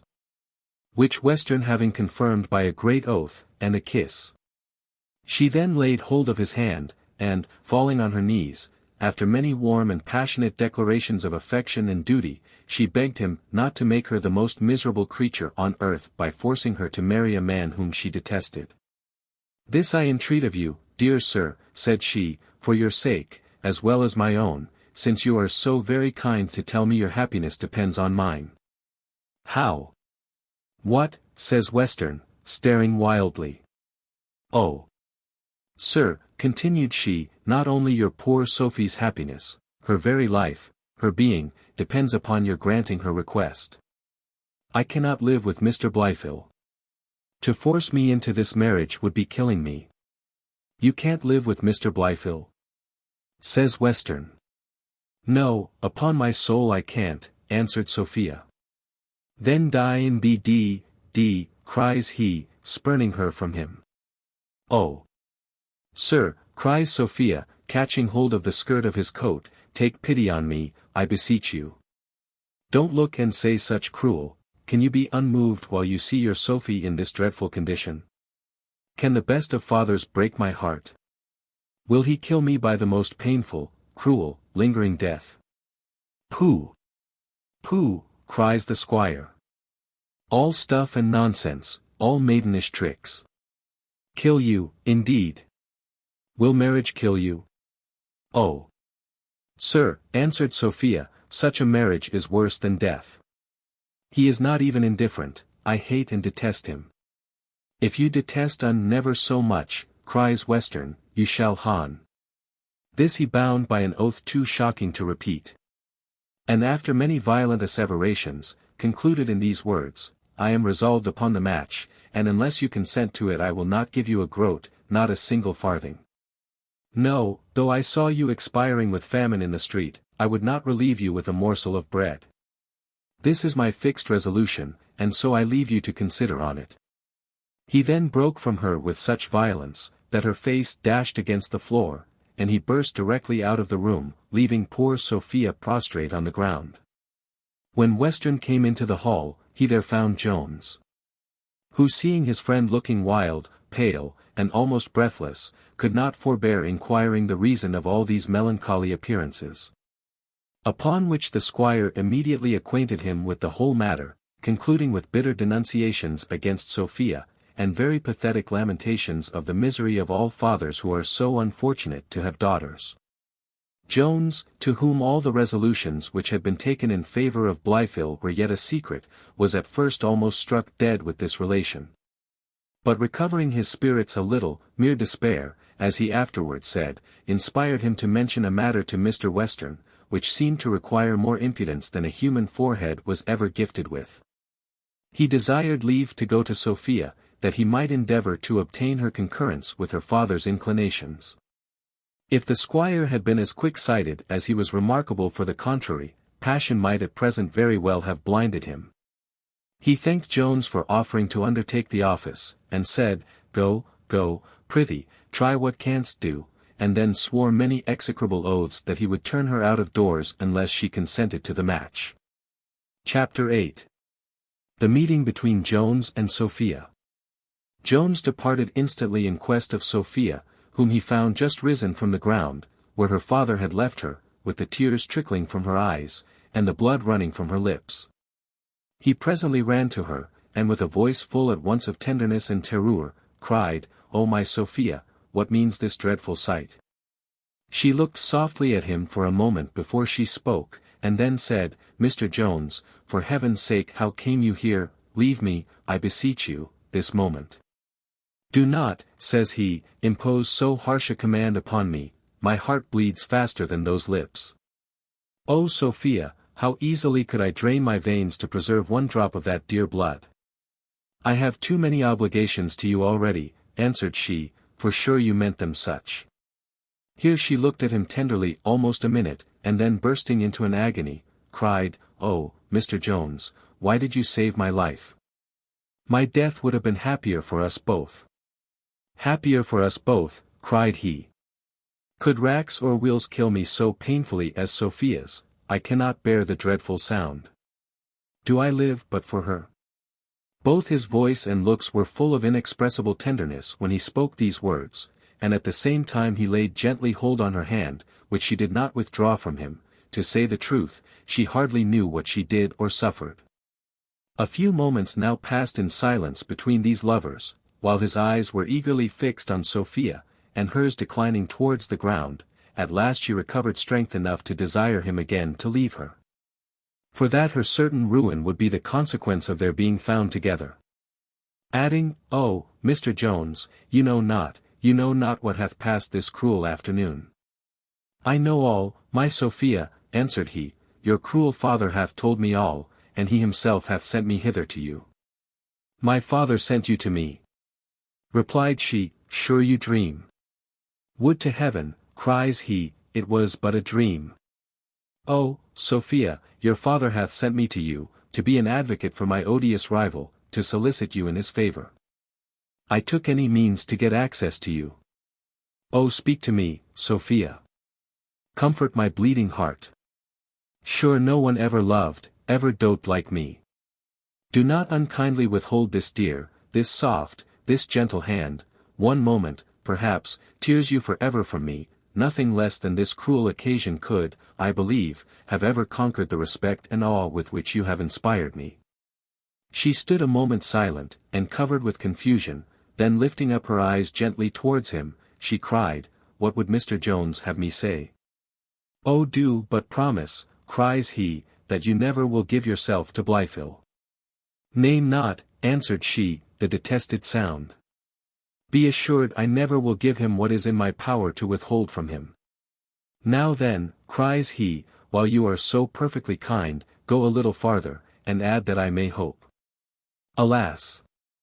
says she, "Mr. Jones, whither will you drive me? What hope have I to bestow? You know my father's intentions." "But I know," answered he, "your compliance with them cannot be compelled." "What," says she, "must be the dreadful consequence of my disobedience? My own ruin is my least concern. I cannot bear the thoughts of being the cause of my father's misery." "He is himself the cause," cries Jones, "by exacting a power over you which nature hath not given him. Think on the misery which I am to suffer if I am to lose you, and see on which side pity will turn the balance. Think of it." Replied she, "Can you imagine I do not feel the ruin which I must bring on you, should I comply with your desire? It is that thought which gives me resolution to bid you fly from me for ever, and avoid your own destruction." "I fear no destruction," cries he, "but the loss of Sophia. If you would save me from the most bitter agonies, recall that cruel sentence. Indeed, I can never part with you, indeed I cannot." The lovers now stood both silent and trembling, Sophia being unable to withdraw her hand from Jones, and he almost as unable to hold it. When the scene, which I believe some of my readers will think had lasted long enough, was interrupted by one of so different a nature, that we shall reserve the relation of it for a different chapter. Chapter 9. Being of a much more tempestuous kind than the former. Before we proceed with what now happened to our lovers, it may be proper to recount what had passed in the hall during their tender interview. Soon after Jones had left Mr. Western in the manner above mentioned, his sister came to him, and was presently informed of all that had passed between her brother and Sophia relating to Blifil. This behavior in her niece the good lady construed to be an absolute breach of the condition on which she had engaged to keep her love for Mr. Jones a secret. She considered herself, therefore, at full liberty to reveal all she knew to the squire, which she immediately did in the most explicit terms, and without any ceremony or preface. The idea of a marriage between Jones and his daughter had never once entered into the squire's head, either in the warmest minutes of his affection towards that young man, or from suspicion, or on any other occasion. He did indeed consider a parity of fortune and circumstances to be physically as necessary an ingredient in marriage, as difference of sexes, or any other essential. And had no more apprehension of his daughter's falling in love with a poor man, than with any animal of a different species. He became, therefore, like one thunderstruck at his sister's relation. He was, at first, incapable of making any answer, having been almost deprived of his breath by the violence of the surprise. This, however, soon returned, and, as is usual in other cases after an intermission, with redoubled force and fury. The first use he made of the power of speech, after his recovery from the sudden effects of his astonishment, was to discharge a round volley of oaths and imprecations. After which he proceeded hastily to the apartment where he expected to find the lovers, and murmured, or rather indeed roared forth, intentions of revenge every step he went. As when two doves, or two wood-pigeons, or as when Strephon and Phyllis, for that comes nearest to the mark, are retired into some pleasant solitary grove, to enjoy the delightful conversation of love, that bashful boy, who cannot speak in public, and is never a good companion to more than two at a time. Here, while every object is serene, should hoarse thunder burst suddenly through the shattered clouds, and rumbling roll along the sky, the frightened maid starts from the mossy bank or verdant turf. The pale livery of death succeeds the red regimentals in which love had before dressed her cheeks, fear shakes her whole frame, and her lover scarce supports her trembling tottering limbs. Or as when two gentlemen, strangers to the wondrous wit of the place, are cracking a bottle together at some inn or tavern at Salisbury, if the great Doughty, who acts the part of a madman as well as some of his setters-on do that of a fool, should rattle his chains, and dreadfully hum forth the grumbling catch along the gallery. The fright strangers stand aghast, scared at the horrid sound, they seek some place of shelter from the approaching danger. And if the well-barred windows did admit their exit, would venture their necks to escape the threatening fury now coming upon them. So trembled poor Sophia, so turned she pale at the noise of her father, who, in a voice most dreadful to hear, came on swearing, cursing, and vowing the destruction of Jones. To say the truth, I believe the youth himself would, from some prudent considerations, have preferred another place of abode at this time. Had his terror on Sophia's account given him liberty to reflect a moment on what any other ways concerned himself, than as his love made him partake whatever affected her. And now the squire, having burst open the door, beheld an object which instantly suspended all his fury against Jones. This was the ghastly appearance of Sophia, who had fainted away in her lover's arms. This tragical sight Mr. Western no sooner beheld, than all his rage forsook him. He roared for help with his utmost violence. Ran first to his daughter, then back to the door calling for water, and then back again to Sophia, never considering in whose arms she then was, nor perhaps once recollecting that there was such a person in the world as Jones. For indeed I believe the present circumstances of his daughter were now the sole consideration which employed his thoughts. Mrs. Western and a great number of servants soon came to the assistance of Sophia with water, cordials, and everything necessary on those occasions. These were applied with such success, that Sophia in a very few minutes began to recover, and all the symptoms of life to return. Upon which she was presently led off by her own maid and Mrs. Western, nor did that good lady depart without leaving some wholesome admonitions with her brother, on the dreadful effects of his passion, or, as she pleased to call it, madness. The squire, perhaps, did not understand this good advice, as it was delivered in obscure hints, shrugs, and notes of admiration. At least, if he did understand it, he profited very little by it. For no sooner was he cured of his immediate fears for his daughter, than he relapsed into his former frenzy, which must have produced an immediate battle with Jones, had not Parson Supple, who was a very strong man, been present, and by mere force restrained the squire from acts of hostility. The moment Sophia was departed, Jones advanced in a very suppliant manner to Mr. Western, whom the parson held in his arms, and begged him to be pacified. For that, while he continued in such a passion, it would be impossible to give him any satisfaction. "I will have satisfaction o' thee," answered the squire, "so doff thy clothes. Add on half a man, and I'll lick thee as well as wast ever licked in thy life."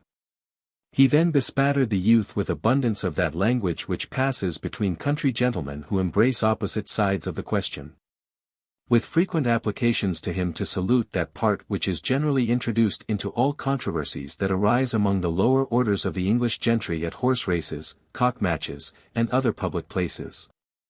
Allusions to this part are likewise often made for the sake of the jest. And here, I believe, the wit is generally misunderstood. In reality, it lies in desiring another to kiss your, for having just before threatened to kick his. For I have observed very accurately, that no one ever desires you to kick that which belongs to himself, nor offers to kiss this part in another. It may likewise seem surprising that in the many thousand kind invitations of this sort, which every one who hath conversed with country gentlemen must have heard, no one, I believe, hath ever seen a single instance where the desire hath been complied with. A great instance of their want of politeness, for in town nothing can be more common than for the finest gentlemen to perform this ceremony every day to their superiors, without having that favour once requested of them. To all such wit, Jones very calmly answered, Sir, this usage may perhaps cancel every other obligation you have conferred on me, but there is one you can never cancel.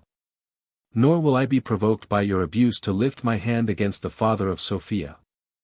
At these words the squire grew still more outrageous than before, so that the parson begged Jones to retire, saying, You behold, sir, how he waxeth wrath at your abode here, therefore let me pray you not to tarry any longer.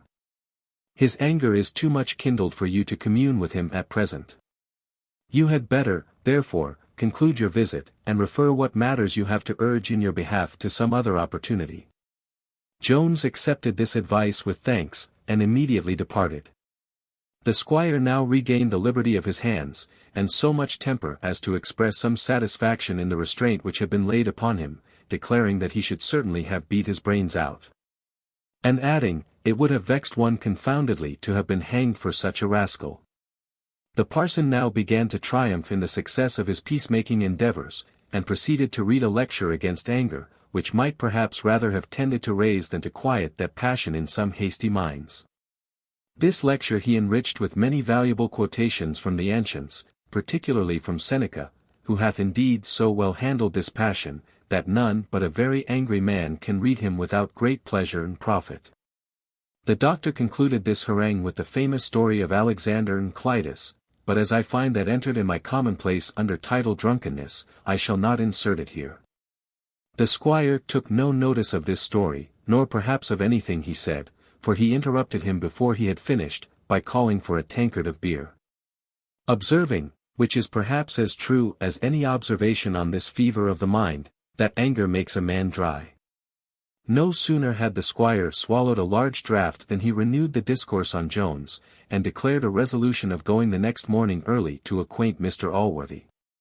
His friend would have dissuaded him from this, from the mere motive of good nature, but his dissuasion had no other effect than to produce a large volley of oaths and curses, which greatly shocked the pious ears of Supple. But he did not dare to remonstrate against a privilege which the squire claimed as a freeborn Englishman. To say truth, the parson submitted to please his palate at the squire's table, at the expense of suffering now and then this violence to his ears. He contented himself with thinking he did not promote this evil practice, and that the squire would not swear an oath the less, if he never entered within his gates. However, though he was not guilty of ill manners by rebuking a gentleman in his own house, he paid him off obliquely in the pulpit, which had not, indeed, the good effect of working a reformation in the squire himself. Yet it so far operated on his conscience, that he put the laws very severely in execution against others, and the magistrate was the only person in the parish who could swear with impunity. Chapter 10, in which Mr. Western visits Mr. Allworthy. Mr. Allworthy was now retired from breakfast with his nephew, well satisfied with the report of the young gentleman's successful visit to Sophia, for he greatly desired the match, more on account of the young lady's character than of her riches. When Mr. Western broke abruptly in upon them, and without any ceremony began as follows. There, you have done a fine piece of work truly.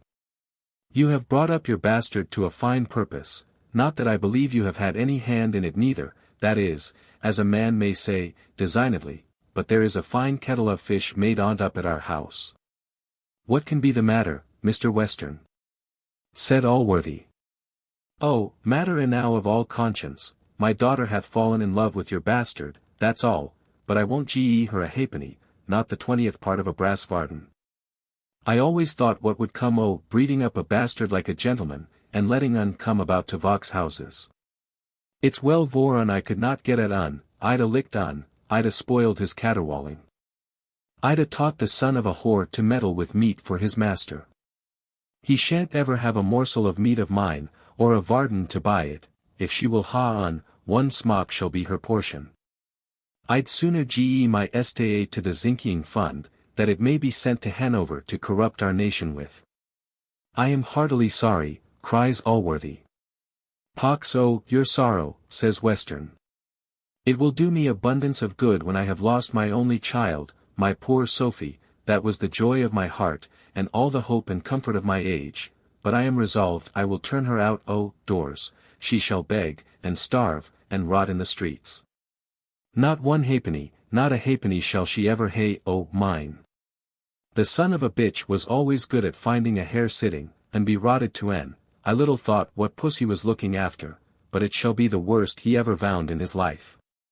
She shall be no better than carrion, the skin o'er is all he shall ha, and zoo you may tell un. I am in amazement, cries Allworthy, at what you tell me, after what passed between my nephew and the young lady no longer ago than yesterday. Yes, sir, answered Western, it was after what passed between your nephew and she that the whole matter came out. Mr. Blifil there was no sooner gone than the son of a whore came lurching about the house. Little did I think when I used to love him for a sportsman that he was all the while a poaching after my daughter. Why truly, says Allworthy, I could wish you had not given him so many opportunities with her. And you will do me the justice to acknowledge that I have always been averse to his staying so much at your house, though I own I had no suspicion of this kind. Why, zounds, cries Western, who could have thought it? What the devil had she to do yn? He did not come there according to her, he came there a-hunting with me. But was it possible, says Allworthy, that you should never discern any symptoms of love between them, when you have seen them so often together? Never in my life, as I hope to be saved, cries Western, I never so much as seed him kiss her in all my life, and so far from courting her, he used rather to be more silent when she was in company than at any other time. And as for the girl, she was always less civil to n than to any young man that came to the house. As to that matter, I am not more easy to be deceived than another, I would not have you think I am, neighbour. Allworthy could scarce refrain laughter at this, but he resolved to do a violence to himself, for he perfectly well knew mankind, and had too much good breeding and good nature to offend the squire in his present circumstances. He then asked Western what he would have him do upon this occasion. To which the other answered, that he would have him keep the rascal away from his house, and that he would go and lock up the wench. For he was resolved to make her marry Mr. Blifil in spite of her teeth. He then shook Blifil by the hand, and swore he would have no other son-in-law. Presently after which he took his leave, saying his house was in such disorder that it was necessary for him to make haste home, to take care his daughter did not give him the slip. And as for Jones, he swore if he caught him at his house, he would qualify him to run for the gelding's plate. When Allworthy and Blifil were again left together, a long silence ensued between them. All which interval the young gentleman filled up with sighs, which proceeded partly from disappointment, but more from hatred, for the success of Jones was much more grievous to him than the loss of Sophia. At length his uncle asked him what he was determined to do, and he answered in the following words, Alas! Sir, can it be a question what step a lover will take, when reason and passion point different ways? I am afraid it is too certain he will, in that dilemma, always follow the latter. Reason dictates to me, to quit all thoughts of a woman who places her affections on another. My passion bids me hope she may in time change her inclinations in my favor. Here, however, I conceive an objection may be raised, which, if it could not fully be answered, would totally deter me from any further pursuit. I mean the injustice of endeavoring to supplant another in a heart of which he seems already in possession, but the determined resolution of Mr. Western shows that, in this case, I shall, by so doing, promote the happiness of every party. Not only that of the parent, who will thus be preserved from the highest degree of misery, but of both the others, who must be undone by this match. The lady, I am sure, will be undone in every sense. For, besides the loss of most part of her own fortune, she will be not only married to a beggar, but the little fortune which her father cannot withhold from her will be squandered on that wench with whom I know he yet converses. Nay, that is a trifle, for I know him to be one of the worst men in the world, for had my dear uncle known what I have hitherto endeavoured to conceal, he must have long since abandoned so profligate a wretch. How, said Allworthy. Hath he done anything worse than I already know? Tell me, I beseech you. No, replied Blifil, it is now past, and perhaps he may have repented of it. I command you, on your duty, said Allworthy, to tell me what you mean. You know, sir, says Blifil, I never disobeyed you, but I am sorry I mentioned it, since it may now look like revenge, whereas, I thank heaven, no such motive ever entered my heart. And if you oblige me to discover it, I must be his petitioner to you for your forgiveness. I will have no conditions, answered Allworthy. I think I have shown tenderness enough towards him, and more perhaps than you ought to thank me for.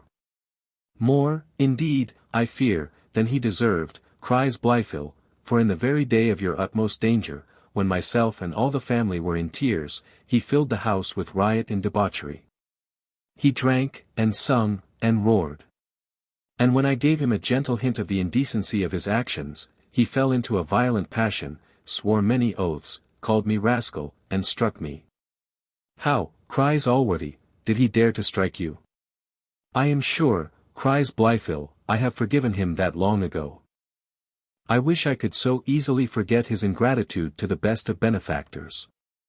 And yet even that I hope you will forgive him, since he must have certainly been possessed with the devil, for that very evening, as Mr. Thwackum and myself were taking the air in the fields, and exulting in the good symptoms which then first began to discover themselves, we unluckily saw him engaged with a wench in a manner not fit to be mentioned.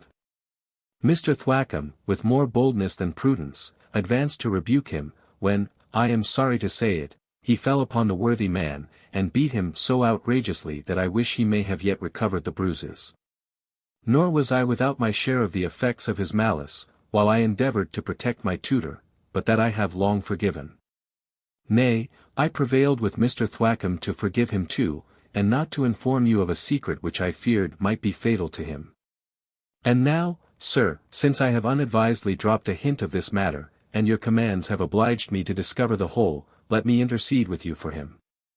O child, said Allworthy, I know not whether I should blame or applaud your goodness, in concealing such villainy a moment, but where is Mr. Thwackum? Not that I want any confirmation of what you say. But I will examine all the evidence of this matter, to justify to the world the example I am resolved to make of such a monster. Thwackum was now sent for, and presently appeared. He corroborated every circumstance which the other had deposed. Nay, he produced the record upon his breast, where the handwriting of Mr. Jones remained very legible in black and blue.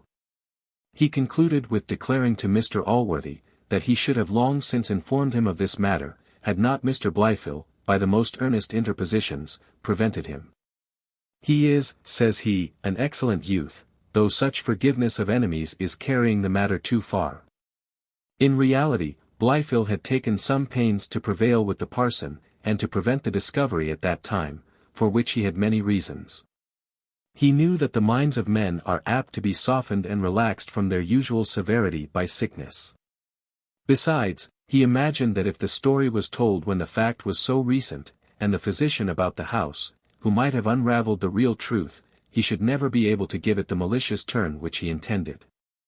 Again, he resolved to hoard up this business, till the indiscretion of Jones should afford some additional complaints, for he thought the joint weight of many facts falling upon him together, would be the most likely to crush him.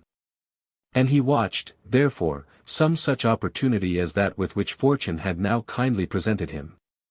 Lastly, by prevailing with Thwackum to conceal the matter for a time, he knew he should confirm an opinion of his friendship to Jones, which he had greatly laboured to establish in Mr. Allworthy. Chapter 11. A short chapter, but which contains sufficient matter to affect the good-natured reader. It was Mr. Allworthy's custom never to punish any one, not even to turn away a servant, in a passion. He resolved therefore to delay passing sentence on Jones till the afternoon. The poor young man attended at dinner, as usual, but his heart was too much loaded to suffer him to eat. His grief too was a good deal aggravated by the unkind looks of Mr. Allworthy. Whence he concluded that Western had discovered the whole affair between him and Sophia, but as to Mr. Blifil's story, he had not the least apprehension, for of much the greater part he was entirely innocent. And for the residue, as he had forgiven and forgotten it himself, so he suspected no remembrance on the other side. When dinner was over, and the servants departed, Mr. Allworthy began to harangue.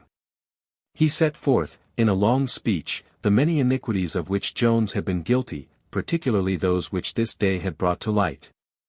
And concluded by telling him, that unless he could clear himself of the charge, he was resolved to banish him his sight for ever. Many disadvantages attended poor Jones in making his defence, nay, indeed, he hardly knew his accusation.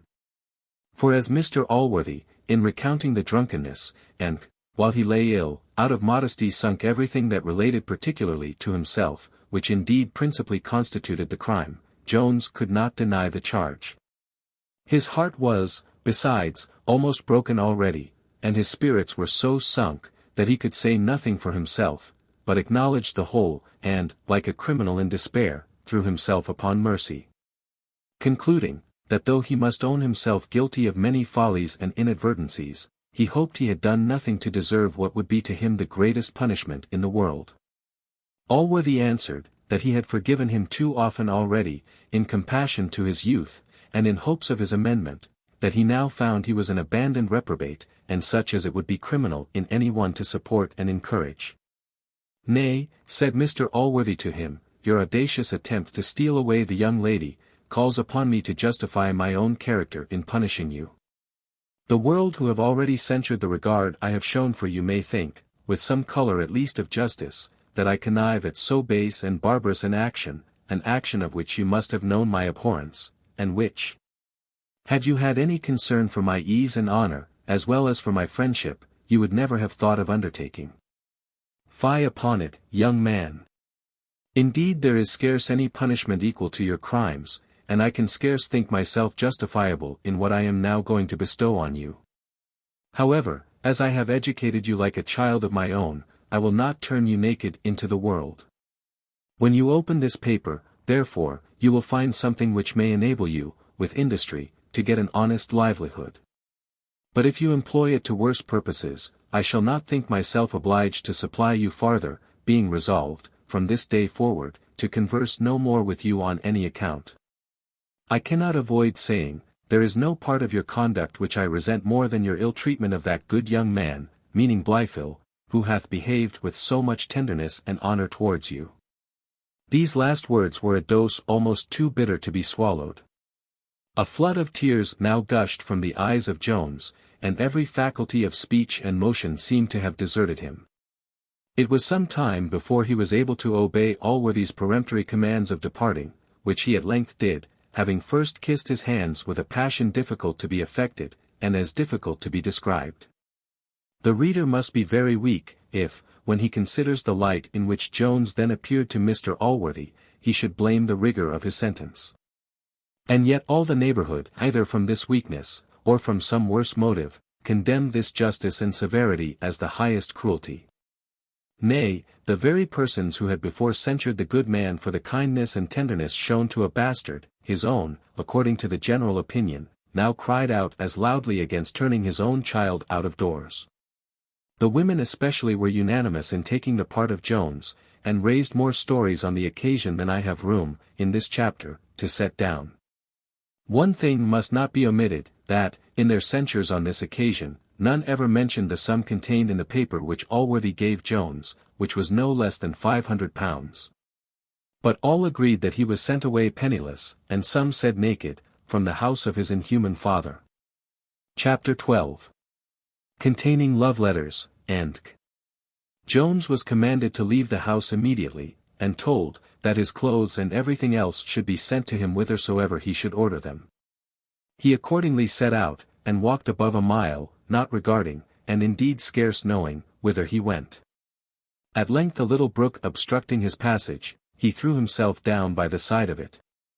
Nor could he help muttering with some little indignation, sure my father will not deny me this place to rest in. Here he presently fell into the most violent agonies, tearing his hair from his head, and using most other actions which generally accompany fits of madness, rage, and despair. When he had in this manner vented the first emotions of passion, he began to come a little to himself. His grief now took another turn, and discharged itself in a gentler way, till he became at last cool enough to reason with his passion, and to consider what steps were proper to be taken in his deplorable condition. And now the great doubt was, how to act with regard to Sophia. The thoughts of leaving her almost rent his heart asunder, but the consideration of reducing her to ruin and beggary still racked him, if possible, more. And if the violent desire of possessing her person could have induced him to listen one moment to this alternative, still he was by no means certain of her resolution to indulge his wishes at so high an expense. The resentment of Mr. Allworthy, and the injury he must do to his quiet, argued strongly against this latter, and lastly, the apparent impossibility of his success, even if he would sacrifice all these considerations to it, came to his assistance. And thus honour at last backed with despair, with gratitude to his benefactor, and with real love to his mistress, got the better of burning desire, and he resolved rather to quit Sophia, than pursue her to her ruin. It is difficult for any who have not felt it, to conceive the glowing warmth which filled his breast on the first contemplation of this victory over his passion.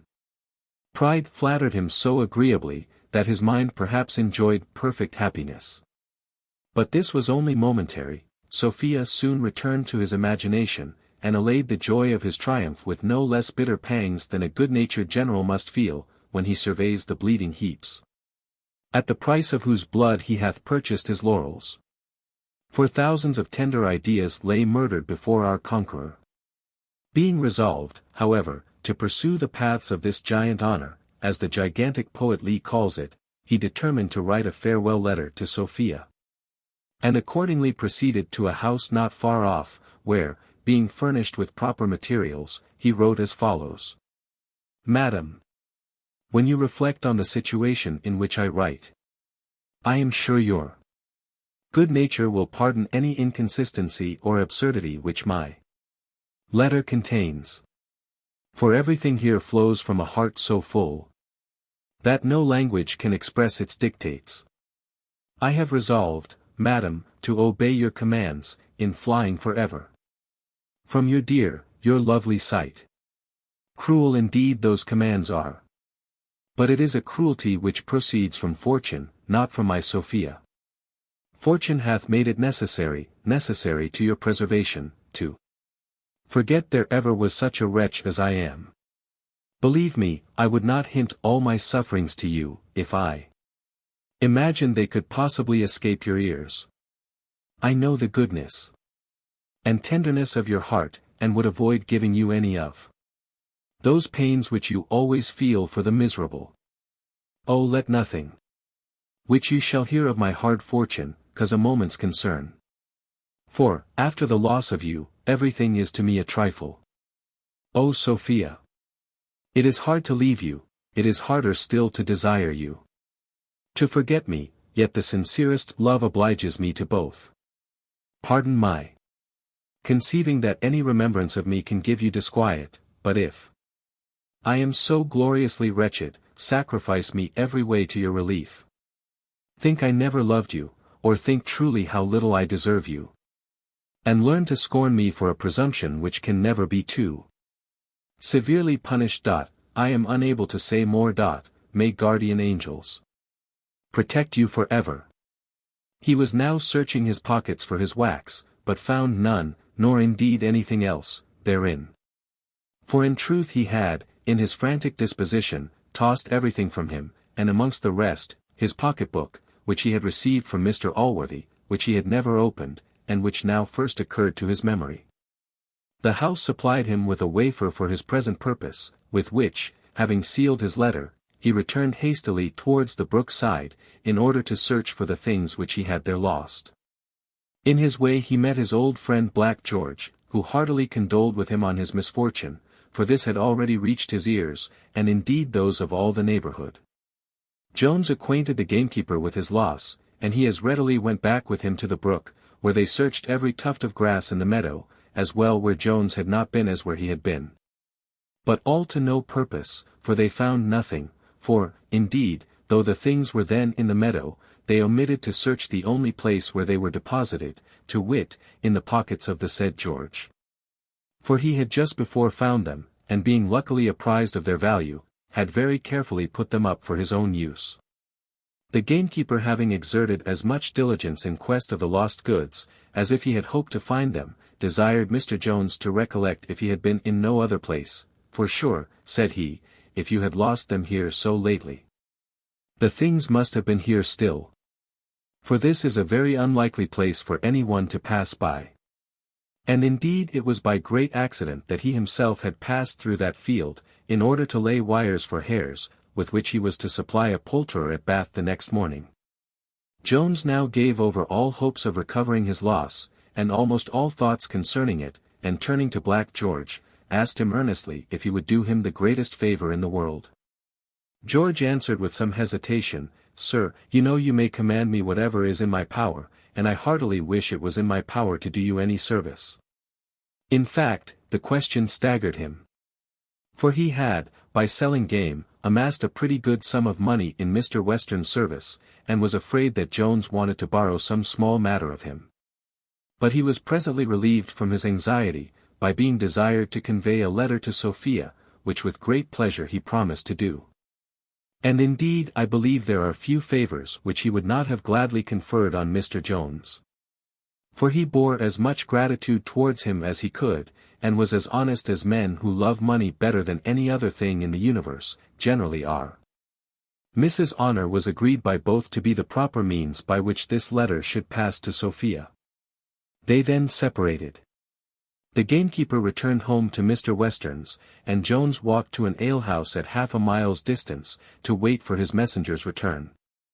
George no sooner came home to his master's house than he met with Mrs. Honour, to whom, having first sounded her with a few previous questions, he delivered the letter for her mistress, and received at the same time another from her, for Mr. Jones. Which Honour told him she had carried all that day in her bosom, and began to despair of finding any means of delivering it. The gamekeeper returned hastily and joyfully to Jones, who, having received Sophia's letter from him, instantly withdrew, and eagerly breaking it open, read as follows. Sir, it is impossible to express what I have felt since I saw you. Your submitting, on my account, to such cruel insults from my father, lays me under an obligation I shall ever own. As you know his temper, I beg you will, for my sake, avoid him. I wish I had any comfort to send you. But believe this, that nothing but the last violence shall ever give my hand or heart where you would be sorry to see them bestowed. Jones read this letter 100 times over, and kissed it 100 times as often. His passion now brought all tender desires back into his mind. He repented that he had writ to Sophia in the manner we have seen above.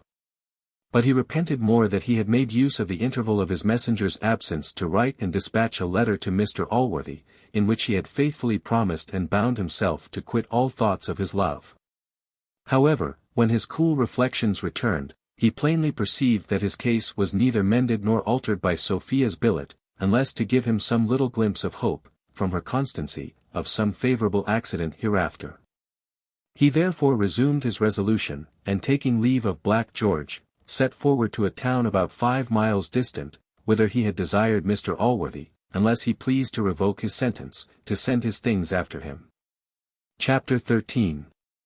The behaviour of Sophia on the present occasion, which none of her sex will blame, who are capable of behaving in the same manner. And the discussion of a knotty point in the court of conscience.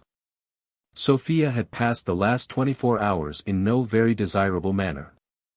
During a large part of them she had been entertained by her aunt with lectures of prudence, recommending to her the example of the polite world, where love, so the good lady said, is at present entirely laughed at.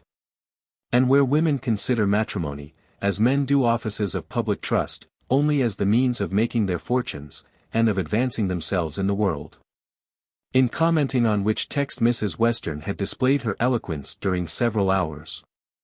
These sagacious lectures, though little suited either to the taste or inclination of Sophia, were, however, less irksome to her than her own thoughts, that formed the entertainment of the night, during which she never once closed her eyes. But though she could neither sleep nor rest in her bed, yet, having no avocation from it, she was found there by her father at his return from Allworthy's, which was not till past 10 o'clock in the morning. He went directly up to her apartment, opened the door, and seeing she was not up, cried, "Oh! You are safe then, and I am resolved to keep you so."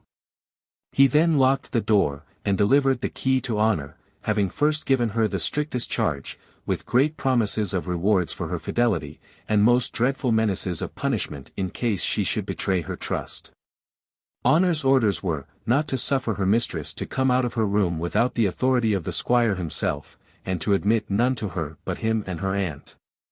But she was herself to attend her with whatever Sophia pleased, except only pen, ink, and paper, of which she was forbidden the use. The squire ordered his daughter to dress herself and attend him at dinner, which she obeyed. And having sat the usual time, was again conducted to her prison. In the evening the jailer Honour brought her the letter which she received from the gamekeeper. Sophia read it very attentively twice or thrice over, and then threw herself upon the bed, and burst into a flood of tears. Mrs. Honour expressed great astonishment at this behaviour in her mistress. Nor could she forbear very eagerly begging to know the cause of this passion. Sophia made her no answer for some time, and then, starting suddenly up, caught her maid by the hand, and cried, "O Honour! I am undone." "Mary forbid," cries Honour, "I wish the letter had been burnt before I had brought it to your lordship.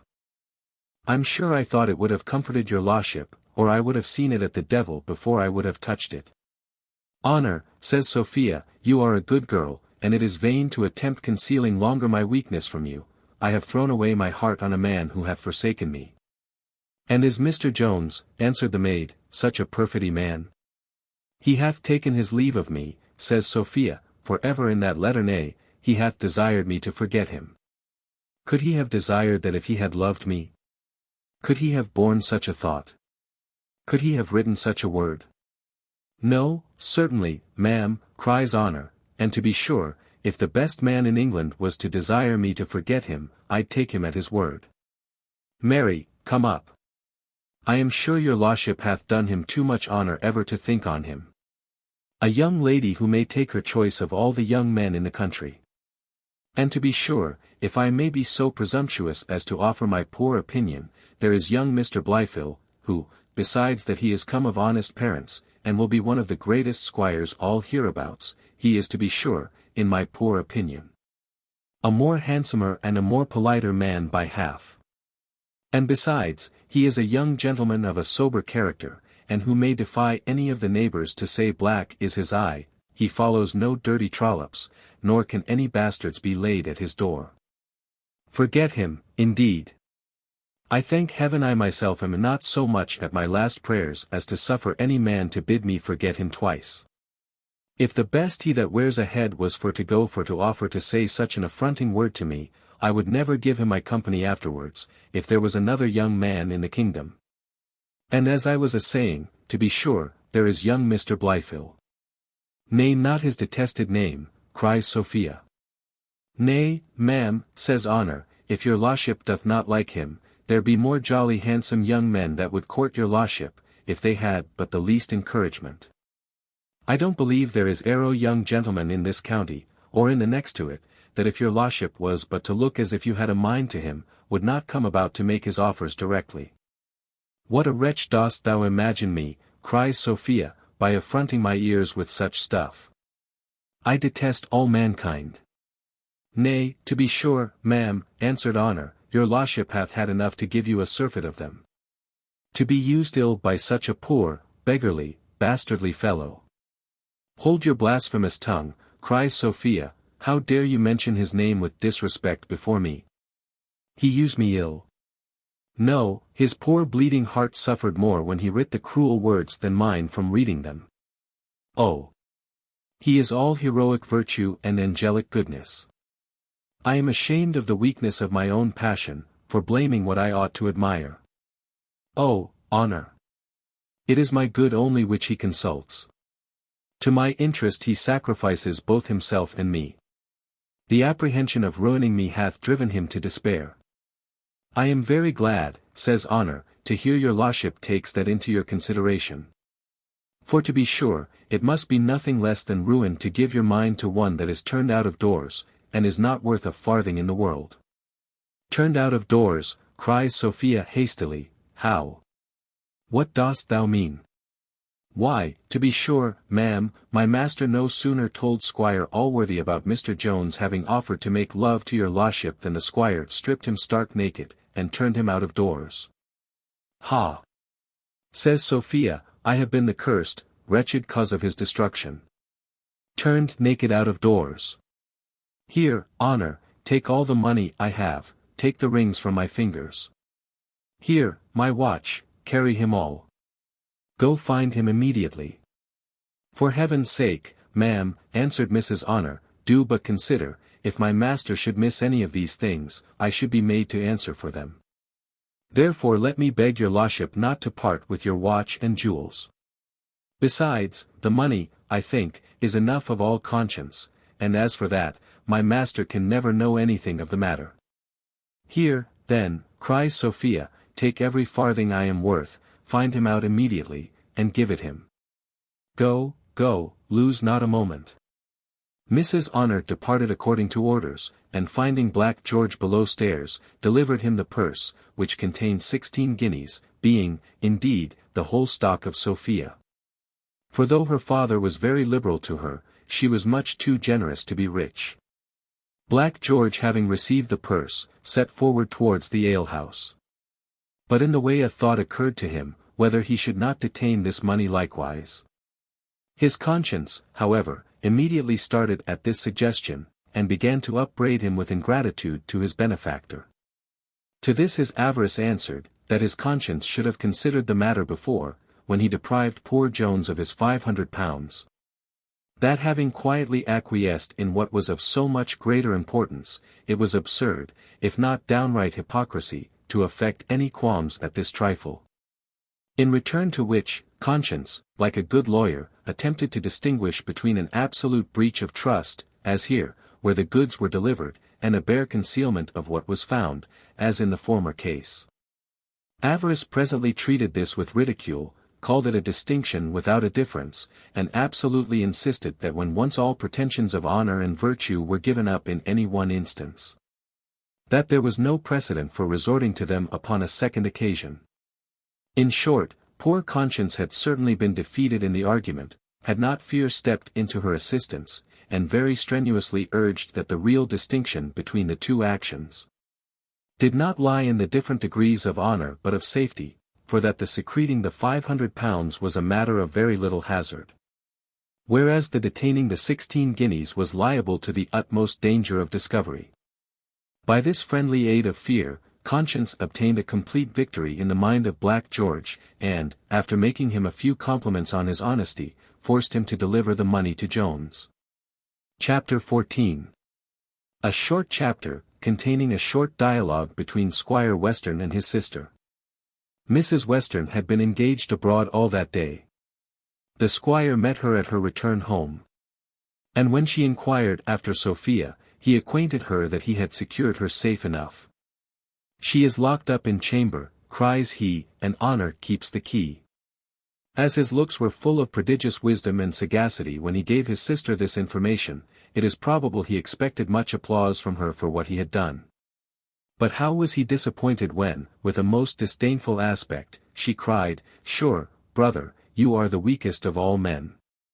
Why will you not confide in me for the management of my niece? Why will you interpose? You have now undone all that I have been spending my breath in order to bring about. While I have been endeavoring to fill her mind with maxims of prudence, you have been provoking her to reject them. English women, brother, I thank heaven, are no slaves. We are not to be locked up like the Spanish and Italian wives. We have as good a right to liberty as yourselves. We are to be convinced by reason and persuasion only, and not governed by force. I have seen the world, brother, and know what arguments to make use of, and if your folly had not prevented me, should have prevailed with her to form her conduct by those rules of prudence and discretion which I formerly taught her. To be sure, said the squire, I am always in the wrong. Brother, answered the lady, you are not in the wrong, unless when you meddle with matters beyond your knowledge. You must agree that I have seen most of the world. And happy had it been for my niece if she had not been taken from under my care. It is by living at home with you that she hath learnt romantic notions of love and nonsense. You don't imagine, I hope, cries the squire, that I have taught her any such things. Your ignorance, brother, returned she, as the great Milton says, almost subdues my patience. D. N. Milton. Answered the squire, if he had the impudence to say so to my face, I'd lend him a douse, though he was never so great a man. Patience. And you come to that, sister, I have more occasion of patience, to be used like an overgrown schoolboy, as I am by you. Do you think no one hath any understanding, unless he hath been about at court? Pox. The world is come to a fine pass indeed, if we are all fools, except a parcel of Roundheads and Hanover rats. Pox. I hope the times are a-coming when we shall make fools of them, and every man shall enjoy his own. That's all, sister. And every man shall enjoy his own. I hope to see it, sister, before the Hanover rats have eat up all our corn, and left us nothing but turnips to feed upon. I protest, brother, cries she, you are now got beyond my understanding. Your jargon of turnips and Hanover rats is to me perfectly unintelligible. I believe, cries he, you don't care to hear but the country interest may succeed one day or other for all that. I wish, answered the lady, you would think a little of your daughter's interest, for, believe me, she is in greater danger than the nation. Just now, said he, you chid me for thinking on her, and would ha her left to you. And if you will promise to interpose no more, answered she, I will, out of my regard to my niece, undertake the charge. Well, do then, said the squire, for you know I always agreed, that women are the properest to manage women. The reader may, perhaps, subdue his own patience, if he searches for this in Milton. Mrs. Western then departed, muttering something with an air of disdain, concerning women and management of the nation. She immediately repaired to Sophia's apartment, who was now, after a day's confinement, released again from her captivity. Book 7. Containing 3 days. Chapter 1, A Comparison between the World and the Stage. The world hath been often compared to the theatre.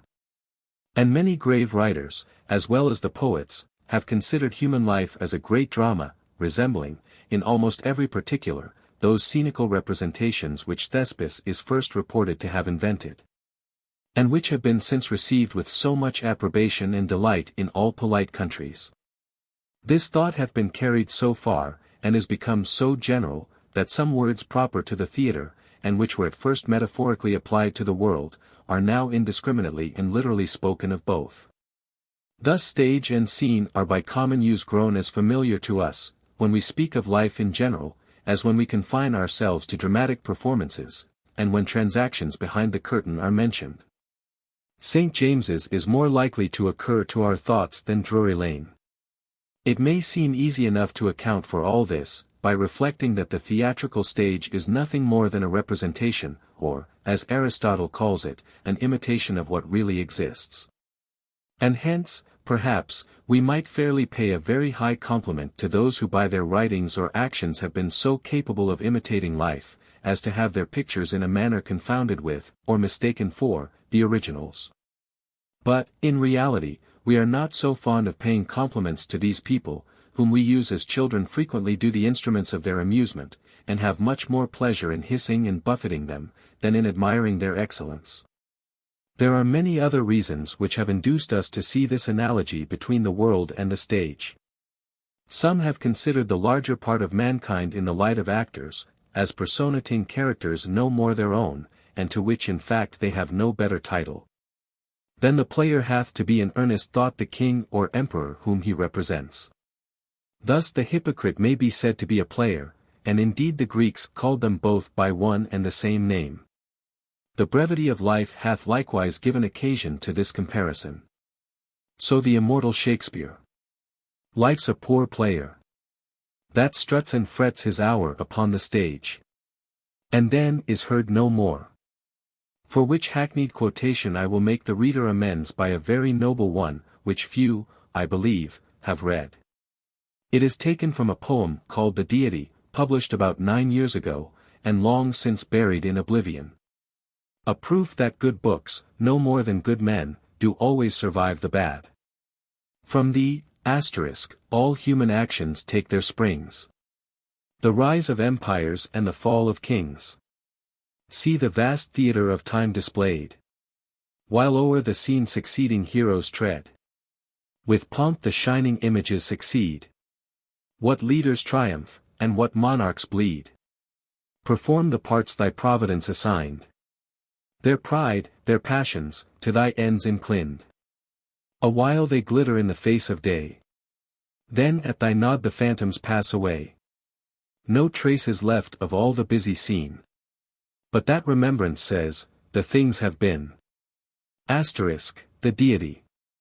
In all these, however, and in every other similitude of life to the theatre, the resemblance hath been always taken from the stage only. None, as I remember, have at all considered the audience at this great drama. But as nature often exhibits some of her best performances to a very full house, so will the behavior of her spectators no less admit the above-mentioned comparison than that of her actors. In this vast theatre of time are seated the friend and the critic, here are claps and shouts, hisses and groans, in short, everything which was ever seen or heard at the Theatre Royal. Let us examine this in one example. For instance, in the behavior of the great audience on that scene which nature was pleased to exhibit in the 12th chapter of the preceding book, where she introduced Black George running away with the £500 from his friend and benefactor. Those who sat in the world's upper gallery treated that incident, I am well convinced, with their usual vociferation, and every term of scurrilous reproach was most probably vented on that occasion. If we had descended to the next order of spectators, we should have found an equal degree of abhorrence, though less of noise and scurrility. Yet here the good women gave Black George to the devil, and many of them expected every minute that the cloven-footed gentleman would fetch his own. The pit, as usual, was no doubt divided. Those who delight in heroic virtue and perfect character objected to the producing such instances of villainy, without punishing them very severely for the sake of example. Some of the author's friends cried, "Look ye, gentlemen, the man is a villain, but it is nature for all that." And all the young critics of the age, the clerks, apprentices, and called it low, and fell a-groaning. As for the boxes, they behaved with their accustomed politeness. Most of them were attending to something else. Some of those few who regarded the scene at all, declared he was a bad kind of man. While others refused to give their opinion, till they had heard that of the best judges. Now we, who are admitted behind the scenes of this great theatre of nature, and no author ought to write anything besides dictionaries and spelling books who hath not this privilege, can censure the action. Without conceiving any absolute detestation of the person, whom perhaps nature may not have designed to act an ill part in all her dramas. For in this instance life most exactly resembles the stage, since it is often the same person who represents the villain and the hero, and he who engages your admiration today will probably attract your contempt tomorrow. As Garrick, whom I regard in tragedy to be the greatest genius the world hath ever produced, sometimes condescends to play the fool, so did Scipio the Great and Laelius the Wise, according to Horace, many years ago. Nay, Cicero reports them to have been incredibly childish. These, it is true, played the fool, like my friend Garrick, in jest only. But several eminent characters have, in numberless instances of their lives, played the fool egregiously in earnest, so far as to render it a matter of some doubt whether their wisdom or folly was predominant, or whether they were better entitled to the applause or censure, the admiration or contempt, the love or hatred, of mankind. Those persons, indeed, who have passed any time behind the scenes of this great theatre, and are thoroughly acquainted not only with the several disguises which are there put on, but also with the fantastic and capricious behavior of the passions. Who are the managers and directors of this theatre, for as to reason, the patentee, he is known to be a very idle fellow and seldom to exert himself, may most probably have learned to understand the famous nil admirari of Horace. Or in the English phrase, to stare at nothing. A single bad act no more constitutes a villain in life, than a single bad part on the stage. The passions, like the managers of a playhouse, often force men upon parts without consulting their judgment, and sometimes without any regard to their talents. Thus the man, as well as the player, may condemn what he himself acts. Nay, it is common to see vice sit as awkwardly on some men, as the character of Iago would on the honest face of Mr. William Mills. Upon the whole, then, the man of candor and of true understanding is never hasty to condemn. He can censure an imperfection, or even a vice, without rage against the guilty party. In a word, they are the same folly, the same childishness, the same ill-breeding, and the same ill-nature, which raise all the clamours and uproars both in life and on the stage. The worst of men generally have the words rogue and villain most in their mouths, as the lowest of all wretches are the optest to cry out low in the pit. Chapter 2. Containing a conversation which Mr. Jones had with himself. Jones received his effects from Mr. Allworthy's early in the morning, with the following answer to his letter. Sir, I am commanded by my uncle to acquaint you, that as he did not proceed to those measures he had taken with you, without the greatest deliberation, and after the fullest evidence of your unworthiness, so will it be always out of your power to cause the least alteration in his resolution. He expresses great surprise at your presumption in saying you have resigned all pretensions to a young lady, to whom it is impossible you should ever have had any, her birth and fortune having made her so infinitely your superior. Lastly, I am commanded to tell you, that the only instance of your compliance with my uncle's inclinations which he requires, is, your immediately quitting this country. I cannot conclude this without offering you my advice, as a Christian, that you would seriously think of amending your life. That you may be assisted with grace so to do, will be always the prayer of your humble servant, W. Blifil. Many contending passions were raised in our hero's mind by this letter. But the tender prevailed at last over the indignant and irascible, and a flood of tears came seasonably to his assistance, and possibly prevented his misfortunes from either turning his head, or bursting his heart. He grew, however, soon ashamed of indulging this remedy, and starting up, he cried, Well, then, I will give Mr. Allworthy the only instance he requires of my obedience. I will go this moment, but whither, why, let fortune direct. Since there is no other who thinks it of any consequence what becomes of this wretched person, it shall be a matter of equal indifference to myself. Shall I alone regard what no other, ha?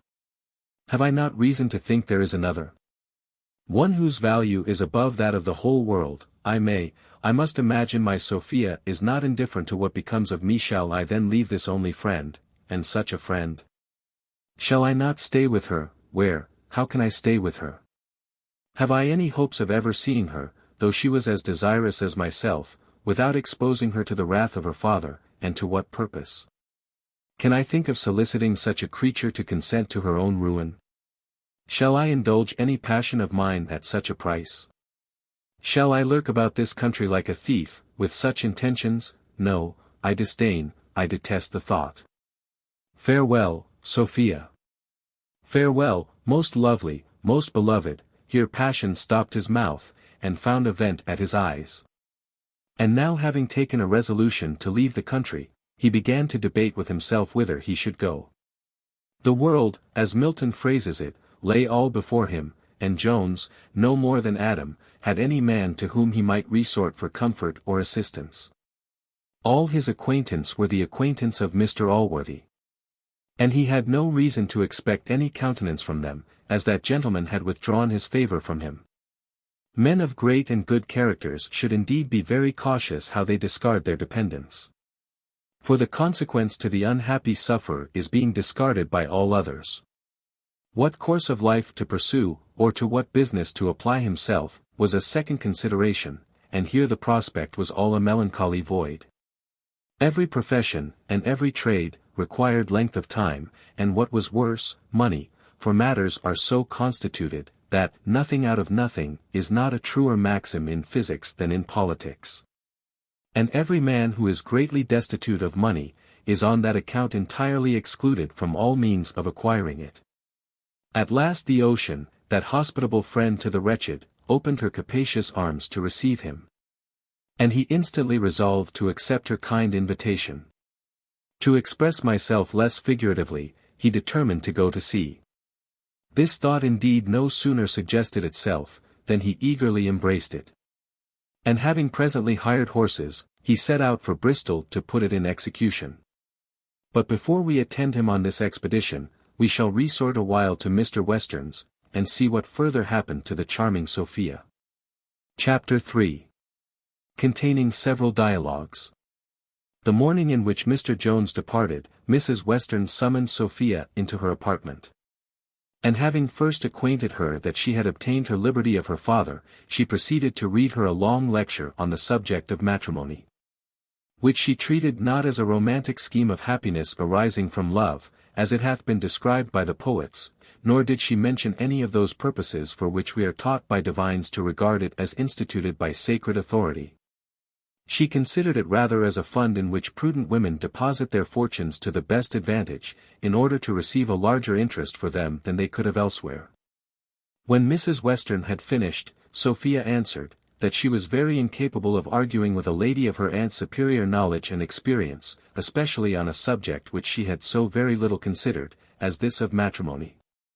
"Argue with me, child," replied the other, "I do not indeed expect it. I should have seen the world to very little purpose truly, if I am to argue with one of your years. I have taken this trouble, in order to instruct you. The antient philosophers, such as Socrates, Alcibiades, and others, did not use to argue with their scholars.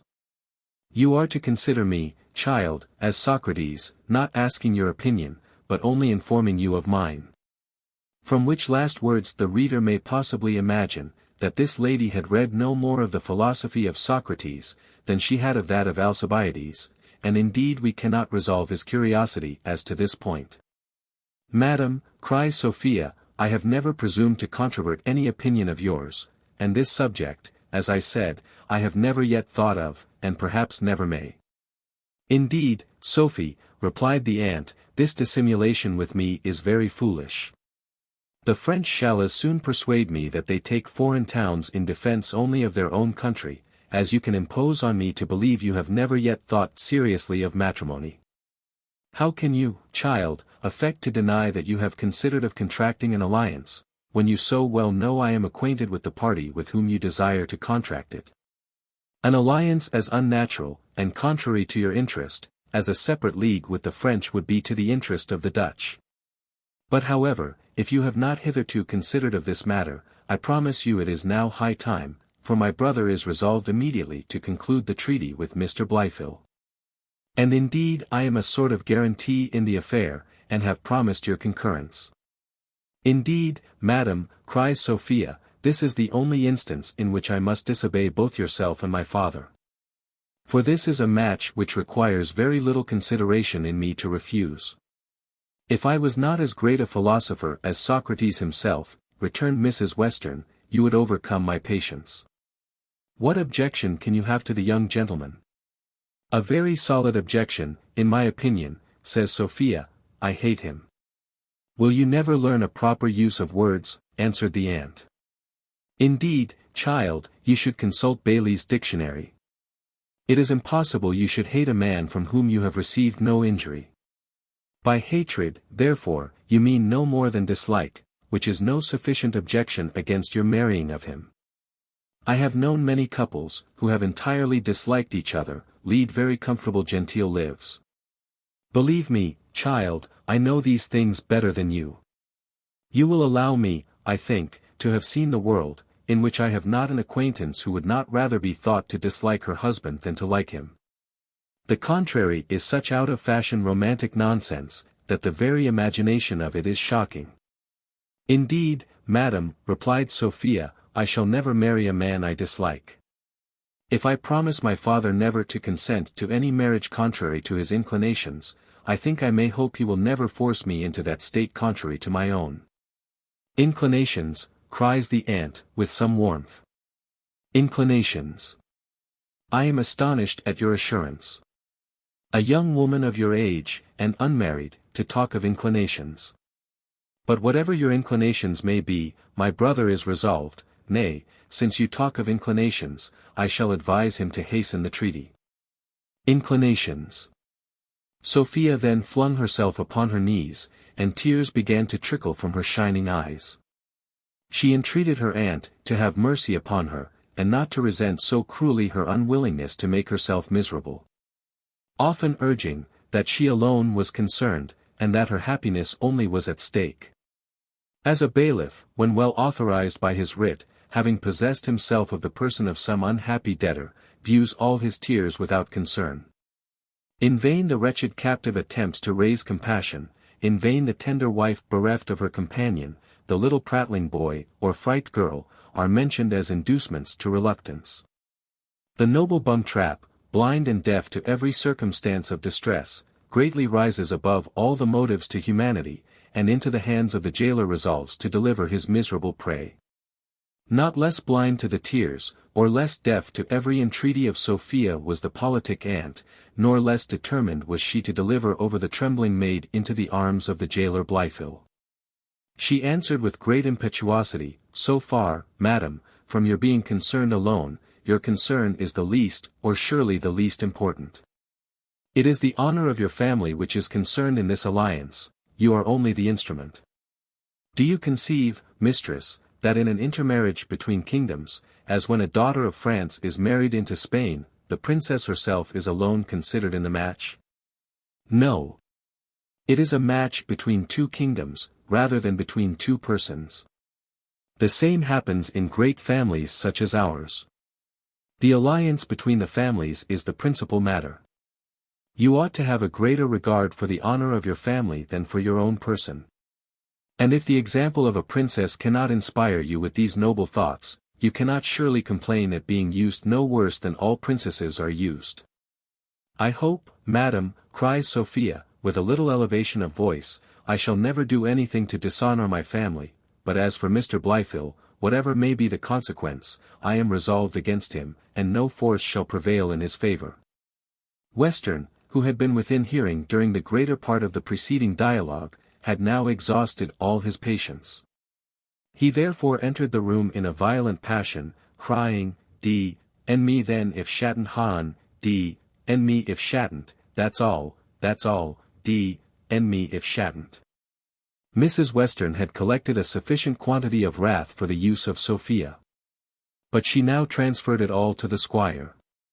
"Brother," said she, "it is astonishing that you will interfere in a matter which you had totally left to my negotiation. Regard to my family hath made me take upon myself to be the mediating power, in order to rectify those mistakes in policy which you have committed in your daughter's education. For, brother, it is your preposterous conduct which hath eradicated all the seeds that I had formerly sown in her tender mind. It is you yourself who have taught her disobedience." "Blood!" cries the squire, foaming at the mouth, "you are enough to conquer the patience of the devil. Have I ever taught my daughter disobedience? Here she stands, speak honestly, girl, did ever I bid you be disobedient to me? Have not I done everything to humor and to gratify you, and to make you obedient to me? And very obedient to me she was when a little child, before you took her in hand and spoiled her, by filling her head with a pack of court notions. Why, did I not overhear you telling her she must behave like a princess? You have made a Whig of the girl, and how should her father, or anybody else, expect any obedience from her?" "Brother," answered Mrs. Western, with an air of great disdain, "I cannot express the contempt I have for your politics of all kinds, but I will appeal likewise to the young lady herself, whether I have ever taught her any principles of disobedience. On the contrary, niece, have I not endeavored to inspire you with a true idea of the several relations in which a human creature stands in society? Have I not taken infinite pains to show you, that the law of nature hath enjoined a duty on children to their parents? Have I not told you what Plato says on that subject? A subject on which you was so notoriously ignorant when you came first under my care, that I verily believe you did not know the relation between a daughter and a father. 'Tis a lie, answered Western. The girl is no such fool, as to live to 11 years old without knowing that she was her father's relation. Oh! More than Gothic ignorance, answered the lady. And as for your manners, brother, I must tell you, they deserve a cane. Why then you may it me, if you think you are able, cries the squire. Nay, I suppose your niece there will be ready enough to help you. Brother, said Mrs. Western, though I despise you beyond expression, yet I shall endure your insolence no longer, so I desire my coach may be got ready immediately, for I am resolved to leave your house this very morning. And a good riddance too, answered he. I can bear your insolence no longer, and you come to that. Blood! It is almost enough of itself to make my daughter undervalue my sense, when she hears you telling me every minute you despise me. It is impossible, cries the aunt, no one can undervalue such a boor. Boor, answered the squire, I am no boor, no, nor ass, no, nor rat neither, madam. Remember that, I am no rat. I am a true Englishman, and not of your Hanover breed, that have eat up the nation. Thou art one of those wise men, cries she, whose nonsensical principles have undone the nation. By weakening the hands of our government at home, and by discouraging our friends and encouraging our enemies abroad. Ho! Are you come back to your politics, cries the squire, as for those I despise them as much as I do A.F.T. Which last words he accompanied and graced with the very action, which, of all others, was the most proper to it. And whether it was this word or the contempt expressed for her politics, which most affected Mrs. Western, I will not determine.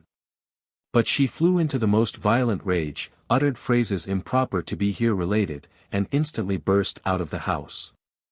Nor did her brother or her niece think proper either to stop or to follow her.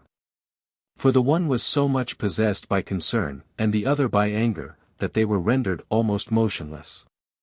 The squire, however, sent after his sister the same holloa which attends the departure of a hare, when she is first started before the hounds. He was indeed a great master of this kind of vociferation, and had a holloa proper for most occasions in life. Women who, like Mrs. Western, know the world, and have applied themselves to philosophy and politics, would have immediately availed themselves of the present disposition of Mr. Western's mind. By throwing in a few artful compliments to his understanding at the expense of his absent adversary. But poor Sophia was all simplicity. By which word we do not intend to insinuate to the reader, that she was silly, which is generally understood as a synonymous term with simple. For she was indeed a most sensible girl, and her understanding was of the first rate. But she wanted all that useful art which females convert to so many good purposes in life, and which, as it rather arises from the heart than from the head, is often the property of the silliest of women. Chapter 4. A picture of a country gentlewoman taken from the life. Mr. Western, having finished his holla, and taken a little breath, began to lament, in very pathetic terms, the unfortunate condition of men, who are, says he, always whipped in by the humours of some N.D.B., or other. I think I was hard run enough by your mother for one man, but after giving her a dodge, here's another follows me upon the foil, but curse my jacket if I will be run down in this manner by any Sophia never had a single dispute with her father, till this unlucky affair of Blifil, on any account, except in defence of her mother, whom she had loved most tenderly, though she lost her in the 11th year of her age. The squire, to whom that poor woman had been a faithful upper servant all the time of their marriage, had returned that behaviour by making what the world calls a good husband. He very seldom swore at her, perhaps not above once a week, and never beat her. She had not the least occasion for jealousy, and was perfect mistress of her time. For she was never interrupted by her husband, who was engaged all the morning in his field exercises, and all the evening with bottle companions. She scarce indeed ever saw him but at meals, where she had the pleasure of carving those dishes which she had before attended at the dressing.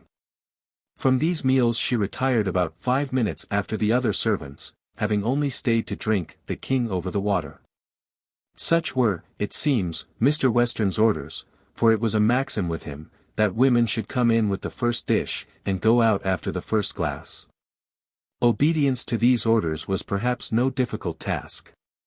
For the conversation, if it may be called so, was seldom such as could entertain a lady. It consisted chiefly of hallowing, singing, relations of sporting adventures, b.d., y, and abuse of women, and of the government. These, however, were the only seasons when Mr. Western saw his wife, for when he repaired to her bed, he was generally so drunk that he could not see, and in the sporting season he always rose from her before it was light.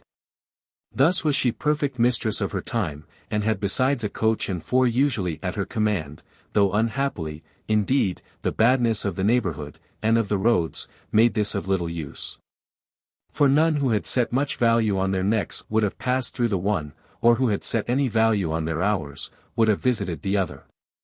Now to deal honestly with the reader, she did not make all the return expected to so much indulgence, for she had been married against her will by a fond father, the match having been rather advantageous on her side. For the squire's estate was upward of £3,000 a year, and her fortune no more than a bare £8,000. Hence perhaps she had contracted a little gloominess of temper, for she was rather a good servant than a good wife.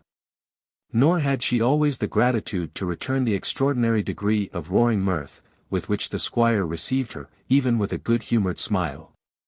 She would, moreover, sometimes interfere with matters which did not concern her, as the violent drinking of her husband, which in the gentlest terms she would take some of the few opportunities he gave her of remonstrating against. And once in her life she very earnestly entreated him to carry her for 2 months to London, which he peremptorily denied, nay, was angry with his wife for the request ever after, being well assured that all the husbands in London are cuckolds. For this last, and many other good reasons, Western at length heartily hated his wife, and as he never concealed this hatred before her death, so he never forgot it afterwards. But when anything in the least soured him, as a bad scenting day, or a distemper among his hounds, or any other such misfortune, he constantly vented his spleen by invectives against the deceased, saying, "If my wife was alive now, she would be glad of this." These invectives he was especially desirous of throwing forth before Sophia, for as he loved her more than he did any other, so he was really jealous that she had loved her mother better than him.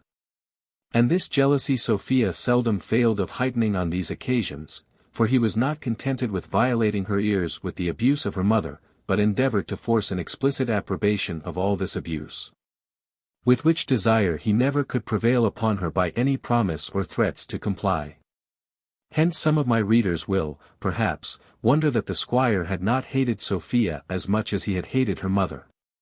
But I must inform them, that hatred is not the effect of love, even through the medium of jealousy.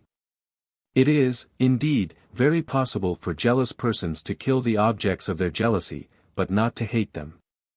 Which sentiment being a pretty hard morsel, and bearing something of the air of a paradox, we shall leave the reader to chew the cud upon it to the end of the chapter.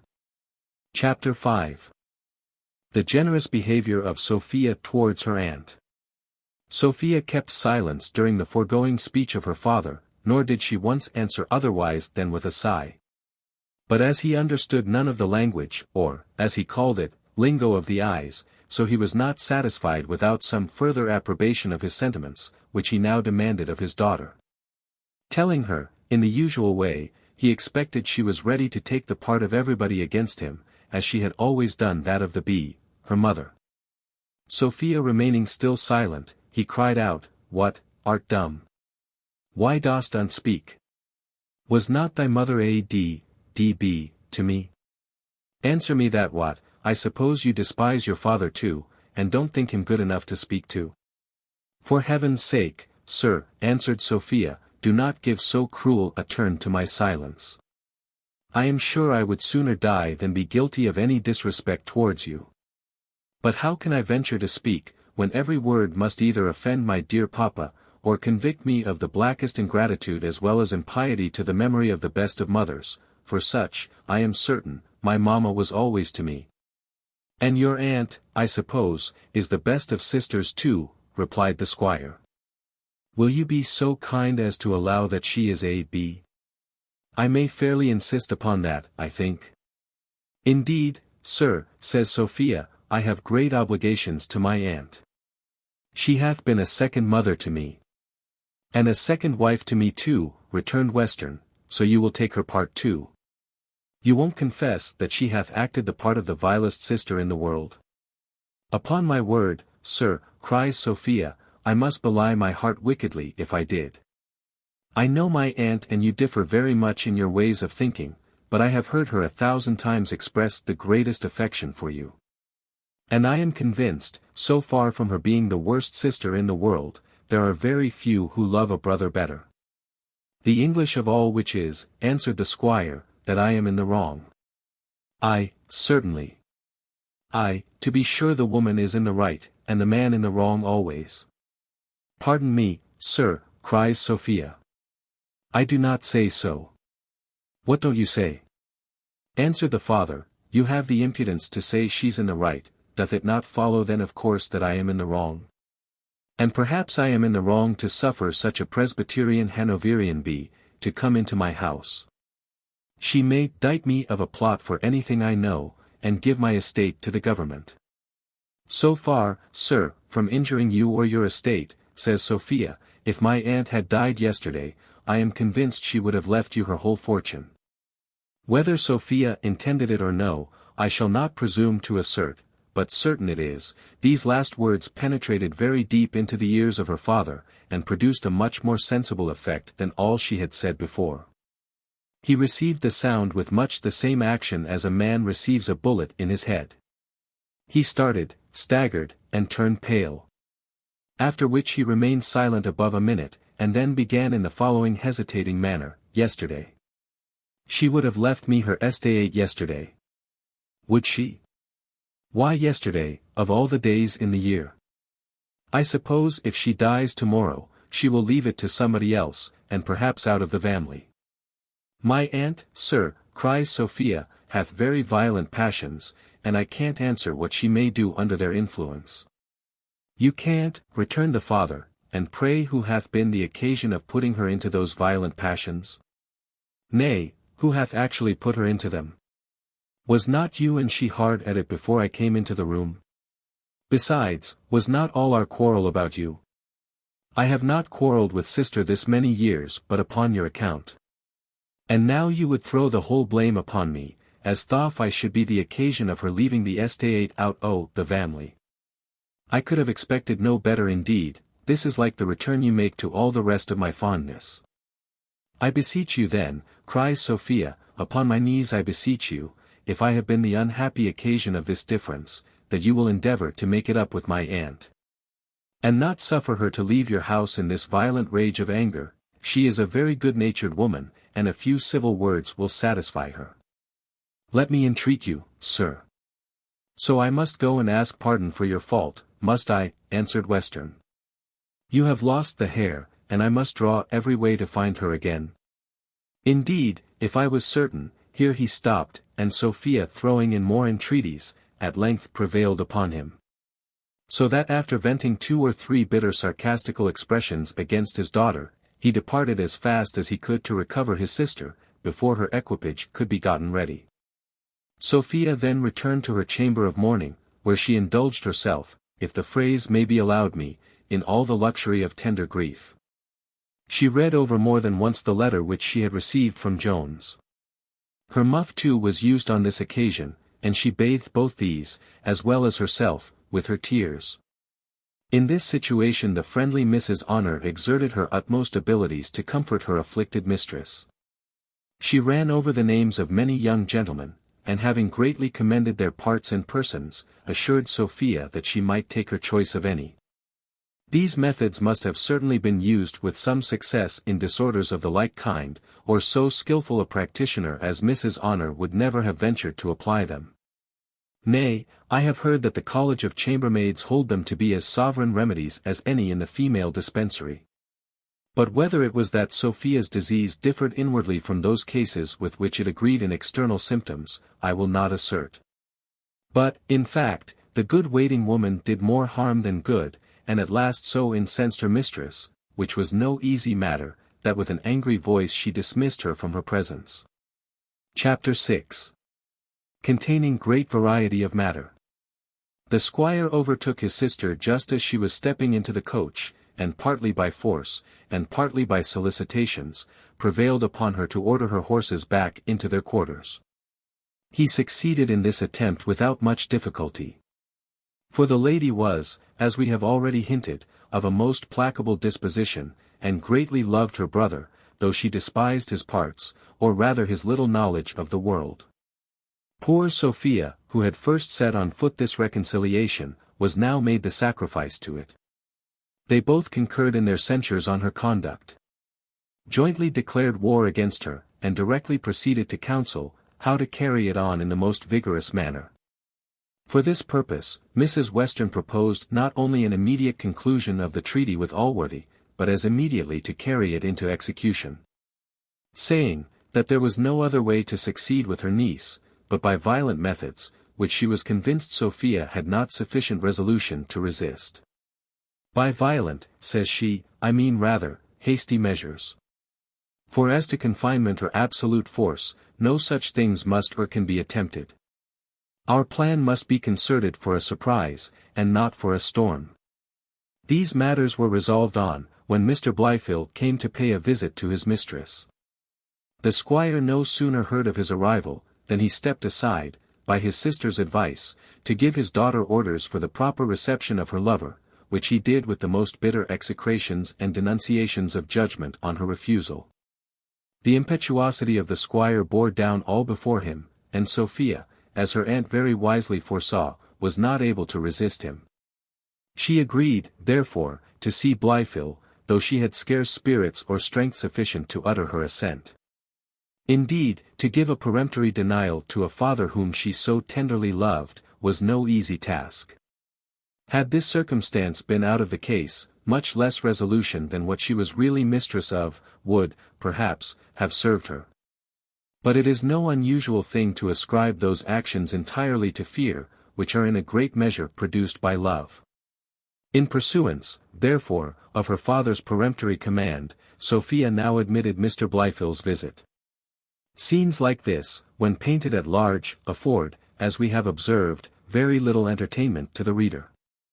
Here, therefore, we shall strictly adhere to a rule of Horace, by which writers are directed to pass over all those matters which they despair of placing in a shining light, a rule, we conceive, of excellent use as well to the historian as to the poet.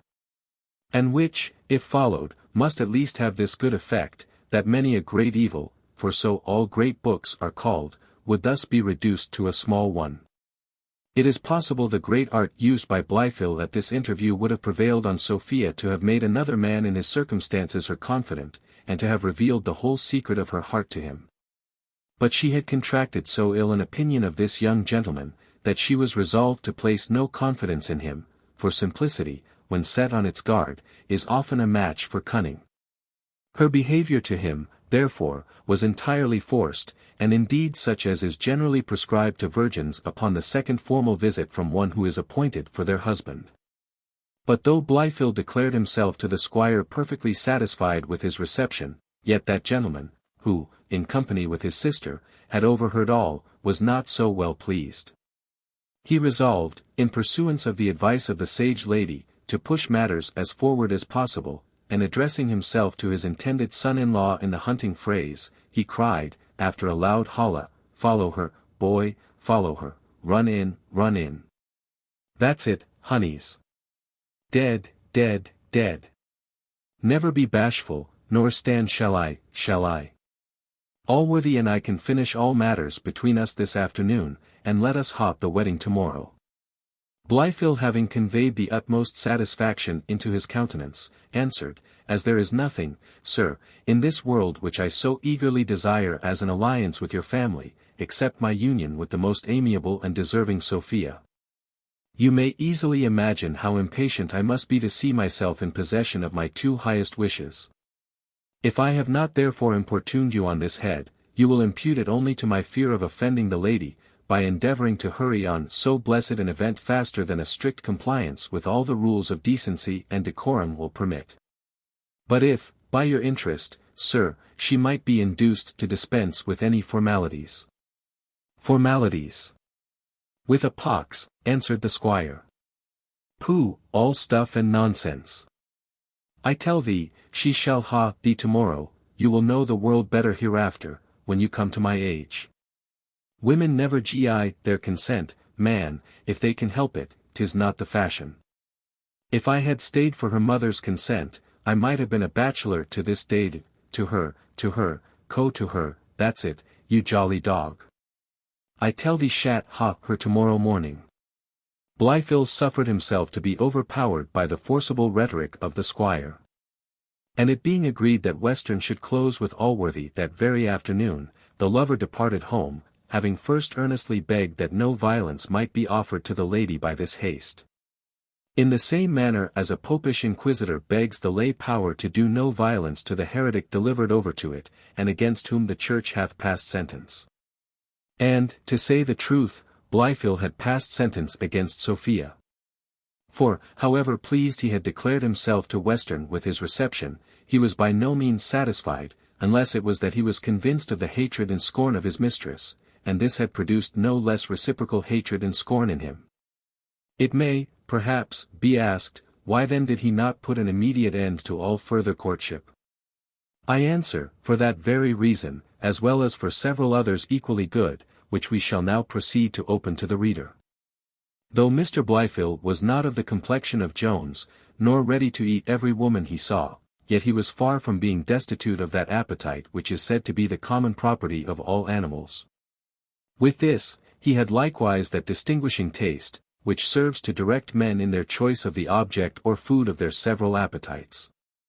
And this taught him to consider Sophia as a most delicious morsel, indeed to regard her with the same desires which an ortolan inspires into the soul of an epicure. Now the agonies which affected the mind of Sophia, rather augmented than impaired her beauty, for her tears added brightness to her eyes, and her breasts rose higher with her sighs. Indeed, no one hath seen beauty in its highest lustre who hath never seen it in distress. Blifil therefore looked on this human ortolan with greater desire than when he viewed her last. Nor was his desire at all lessened by the aversion which he discovered in her to himself. On the contrary, this served rather to heighten the pleasure he proposed in rifling her charms, as it added triumph to lust. Nay, he had some further views, from obtaining the absolute possession of her person, which we detest too much even to mention, and revenge itself was not without its share in the gratifications which he promised himself. The rivaling poor Jones, and supplanting him in her affections, added another spur to his pursuit, and promised another additional rapture to his enjoyment. Besides all these views, which to some scrupulous persons may seem to savour too much of malevolence, he had one prospect, which few readers will regard with any great abhorrence. And this was the estate of Mr. Western, which was all to be settled on his daughter and her issue, for so extravagant was the affection of that fond parent, that, provided his child would but consent to be miserable with the husband he chose, he cared not at what price he purchased him. For these reasons Mr. Blifil was so desirous of the match that he intended to deceive Sophia, by pretending love to her, and to deceive her father and his own uncle, by pretending he was beloved by her. In doing this he availed himself of the piety of Thwackum, who held, that if the end proposed was religious, as surely matrimony is, it mattered not how wicked were the means. As to other occasions, he used to apply the philosophy of Squire, which taught, that the end was immaterial, so that the means were fair and consistent with moral rectitude. To say truth, there were few occurrences in life on which he could not draw advantage from the precepts of one or other of those great masters. Little deceit was indeed necessary to be practiced on Mr. Western, who thought the inclinations of his daughter of as little consequence as Blifil himself conceived them to be, but as the sentiments of Mr. Allworthy were of a very different kind, so it was absolutely necessary to impose on him. In this, however, Blifil was so well assisted by Western, that he succeeded without difficulty. For as Mr. Allworthy had been assured by her father that Sophia had a proper affection for Blifil, and that all which he had suspected concerning Jones was entirely false, Blifil had nothing more to do than to confirm these assertions. Which he did with such equivocations, that he preserved a salvo for his conscience, and had the satisfaction of conveying a lie to his uncle, without the guilt of telling one. When he was examined touching the inclinations of Sophia by Allworthy, who said, he would on no account be accessory to forcing a young lady into a marriage contrary to her own will. He answered, that the real sentiments of young ladies were very difficult to be understood. That her behaviour to him was full as forward as he wished it, and that if he could believe her father, she had all the affection for him which any lover could desire. As for Jones, said he, whom I am loath to call villain, though his behaviour to you, sir, sufficiently justifies the appellation, his own vanity, or perhaps some wicked views, might make him boast of a falsehood. For if there had been any reality in Miss Western's love to him, the greatness of her fortune would never have suffered him to desert her, as you are well informed he hath. Lastly, sir, I promise you I would not myself, for any consideration, no, not for the whole world, consent to marry this young lady, if I was not persuaded she had all the passion for me which I desire she should have. This excellent method of conveying a falsehood with the heart only, without making the tongue guilty of an untruth, by the means of equivocation and imposture, hath quieted the conscience of many a notable deceiver. And yet, when we consider that it is omniscience on which these endeavour to impose, it may possibly seem capable of affording only a very superficial comfort. And that this artful and refined distinction between communicating a lie, and telling one, is hardly worth the pains it costs them. Allworthy was pretty well satisfied with what Mr. Western and Mr. Blifil told him, and the treaty was now, at the end of 2 days, concluded. Nothing then remained previous to the office of the priest, but the office of the lawyers, which threatened to take up so much time, that Western offered to bind himself by all manner of covenants, rather than defer the happiness of the young couple.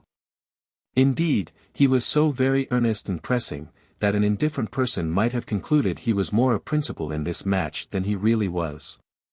But this eagerness was natural to him on all occasions, and he conducted every scheme he undertook in such a manner, as if the success of that alone was sufficient to constitute the whole happiness of his life. The joint importunities of both father and son-in-law would probably have prevailed on Mr. Allworthy, who brooked but ill any delay of giving happiness to others, had not Sophia herself prevented it, and taken measures to put a final end to the whole treaty, and to rob both church and law of those taxes which these wise bodies have thought proper to receive from the propagation of the human species in a lawful manner. Of which in the next chapter. Chapter 7. A strange resolution of Sophia, and a more strange stratagem of Mrs. Honour. Though Mrs. Honour was principally attached to her own interest, she was not without some little attachment to Sophia. To say truth, it was very difficult for any one to know that young lady without loving her. She no sooner therefore heard a piece of news, which she imagined to be of great importance to her mistress, than, quite forgetting the anger which she had conceived 2 days before, at her unpleasant dismission from Sophia's presence, she ran hastily to inform her of the news. The beginning of her discourse was as abrupt as her entrance into the room. "Oh dear ma'am," says she, "what doth your lordship think? To be sure I am frightened out of my wits. And yet I thought it my duty to tell your lordship, though perhaps it may make you angry, for we servants don't always know what will make our ladies angry, for, to be sure, everything is always laid to the charge of a servant. When our ladies are out of humour, to be sure we must be scolded, and to be sure I should not wonder if your lordship should be out of humour, nay, it must surprise you certainly, aye, and shock you too." "Good Honour, let me know it without any longer preface," says Sophia. "There are few things, I promise you, which will surprise, and fewer which will shock me." "Dear ma'am," answered Honour, "to be sure, I overheard my master talking to Parson Supple about getting a licence this very afternoon, and to be sure I heard him say, your lordship should be married tomorrow morning." Sophia turned pale at these words, and repeated eagerly, "Tomorrow morning." "Yes, ma'am," replied the trusty waiting woman, "I will take my oath I heard my master say so." "Honour," says Sophia, "you have both surprised and shocked me to such a degree that I have scarce any breath or spirits left. What is to be done in my dreadful situation?" "I wish I was able to advise your lordship," says she. "Do advise me," cries Sophia, pray, dear Honour, advise me. Think what you would attempt if it was your own case. Indeed, ma'am, cries Honour, I wish your lordship and I could change situations, that is, I mean without hurting your lordship. For to be sure I don't wish you so bad as to be a servant, but because that if so be it was my case, I should find no manner of difficulty in it, for, in my poor opinion, young Squire Blifil is a charming, sweet, handsome man. Don't mention such stuff, cries Sophia. Such stuff, repeated Honour, why, there. Well, to be sure, what's one man's meat is another man's poison, and the same is altogether as true of women. Honour, says Sophia, rather than submit to be the wife of that contemptible wretch, I would plunge a dagger into my heart. Oh Lud! Ma'am, answered the other, I am sure you frighten me out of my wits now. Let me beseech your lordship not to suffer such wicked thoughts to come into your head. Oh Lud! To be sure I tremble every inch of me.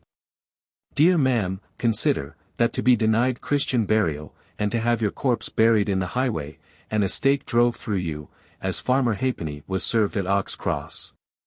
And, to be sure, his ghost hath walked there ever since, for several people have seen him.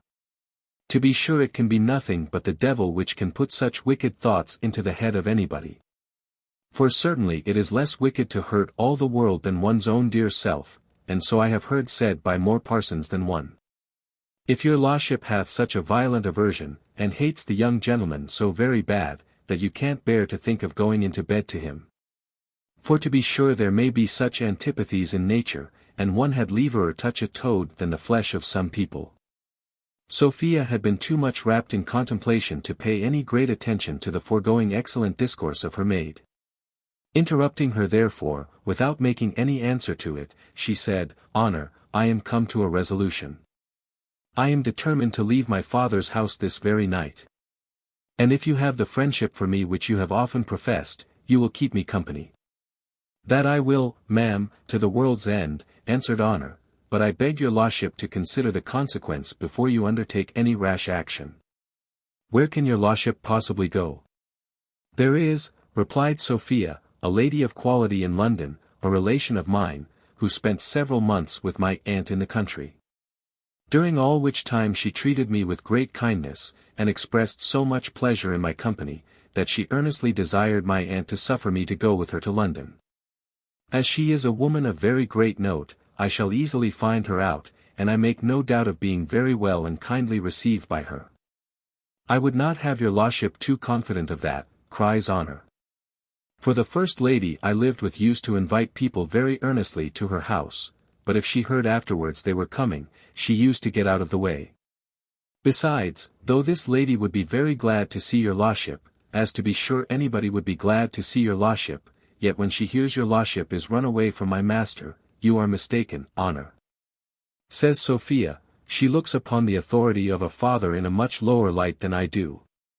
For she pressed me violently to go to London with her, and when I refused to go without my father's consent, she laughed me to scorn, called me silly country girl, and said, I should make a pure loving wife, since I could be so dutiful a daughter. So I have no doubt but she will both receive me and protect me too, till my father, finding me out of his power, can be brought to some reason. Well, but, ma'am, answered Honour, how doth your lordship think of making your escape? Where will you get any horses or conveyance? For as for your own horse, as all the servants know a little how matters stand between my master and your lordship, Robin will be hanged before he will suffer it to go out of the stable without my master's express orders. I intend to escape, said Sophia, by walking out of the doors when they are open. I thank heaven my legs are very able to carry me. They have supported me many a long evening. Yes, to be sure, cries Honour, I will follow your lordship through the world. But your lordship had almost as good be alone, for I should not be able to defend you, if any robbers, or other villains, should meet with you.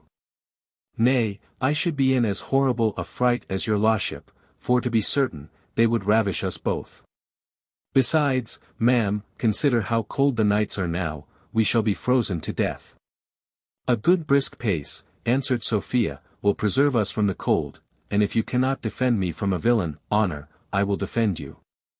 For I will take a pistol with me. There are 2 always charged in the hall. Dear ma'am, you frighten me more and more, cries Honour, sure your lordship would not venture to fire it off. I had rather run any chance than your lordship should do that. Why so, says Sophia, smiling, would not you, Honour, fire a pistol at anyone who should attack your virtue? To be sure, ma'am, cries Honour, one's virtue is a dear thing, especially to us poor servants, for it is our livelihood, as a body may say, yet I mortally hate firearms, for so many accidents happen by them. Well, well, says Sophia, I believe I may insure your virtue at a very cheap rate, without carrying any arms with us, for I intend to take horses at the very first town we come to, and we shall hardly be attacked in our way thither. Look ye, Honour, I am resolved to go, and if you will attend me, I promise you I will reward you to the very utmost of my power.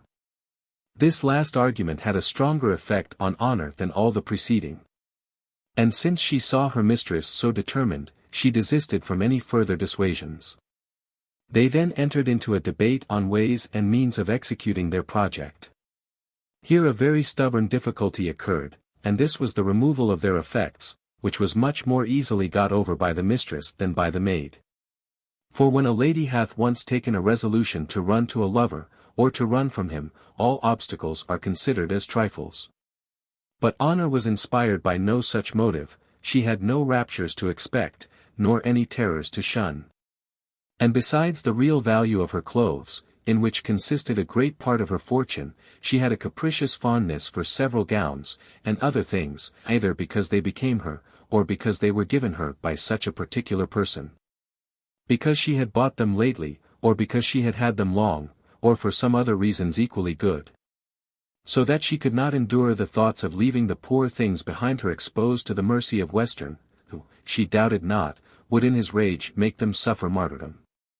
The ingenious Mrs. Honour having applied all her oratory to dissuade her mistress from her purpose, when she found her positively determined, at last started the following expedient to remove her clothes, viz. To get herself turned out of doors that very evening. Sophia highly approved this method, but doubted how it might be brought about. Oh, ma'am, cries Honour, your lordship may trust that to me. We servants very well know how to obtain this favour of our masters and mistresses. Though sometimes, indeed, where they owe us more wages than they can readily pay, they will put up with all our affronts, and will hardly take any warning we can give them, but the squire is none of those. And since your lordship is resolved upon setting out tonight, I warrant I get discharged this afternoon. It was then resolved that she should pack up some linen and a nightgown for Sophia, with her own things. And as for all her other clothes, the young lady abandoned them with no more remorse than the sailor feels when he throws over the goods of others, in order to save his own life. Chapter 8. Containing scenes of altercation, of no very uncommon kind. Mrs. Honour had scarce sooner parted from her young lady, than something, for I would not, like the old woman in Quevedo, injure the devil by any false accusation, and possibly he might have no hand in it, but something, I say, suggested itself to her, that by sacrificing Sophia and all her secrets to Mr. Western, she might probably make her fortune. Many considerations urged this discovery. The fair prospect of a handsome reward for so great and acceptable a service to the squire, tempted her avarice, and again, the danger of the enterprise she had undertaken, the uncertainty of its success. Night, cold, robbers, ravishers, all alarmed her fears. So forcibly did all these operate upon her, that she was almost determined to go directly to the squire, and to lay open the whole affair. She was, however, too upright a judge to decree on one side, before she had heard the other. And here, first, a journey to London appeared very strongly in support of Sophia. She eagerly longed to see a place in which she fancied charms short only of those which a raptured saint imagines in heaven. In the next place, as she knew Sophia to have much more generosity than her master, so her fidelity promised her a greater reward than she could gain by treachery. She then cross-examined all the articles which had raised her fears on the other side, and found, on fairly sifting the matter, that there was very little in them. And now both scales being reduced to a pretty even balance, her love to her mistress being thrown into the scale of her integrity, made that rather preponderate. When a circumstance struck upon her imagination which might have had a dangerous effect, had its whole weight been fairly put into the other scale. This was the length of time which must intervene before Sophia would be able to fulfill her promises, for though she was entitled to her mother's fortune at the death of her father, and to the sum of £3,000 left her by an uncle when she came of age. Yet these were distant days, and many accidents might prevent the intended generosity of the young lady, whereas the rewards she might expect from Mr. Western were immediate. But while she was pursuing this thought, the good genius of Sophia, or that which presided over the integrity of Mrs. Honor, or perhaps mere chance, sent an accident in her way, which at once preserved her fidelity, and even facilitated the intended business. Mrs. Western's maid claimed great superiority over Mrs. Honor on several accounts. First, her birth was higher, for her great-grandmother by the mother's side was a cousin, not far removed, to an Irish peer. Secondly, her wages were greater. And lastly, she had been at London, and had of consequence seen more of the world. She had always behaved, therefore, to Mrs. Honor with that reserve, and had always exacted of her those marks of distinction, which every order of females preserves and requires in conversation with those of an inferior order. Now as Honor did not at all times agree with this doctrine, but would frequently break in upon the respect which the other demanded, Mrs. Western's maid was not at all pleased with her company. Indeed, she earnestly longed to return home to the house of her mistress, where she domineered at will over all the other servants. She had been greatly, therefore, disappointed in the morning, when Mrs. Western had changed her mind on the very point of departure, and had been in what is vulgarly called a gloating humor ever since. In this humor, which was none of the sweetest, she came into the room where Honor was debating with herself in the manner we have above related. Honor no sooner saw her, than she addressed her in the following obliging phrase: "So, madam, I find we are to have the pleasure of your company longer, which I was afraid the quarrel between my master and your lady would have robbed us of." "I don't know, madam," answered the other, "what you mean by we and us. I assure you I do not look on any of the servants in this house to be proper company for me. I am company, I hope, for their betters every day in the week. I do not speak on your account, Mrs. Honor, for you are a civilized young woman, and when you have seen a little more of the world, I should not be ashamed to walk with you in St. James's Park." "Hoity-toity!" cries Honor, "Madam is in her airs, I protest." Mrs. Honor, forsooth. "Sure, madam, you might call me by my surname, for though my lady calls me Honor, I have a surname as well as other folks." "Ashamed to walk with me, quotha! Mary, as good as yourself, I hope." "Since you make such a return to my civility," said the other, "I must acquaint you, Mrs. Honor, that you are not so good as me. In the country, indeed, one is obliged to take up with all kind of trumpery. But in town I visit none but the women of quality. Indeed, Mrs. Honor, there is some difference, I hope, between you and me." "I hope so too," answered Honor, "there is some difference in our ages, and, I think in our persons." Upon speaking which last words, she strutted by Mrs. Western's maid with the most provoking air of contempt, turning up her nose, tossing her head, and violently brushing the hoop of her competitor with her own. The other lady put on one of her most malicious sneers, and said, "Creature! You are below my anger, and it is beneath me to give ill words to such an audacious saucy trollop. But, hussy, I must tell you, your breeding shows the meanness of your birth as well as of your education, and both very properly qualify you to be the mean serving woman of a country girl."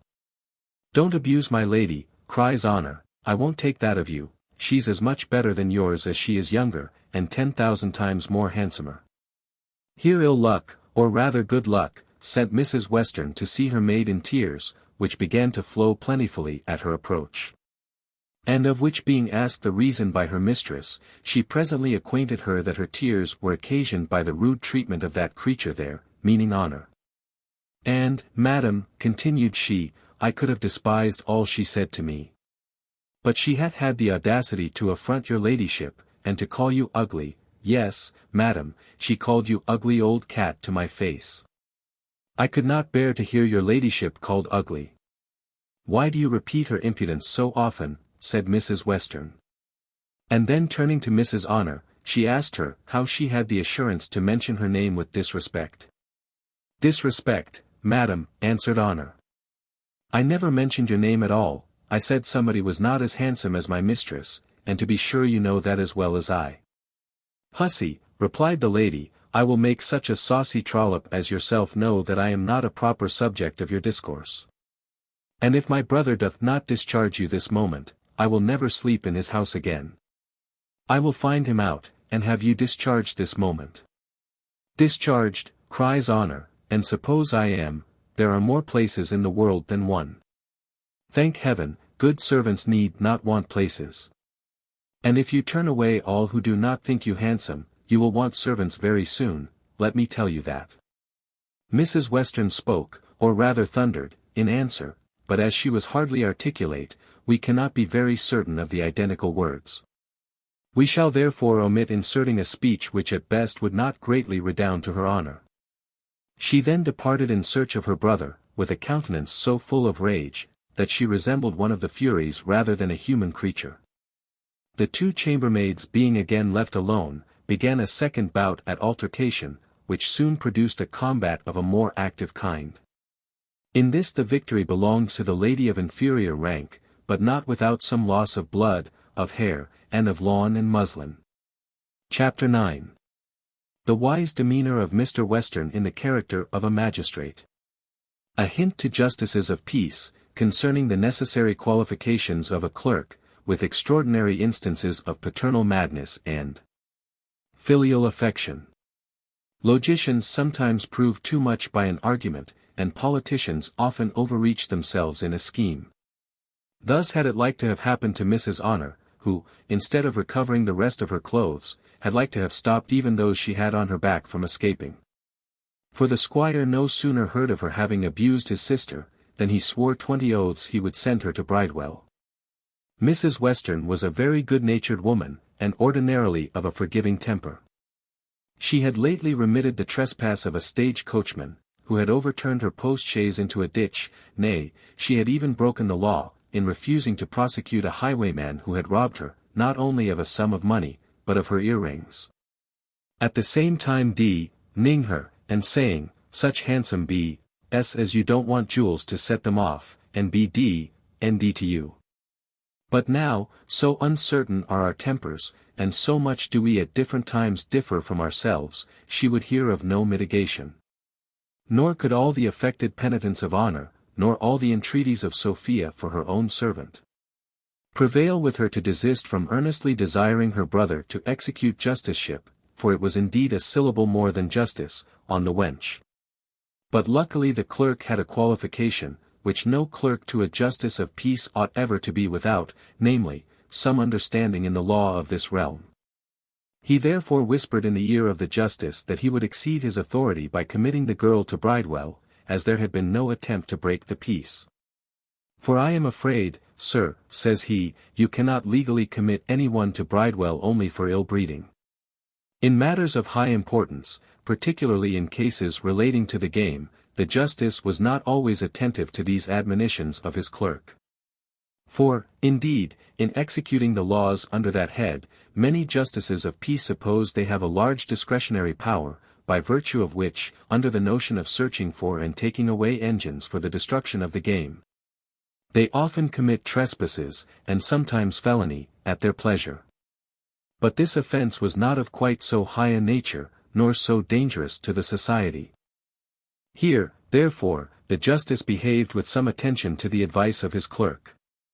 For, in fact, he had already had 2 informations exhibited against him in the King's Bench, and had no curiosity to try a third. The squire, therefore, putting on a most wise and significant countenance, after a preface of several hums and haws, told his sister, that upon more mature deliberation, he was of opinion, that, as there was no breaking up of the peace, such as the law, says he, calls breaking open a door, or breaking a hedge, or breaking a head, or any such sort of breaking, the matter did not amount to a felonious kind of a thing, nor trespasses, nor damages, and, therefore, There was no punishment in the law for it. Mrs. Western said, she knew the law much better, that she had known servants very severely punished for affronting their masters. And then named a certain justice of the peace in London, who, she said, would commit a servant to Bridewell at any time when a master or mistress desired it. Like enough, cries the squire, it may be so in London.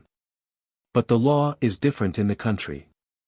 Here followed a very learned dispute between the brother and sister concerning the law, which we would insert, if we imagined many of our readers could understand it. This was, however, at length referred by both parties to the clerk, who decided it in favor of the magistrate, and Mrs. Western was, in the end, obliged to content herself with the satisfaction of having honor turned away. To which Sophia herself very readily and cheerfully consented. Thus fortune, after having diverted herself, according to custom, with 2 or 3 frolics, at last disposed all matters to the advantage of our heroine. Who indeed succeeded admirably well in her deceit, considering it was the first she had ever practiced. And, to say the truth, I have often concluded, that the honest part of mankind would be much too hard for the knavish, if they could bring themselves to incur the guilt, or thought it worth their while to take the trouble.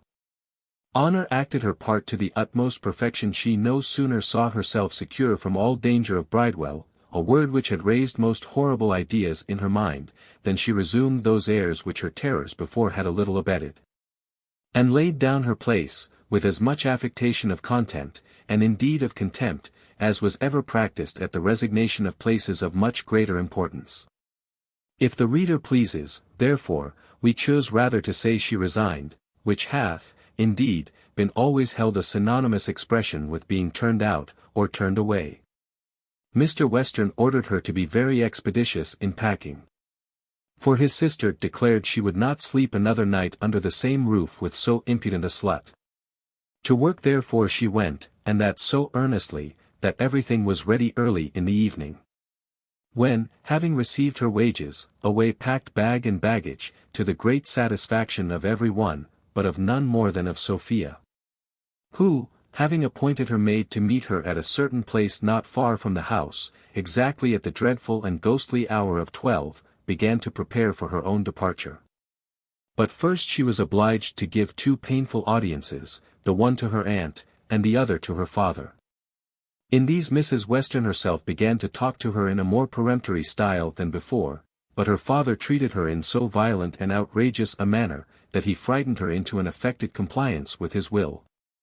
Which so highly pleased the good squire, that he changed his frowns into smiles, and his menaces into promises. He vowed his whole soul was wrapped in hers. That her consent, for so he construed the words, you know, sir, I must not, nor can, refuse to obey any absolute command of yours, had made him the happiest of mankind. He then gave her a large bank bill to dispose of in any trinkets she pleased, and kissed and embraced her in the fondest manner. While tears of joy trickled from those eyes which a few moments before had darted fire and rage against the dear object of all his affection. Instances of this behavior in parents are so common, that the reader, I doubt not, will be very little astonished at the whole conduct of Mr. Western. If he should, I own I am not able to account for it. Since that he loved his daughter most tenderly, is, I think, beyond dispute. So indeed have many others, who have rendered their children most completely miserable by the same conduct. Which, though it is almost universal in parents, hath always appeared to me to be the most unaccountable of all the absurdities which ever entered into the brain of that strange prodigious creature man. The latter part of Mr. Western's behavior had so strong an effect on the tender heart of Sophia, that it suggested a thought to her, which not all the sophistry of her politic aunt, nor all the menaces of her father, had ever once brought into her head. She reverenced her father so piously, and loved him so passionately, that she had scarce ever felt more pleasing sensations, than what arose from the share she frequently had of contributing to his amusement, and sometimes, perhaps, to higher gratifications. For he never could contain the delight of hearing her commended, which he had the satisfaction of hearing almost every day of her life. The idea, therefore, of the immense happiness she should convey to her father by her consent to this match, made a strong impression on her mind. Again, the extreme piety of such an act of obedience worked very forcibly, as she had a very deep sense of religion. Lastly, when she reflected how much she herself was to suffer, being indeed to become little less than a sacrifice, or a martyr, to filial love and duty, she felt an agreeable tickling in a certain little passion, which though it bears no immediate affinity either to religion or virtue, is often so kind as to lend great assistance in executing the purposes of both. Sophia was charmed with the contemplation of so heroic an action, and began to compliment herself with much premature flattery, when Cupid, who lay hid in her muff, suddenly crept out, and like Punchinello in a puppet show, kicked all out before him. In truth, for we scorn to deceive our reader, or to vindicate the character of our heroine by ascribing her actions to supernatural impulse, the thoughts of her beloved Jones, and some hopes, however distant, in which he was very particularly concerned, immediately destroyed all which filial love, piety, and pride had, with their joint endeavors, been laboring to bring about. But before we proceed any farther with Sophia, we must now look back to Mr. Jones. Chapter 10, containing several matters, natural enough perhaps, but lo! The reader will be pleased to remember, that we left Mr. Jones, in the beginning of this book, on his road to Bristol, being determined to seek his fortune at sea, or rather, indeed, to fly away from his fortune on shore. It happened, a thing not very unusual, that the guide who undertook to conduct him on his way, was unluckily unacquainted with the road. So that having missed his right track, and being ashamed to ask information, he rambled about backwards and forwards till night came on, and it began to grow dark. Jones, suspecting what had happened, acquainted the guide with his apprehensions. But he insisted on it, that they were in the right road, and added, it would be very strange if he should not know the road to Bristol. Though, in reality, it would have been much stranger if he had known it, having never passed through it in his life before. Jones had not such implicit faith in his guide, but that on their arrival at a village he inquired of the first fellow he saw, whether they were in the road to Bristol. "Whence did you come?" cries the fellow. "No matter," says Jones, a little hastily, "I want to know if this be the road to Bristol." "The road to Bristol," cries the fellow, scratching his head, "why, measter, I believe you will hardly get to Bristol this way tonight."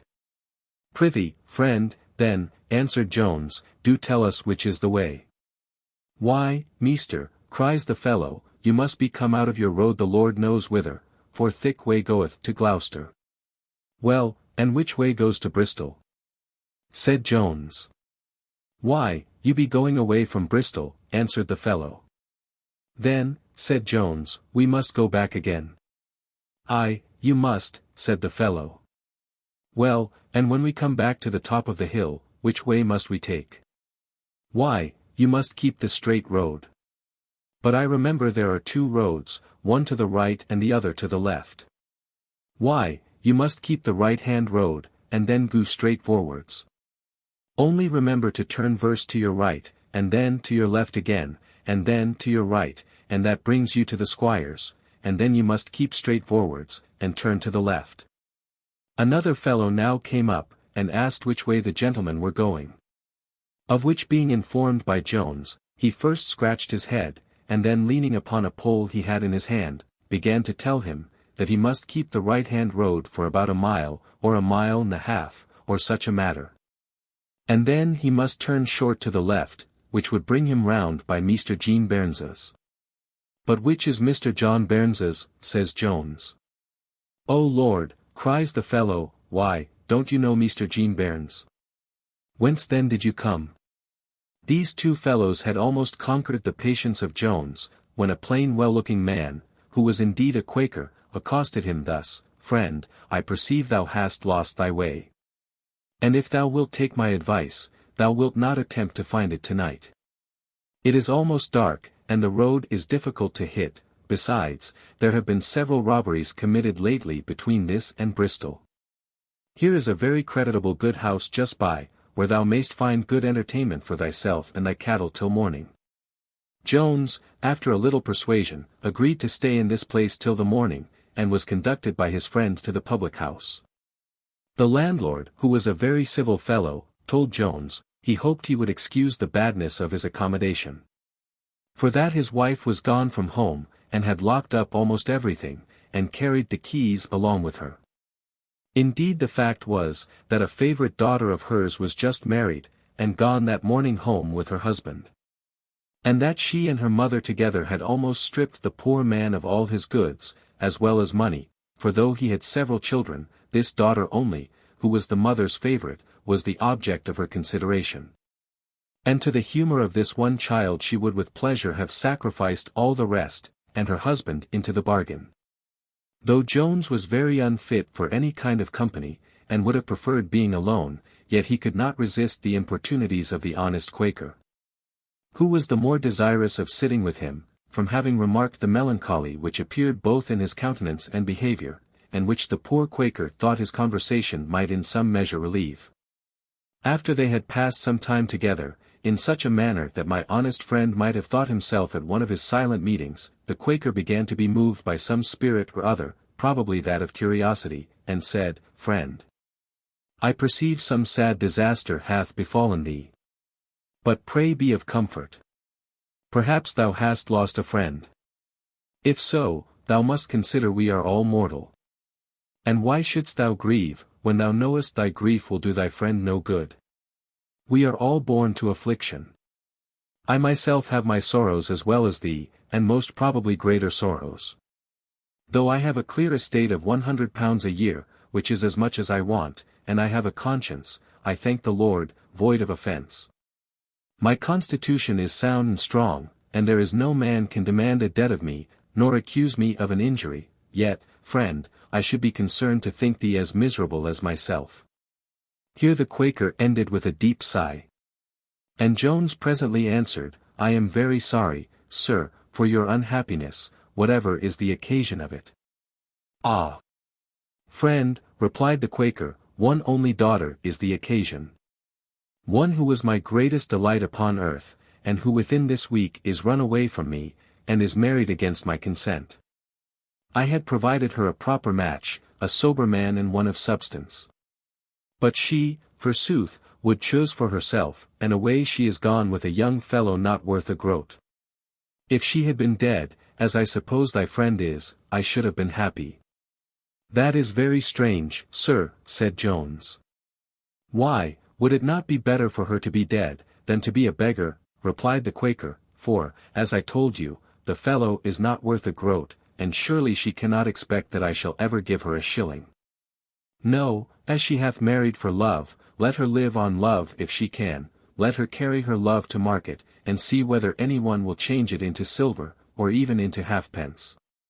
"You know your own concerns best, sir," said Jones. "It must have been," continued the Quaker, "a long premeditated scheme to cheat me, for they have known one another from their infancy, and I always preached to her against love, and told her 1,000 times over it was all folly and wickedness. Nay, the cunning slut pretended to hearken to me, and to despise all wantonness of the flesh. And yet at last broke out at a window 2 pair of stairs, for I began, indeed, a little to suspect her, and had locked her up carefully, intending the very next morning to have married her up to my liking. But she disappointed me within a few hours, and escaped away to the lover of her own choosing, who lost no time, for they were married and bedded and all within an hour. But it shall be the worst hour's work for them both that ever they did. For they may starve, or beg, or steal together, for me. I will never give either of them a farthing." Here Jones starting up cried, "I really must be excused, I wish you would leave me." "Come, come, friend," said the Quaker, "don't give way to concern. You see there are other people miserable besides yourself." "I see there are madmen, and fools, and villains in the world," cries Jones.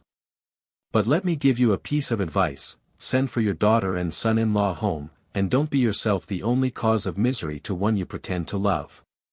"Send for her and her husband home," cries the Quaker loudly.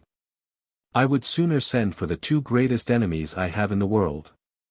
"Well, go home yourself, or where you please," said Jones, "for I will sit no longer in such company." "Nay, friend," answered the Quaker, "I scorn to impose my company on any one." He then offered to pull money from his pocket, but Jones pushed him with some violence out of the room.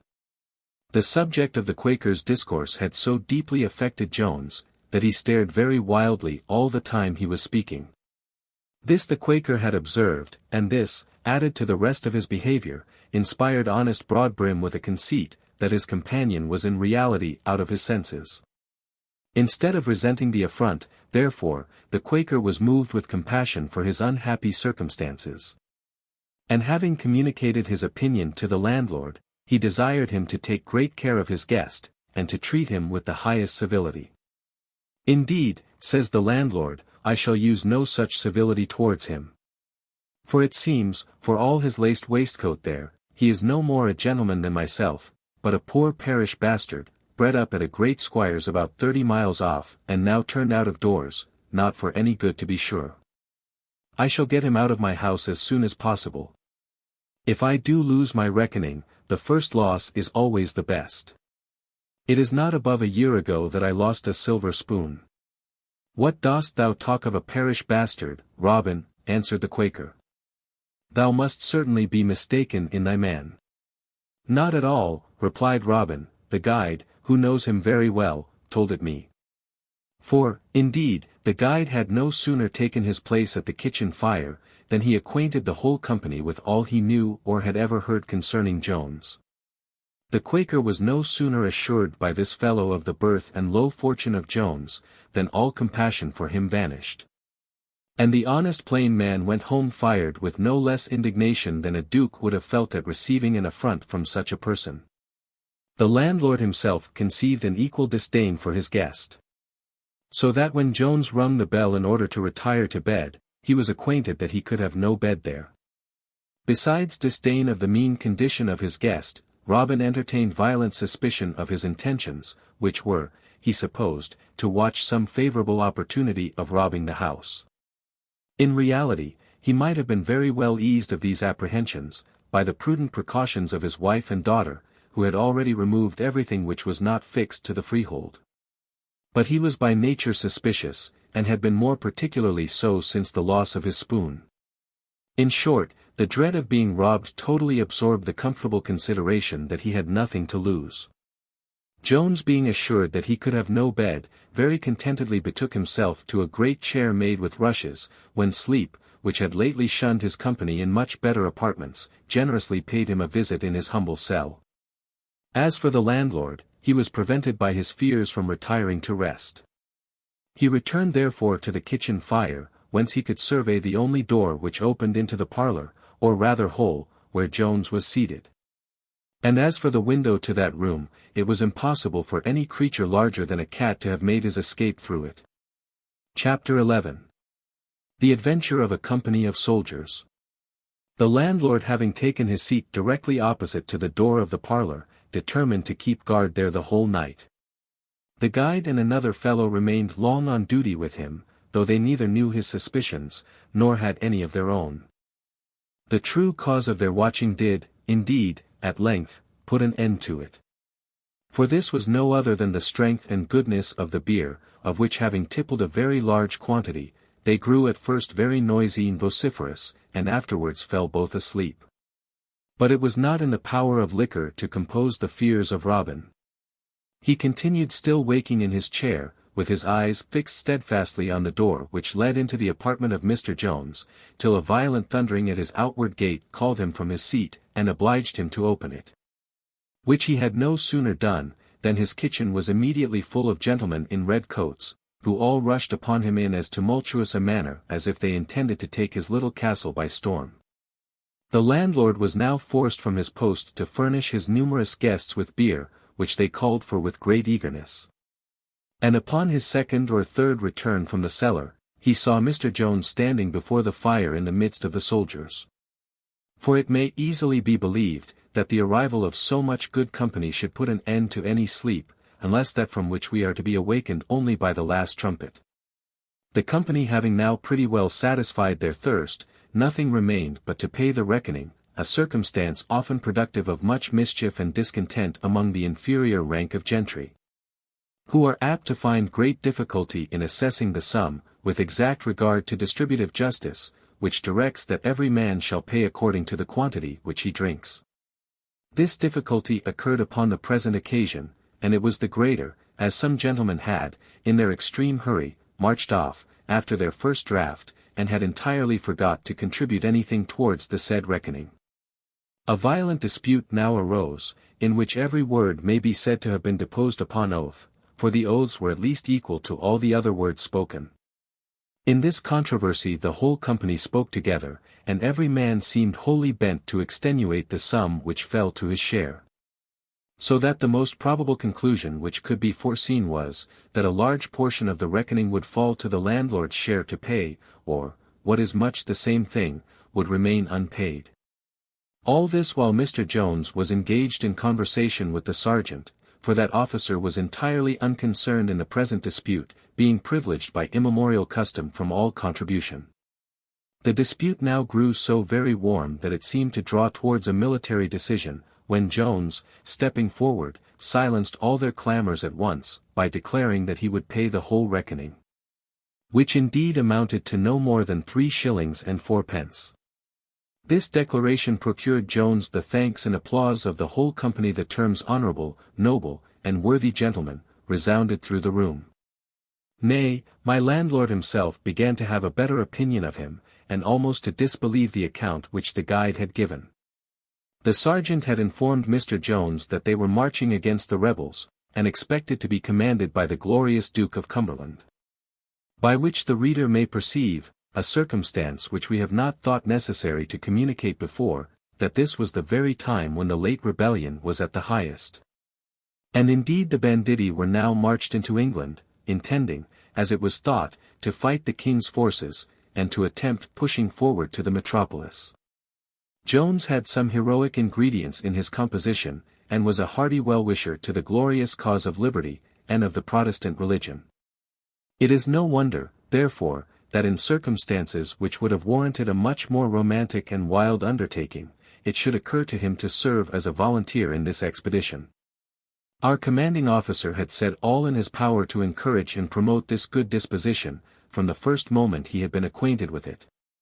He now proclaimed the noble resolution aloud, which was received with great pleasure by the whole company, who all cried out, "God bless King George and your honour." And then added, with many oaths, "We will stand by you both to the last drops of our blood." The gentleman who had been all night tippling at the alehouse, was prevailed on by some arguments which a corporal had put into his hands, to undertake the same expedition. And now the portmanteau belonging to Mr. Jones being put up in the baggage-cart, the forces were about to move forwards. When the guide, stepping up to Jones, said, "Sir, I hope you will consider that the horses have been kept out all night, and we have travelled a great ways out of our way."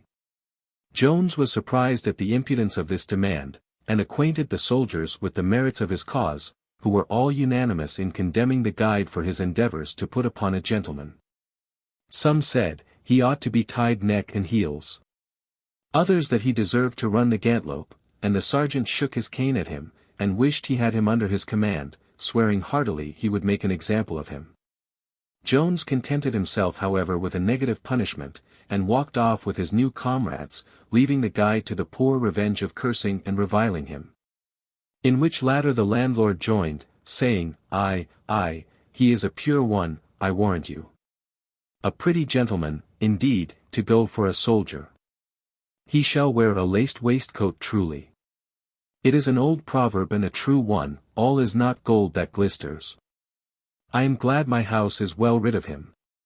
All that day the sergeant and the young soldier marched together, and the former, who was an arch fellow, told the latter many entertaining stories of his campaigns, though in reality he had never made any. For he was but lately come into the service, and had, by his own dexterity, so well ingratiated himself with his officers, that he had promoted himself to a halberd. Chiefly indeed by his merit in recruiting, in which he was most excellently well skilled. Much mirth and festivity passed among the soldiers during their march, in which the many occurrences that had passed at their last quarters were remembered, and every one, with great freedom, made what jokes he pleased on his officers, some of which were of the coarser kind, and very near bordering on scandal. This brought to our hero's mind the custom which he had read of among the Greeks and Romans, of indulging, on certain festivals and solemn occasions, the liberty to slaves, of using an uncontrolled freedom of speech towards their masters.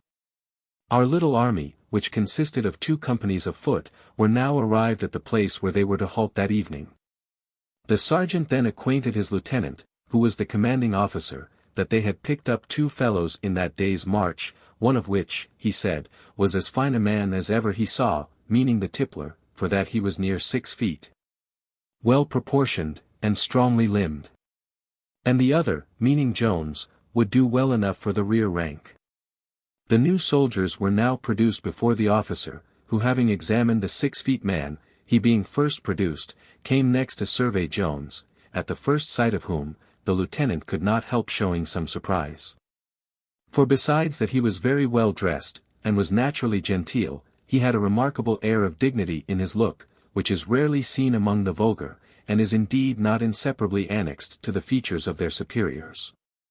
"Sir," said the lieutenant, "my sergeant informed me that you are desirous of enlisting in the company I have at present under my command.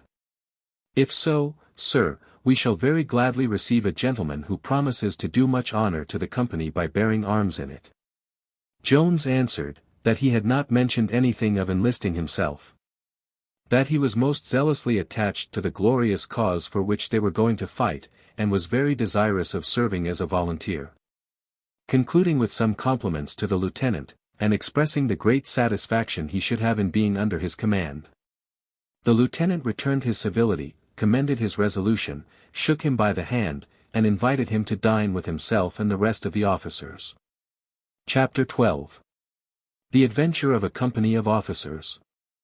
The lieutenant, whom we mentioned in the preceding chapter, and who commanded this party, was now near 60 years of age. He had entered very young into the army, and had served in the capacity of an ensign at the Battle of 10 Years. Here he had received 2 wounds, and had so well distinguished himself, that he was by the Duke of Marlborough advanced to be a lieutenant, immediately after that battle. In this commission he had continued ever since, viz., near 40 years. During which time he had seen vast numbers preferred over his head, and had now the mortification to be commanded by boys, whose fathers were at nurse when he first entered into the service. Nor was this ill success in his profession solely owing to his having no friends among the men in power. He had the misfortune to incur the displeasure of his colonel, who for many years continued in the command of this regiment. Nor did he owe the implacable ill will which this man bore him to any neglect or deficiency as an officer, nor indeed to any fault in himself. But solely to the indiscretion of his wife, who was a very beautiful woman, and who, though she was remarkably fond of her husband, would not purchase his preferment at the expense of certain favors which the colonel required of her. The poor lieutenant was more peculiarly unhappy in this, that while he felt the effects of the enmity of his colonel, he neither knew, nor suspected, that he really bore him any. For he could not suspect an ill will for which he was not conscious of giving any cause. And his wife, fearing what her husband's nice regard to his honor might have occasioned, contented herself with preserving her virtue without enjoying the triumphs of her conquest. This unfortunate officer, for so I think he may be called, had many good qualities besides his merit in his profession, for he was a religious, honest, good-natured man, and had behaved so well in his command, that he was highly esteemed and beloved not only by the soldiers of his own company, but by the whole regiment. The other officers who marched with him were a French lieutenant, who had been long enough out of France to forget his own language, but not long enough in England to learn ours, so that he really spoke no language at all, and could barely make himself understood on the most ordinary occasions. There were likewise 2 ensigns, both very young fellows, one of whom had been bred under an attorney, and the other was son to the wife of a nobleman's butler. As soon as dinner was ended, Jones informed the company of the merriment which had passed among the soldiers upon their march. "And yet," says he, "notwithstanding all their vociferation, I dare swear they will behave more like Grecians than Trojans when they come to the enemy." "Grecians and Trojans," says one of the ensigns, "who the devil are they? I have heard of all the troops in Europe, but never of any such as these." "Don't pretend to more ignorance than you have, Mr. Northerton," said the worthy lieutenant. I suppose you have heard of the Greeks and Trojans, though perhaps you never read Pope's Homer. Who, I remember, now the gentleman mentions it, compares the march of the Trojans to the cackling of geese, and greatly commends the silence of the Grecians. And upon my honor there is great justice in the cadet's observation. Bigar, me remember dem ver well, said the French lieutenant, me ave read them at school in Don Madame Dacier, de Greek, de Trojan, they fight for von woman, oue, me ave read all dat. D. N. homo with all my heart, says Northerton. I have the marks of him on my yet. There's Thomas, of our regiment, always carries a homo in his pocket, D. N. me, if ever I come at it, if I don't burn it. And there's Corderius, another D. N. the son of a whore, that hath got me many a flogging. Then you have been at school, Mr. Northerton, said the lieutenant. I, D. N. me, have I, answered he, the devil take my father for sending me thither. The old put wanted to make a parson of me, but D. N. me, thinks I to myself, I'll nick you there, old cull, the devil a smack of your nonsense shall you ever get into me. There's Jemmy Oliver, of our regiment, he narrowly escaped being a pimp too, and that would have been 1,000 pities, for D. N. me if he is not one of the prettiest fellows in the whole world. But he went farther than I with the old cull, for Jimmy can neither write nor read. You give your friend a very good character, said the lieutenant, and a very deserved one, I dare say. But prithee, Northerton, leave off that foolish as well as wicked custom of swearing, for you are deceived, I promise you, if you think there is wit or politeness in it. I wish, too, you would take my advice, and desist from abusing the clergy. Scandalous names, and reflections cast on any body of men, must be always unjustifiable, but especially so, when thrown on so sacred a function, for to abuse the body is to abuse the function itself. And I leave to you to judge how inconsistent such behavior is in men who are going to fight in defense of the Protestant religion. Mr. Adderley, which was the name of the other ensign, had sat hitherto kicking his heels and humming a tune, without seeming to listen to the discourse. He now answered, Oh, monsieur, on any parle pas de la religion dans la guerre. Well said, Jack, cries Northerton, if la religion was the only matter, the parsons should fight their own battles for me. I don't know, gentlemen, said Jones, what may be your opinion. But I think no man can engage in a nobler cause than that of his religion. And I have observed, in the little I have read of history, that no soldiers have fought so bravely as those who have been inspired with a religious zeal. For my own part, though I love my king and country, I hope, as well as any man in it. Yet the Protestant interest is no small motive to my becoming a volunteer in the cause. Northerton now winked on Adderley, and whispered to him slyly, Smoke the prig, Adderley, smoke him. Then turning to Jones, said to him, I am very glad, sir, you have chosen our regiment to be a volunteer in. For if our parson should at any time take a cup too much, I find you can supply his place. I presume, sir, you have been at the university, may I crave the favor to know what college? Sir, answered Jones, so far from having been at the university, I have even had the advantage of yourself, for I was never at school. I presumed, cries the ensign, only upon the information of your great learning. Oh! Sir, answered Jones, it is as possible for a man to know something without having been at school, as it is to have been at school and to know nothing. Well said, young volunteer, cries the lieutenant. Upon my word, Northerton, you had better let him alone, for he will be too hard for you. Northerton did not very well relish the sarcasm of Jones. But he thought the provocation was scarce sufficient to justify a blow, or a rascal, or scoundrel, which were the only repartees that suggested themselves. He was, therefore, silent at present. But resolved to take the first opportunity of returning the jest by abuse. It now came to the turn of Mr. Jones to give a toast, as it is called, who could not refrain from mentioning his dear Sophia. This he did the more readily, as he imagined it utterly impossible that any one present should guess the person he meant. But the lieutenant, who was the toastmaster, was not contented with Sophia only. He said, he must have her surname. Upon which Jones hesitated a little, and presently after named Miss Sophia Western.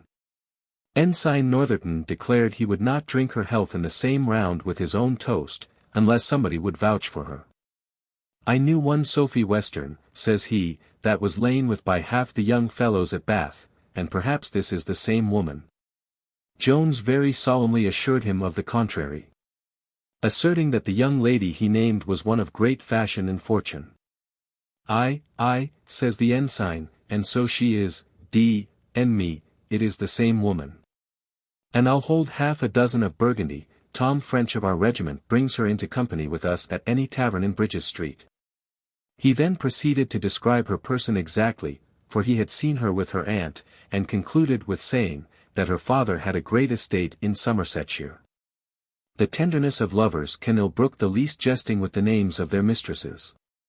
However, Jones, though he had enough of the lover and of the hero too in his disposition, did not resent these slanders as hastily as, perhaps, he ought to have done. To say the truth, having seen but little of this kind of wit, he did not readily understand it, and for a long time imagined Mr. Northerton had really mistaken his charmer for some other. But now, turning to the ensign with a stern aspect, he said, "Pray, sir, choose some other subject for your wit, for I promise you I will bear no jesting with this lady's character." "Jesting!" cries the other, d—n me if ever I was more in earnest in my life. Tom French of our regiment had both her and her aunt at Bath. "Then I must tell you in earnest," cries Jones, "that you are one of the most impudent rascals upon earth." He had no sooner spoken these words, than the ensign, together with a volley of curses, discharged a bottle full at the head of Jones, which hitting him a little above the right temple, brought him instantly to the ground. The conqueror perceiving the enemy to lie motionless before him, and blood beginning to flow pretty plentifully from his wound, began now to think of quitting the field of battle, where no more honor was to be gotten. But the lieutenant interposed, by stepping before the door, and thus cut off his retreat. Northerton was very importunate with the lieutenant for his liberty, urging the ill consequences of his stay, asking him, what he could have done less. "Zounds," says he, "I was but in jest with the fellow. I never heard any harm of Miss Western in my life." "Have not you?" said the lieutenant. "Then you richly deserve to be hanged, as well for making such jests, as for using such a weapon. You are my prisoner, sir, nor shall you stir from hence till a proper guard comes to secure you." Such an ascendant had our lieutenant over this ensign, that all that fervency of courage which had levelled our poor hero with the floor, would scarce have animated the said ensign to have drawn his sword against the lieutenant. Had he then had one dangling at his side, but all the swords being hung up in the room, were, at the very beginning of the fray, secured by the French officer. So that Mr. Northerton was obliged to attend the final issue of this affair. The French gentleman and Mr. Adderley, at the desire of their commanding officer, had raised up the body of Jones, but as they could perceive but little, if any, sign of life in him, they again let him fall. Adderley damning him for having blooded his waistcoat. And the Frenchman declaring, "Begar, me no touche the Englishman de mort, me have heard de Inglise lay, law, what you call, hang up de man dat touche him last." When the good lieutenant applied himself to the door, he applied himself likewise to the bell, and the drawer immediately attending, he dispatched him for a file of musketeers and a surgeon.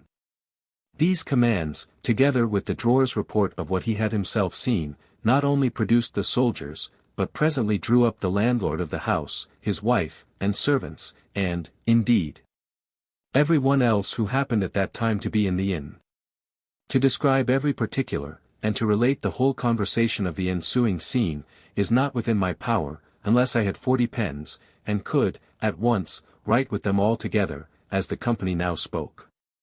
The reader must, therefore, content himself with the most remarkable incidents, and perhaps he may very well excuse the rest.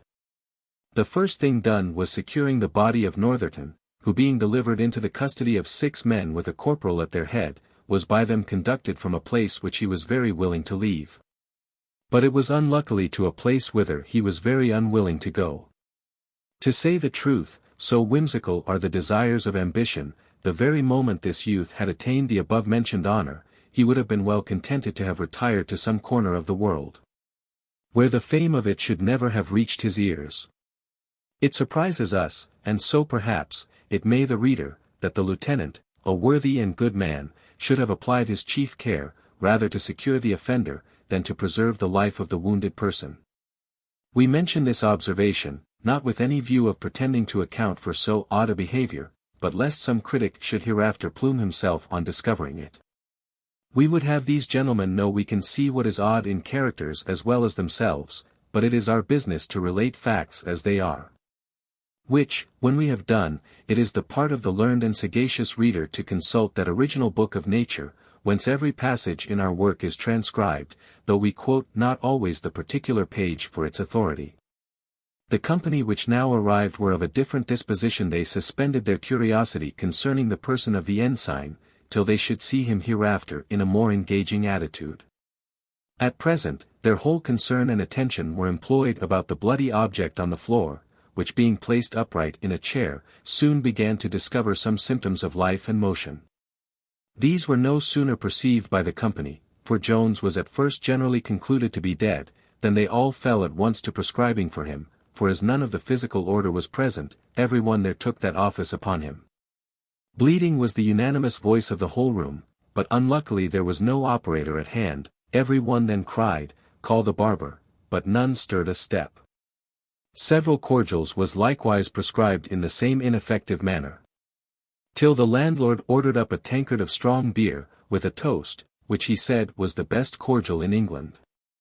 The person principally assistant on this occasion, indeed the only one who did any service, or seemed likely to do any, was the landlady. She cut off some of her hair, and applied it to the wound to stop the blood. She fell to chafing the youth's temples with her hand. And having expressed great contempt for her husband's prescription of beer, she dispatched one of her maids to her own closet for a bottle of brandy, of which, as soon as it was brought, she prevailed on Jones, who was just returned to his senses, to drink a very large and plentiful draught. Soon afterwards arrived the surgeon, who having viewed the wound, having shaken his head, and blamed everything which was done, ordered his patient instantly to bed. In which place we think proper to leave him some time to his repose, and shall here, therefore, put an end to this chapter. Chapter 13.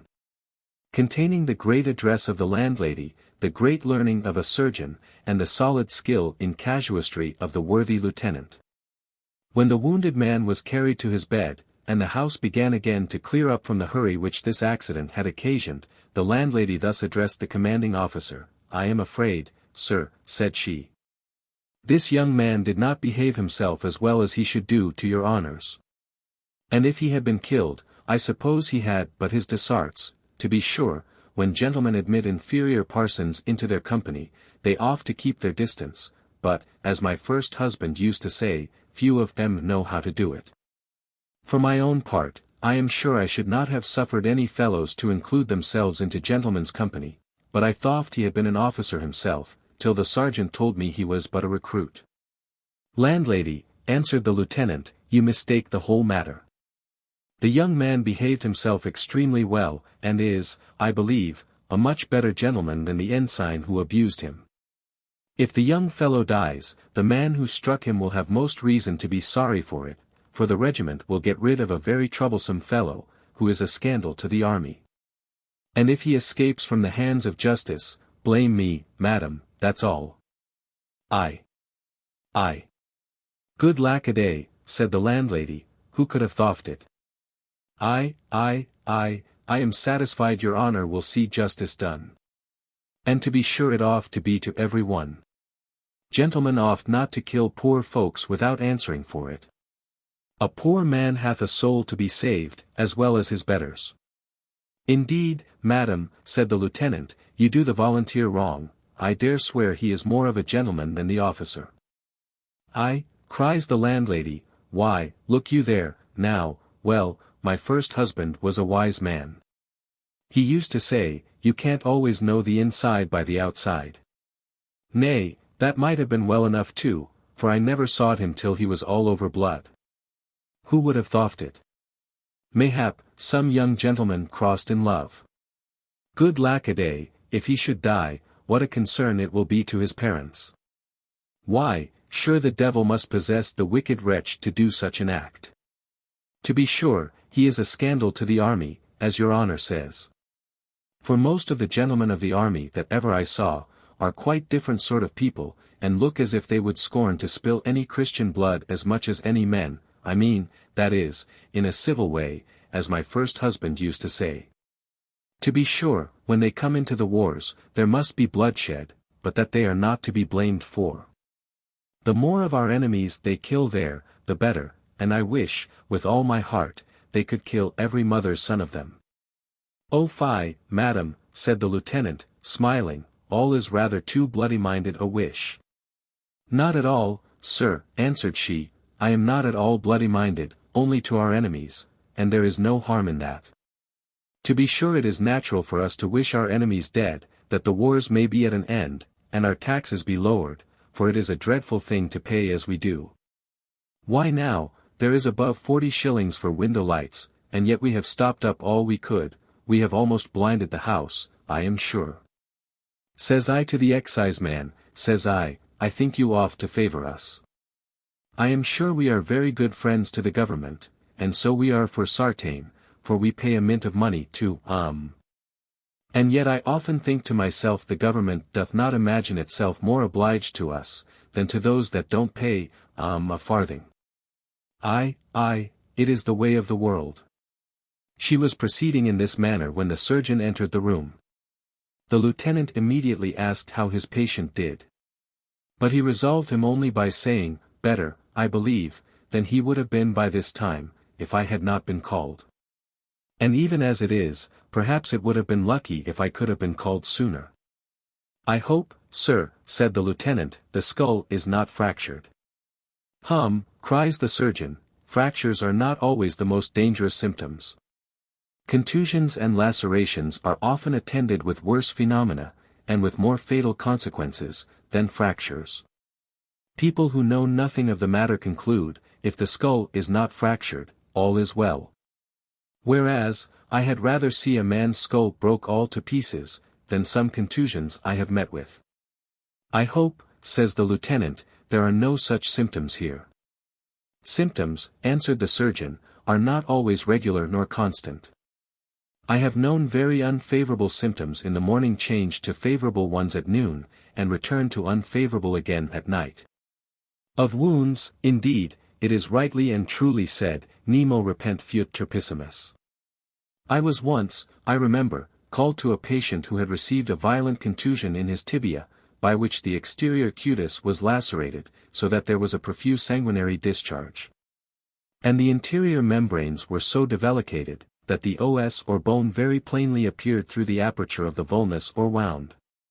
Some febrile symptoms intervening at the same time, for the pulse was exuberant and indicated much phlebotomy, I apprehended an immediate mortification. To prevent which, I presently made a large orifice in the vein of the left arm, whence I drew 20 ounces of blood, which I expected to have found extremely sizy and glutinous, or indeed coagulated, as it is in pleuritic complaints. But, to my surprise, it appeared rosy and florid, and its consistency differed little from the blood of those in perfect health. I then applied a fomentation to the part, which highly answered the intention. And after 3 or 4 times dressing, the wound began to discharge a thick pus or matter, by which means the cohesion, but perhaps I do not make myself perfectly well understood? No, really, answered the lieutenant, I cannot say I understand a syllable. Well, sir, said the surgeon, then I shall not tire your patience. In short, within 6 weeks my patient was able to walk upon his legs as perfectly as he could have done before he received the contusion. I wish, sir, said the lieutenant, you would be so kind only to inform me, whether the wound this young gentleman hath had the misfortune to receive, is likely to prove mortal. Sir, answered the surgeon, to say whether a wound will prove mortal or not at first dressing, would be very weak and foolish presumption, we are all mortal. And symptoms often occur in a cure which the greatest of our profession could never foresee. But do you think him in danger, says the other dot, in danger? Aye, surely, cries the doctor, who is there among us, who, in the most perfect health, can be said not to be in danger? Can a man, therefore, with so bad a wound as this be said to be out of danger? All I can say at present is, that it is well I was called as I was, and perhaps it would have been better if I had been called sooner. I will see him again early in the morning, and in the meantime let him be kept extremely quiet, and drink liberally of water gruel. Won't you allow him sacquay? Said the landlady. Aye, sacquay, cries the doctor, if you will, provided it be very small. And a little chicken broth too, added she. Yes, chicken broth, said the doctor, is very good. Mayn't I make him some jellies too? Said the landlady. Aye, answered the doctor, jellies are very good for wounds, for they promote cohesion. And indeed it was lucky she had not named soup or high sauces, for the doctor would have complied, rather than have lost the custom of the house. The doctor was no sooner gone, than the landlady began to trumpet forth his fame to the lieutenant, who had not, from their short acquaintance, conceived quite so favourable an opinion of his physical abilities as the good woman. And all the neighbourhood, entertained, and perhaps very rightly. For though I am afraid the doctor was a little of a coxcomb, he might be nevertheless very much of a surgeon. The lieutenant, having collected from the learned discourse of the surgeon that Mr. Jones was in great danger, gave orders for keeping Mr. Northerton under a very strict guard, designing in the morning to attend him to a justice of peace, and to commit the conducting the troops to Gloucester to the French lieutenant, who, though he could neither read, write, nor speak any language, was, however, a good officer. In the evening, our commander sent a message to Mr. Jones, that if a visit would not be troublesome, he would wait on him. This civility was very kindly and thankfully received by Jones, and the lieutenant accordingly went up to his room, where he found the wounded man much better than he expected. Nay, Jones assured his friend, that if he had not received express orders to the contrary from the surgeon, he should have got up long ago. For he appeared to himself to be as well as ever, and felt no other inconvenience from his wound but an extreme soreness on that side of his head. I should be very glad, quoth the lieutenant, if you was as well as you fancy yourself, for then you could be able to do yourself justice immediately. For when a matter can't be made up, as in case of a blow, the sooner you take him out the better, but I am afraid you think yourself better than you are, and he would have too much advantage over you. I'll try, however, answered Jones, if you please, and will be so kind to lend me a sword, for I have none here of my own. My sword is heartily at your service, my dear boy, cries the lieutenant, kissing him. You are a brave lad, and I love your spirit, but I fear your strength, for such a blow, and so much loss of blood, must have very much weakened you. And though you feel no want of strength in your bed, yet you most probably would after a thrust or two. I can't consent to your taking him out tonight, but I hope you will be able to come up with us before we get many days' march advance. And I give you my honour you shall have satisfaction, or the man who hath injured you shan't stay in our regiment. I wish, said Jones, it was possible to decide this matter tonight. Now you have mentioned it to me, I shall not be able to rest. Oh, never think of it, returned the other, a few days will make no difference. The wounds of honour are not like those in your body, they suffer nothing by the delay of cure. It will be altogether as well for you to receive satisfaction a week hence as now. But suppose, says Jones, I should grow worse, and die of the consequences of my present wound? Then your honour, answered the lieutenant, will require no reparation at all. I myself will do justice to your character, and testify to the world your intention to have acted properly, if you had recovered. Still, replied Jones, I am concerned at the delay. I am almost afraid to mention it to you who are a soldier, but though I have been a very wild young fellow, still in my most serious moments, and at the bottom, I am really a Christian. So am I too, I assure you, said the officer, and so zealous a one, that I was pleased with you at dinner for taking up the cause of your religion. And I am a little offended with you now, young gentleman, that you should express a fear of declaring your faith before any one. But how terrible must it be, cries Jones, to any one who is really a Christian, to cherish malice in his breast, in opposition to the command of him who hath expressly forbid it. How can I bear to do this on a sick bed? Or how shall I make up my account, with such an article as this in my bosom against me? "Why, I believe there is such a command," cries the lieutenant, "but a man of honor can't keep it. And you must be a man of honor, if you will be in the army." I remember I once put the case to our chaplain over a bowl of punch, and he confessed there was much difficulty in it, but he said, he hoped there might be a latitude granted to soldiers in this one instance. And to be sure it is our duty to hope so, for who would bear to live without his honor? No, no, my dear boy, be a good Christian as long as you live, but be a man of honor too, and never put up an affront. Not all the books, nor all the parsons in the world, shall ever persuade me to that. I love my religion very well, but I love my honor more. There must be some mistake in the wording the text, or in the translation, or in the understanding it, or somewhere or other. But however that be, a man must run the risque, for he must preserve his honor. So compose yourself tonight, and I promise you shall have an opportunity of doing yourself justice. Here he gave Jones a hearty buss, shook him by the hand, and took his leave. But though the lieutenant's reasoning was very satisfactory to himself, it was not entirely so to his friend. Jones therefore, having revolved this matter much in his thoughts, at last came to a resolution, which the reader will find in the next chapter. Chapter 14. A most dreadful chapter indeed.